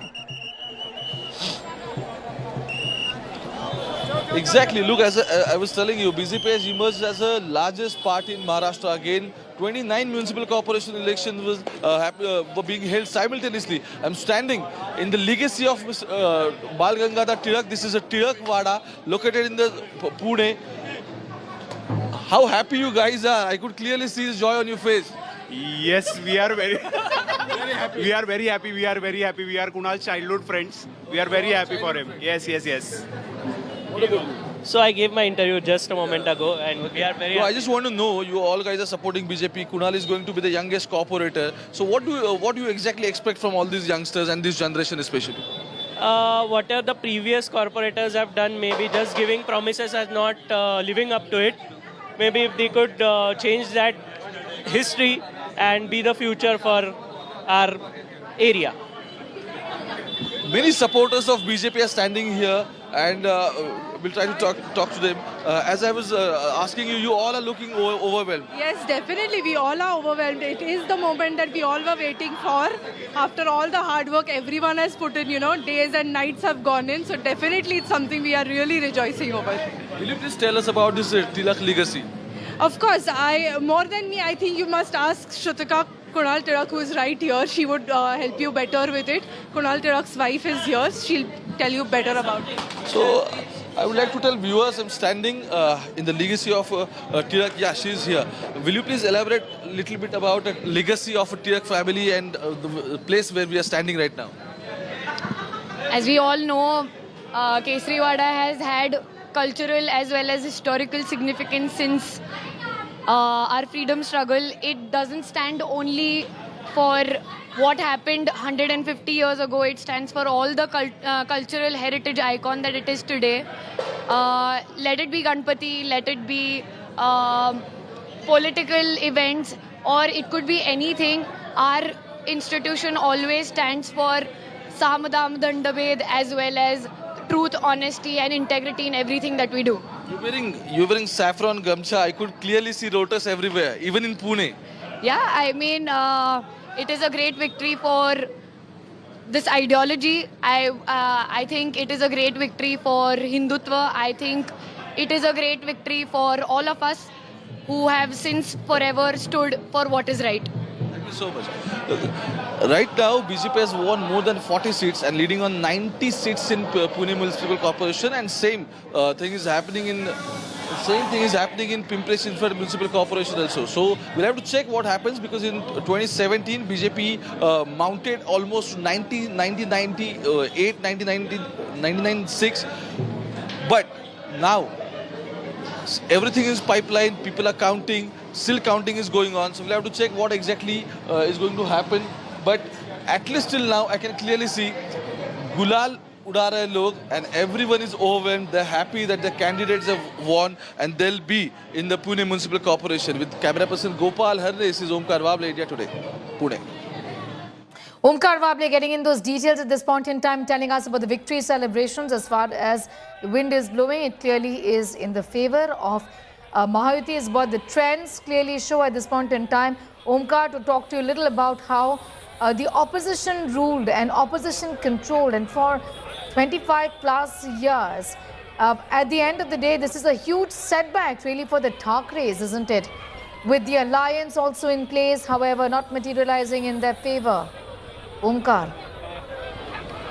Coming back to you in a second from now. News just coming in. Let's take a look. BJP's Nitesh Rane, I understand, is mocked Thackeray cousins after BMC results. Rane's penguin jibe at the Thackerays. Nitesh Rane has mocked the Thackerays. Let's take a listen. It's a victory for the Mahayuti. The BJP also leading. Nitesh Rane has mocked the Thackeray brothers post the results, is what we know after the dismal performance in the BMC elections, which also translates into them losing the citadel, losing control of the richest civic body. And Rane has now mocked the Thackeray brothers, is what I know at this point in time. Let's take a listen to what Rane said. पूरी जैसे मैंने पहले दिन से कहा था, सब जगह एक भगवामय वातावरण था और अभी मेजॉरिटी मेयर की कुर्सी पे जय श्री राम और आई लव महादेव के विचार के सोच के हमारे मेयर सब जगह महायुति के बैठने की पूरी तरीके से तैयारी है। हमारे महाराष्ट्र के मुख्यमंत्री देवा भाऊ को ये मिला, एक भगवा आशीर्वाद है और इसलिए मैं महायुति के सभी मेरे नेतागणों को, मेरे प्रदेश अध्यक्ष रवि चौहान जी को, हमारे एकनाथ शिंदे जी को दिल से अभिनंदन करता हूं। By taking a dig at the Thackerays at this point in time, and that of course has been the narrative, hasn't it, Omkar? As far as the Mahayuti is concerned, they've been talking about, nepotism, dynastic politics in a sense. We have the opposition-controlled BMC for years and years together. Now, finally, the Mahayuti would be taking charge. Of course, this verdict has got ramifications way beyond Mumbai city, isn't it? Well, exactly. Yes. Both Thackeray's were trying to consolidate all Marathi votes to retain their power. But interestingly, what result shows, if the BJP is leading, then the reverse polarization has been successfully done by the BJP, and that's how the non-Marathi voters consolidation is successfully managed by the BJP, and now it shows that they'll be in the power soon. But interestingly, so there was a agreement between the previous Shiv Sena and the BJP. Mayor used to be a Marathi Manus and the deputy mayor used to be a BJP guy, non-Marathi. So there was a balance between both the factions. But now, after changing all the equations in Mumbai, in the Mumbai Corporation elections, this time completely different arithmetic was there, complete shocking alliances were there, and that's how they all faced the election. But it is very clear that the BJP will retain the power henceforth. That's right. Be with us as we stay with these pictures coming in at this point in time. Of course, the implications of this, like I said, way beyond Mumbai city. The Mahayuti really sealing this victory this time around with the narrative that we also have been hearing from a section of the Mahayuti is about the defeat of Dinas at this point in time. What really, Omkar, has, in your opinion, worked in the favor of the Mahayuti this time around as far as the civic polls were concerned? Well, day by day, BJP voter in the city center, like a civic areas, is increasing. The data shows it. But interestingly, the development image, infrastructure building image of Devendra Fadnavis, and interestingly, the way they coined the term called Deva Bhau, not a Devendra Fadnavis. So a city-centric image, a person who comes from the Nagpur, emerges in the Mumbai and Maharashtra politics and handle the Nivadnuk of BMC. It is very interesting and fascinating to know, because at the end, the image, perception and the narrative that matters a lot, because at the end, Thackeray's were completely dependent on the Marathi voters, which is day by day reducing in the South Mumbai and especially the urban-centric voter. The actual Marathi voter has shifted to the suburbs. But now, if you see, BJP has interestingly managed the arithmetic of non-Marathi voter and also from the from some percent of the Marathi voter from the Mumbai, and that's how they'll regain the power. Be with us. I'm coming back to you for more on that in a moment from now. Omkar Wable with the very latest, because at the end of the day, this victory is, in a way, strengthening the grip of the Mahayuti as far as urban Maharashtra is concerned. A series of reactions also coming in. Let's take a listen. मुझे लगता है कि जेन जी ने उस दिशा में हमें पुरजोर समर्थन देकर और शक्ति प्रदान की है। आपने देखा कि पहले बिहार में हमें सफलता मिली, उसके बाद केरल में सफलता मिली, अब महाराष्ट्र के नगर निगम में यह अभूतपूर्व सफलता निश्चित रूप से देश के भविष्य के लिए एक बहुत शुभ संकेत है, सकारात्मक संकेत है, और इसके साथ साथ नकारात्मक राजनीति करने वालों को महाराष्ट्र की जनता ने एक करारा जवाब दिया है। मैं ये स्पष्ट करना चाहता हूं, सभी 29 महानगर पालिका के चुनाव में मतदाताओं ने सहभागिता दी और इस लोकशाही महोत्सव में साथ दिया, इसके लिए मतदाताओं का धन्यवाद। महाराष्ट्र की जनता ने प्रधानमंत्री मोदी जी की नीतियों को, उनके राष्ट्रवाद को, विकसित भारत के उनके संकल्प को आशीर्वाद दिया है। भारत की जनता बहुत समझदार है। वो पहाड़ से लेकर सागर तक, चाहे वो तिरुवनंतपुरम हो, चाहे मुंबई हो, चाहे पुणे की पहाड़ियां हो और चाहे भारत का कोई भी हिस्सा हो, हर जगह वो कांग्रेस पार्टी को, इंडी गठबंधन को लगातार सजा दे रही है। जो वोटिंग पैटर्न चलाया सरकार ने, ये बेहद गंभीर बात है।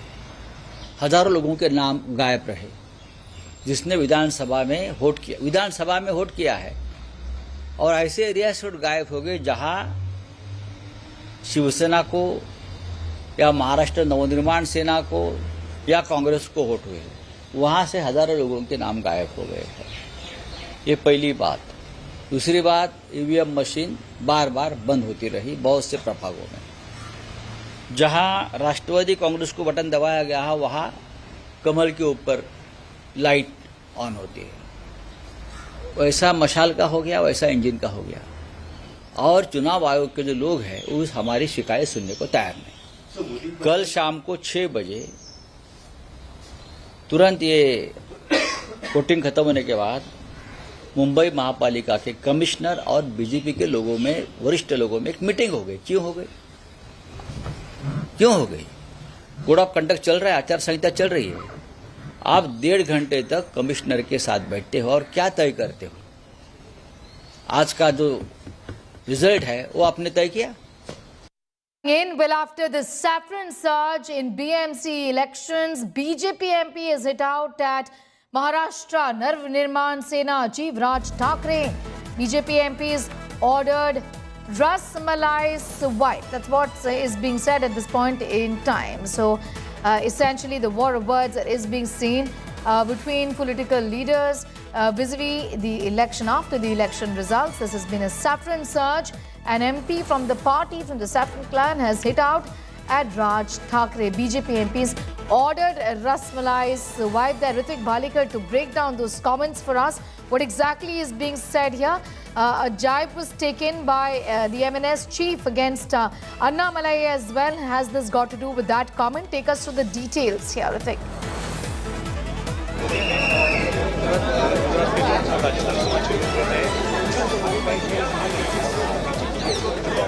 Ritvik Bhalikar, if you can hear me, I was asking you about the comments that have been made by a BJP MP hitting out at MNS chief.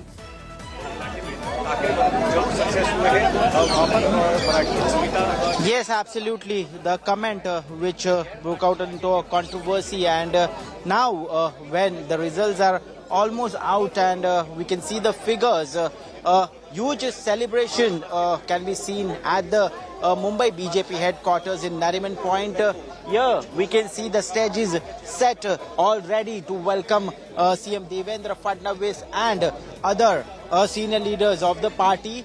All the party office bearers and karyakartas in huge numbers are pouring in at the BJP headquarters here.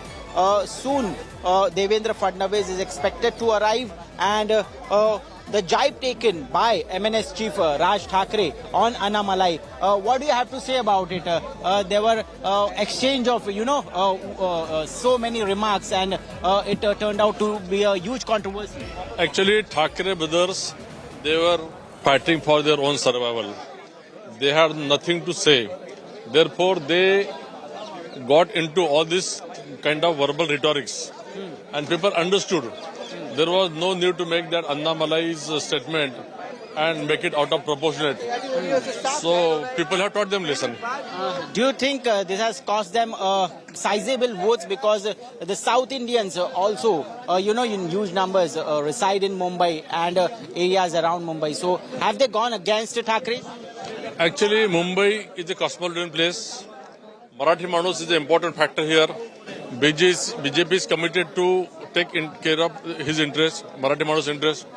However, the way this Uddhav Thackeray tried to create rift between North Indian, Marathi Manus, Muslim and all that thing, people have gone ahead now.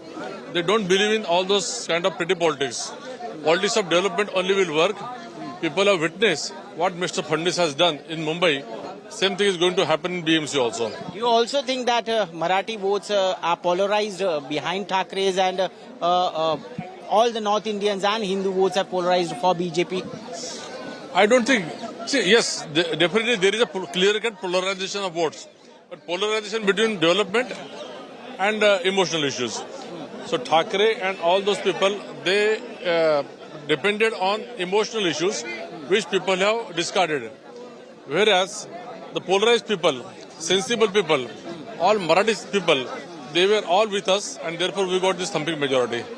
He said so. The developmental agenda of BJP, which is portrayed by BJP and Shinde Sena Mahayuti alliance, has taken over the emotional card played by Thackeray, is what BJP office bearers are saying. Thus, coming back to you in a moment from now, also getting in more details on that story from my colleague Vidya also has been tracking. Vidya, at the end of the day, it was opposition-controlled civic body of BMC. It's been there for years together now. And this time around, it's a big loss for the opposition as well, isn't it?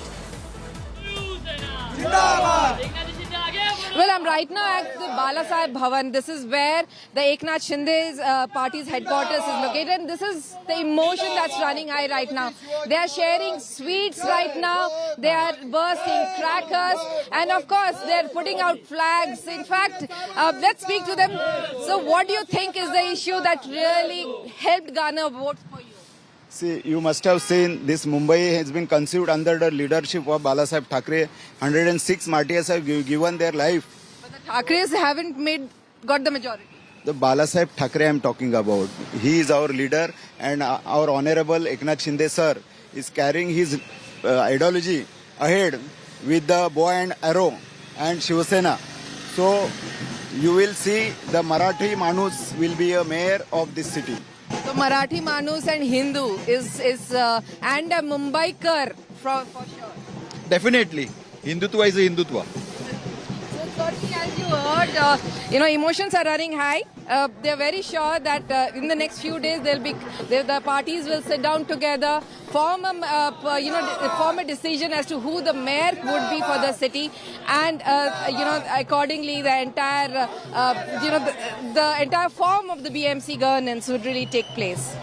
Coming back to you in a moment from now, even as we have more news coming in at this point in time, a series of political reactions, and now Milind Deora has hit out at the UBT Sena Uddhav Thackeray faction at the Maharashtra Narv Nirman Sena led by cousin Raj Thackeray. Deora says BMC results have put an end to the soap opera of Mumbai politics. City prefers progress and accountability over melodrama and masala, says Milind Deora. So it's a dig that has now been taken, talking about the loss of the Thackeray cousins in these elections and the win of the Mahayuti, saying that the people have chosen. Ritvik, a voice really from within the Mahayuti, talking about the fact that the opposition has lost out, the Thackerays have lost out, and of course the narrative that has been here is that dynastic politics, in that sense, will never triumph, isn't it, given that it's been a loss for the Thackeray cousins.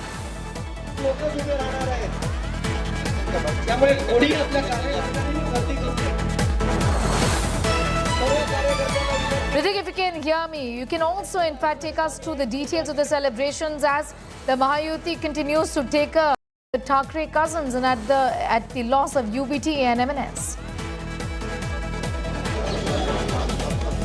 Yes, absolutely. BJP headquarters all set for huge celebrations, and within some time, CM Devendra Fadnavis expected with a grand welcome, planned here at BJP office. And if I can ask my VJ to just show in the atmosphere around the BJP headquarters in Nariman Point. The stage is already set, and we can see the banner where the poster which clearly says in Marathi that now the era of corruption has ended and Mumbaikars has taken a sigh of relief is what the poster says, and they have also taken jibe at the Thackeray brand, so-called Thackeray brand, which was in the epicenter of the campaign of Thackeray brothers. They are saying that Mumbai se sevak hates Mumbai se nagar sevak, which also means that the one who will serve Mumbai will only be the corporator of Mumbai, and there will be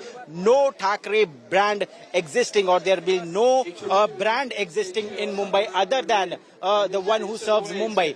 So this is how a befitting reply is being given by BJP to the Thackeray brothers through all these symbolic, posters, be it the flags where we can see not just BJP flags but also RPI flags can be seen together, which also symbolizes that how they fought in unity, in alliance together and not in bits and parts, and like MVA had no relevance together because Congress chose to fight alone and Thackeray brothers united with NCP Sharad Pawar faction, but here they want to show that they were united, they were fighting together.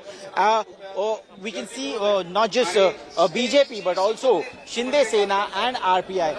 Also here, if we come inside the office, if we go inside the office, we can see how BJP Karyakartas in huge numbers have gathered here to welcome the Deva Bhau, what he's fondly called now, and we can also see a band, a brass band, which is the iconic the face of Mumbai, the brass band, which has been called, and it also symbolizes the Koli community of the Mumbai. So be it Koli community, be it fishermen's community, or be it Dabewalas of Mumbaikar, everyone has come here to BJP headquarters to join in the celebration of BJP, who are now going to, claim BMC after 30 years of rules of Thackeray's. I'm going to continue to keep coming back to you, Ritvik Balekar, getting in those details. We're getting you all the visuals, the pictures, the celebrations that have broken out of the Mahayuti camp. Of course, like Balekar was pointing out, as far as the MBA is concerned, it wasn't a joint effort, evident. It wasn't a joint fight. And that's, in fact, perhaps one of the reasons why even within the MBA, supporters of the MBA would have thought about this alliance not being given a chance this time around. Remember, the Thackerays have had control of the civic body for years together, almost 3 decades, and it's been a big loss for them, essentially losing their last citadel. Elections, trends, celebrations continues to be a top focus story. For the moment, we are pausing for a quick commercial.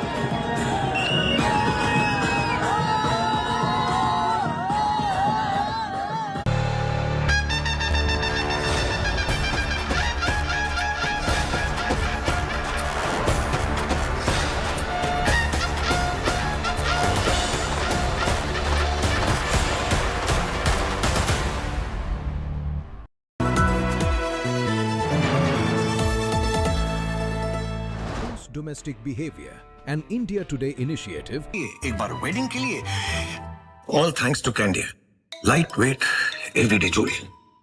Sir रोक तो आप भी नहीं पाएंगे, try कीजिए। ओह वाह,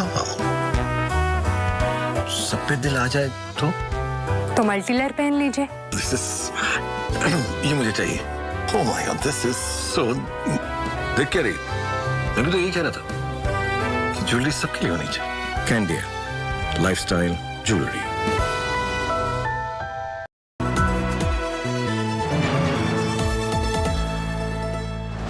Domestic behavior, an India Today initiative, is country's first reality check on our civic behavior.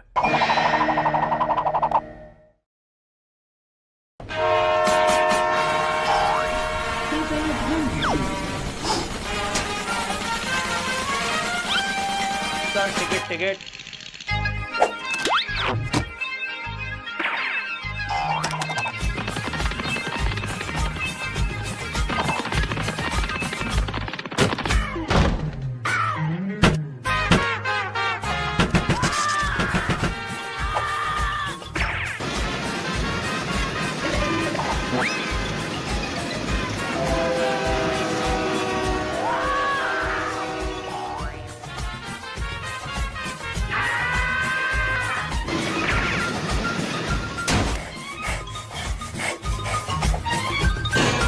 To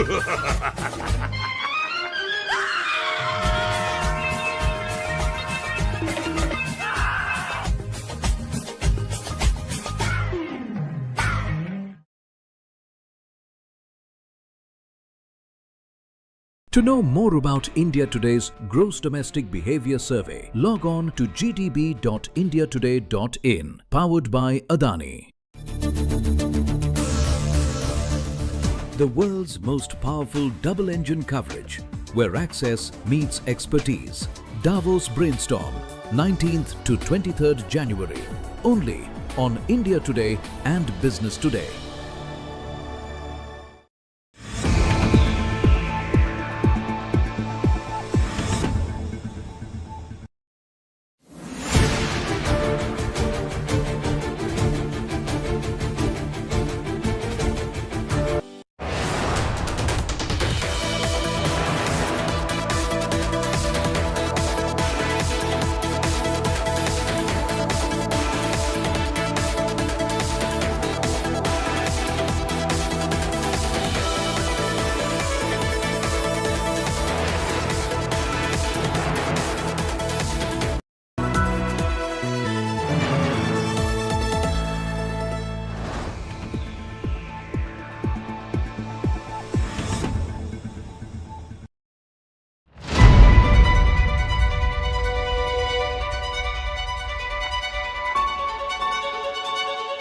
For most of 2025, one name has refused to leave the top of Ranker's most disliked celebrities in America list.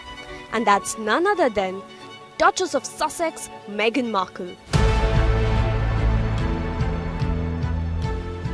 Ranker's poll is crowdsourced and live. Over 95,000 viewers voting in real time. And Markle currently sits at number 2. Just behind Sean Combs, better known as PDD, who is now serving a federal prison sentence after being convicted on charges related to prostitution and abuse. Well, let that sink in. On the same list, Bill Cosby ranks lower, despite decades of sexual assault allegations. So do Amber Heard and Ellen DeGeneres. Even Prince Harry. Yes, Prince Harry appears at number 6, making the Sussexes the only couple both landing in the top tier. This isn't a morality scale, it's a reaction meter. Critics point to staff turnover, branding missteps, and reports from former employees describing a difficult work environment. Supporters argue she's unfairly scrutinized, overexposed, and relentlessly targeted. But one thing is undeniable. While others feed from the rankings, Meghan Markle doesn't disappear. New projects, new headlines, new votes. Love her or hate her, America can't stop reacting. And on Ranker, reaction is everything. With Kshitija Gosavi, Bureau Report, India Today.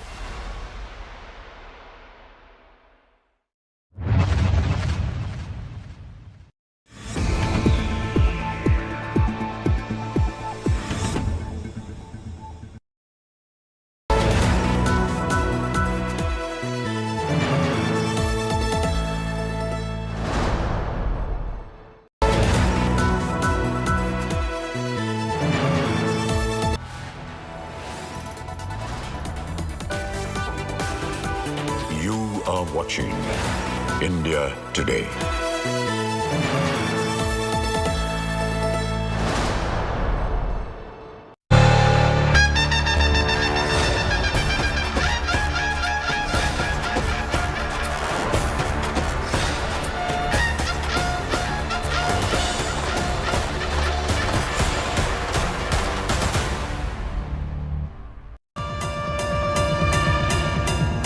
And we have more news coming in as far as the BMC elections are concerned. The Chief Minister Devendra Fadnavis has congratulated the state president Ravindra Chavan after the win. Let's take a listen.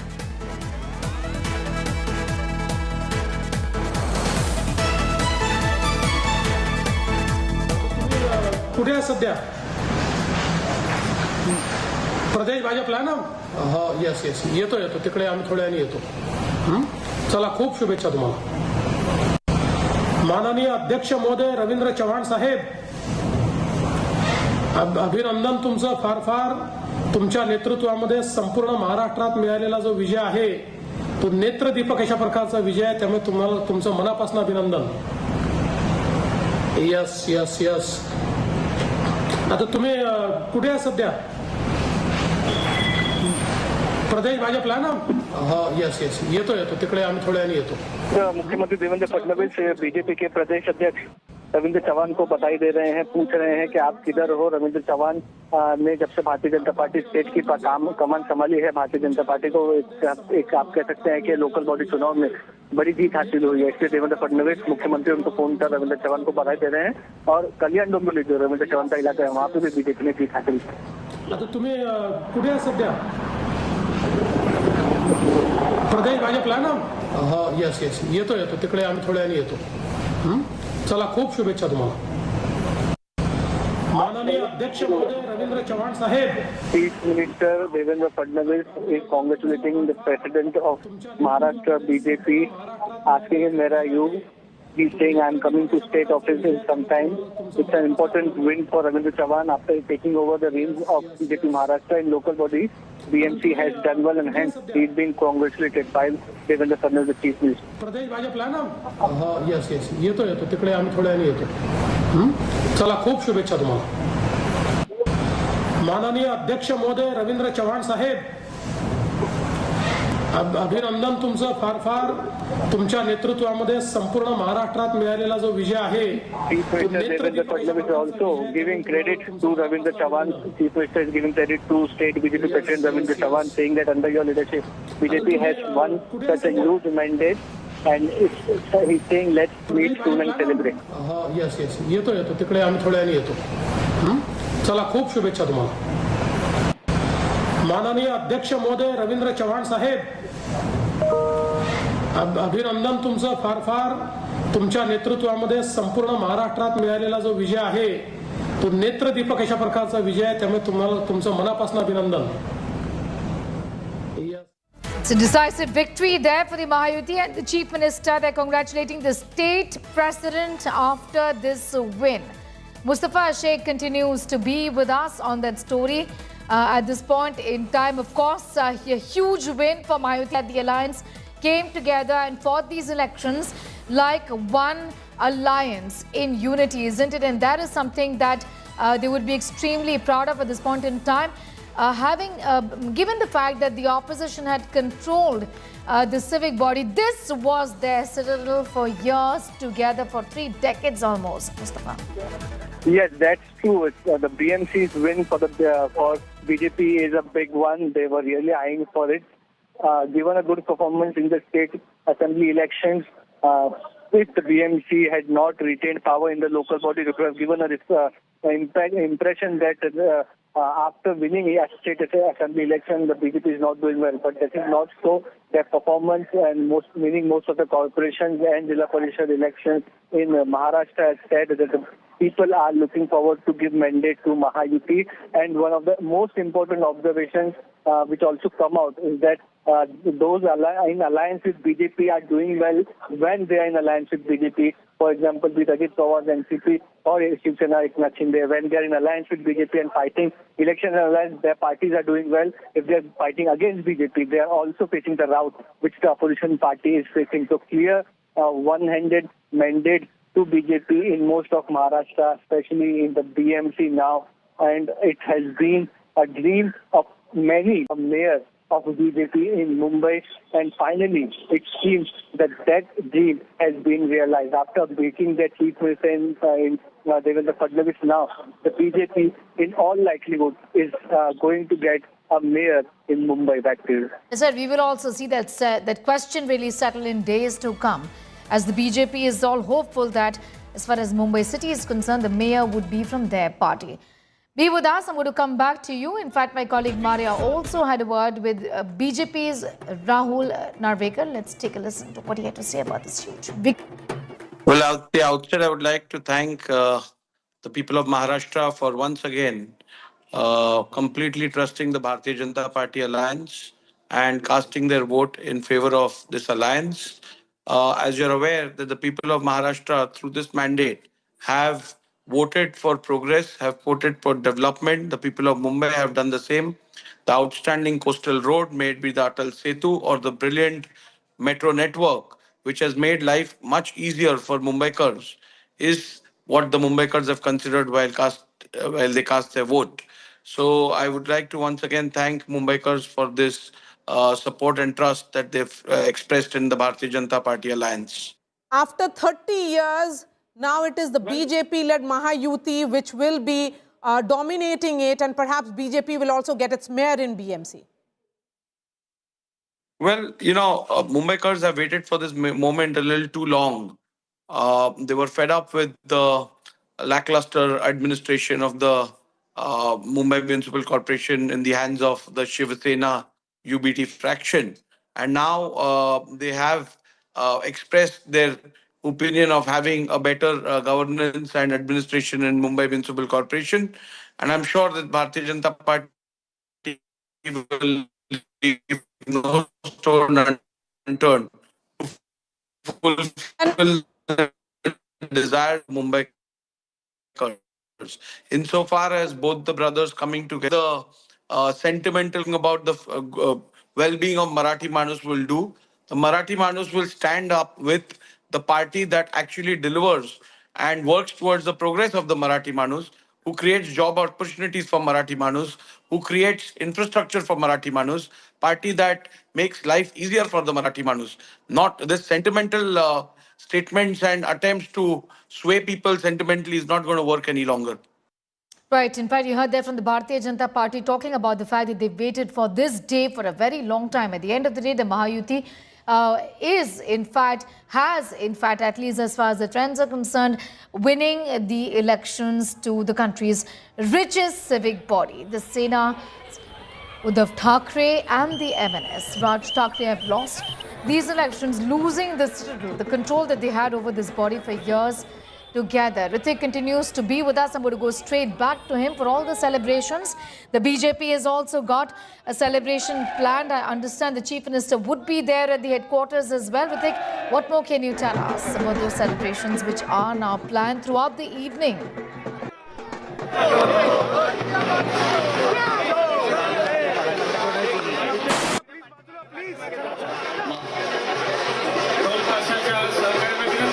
Hrithik, if you can hear me, I was asking you about the celebrations, pictures at the BJP's office at Nariman Point. The Chief Minister also expected there any moment. Yes, CM Devendra Fadnavis is expected any time from now and BJP headquarters. We'll just try and get back to my colleagues there in a moment from now, but getting you these visuals, the celebrations from various cities. These are from Pune. A series of reactions also coming in. Let's take a listen. Just telling us, why are you even bothering? We are just going to press the lotus button. So, but we covered 90 to 95% of the ward, and I don't think any of the opposition parties did that. And that is where the difference is. Despite us having a major advantage here in this ward, all four of our candidates, we covered the entire ward. We went door to door, met every citizen, spoke with them, understood their problems, and gave them the assurance that once we get elected, we will work utmost with hard work for them. A lot of confidence and trust was shown by your leadership in you, especially to be with us, even as those reactions are coming in and pictures of celebration from different parts. The Chief Minister would be soon there. Hrithik, if you can hear me, get us the details of the celebrations and the celebrations planned throughout the evening today. Yes, absolutely.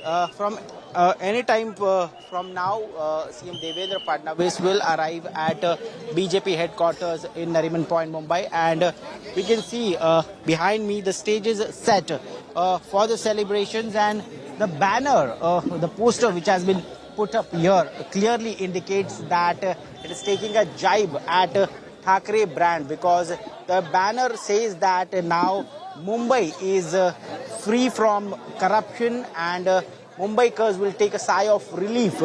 At the same time, it is also saying that only the one who serves Mumbai, who does the service to Mumbai, will be the corporator of Mumbai, and it indirectly, takes a jibe at Thackeray brand, which was at the epicenter of the campaign during BMC elections. So yes, it clearly indicates that they have claimed the victory, and they will be claiming BMC now onwards. After 30 years of Thackeray's rule at BMC, finally BJP with Shinde Sena in alliance has managed to win BMC, to win Mumbaikars' heart, and with a clean sweep, which is most important. And at the same time, here, if we have a look at the BJP headquarters, we can see flowers all over, the garlands decorated on the gate of the BJP office, and all the flags of BJP along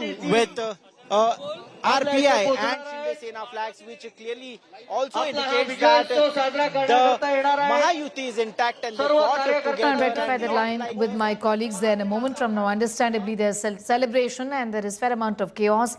Right there, announcements being made even as those pictures are coming in from BJP's office at Mumbai's Nariman point to tell our viewers really the task before the BMC though is now cut out in that sense. Yeah, Mahayuti taking over, possibly a BJP mayor for Mumbai city. That is what is being speculated at this point in time, but job is yet to be done as far as the aspirations of Mumbaikars concerned. Their expectations from the civic authorities concerned, much left to be desired. But going back in time as far as this alliance is concerned, the perception that the MBA fought this as a divided house, and perhaps that could have been one of the reasons why this defeat is what they are having to deal with at this point in time. Though the Thackeray brothers, interestingly, the cousins, came together. It was Uddhav Thackeray and Uddhav Sena and Maharashtra Nirman Sena, led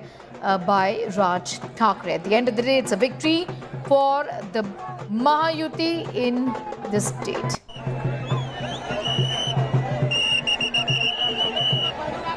Of course, the BJP has said that the people have given their verdict, even as the opposition has in fact raised concerns about the functioning of the machines, the EVM machines in that sense, voicing concerns about the fact that all is not well and that there was foul play, and hence this victory was assured for the Mahayuti. That's what a section of the opposition is saying at this point in time. Section also saying they respect the mandate of the people. We're telling you about the BMC elections. A section demanding, in fact, re-evaluation in that sense, saying that there were several voters who had problems. There would have been more amount of voting. Many spoke about the fact that marker pens were used instead of indelible ink, and that's the reason why this was unfair. The opposition accusing the election body of colluding with the Mahayuti alliance. Pictures on your screen of celebrations that are broken out in Pune and also in Mumbai at the BJP headquarters right there. Now, amid the Saffron surge in the BMC, a war of words erupted with allegations of vote chori, like I mentioned, flying across. The UBT and Congress have revived the vote chori charge led by Rahul Gandhi even before counting concluded in that sense and elections were called.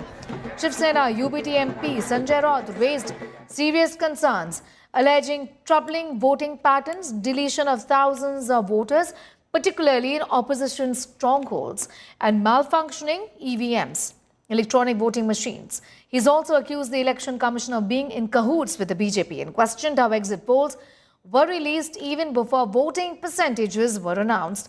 Rahul Gandhi has also gone a step further, accusing the Election Commission of gaslighting citizens and warning that public trust in democracy has collapsed.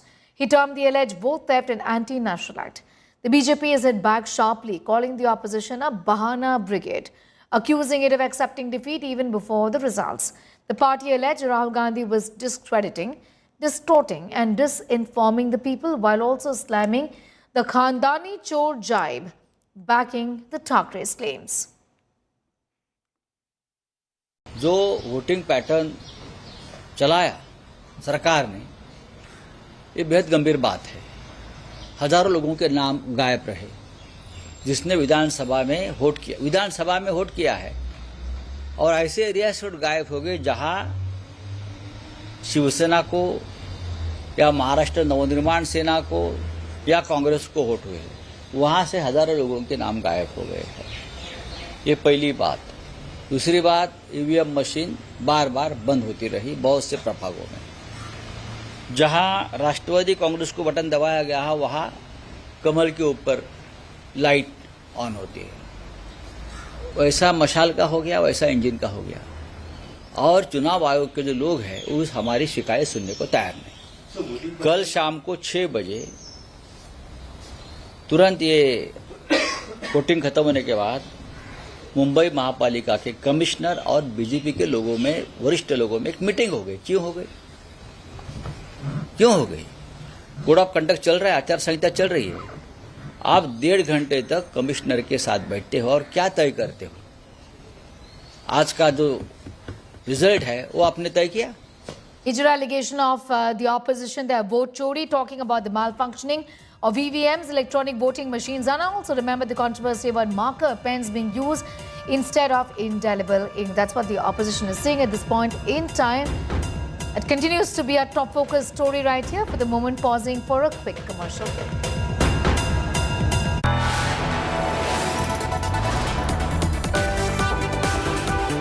You are watching India Today.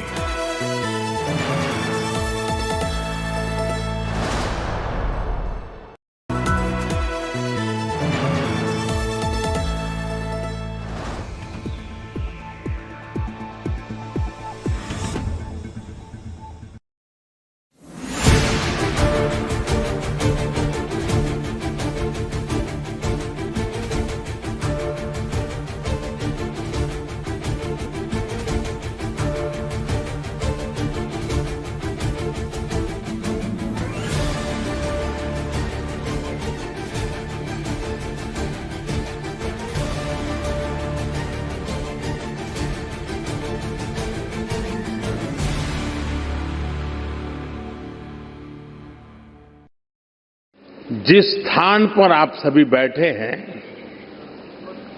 वो भारत की democratic journey का बहुत ही महत्वपूर्ण स्थान है।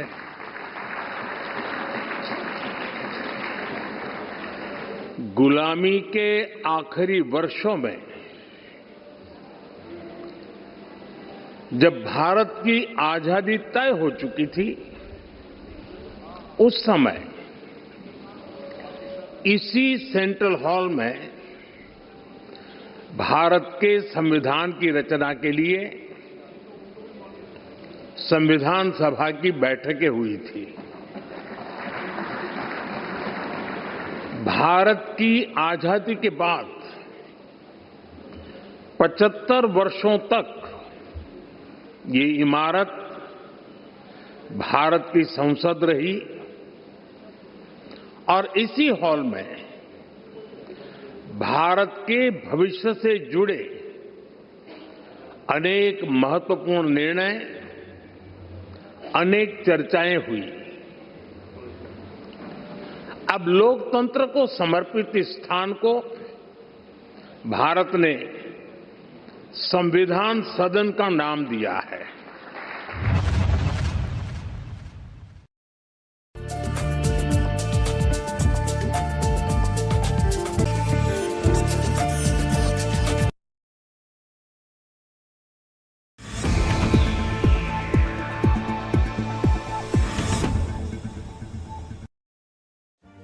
Make your media plan smarter with India Today Live TV on your connected devices. Amplify your brand with 100 million smart internet viewers. To advertise, mail us at sales@aajtak.com.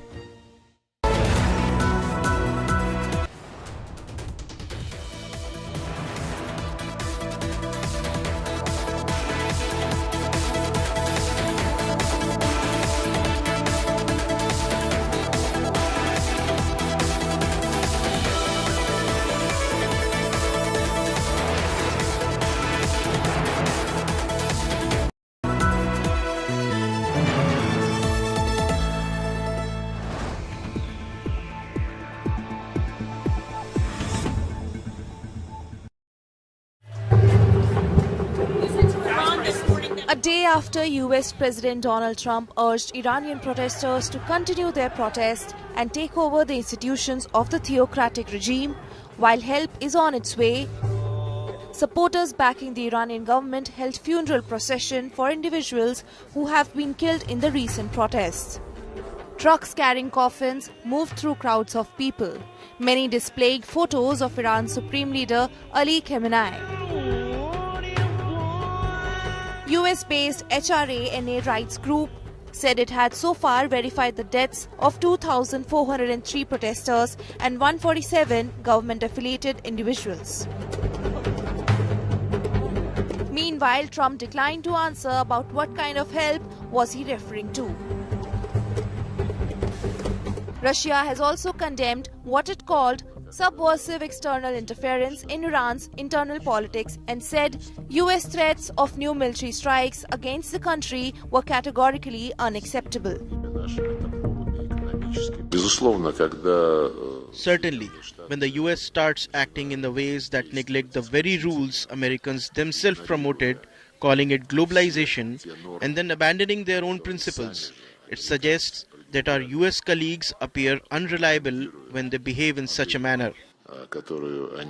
They always bet on oil and other critical resources, focus solely on advancing their own interests, and use threats and direct pressure methods such as tariff partners of Iran, for instance, are subjected to 25% tariffs. Наши американские коллеги, когда действуют подобным образом. The US has issued advisory to its citizens to leave Iran. India too advised all citizens to leave Iran by available means of transport, including commercial flights. It has also cautioned Indian citizens and PIOs in Iran to exercise due caution, avoid areas of protest or demonstrations. The citizens have been urged to remain in contact with the Indian embassy in Iran and monitor local media reports for any developments. Indian citizens have been asked to keep their travel and immigration documents ready. With Mahashweta Lala, Bureau Report, India Today.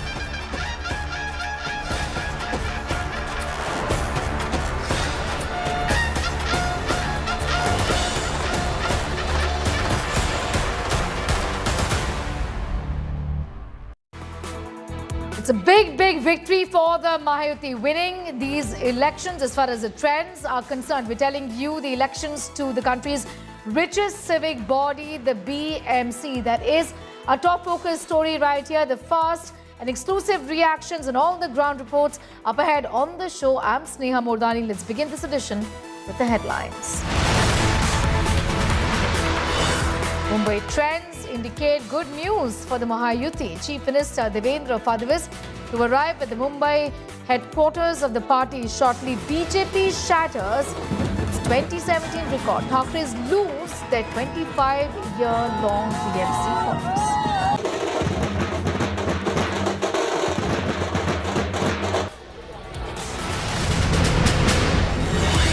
It's a big India Today impact. Maharashtra State Election Commission bars the use of marker pens in the upcoming Zilla Parishad elections.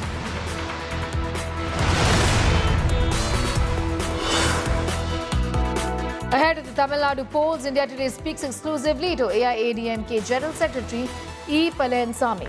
Says there is no Vijay factor in Tamil Nadu. Full interview at 6 p.m.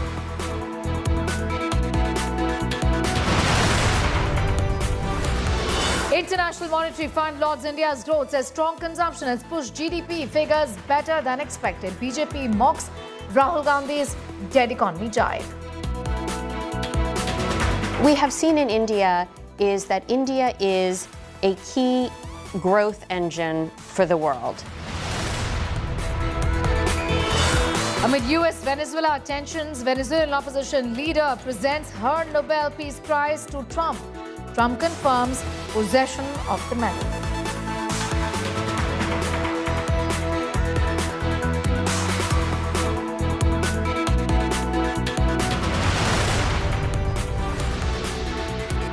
Mumbai has decided the Saffron surge delivers a triple-engine Sarkar for Ramchi, Mumbai.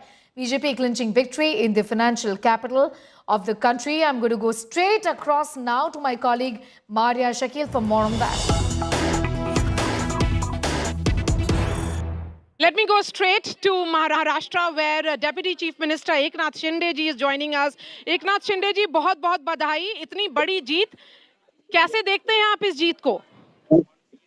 मैं बहुत ही हमारे मुंबई वासियों को धन्यवाद देना चाहता हूँ, उनका शुक्रिया अदा करना चाहता हूँ, क्योंकि मुंबई वासियों ने भाजपा शिवसेना को भारी जीत दिलाई है और हम ये चुनाव डेवलपमेंट के मुद्दे पे लड़े थे।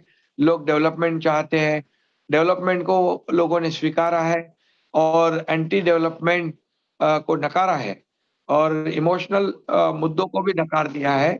इसलिए लोग चाहते हैं डेवलपमेंट और इसलिए हमने, जैसे मैं चीफ मिनिस्टर था 2.5 साल, अब देवेंद्र जी चीफ मिनिस्टर है, 3.5 सालों में जो मुंबई के लिए रोड कॉन्क्रीटाइजेशन हो, सीवरेज ट्रीटमेंट प्लांट हो, कोस्टल रोड हो, अटल सेतु हो, मेट्रो के जो काम को स्टे दिया था उसको हटाना हो, कारशेड को स्टे हटाया है, बुलेट ट्रेन के स्टे को हटा दिया है और काफी काम 3.5 सालों में जो हमने किया है, इस मुद्दे पर लोगों ने हमें सपोर्ट किया है और लोग डेवलपमेंट चाहते हैं। ये चुनाव में साबित हुआ है। शिंदे जी, राजदीप सरदेसाई बोल रहा हूं। मैं आपसे ये पूछना चाहता हूं कि क्या ये अब तय है कि पार्टी नंबर 1 और लीडर नंबर 1 फडणवीस और बीजेपी है? क्योंकि विधानसभा के बाद लगा था कि आप एक तरह से मुख्यमंत्री बनते, अब ये तय है कि फडणवीस जी के नेतृत्व में सब ये चुनाव लड़ा गया। हाँ बिल्कुल, हम साथ में चुनाव लड़े हैं और इसमें अच्छी जीत हमें मिली है। देवेंद्र जी मुख्यमंत्री अब है और जब मैं मुख्यमंत्री था, हम 3.5 सालों में जो काम किया है ये लोगों ने चयन किया, लोगों ने उसके लिए पसंद किया है। लोगों ने नकार दिया है हमारा जो मुंबई फर्स्ट है और उनका करप्शन फर्स्ट है। ये मुंबई को सोने के अंडा देने वाली मुर्गी समझते थे, लेकिन हमने मुंबई को डेवलपमेंट का मुद्दा लेकर हम चुनाव लड़े हैं। लोग डेवलपमेंट को पसंद करते हैं, करप्शन को नहीं और एंटी डेवलपमेंट को भी नहीं। और इसीलिए मैं बताऊंगा कि केंद्र में भी हमारे एनडीए की सरकार है, प्रधानमंत्री मोदी जी ने भी हमेशा बार-बार कहा है कि मुंबई को हम एक फिनटेक कैपिटल बनाएंगे, ग्लोबल नेशनल हब बनाएंगे। मुंबई को मुंबई के जैसे बनाने का काम हमारी महायुति करेगी और लोग वही चाहते हैं कि उनकी दिक्कतें खत्म हो। लेकिन शिंदे जी, मैंने देखा है कि मुंबई के सीटों में जहां आप और यूबीटी के बीच में लड़ाई थी, यूबीटी का परफॉर्मेंस अच्छा रहा है। क्या आप मानते हैं मुंबई में अभी तक, थाने में तो आप नंबर 1 नेता हैं, पर मुंबई में अभी भी आप और यूबीटी के बीच में लड़ाई है कि असली शिवसेना कौन? अभी देखिए, वो 25 साल से उधर जड़े बिठाए हैं। अभी हमारी सरकार को, हमारी पार्टी को तो 3 साल हुए हैं। अभी आगे देखो क्या क्या होता है, क्या क्या होगा आगे। तो हम भी अभी महाराष्ट्र में बीजेपी नंबर 1 है, नगर परिषद चुनाव में भी और विधानसभा का चुनाव में भी, और शिवसेना जो हमारी है वो नंबर 2 पे है। तो अभी जो 20-25 साल से मुंबई में जो पार्टी काम कर रही है, तो अभी आगे देखिए क्या होता है। तो असली शिवसेना कौन, आपकी या उद्धव ठाकरे की? अरे भाई, अभी विधानसभा में भी बता दिया है, नगर परिषद में भी बता दिया है, अभी महाराष्ट्र के चुनाव में भी सभी जगह बता दिया है। कॉर्पोरेटर में जितने भी महाराष्ट्र में कॉर्पोरेटर चुन के आए हैं, ये भारतीय जनता पार्टी के बाद 2nd नंबर पे शिवसेना के हैं। तो असली और नकली अभी मुझे कहने की जरूरत नहीं। आप पुराने साथियों को कैसे देखते हैं? अब उद्धव ठाकरे, राज ठाकरे, उनका फ्यूचर क्या मानते हैं आप, क्या होगा? नहीं, देखिए, अभी उनका फ्यूचर तो उनको समझना चाहिए। हम तो इतना ही जानते हैं कि ये मुंबई डेवलप हो, महाराष्ट्र डेवलप हो। मुंबई और ये जो मुंबई वासियों ने जो चयन किया है, जो सपोर्ट किया है, अब उनको हम न्याय देना है। जस्टिस उनको देना है और उनकी दिक्कतें खत्म करनी है। और मेयर अब बीजेपी का होगा, ये तय है। मेयर बीजेपी का सर, मेयर बीजेपी का होगा। मेयर महायुति का हुआ, महायुति का होगा। धन्यवाद। नहीं, पर आप साफ क्यों नहीं कहते कि बीजेपी का होगा? अरे भैया अभी तो समय बाकी है ना, अभी एक ही बार आपको न्यूज देंगे, बाद में क्या करेंगे। ठीक है एक नाथ शिंदे जी। धन्यवाद। एक नाथ शिंदे जी, हमसे बात करने के लिए बहुत बहुत शुक्रिया। सो Rajdeep, the man of the moment in many ways. Of course, we'll be waiting for Devendra Fadnavis to address the Karyakartas of the BJP. That will happen any moment now. So it is these two who have stolen the thunder, but it is BJP which is the king. You know, exactly. You see, the BJP has done very well, Maria, across Maharashtra, not just Mumbai. But when I look at the Mumbai numbers, and this is after we came out, Uddhav Thackeray hasn't done badly at all. His vote percentage is more or less the same. He won 84 seats as a united Sena last time. When I looked at the numbers last, he's at about 70 odd seats on his own. So he has wherever he's directly contested, especially in the Sena heartland areas of Mumbai, he's given more than a fight. MNS has fallen behind of Raj Thackeray. And you could argue, therefore, that among the traditional Maharashtrian middle class voters of Mumbai, Uddhav Thackeray is still possibly seen as the leader of the Shiv Sena. Moment you go beyond that, Eknath Shinde has established himself in Thane, Kalyan, Dombivli. And it's interesting, every time you ask them the question, Kaun banega mayor? They say Mahayuti. They don't say, in an ideal world, what they would like is 2.5 years. I don't think the BJP is going to concede that. The BJP is not the Congress there. But I think it's interesting to see how Mumbai's Maharashtrians have voted and whether having Raj Thackeray, is it a liability or an asset for the Shiv Sena UBT? Because suppose they had the Congress instead of Raj Thackeray, could they have got a wider vote? This, of course, is for the future. But Eknath Shinde has shown, Maria, that he is the first successful Shiv Sainik to break with the Shiv Sena and become a sort of independent entity of his own.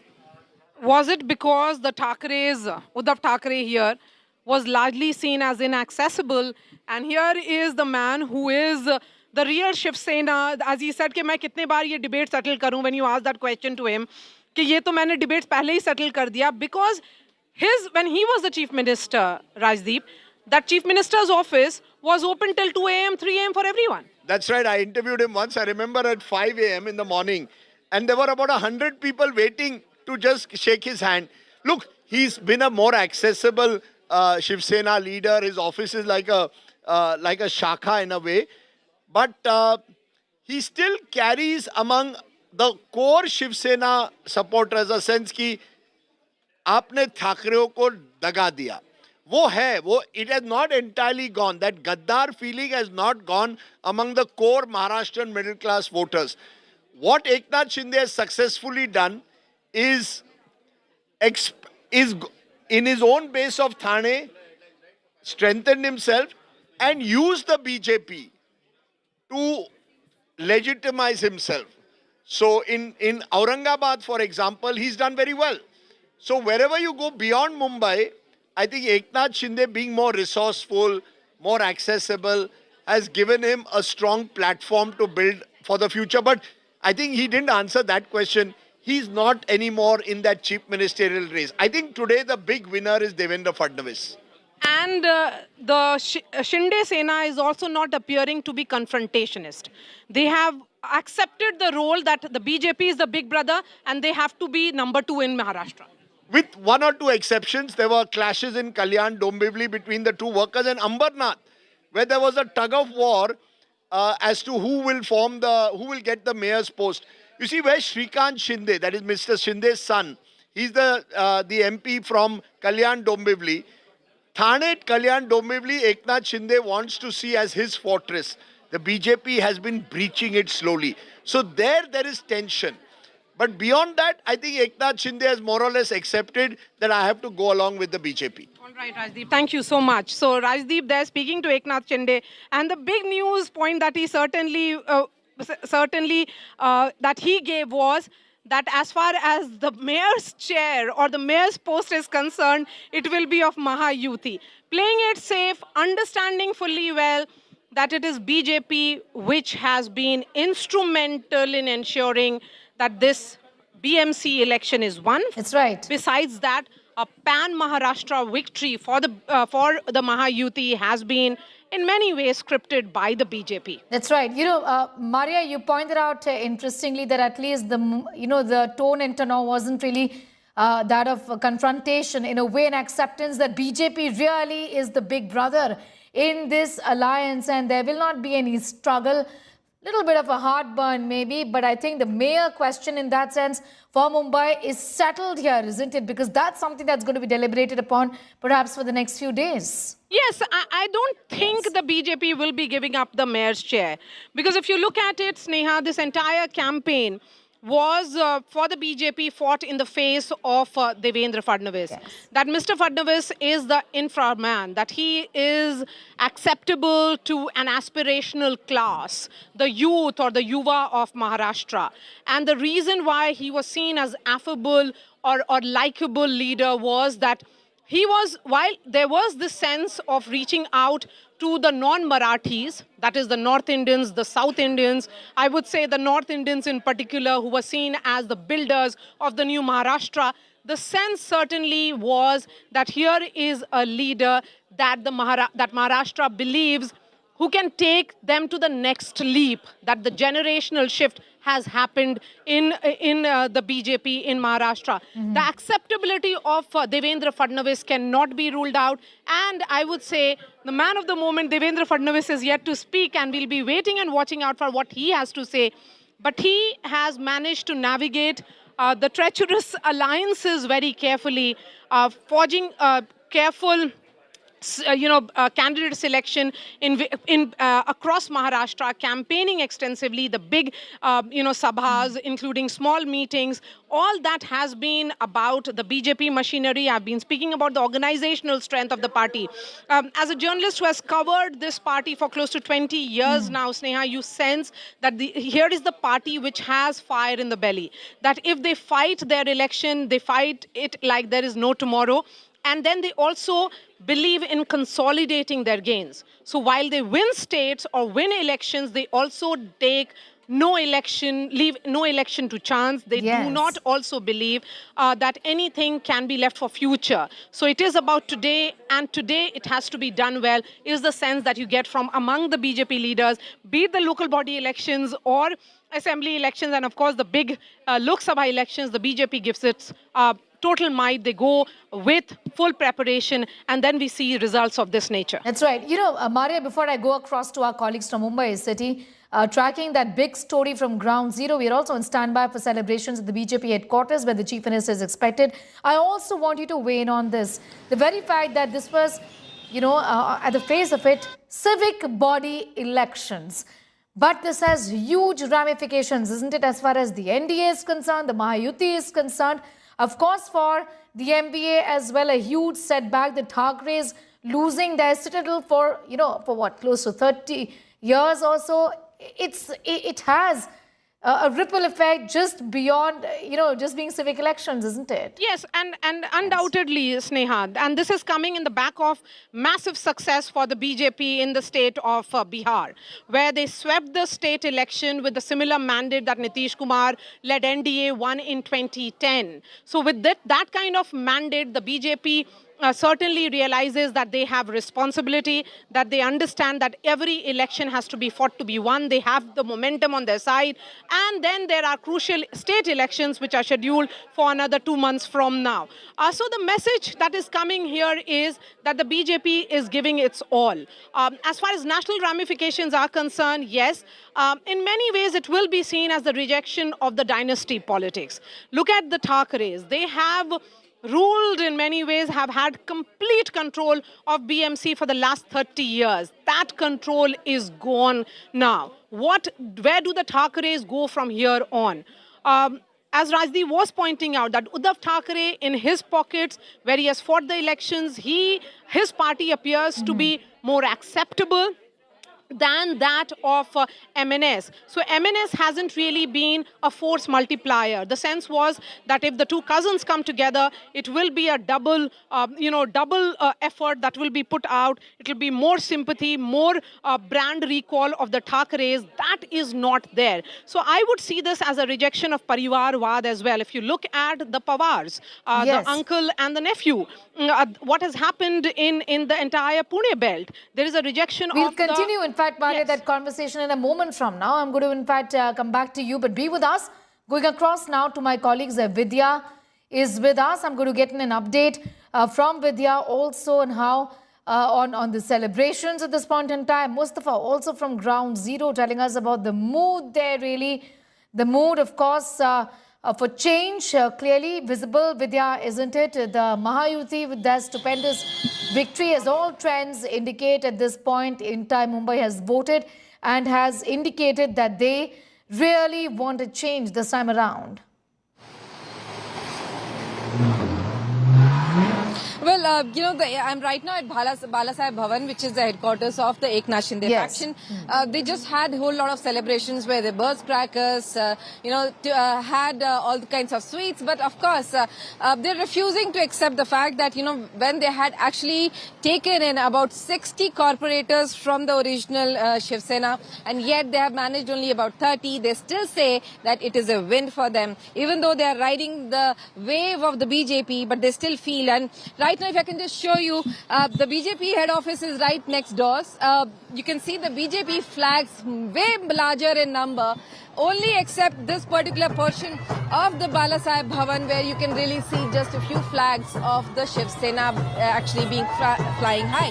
However, the party spirits are high. They're waiting for their party leader to come from Thane, leave the bastion at Thane and reach here so that the celebrations can catch on a little more further excitement.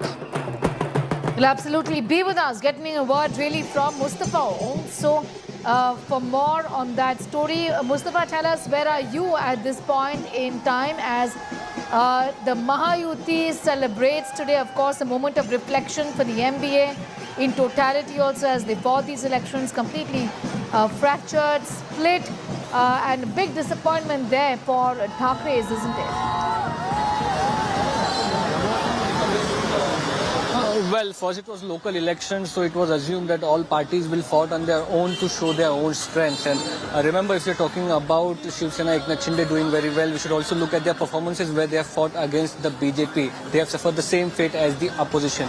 Thirdly, Shiv Sena UBT fought this election in Mumbai against two national parties. It fought for Muslim votes against Congress. It fought for other votes against the BJP and has been able to get a sizable chunk of votes. The seats are yet to be decided. Yes, the BJP Mahayuti are the winner for the BMC, but it's not a complete wash for the Thackeray's. It is true that they have been limited now to their presence in Mumbai. But yes, Uddhav Thackeray, Ajaz Thackeray coming together have had some impact. They have been able to,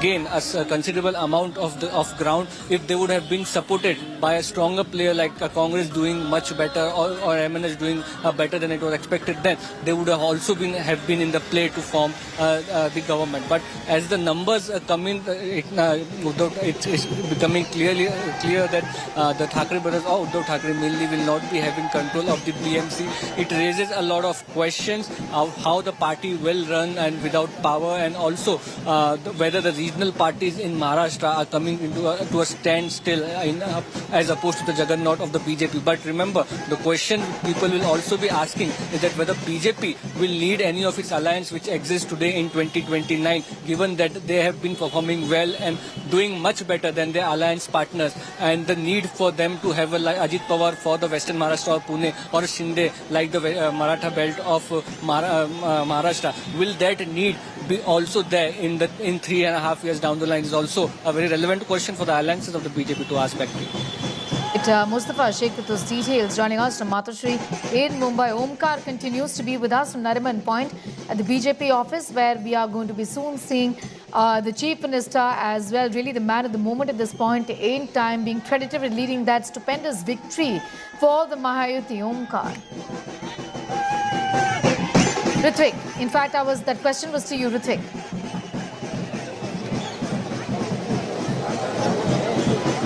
Yes, absolutely. I am at the BJP headquarters in Mumbai right now, and at any point of time from now onwards, CM Devendra Fadnavis is expected to come here. Huge celebrations are planned, and all the party workers, all the office bearers, and senior leaders and ministers are also coming to BJP headquarters right now. We just saw Minister Pankaja Munde arriving here. Minister Mangal Prabhat Loda also came in. And BJP State President Rabindra Chauhan is also expected, because after he was inducted as the BJP State President, this was the first big elections which BJP fought, and as we all are watching, they are winning with huge numbers, with clean sweep, and the much awaited BMC poll results are out now, and after 30 years BJP without Thackeray's is going to claim BMC. So the stage is set, as you can see behind me. The stage is set with flowers, garlands, BJP flags, and we can also see a poster here which clearly takes a jibe at Thackeray brand. It says that in Marathi, if we see Ata Bhrashtacharacha Vilkhyatun Mumbai Ghenar Mukt Shwas, which means that BJP will get a sigh of relief, and also Mumbaikars from the corruption which was there in BMC for last few years. And it also says that only the one who serves Mumbai will be the corporator of Mumbai, and not anyone with brand will rule Mumbai. So indirect jibe at Thackeray, and we can see BJP party workers all gathered here with saying that Mumbai Sa Mahapaur Hindu Marathis. So we can see placards here. This was the main issue of the campaign, as Thackeray's claim that only Marathi can be the mayor of Mumbai. But the placards here, we can see they are saying that Dhurandhar Devendra ji. Here again a new placard with Dhurandhar, a new movie, a hit, a bigger hit, saying that Devendra Fadnavis is the Dhurandhar of Mumbai. And more news coming in. Milind Deora slamming UBT, Sena and the MNS. BMC results have put an end to the soap opera of Mumbai politics. Milind Deora said city prefers progress and accountability over melodrama and masala. That is what is being said at this point in time by Milind Deora.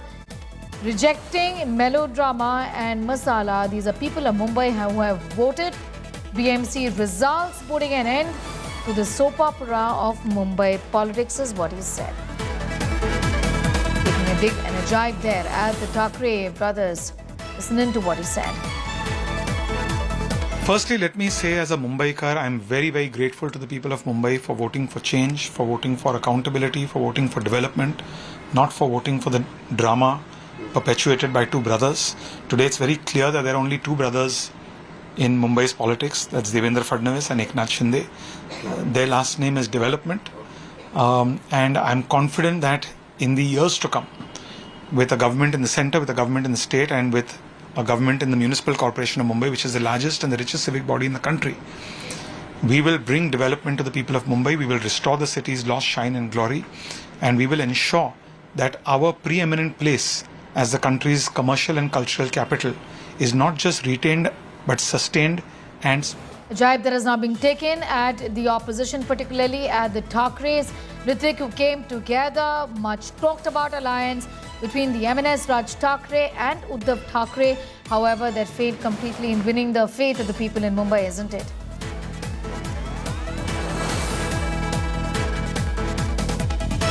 Hrithik. We'll just go back to him in a moment from now, and we stay with these pictures of celebration at this point in time on your screens. Milind Deora has spoken about rejecting the alliance of the Thackeray brothers, Uddhav Thackeray and of Raj Thackeray. Remember, Shiv Sena UBT joined hands with the MNS to fight the elections in fight the civic body elections in Mumbai, in the state of Maharashtra. We've heard in fact a section of the Mahayuti talking about the failure of this alliance. Hrithik continues to be with us. I'm going to go back to him. He, of course, is at the BJP office, but we've heard from Milind Deora there taking a jibe at the loss of face really for the Thackeray cousins this time around. Let's see. Absolutely. The slogans of Jai Shri Ram, Bharat Mata Ki Jai could be heard here, and also we can see the placards in the hands of the party workers saying that Thackeray brand has now been defeated. In Marathi it says Thackeray brandचा वाजलाय band, which means Thackeray brand has been defeated in this election. Also we can see here Devendra Fadnavis is named as Dhurandhar. Devendra Fadnavis is named as Dhurandhar here. And the next placard, if you could see, Mumbai's Mahapaur will be Hindu Marathi is what that placard says, which means that not just Marathi, but a Hindu Marathi mayor will be elected in Mumbai. And this was the main issue of the campaign between the Thackeray brothers and Mahayuti alliance, that who will be the mayor of Mumbai, who will be elected as a mayor in BMC. So what Thackeray said, they said that they claimed that it will be only Marathi who will be elected as a mayor of Mumbai, against when BJP said that Khan will be elected as mayor. Just like in New York, Zoram Mamdani has been elected. Similarly, same thing will happen in Mumbai. And if Thackerays are elected, Khan will be elected as mayor. But a befitting reply after a huge victory, a clean sweep by BJP in Mumbai BMC. And now the Karyakartas, the party workers are looking very excited, and they are awaiting here CM Devendra Fadnavis, and at any point of time from now CM Devendra Fadnavis will be arriving with a grand welcome. He will be welcomed here at BJP headquarters, which will be followed by huge celebrations here. That's right. We are waiting for, in fact, a word really from Devendra Fadnavis. He's of course congratulated the state chief of Maharashtra, the BJP state chief. Of course, a huge victory there for the Mahayuti in these elections. Be with us to take a series of reactions also coming in. Bharatiya Janata party ने बहुत ही ऐतिहासिक परिणाम मुंबई में देखे। मेरे खुद के क्षेत्र उत्तर मुंबई में record setting victory Bharatiya Janata party और शिवसेना की हुई है। उद्धव ठाकरे जी और राज ठाकरे जी ने जो अनैतिक गठबंधन बनाया था, उसको मुंह तोड़ जवाब मुंबई की जनता ने दिया। That's right, you heard there from senior leader of the party and Minister Piyush Goyal there on the muh tod jawab that he said. At the end of the day, a fractured MVA is what is being said to have led to this defeat also. Essentially, the Thackeray brothers did join hands, but the alliance was not seen united, as was the Mahayuti, being attributed to one of the reasons why there's been a thumping victory for the MBA, or for the Mahayuti in these civic body elections. That is the refrain really from the members, the Bharatiya Janata Party Eknath Shinde faction of the Shiv Sena on the victory of these elections. The people putting their faith on this alliance. More reactions that have been coming in. Let's take a listen. पूरी जैसे मैंने पहले दिन से कहा था, सब जगह एक भगवामय वातावरण था, और अभी मेजॉरिटी मेयर की कुर्सी पे जय श्री राम और आई लव महादेव के विचार के सोच के हमारे मेयर सब जगह महायुति के बैठने की पूरी तरीके से तैयारी है। हमारे महाराष्ट्र के मुख्यमंत्री देवा भाऊ को ये मिला, एक भगवा आशीर्वाद है, और इसलिए मैं महायुति के सभी मेरे नेतागणों को, मेरे प्रदेश अध्यक्ष रवि चौहान जी को, हमारे एकनाथ शिंदे जी को दिल से अभिनंदन करता हूँ। मैं ये स्पष्ट करना चाहता हूँ, सभी 29 महानगर पालिका के चुनाव में मतदाताओं ने सहभागिता दी और इस लोकशाही महोत्सव में साथ दिया, इसके लिए मतदाताओं का धन्यवाद। केरल में केरल का स्टेट कैपिटल की महानगर पालिका बीजेपी में चुनी, ये स्वतंत्रता के बाद पहली बार हुआ।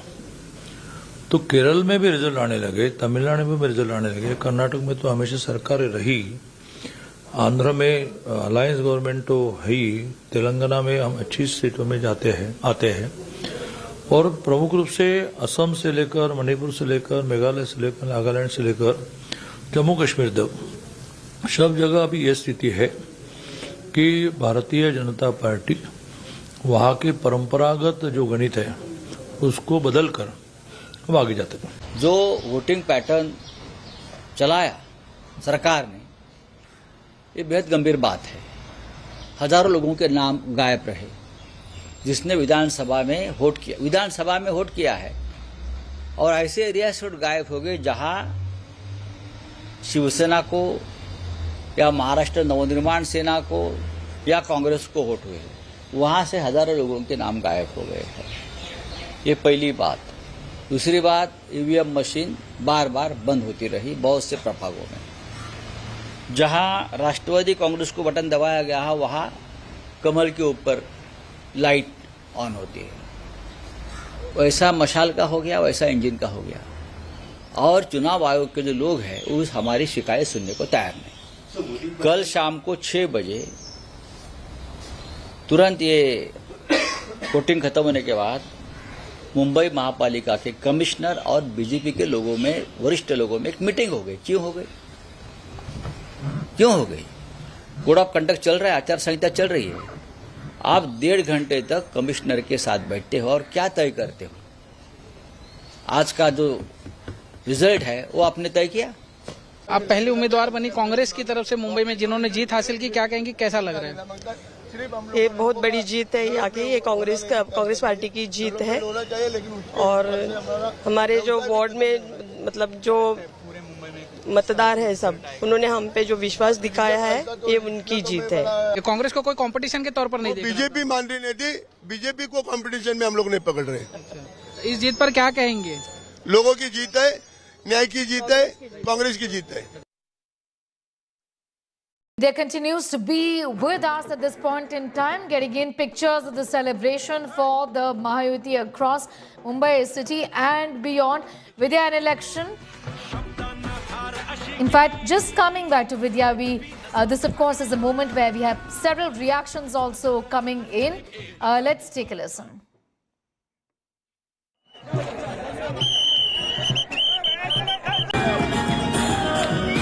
Just a celebration at this point in time. We're rolling coverage and apologize for the bit of a chaos there, but these are images of celebrations. Vidya continues to be with us. Vidya, I was, trying to talk to you about the very fact that these elections have got ramifications way beyond Mumbai city. I mean, the face of it, yes, civic body elections to pick civic issues, but as far as the national ramifications are concerned also, for the NDA as an alliance, this will have a ripple effect, isn't it? Well, it certainly is. In fact, look at the mandate that has been given. As the BJP as well as the Eknath Shinde factions have been, deciphering this entire mandate. They are saying that it is for the development of this financial capital of this country, and it's not. And one of the reasons why the corporation election is extremely important is because BMC has been a cash-rich, corporation which has a budget of over 74,000 crores.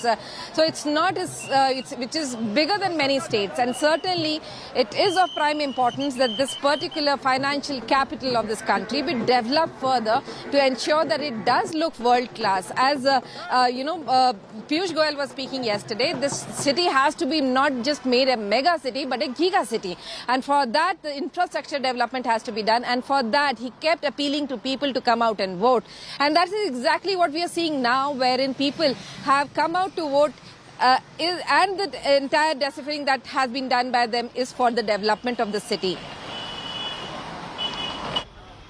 That's right, and of course the narrative really as far as the Mahayuti is concerned, talking about the loss of the Thackerays who've been at the citadel, who've in fact been at the helm of affairs for 25 plus years, Vidya, is that This was a very negative sort of a campaign is what really is being said at this point in time, isn't it?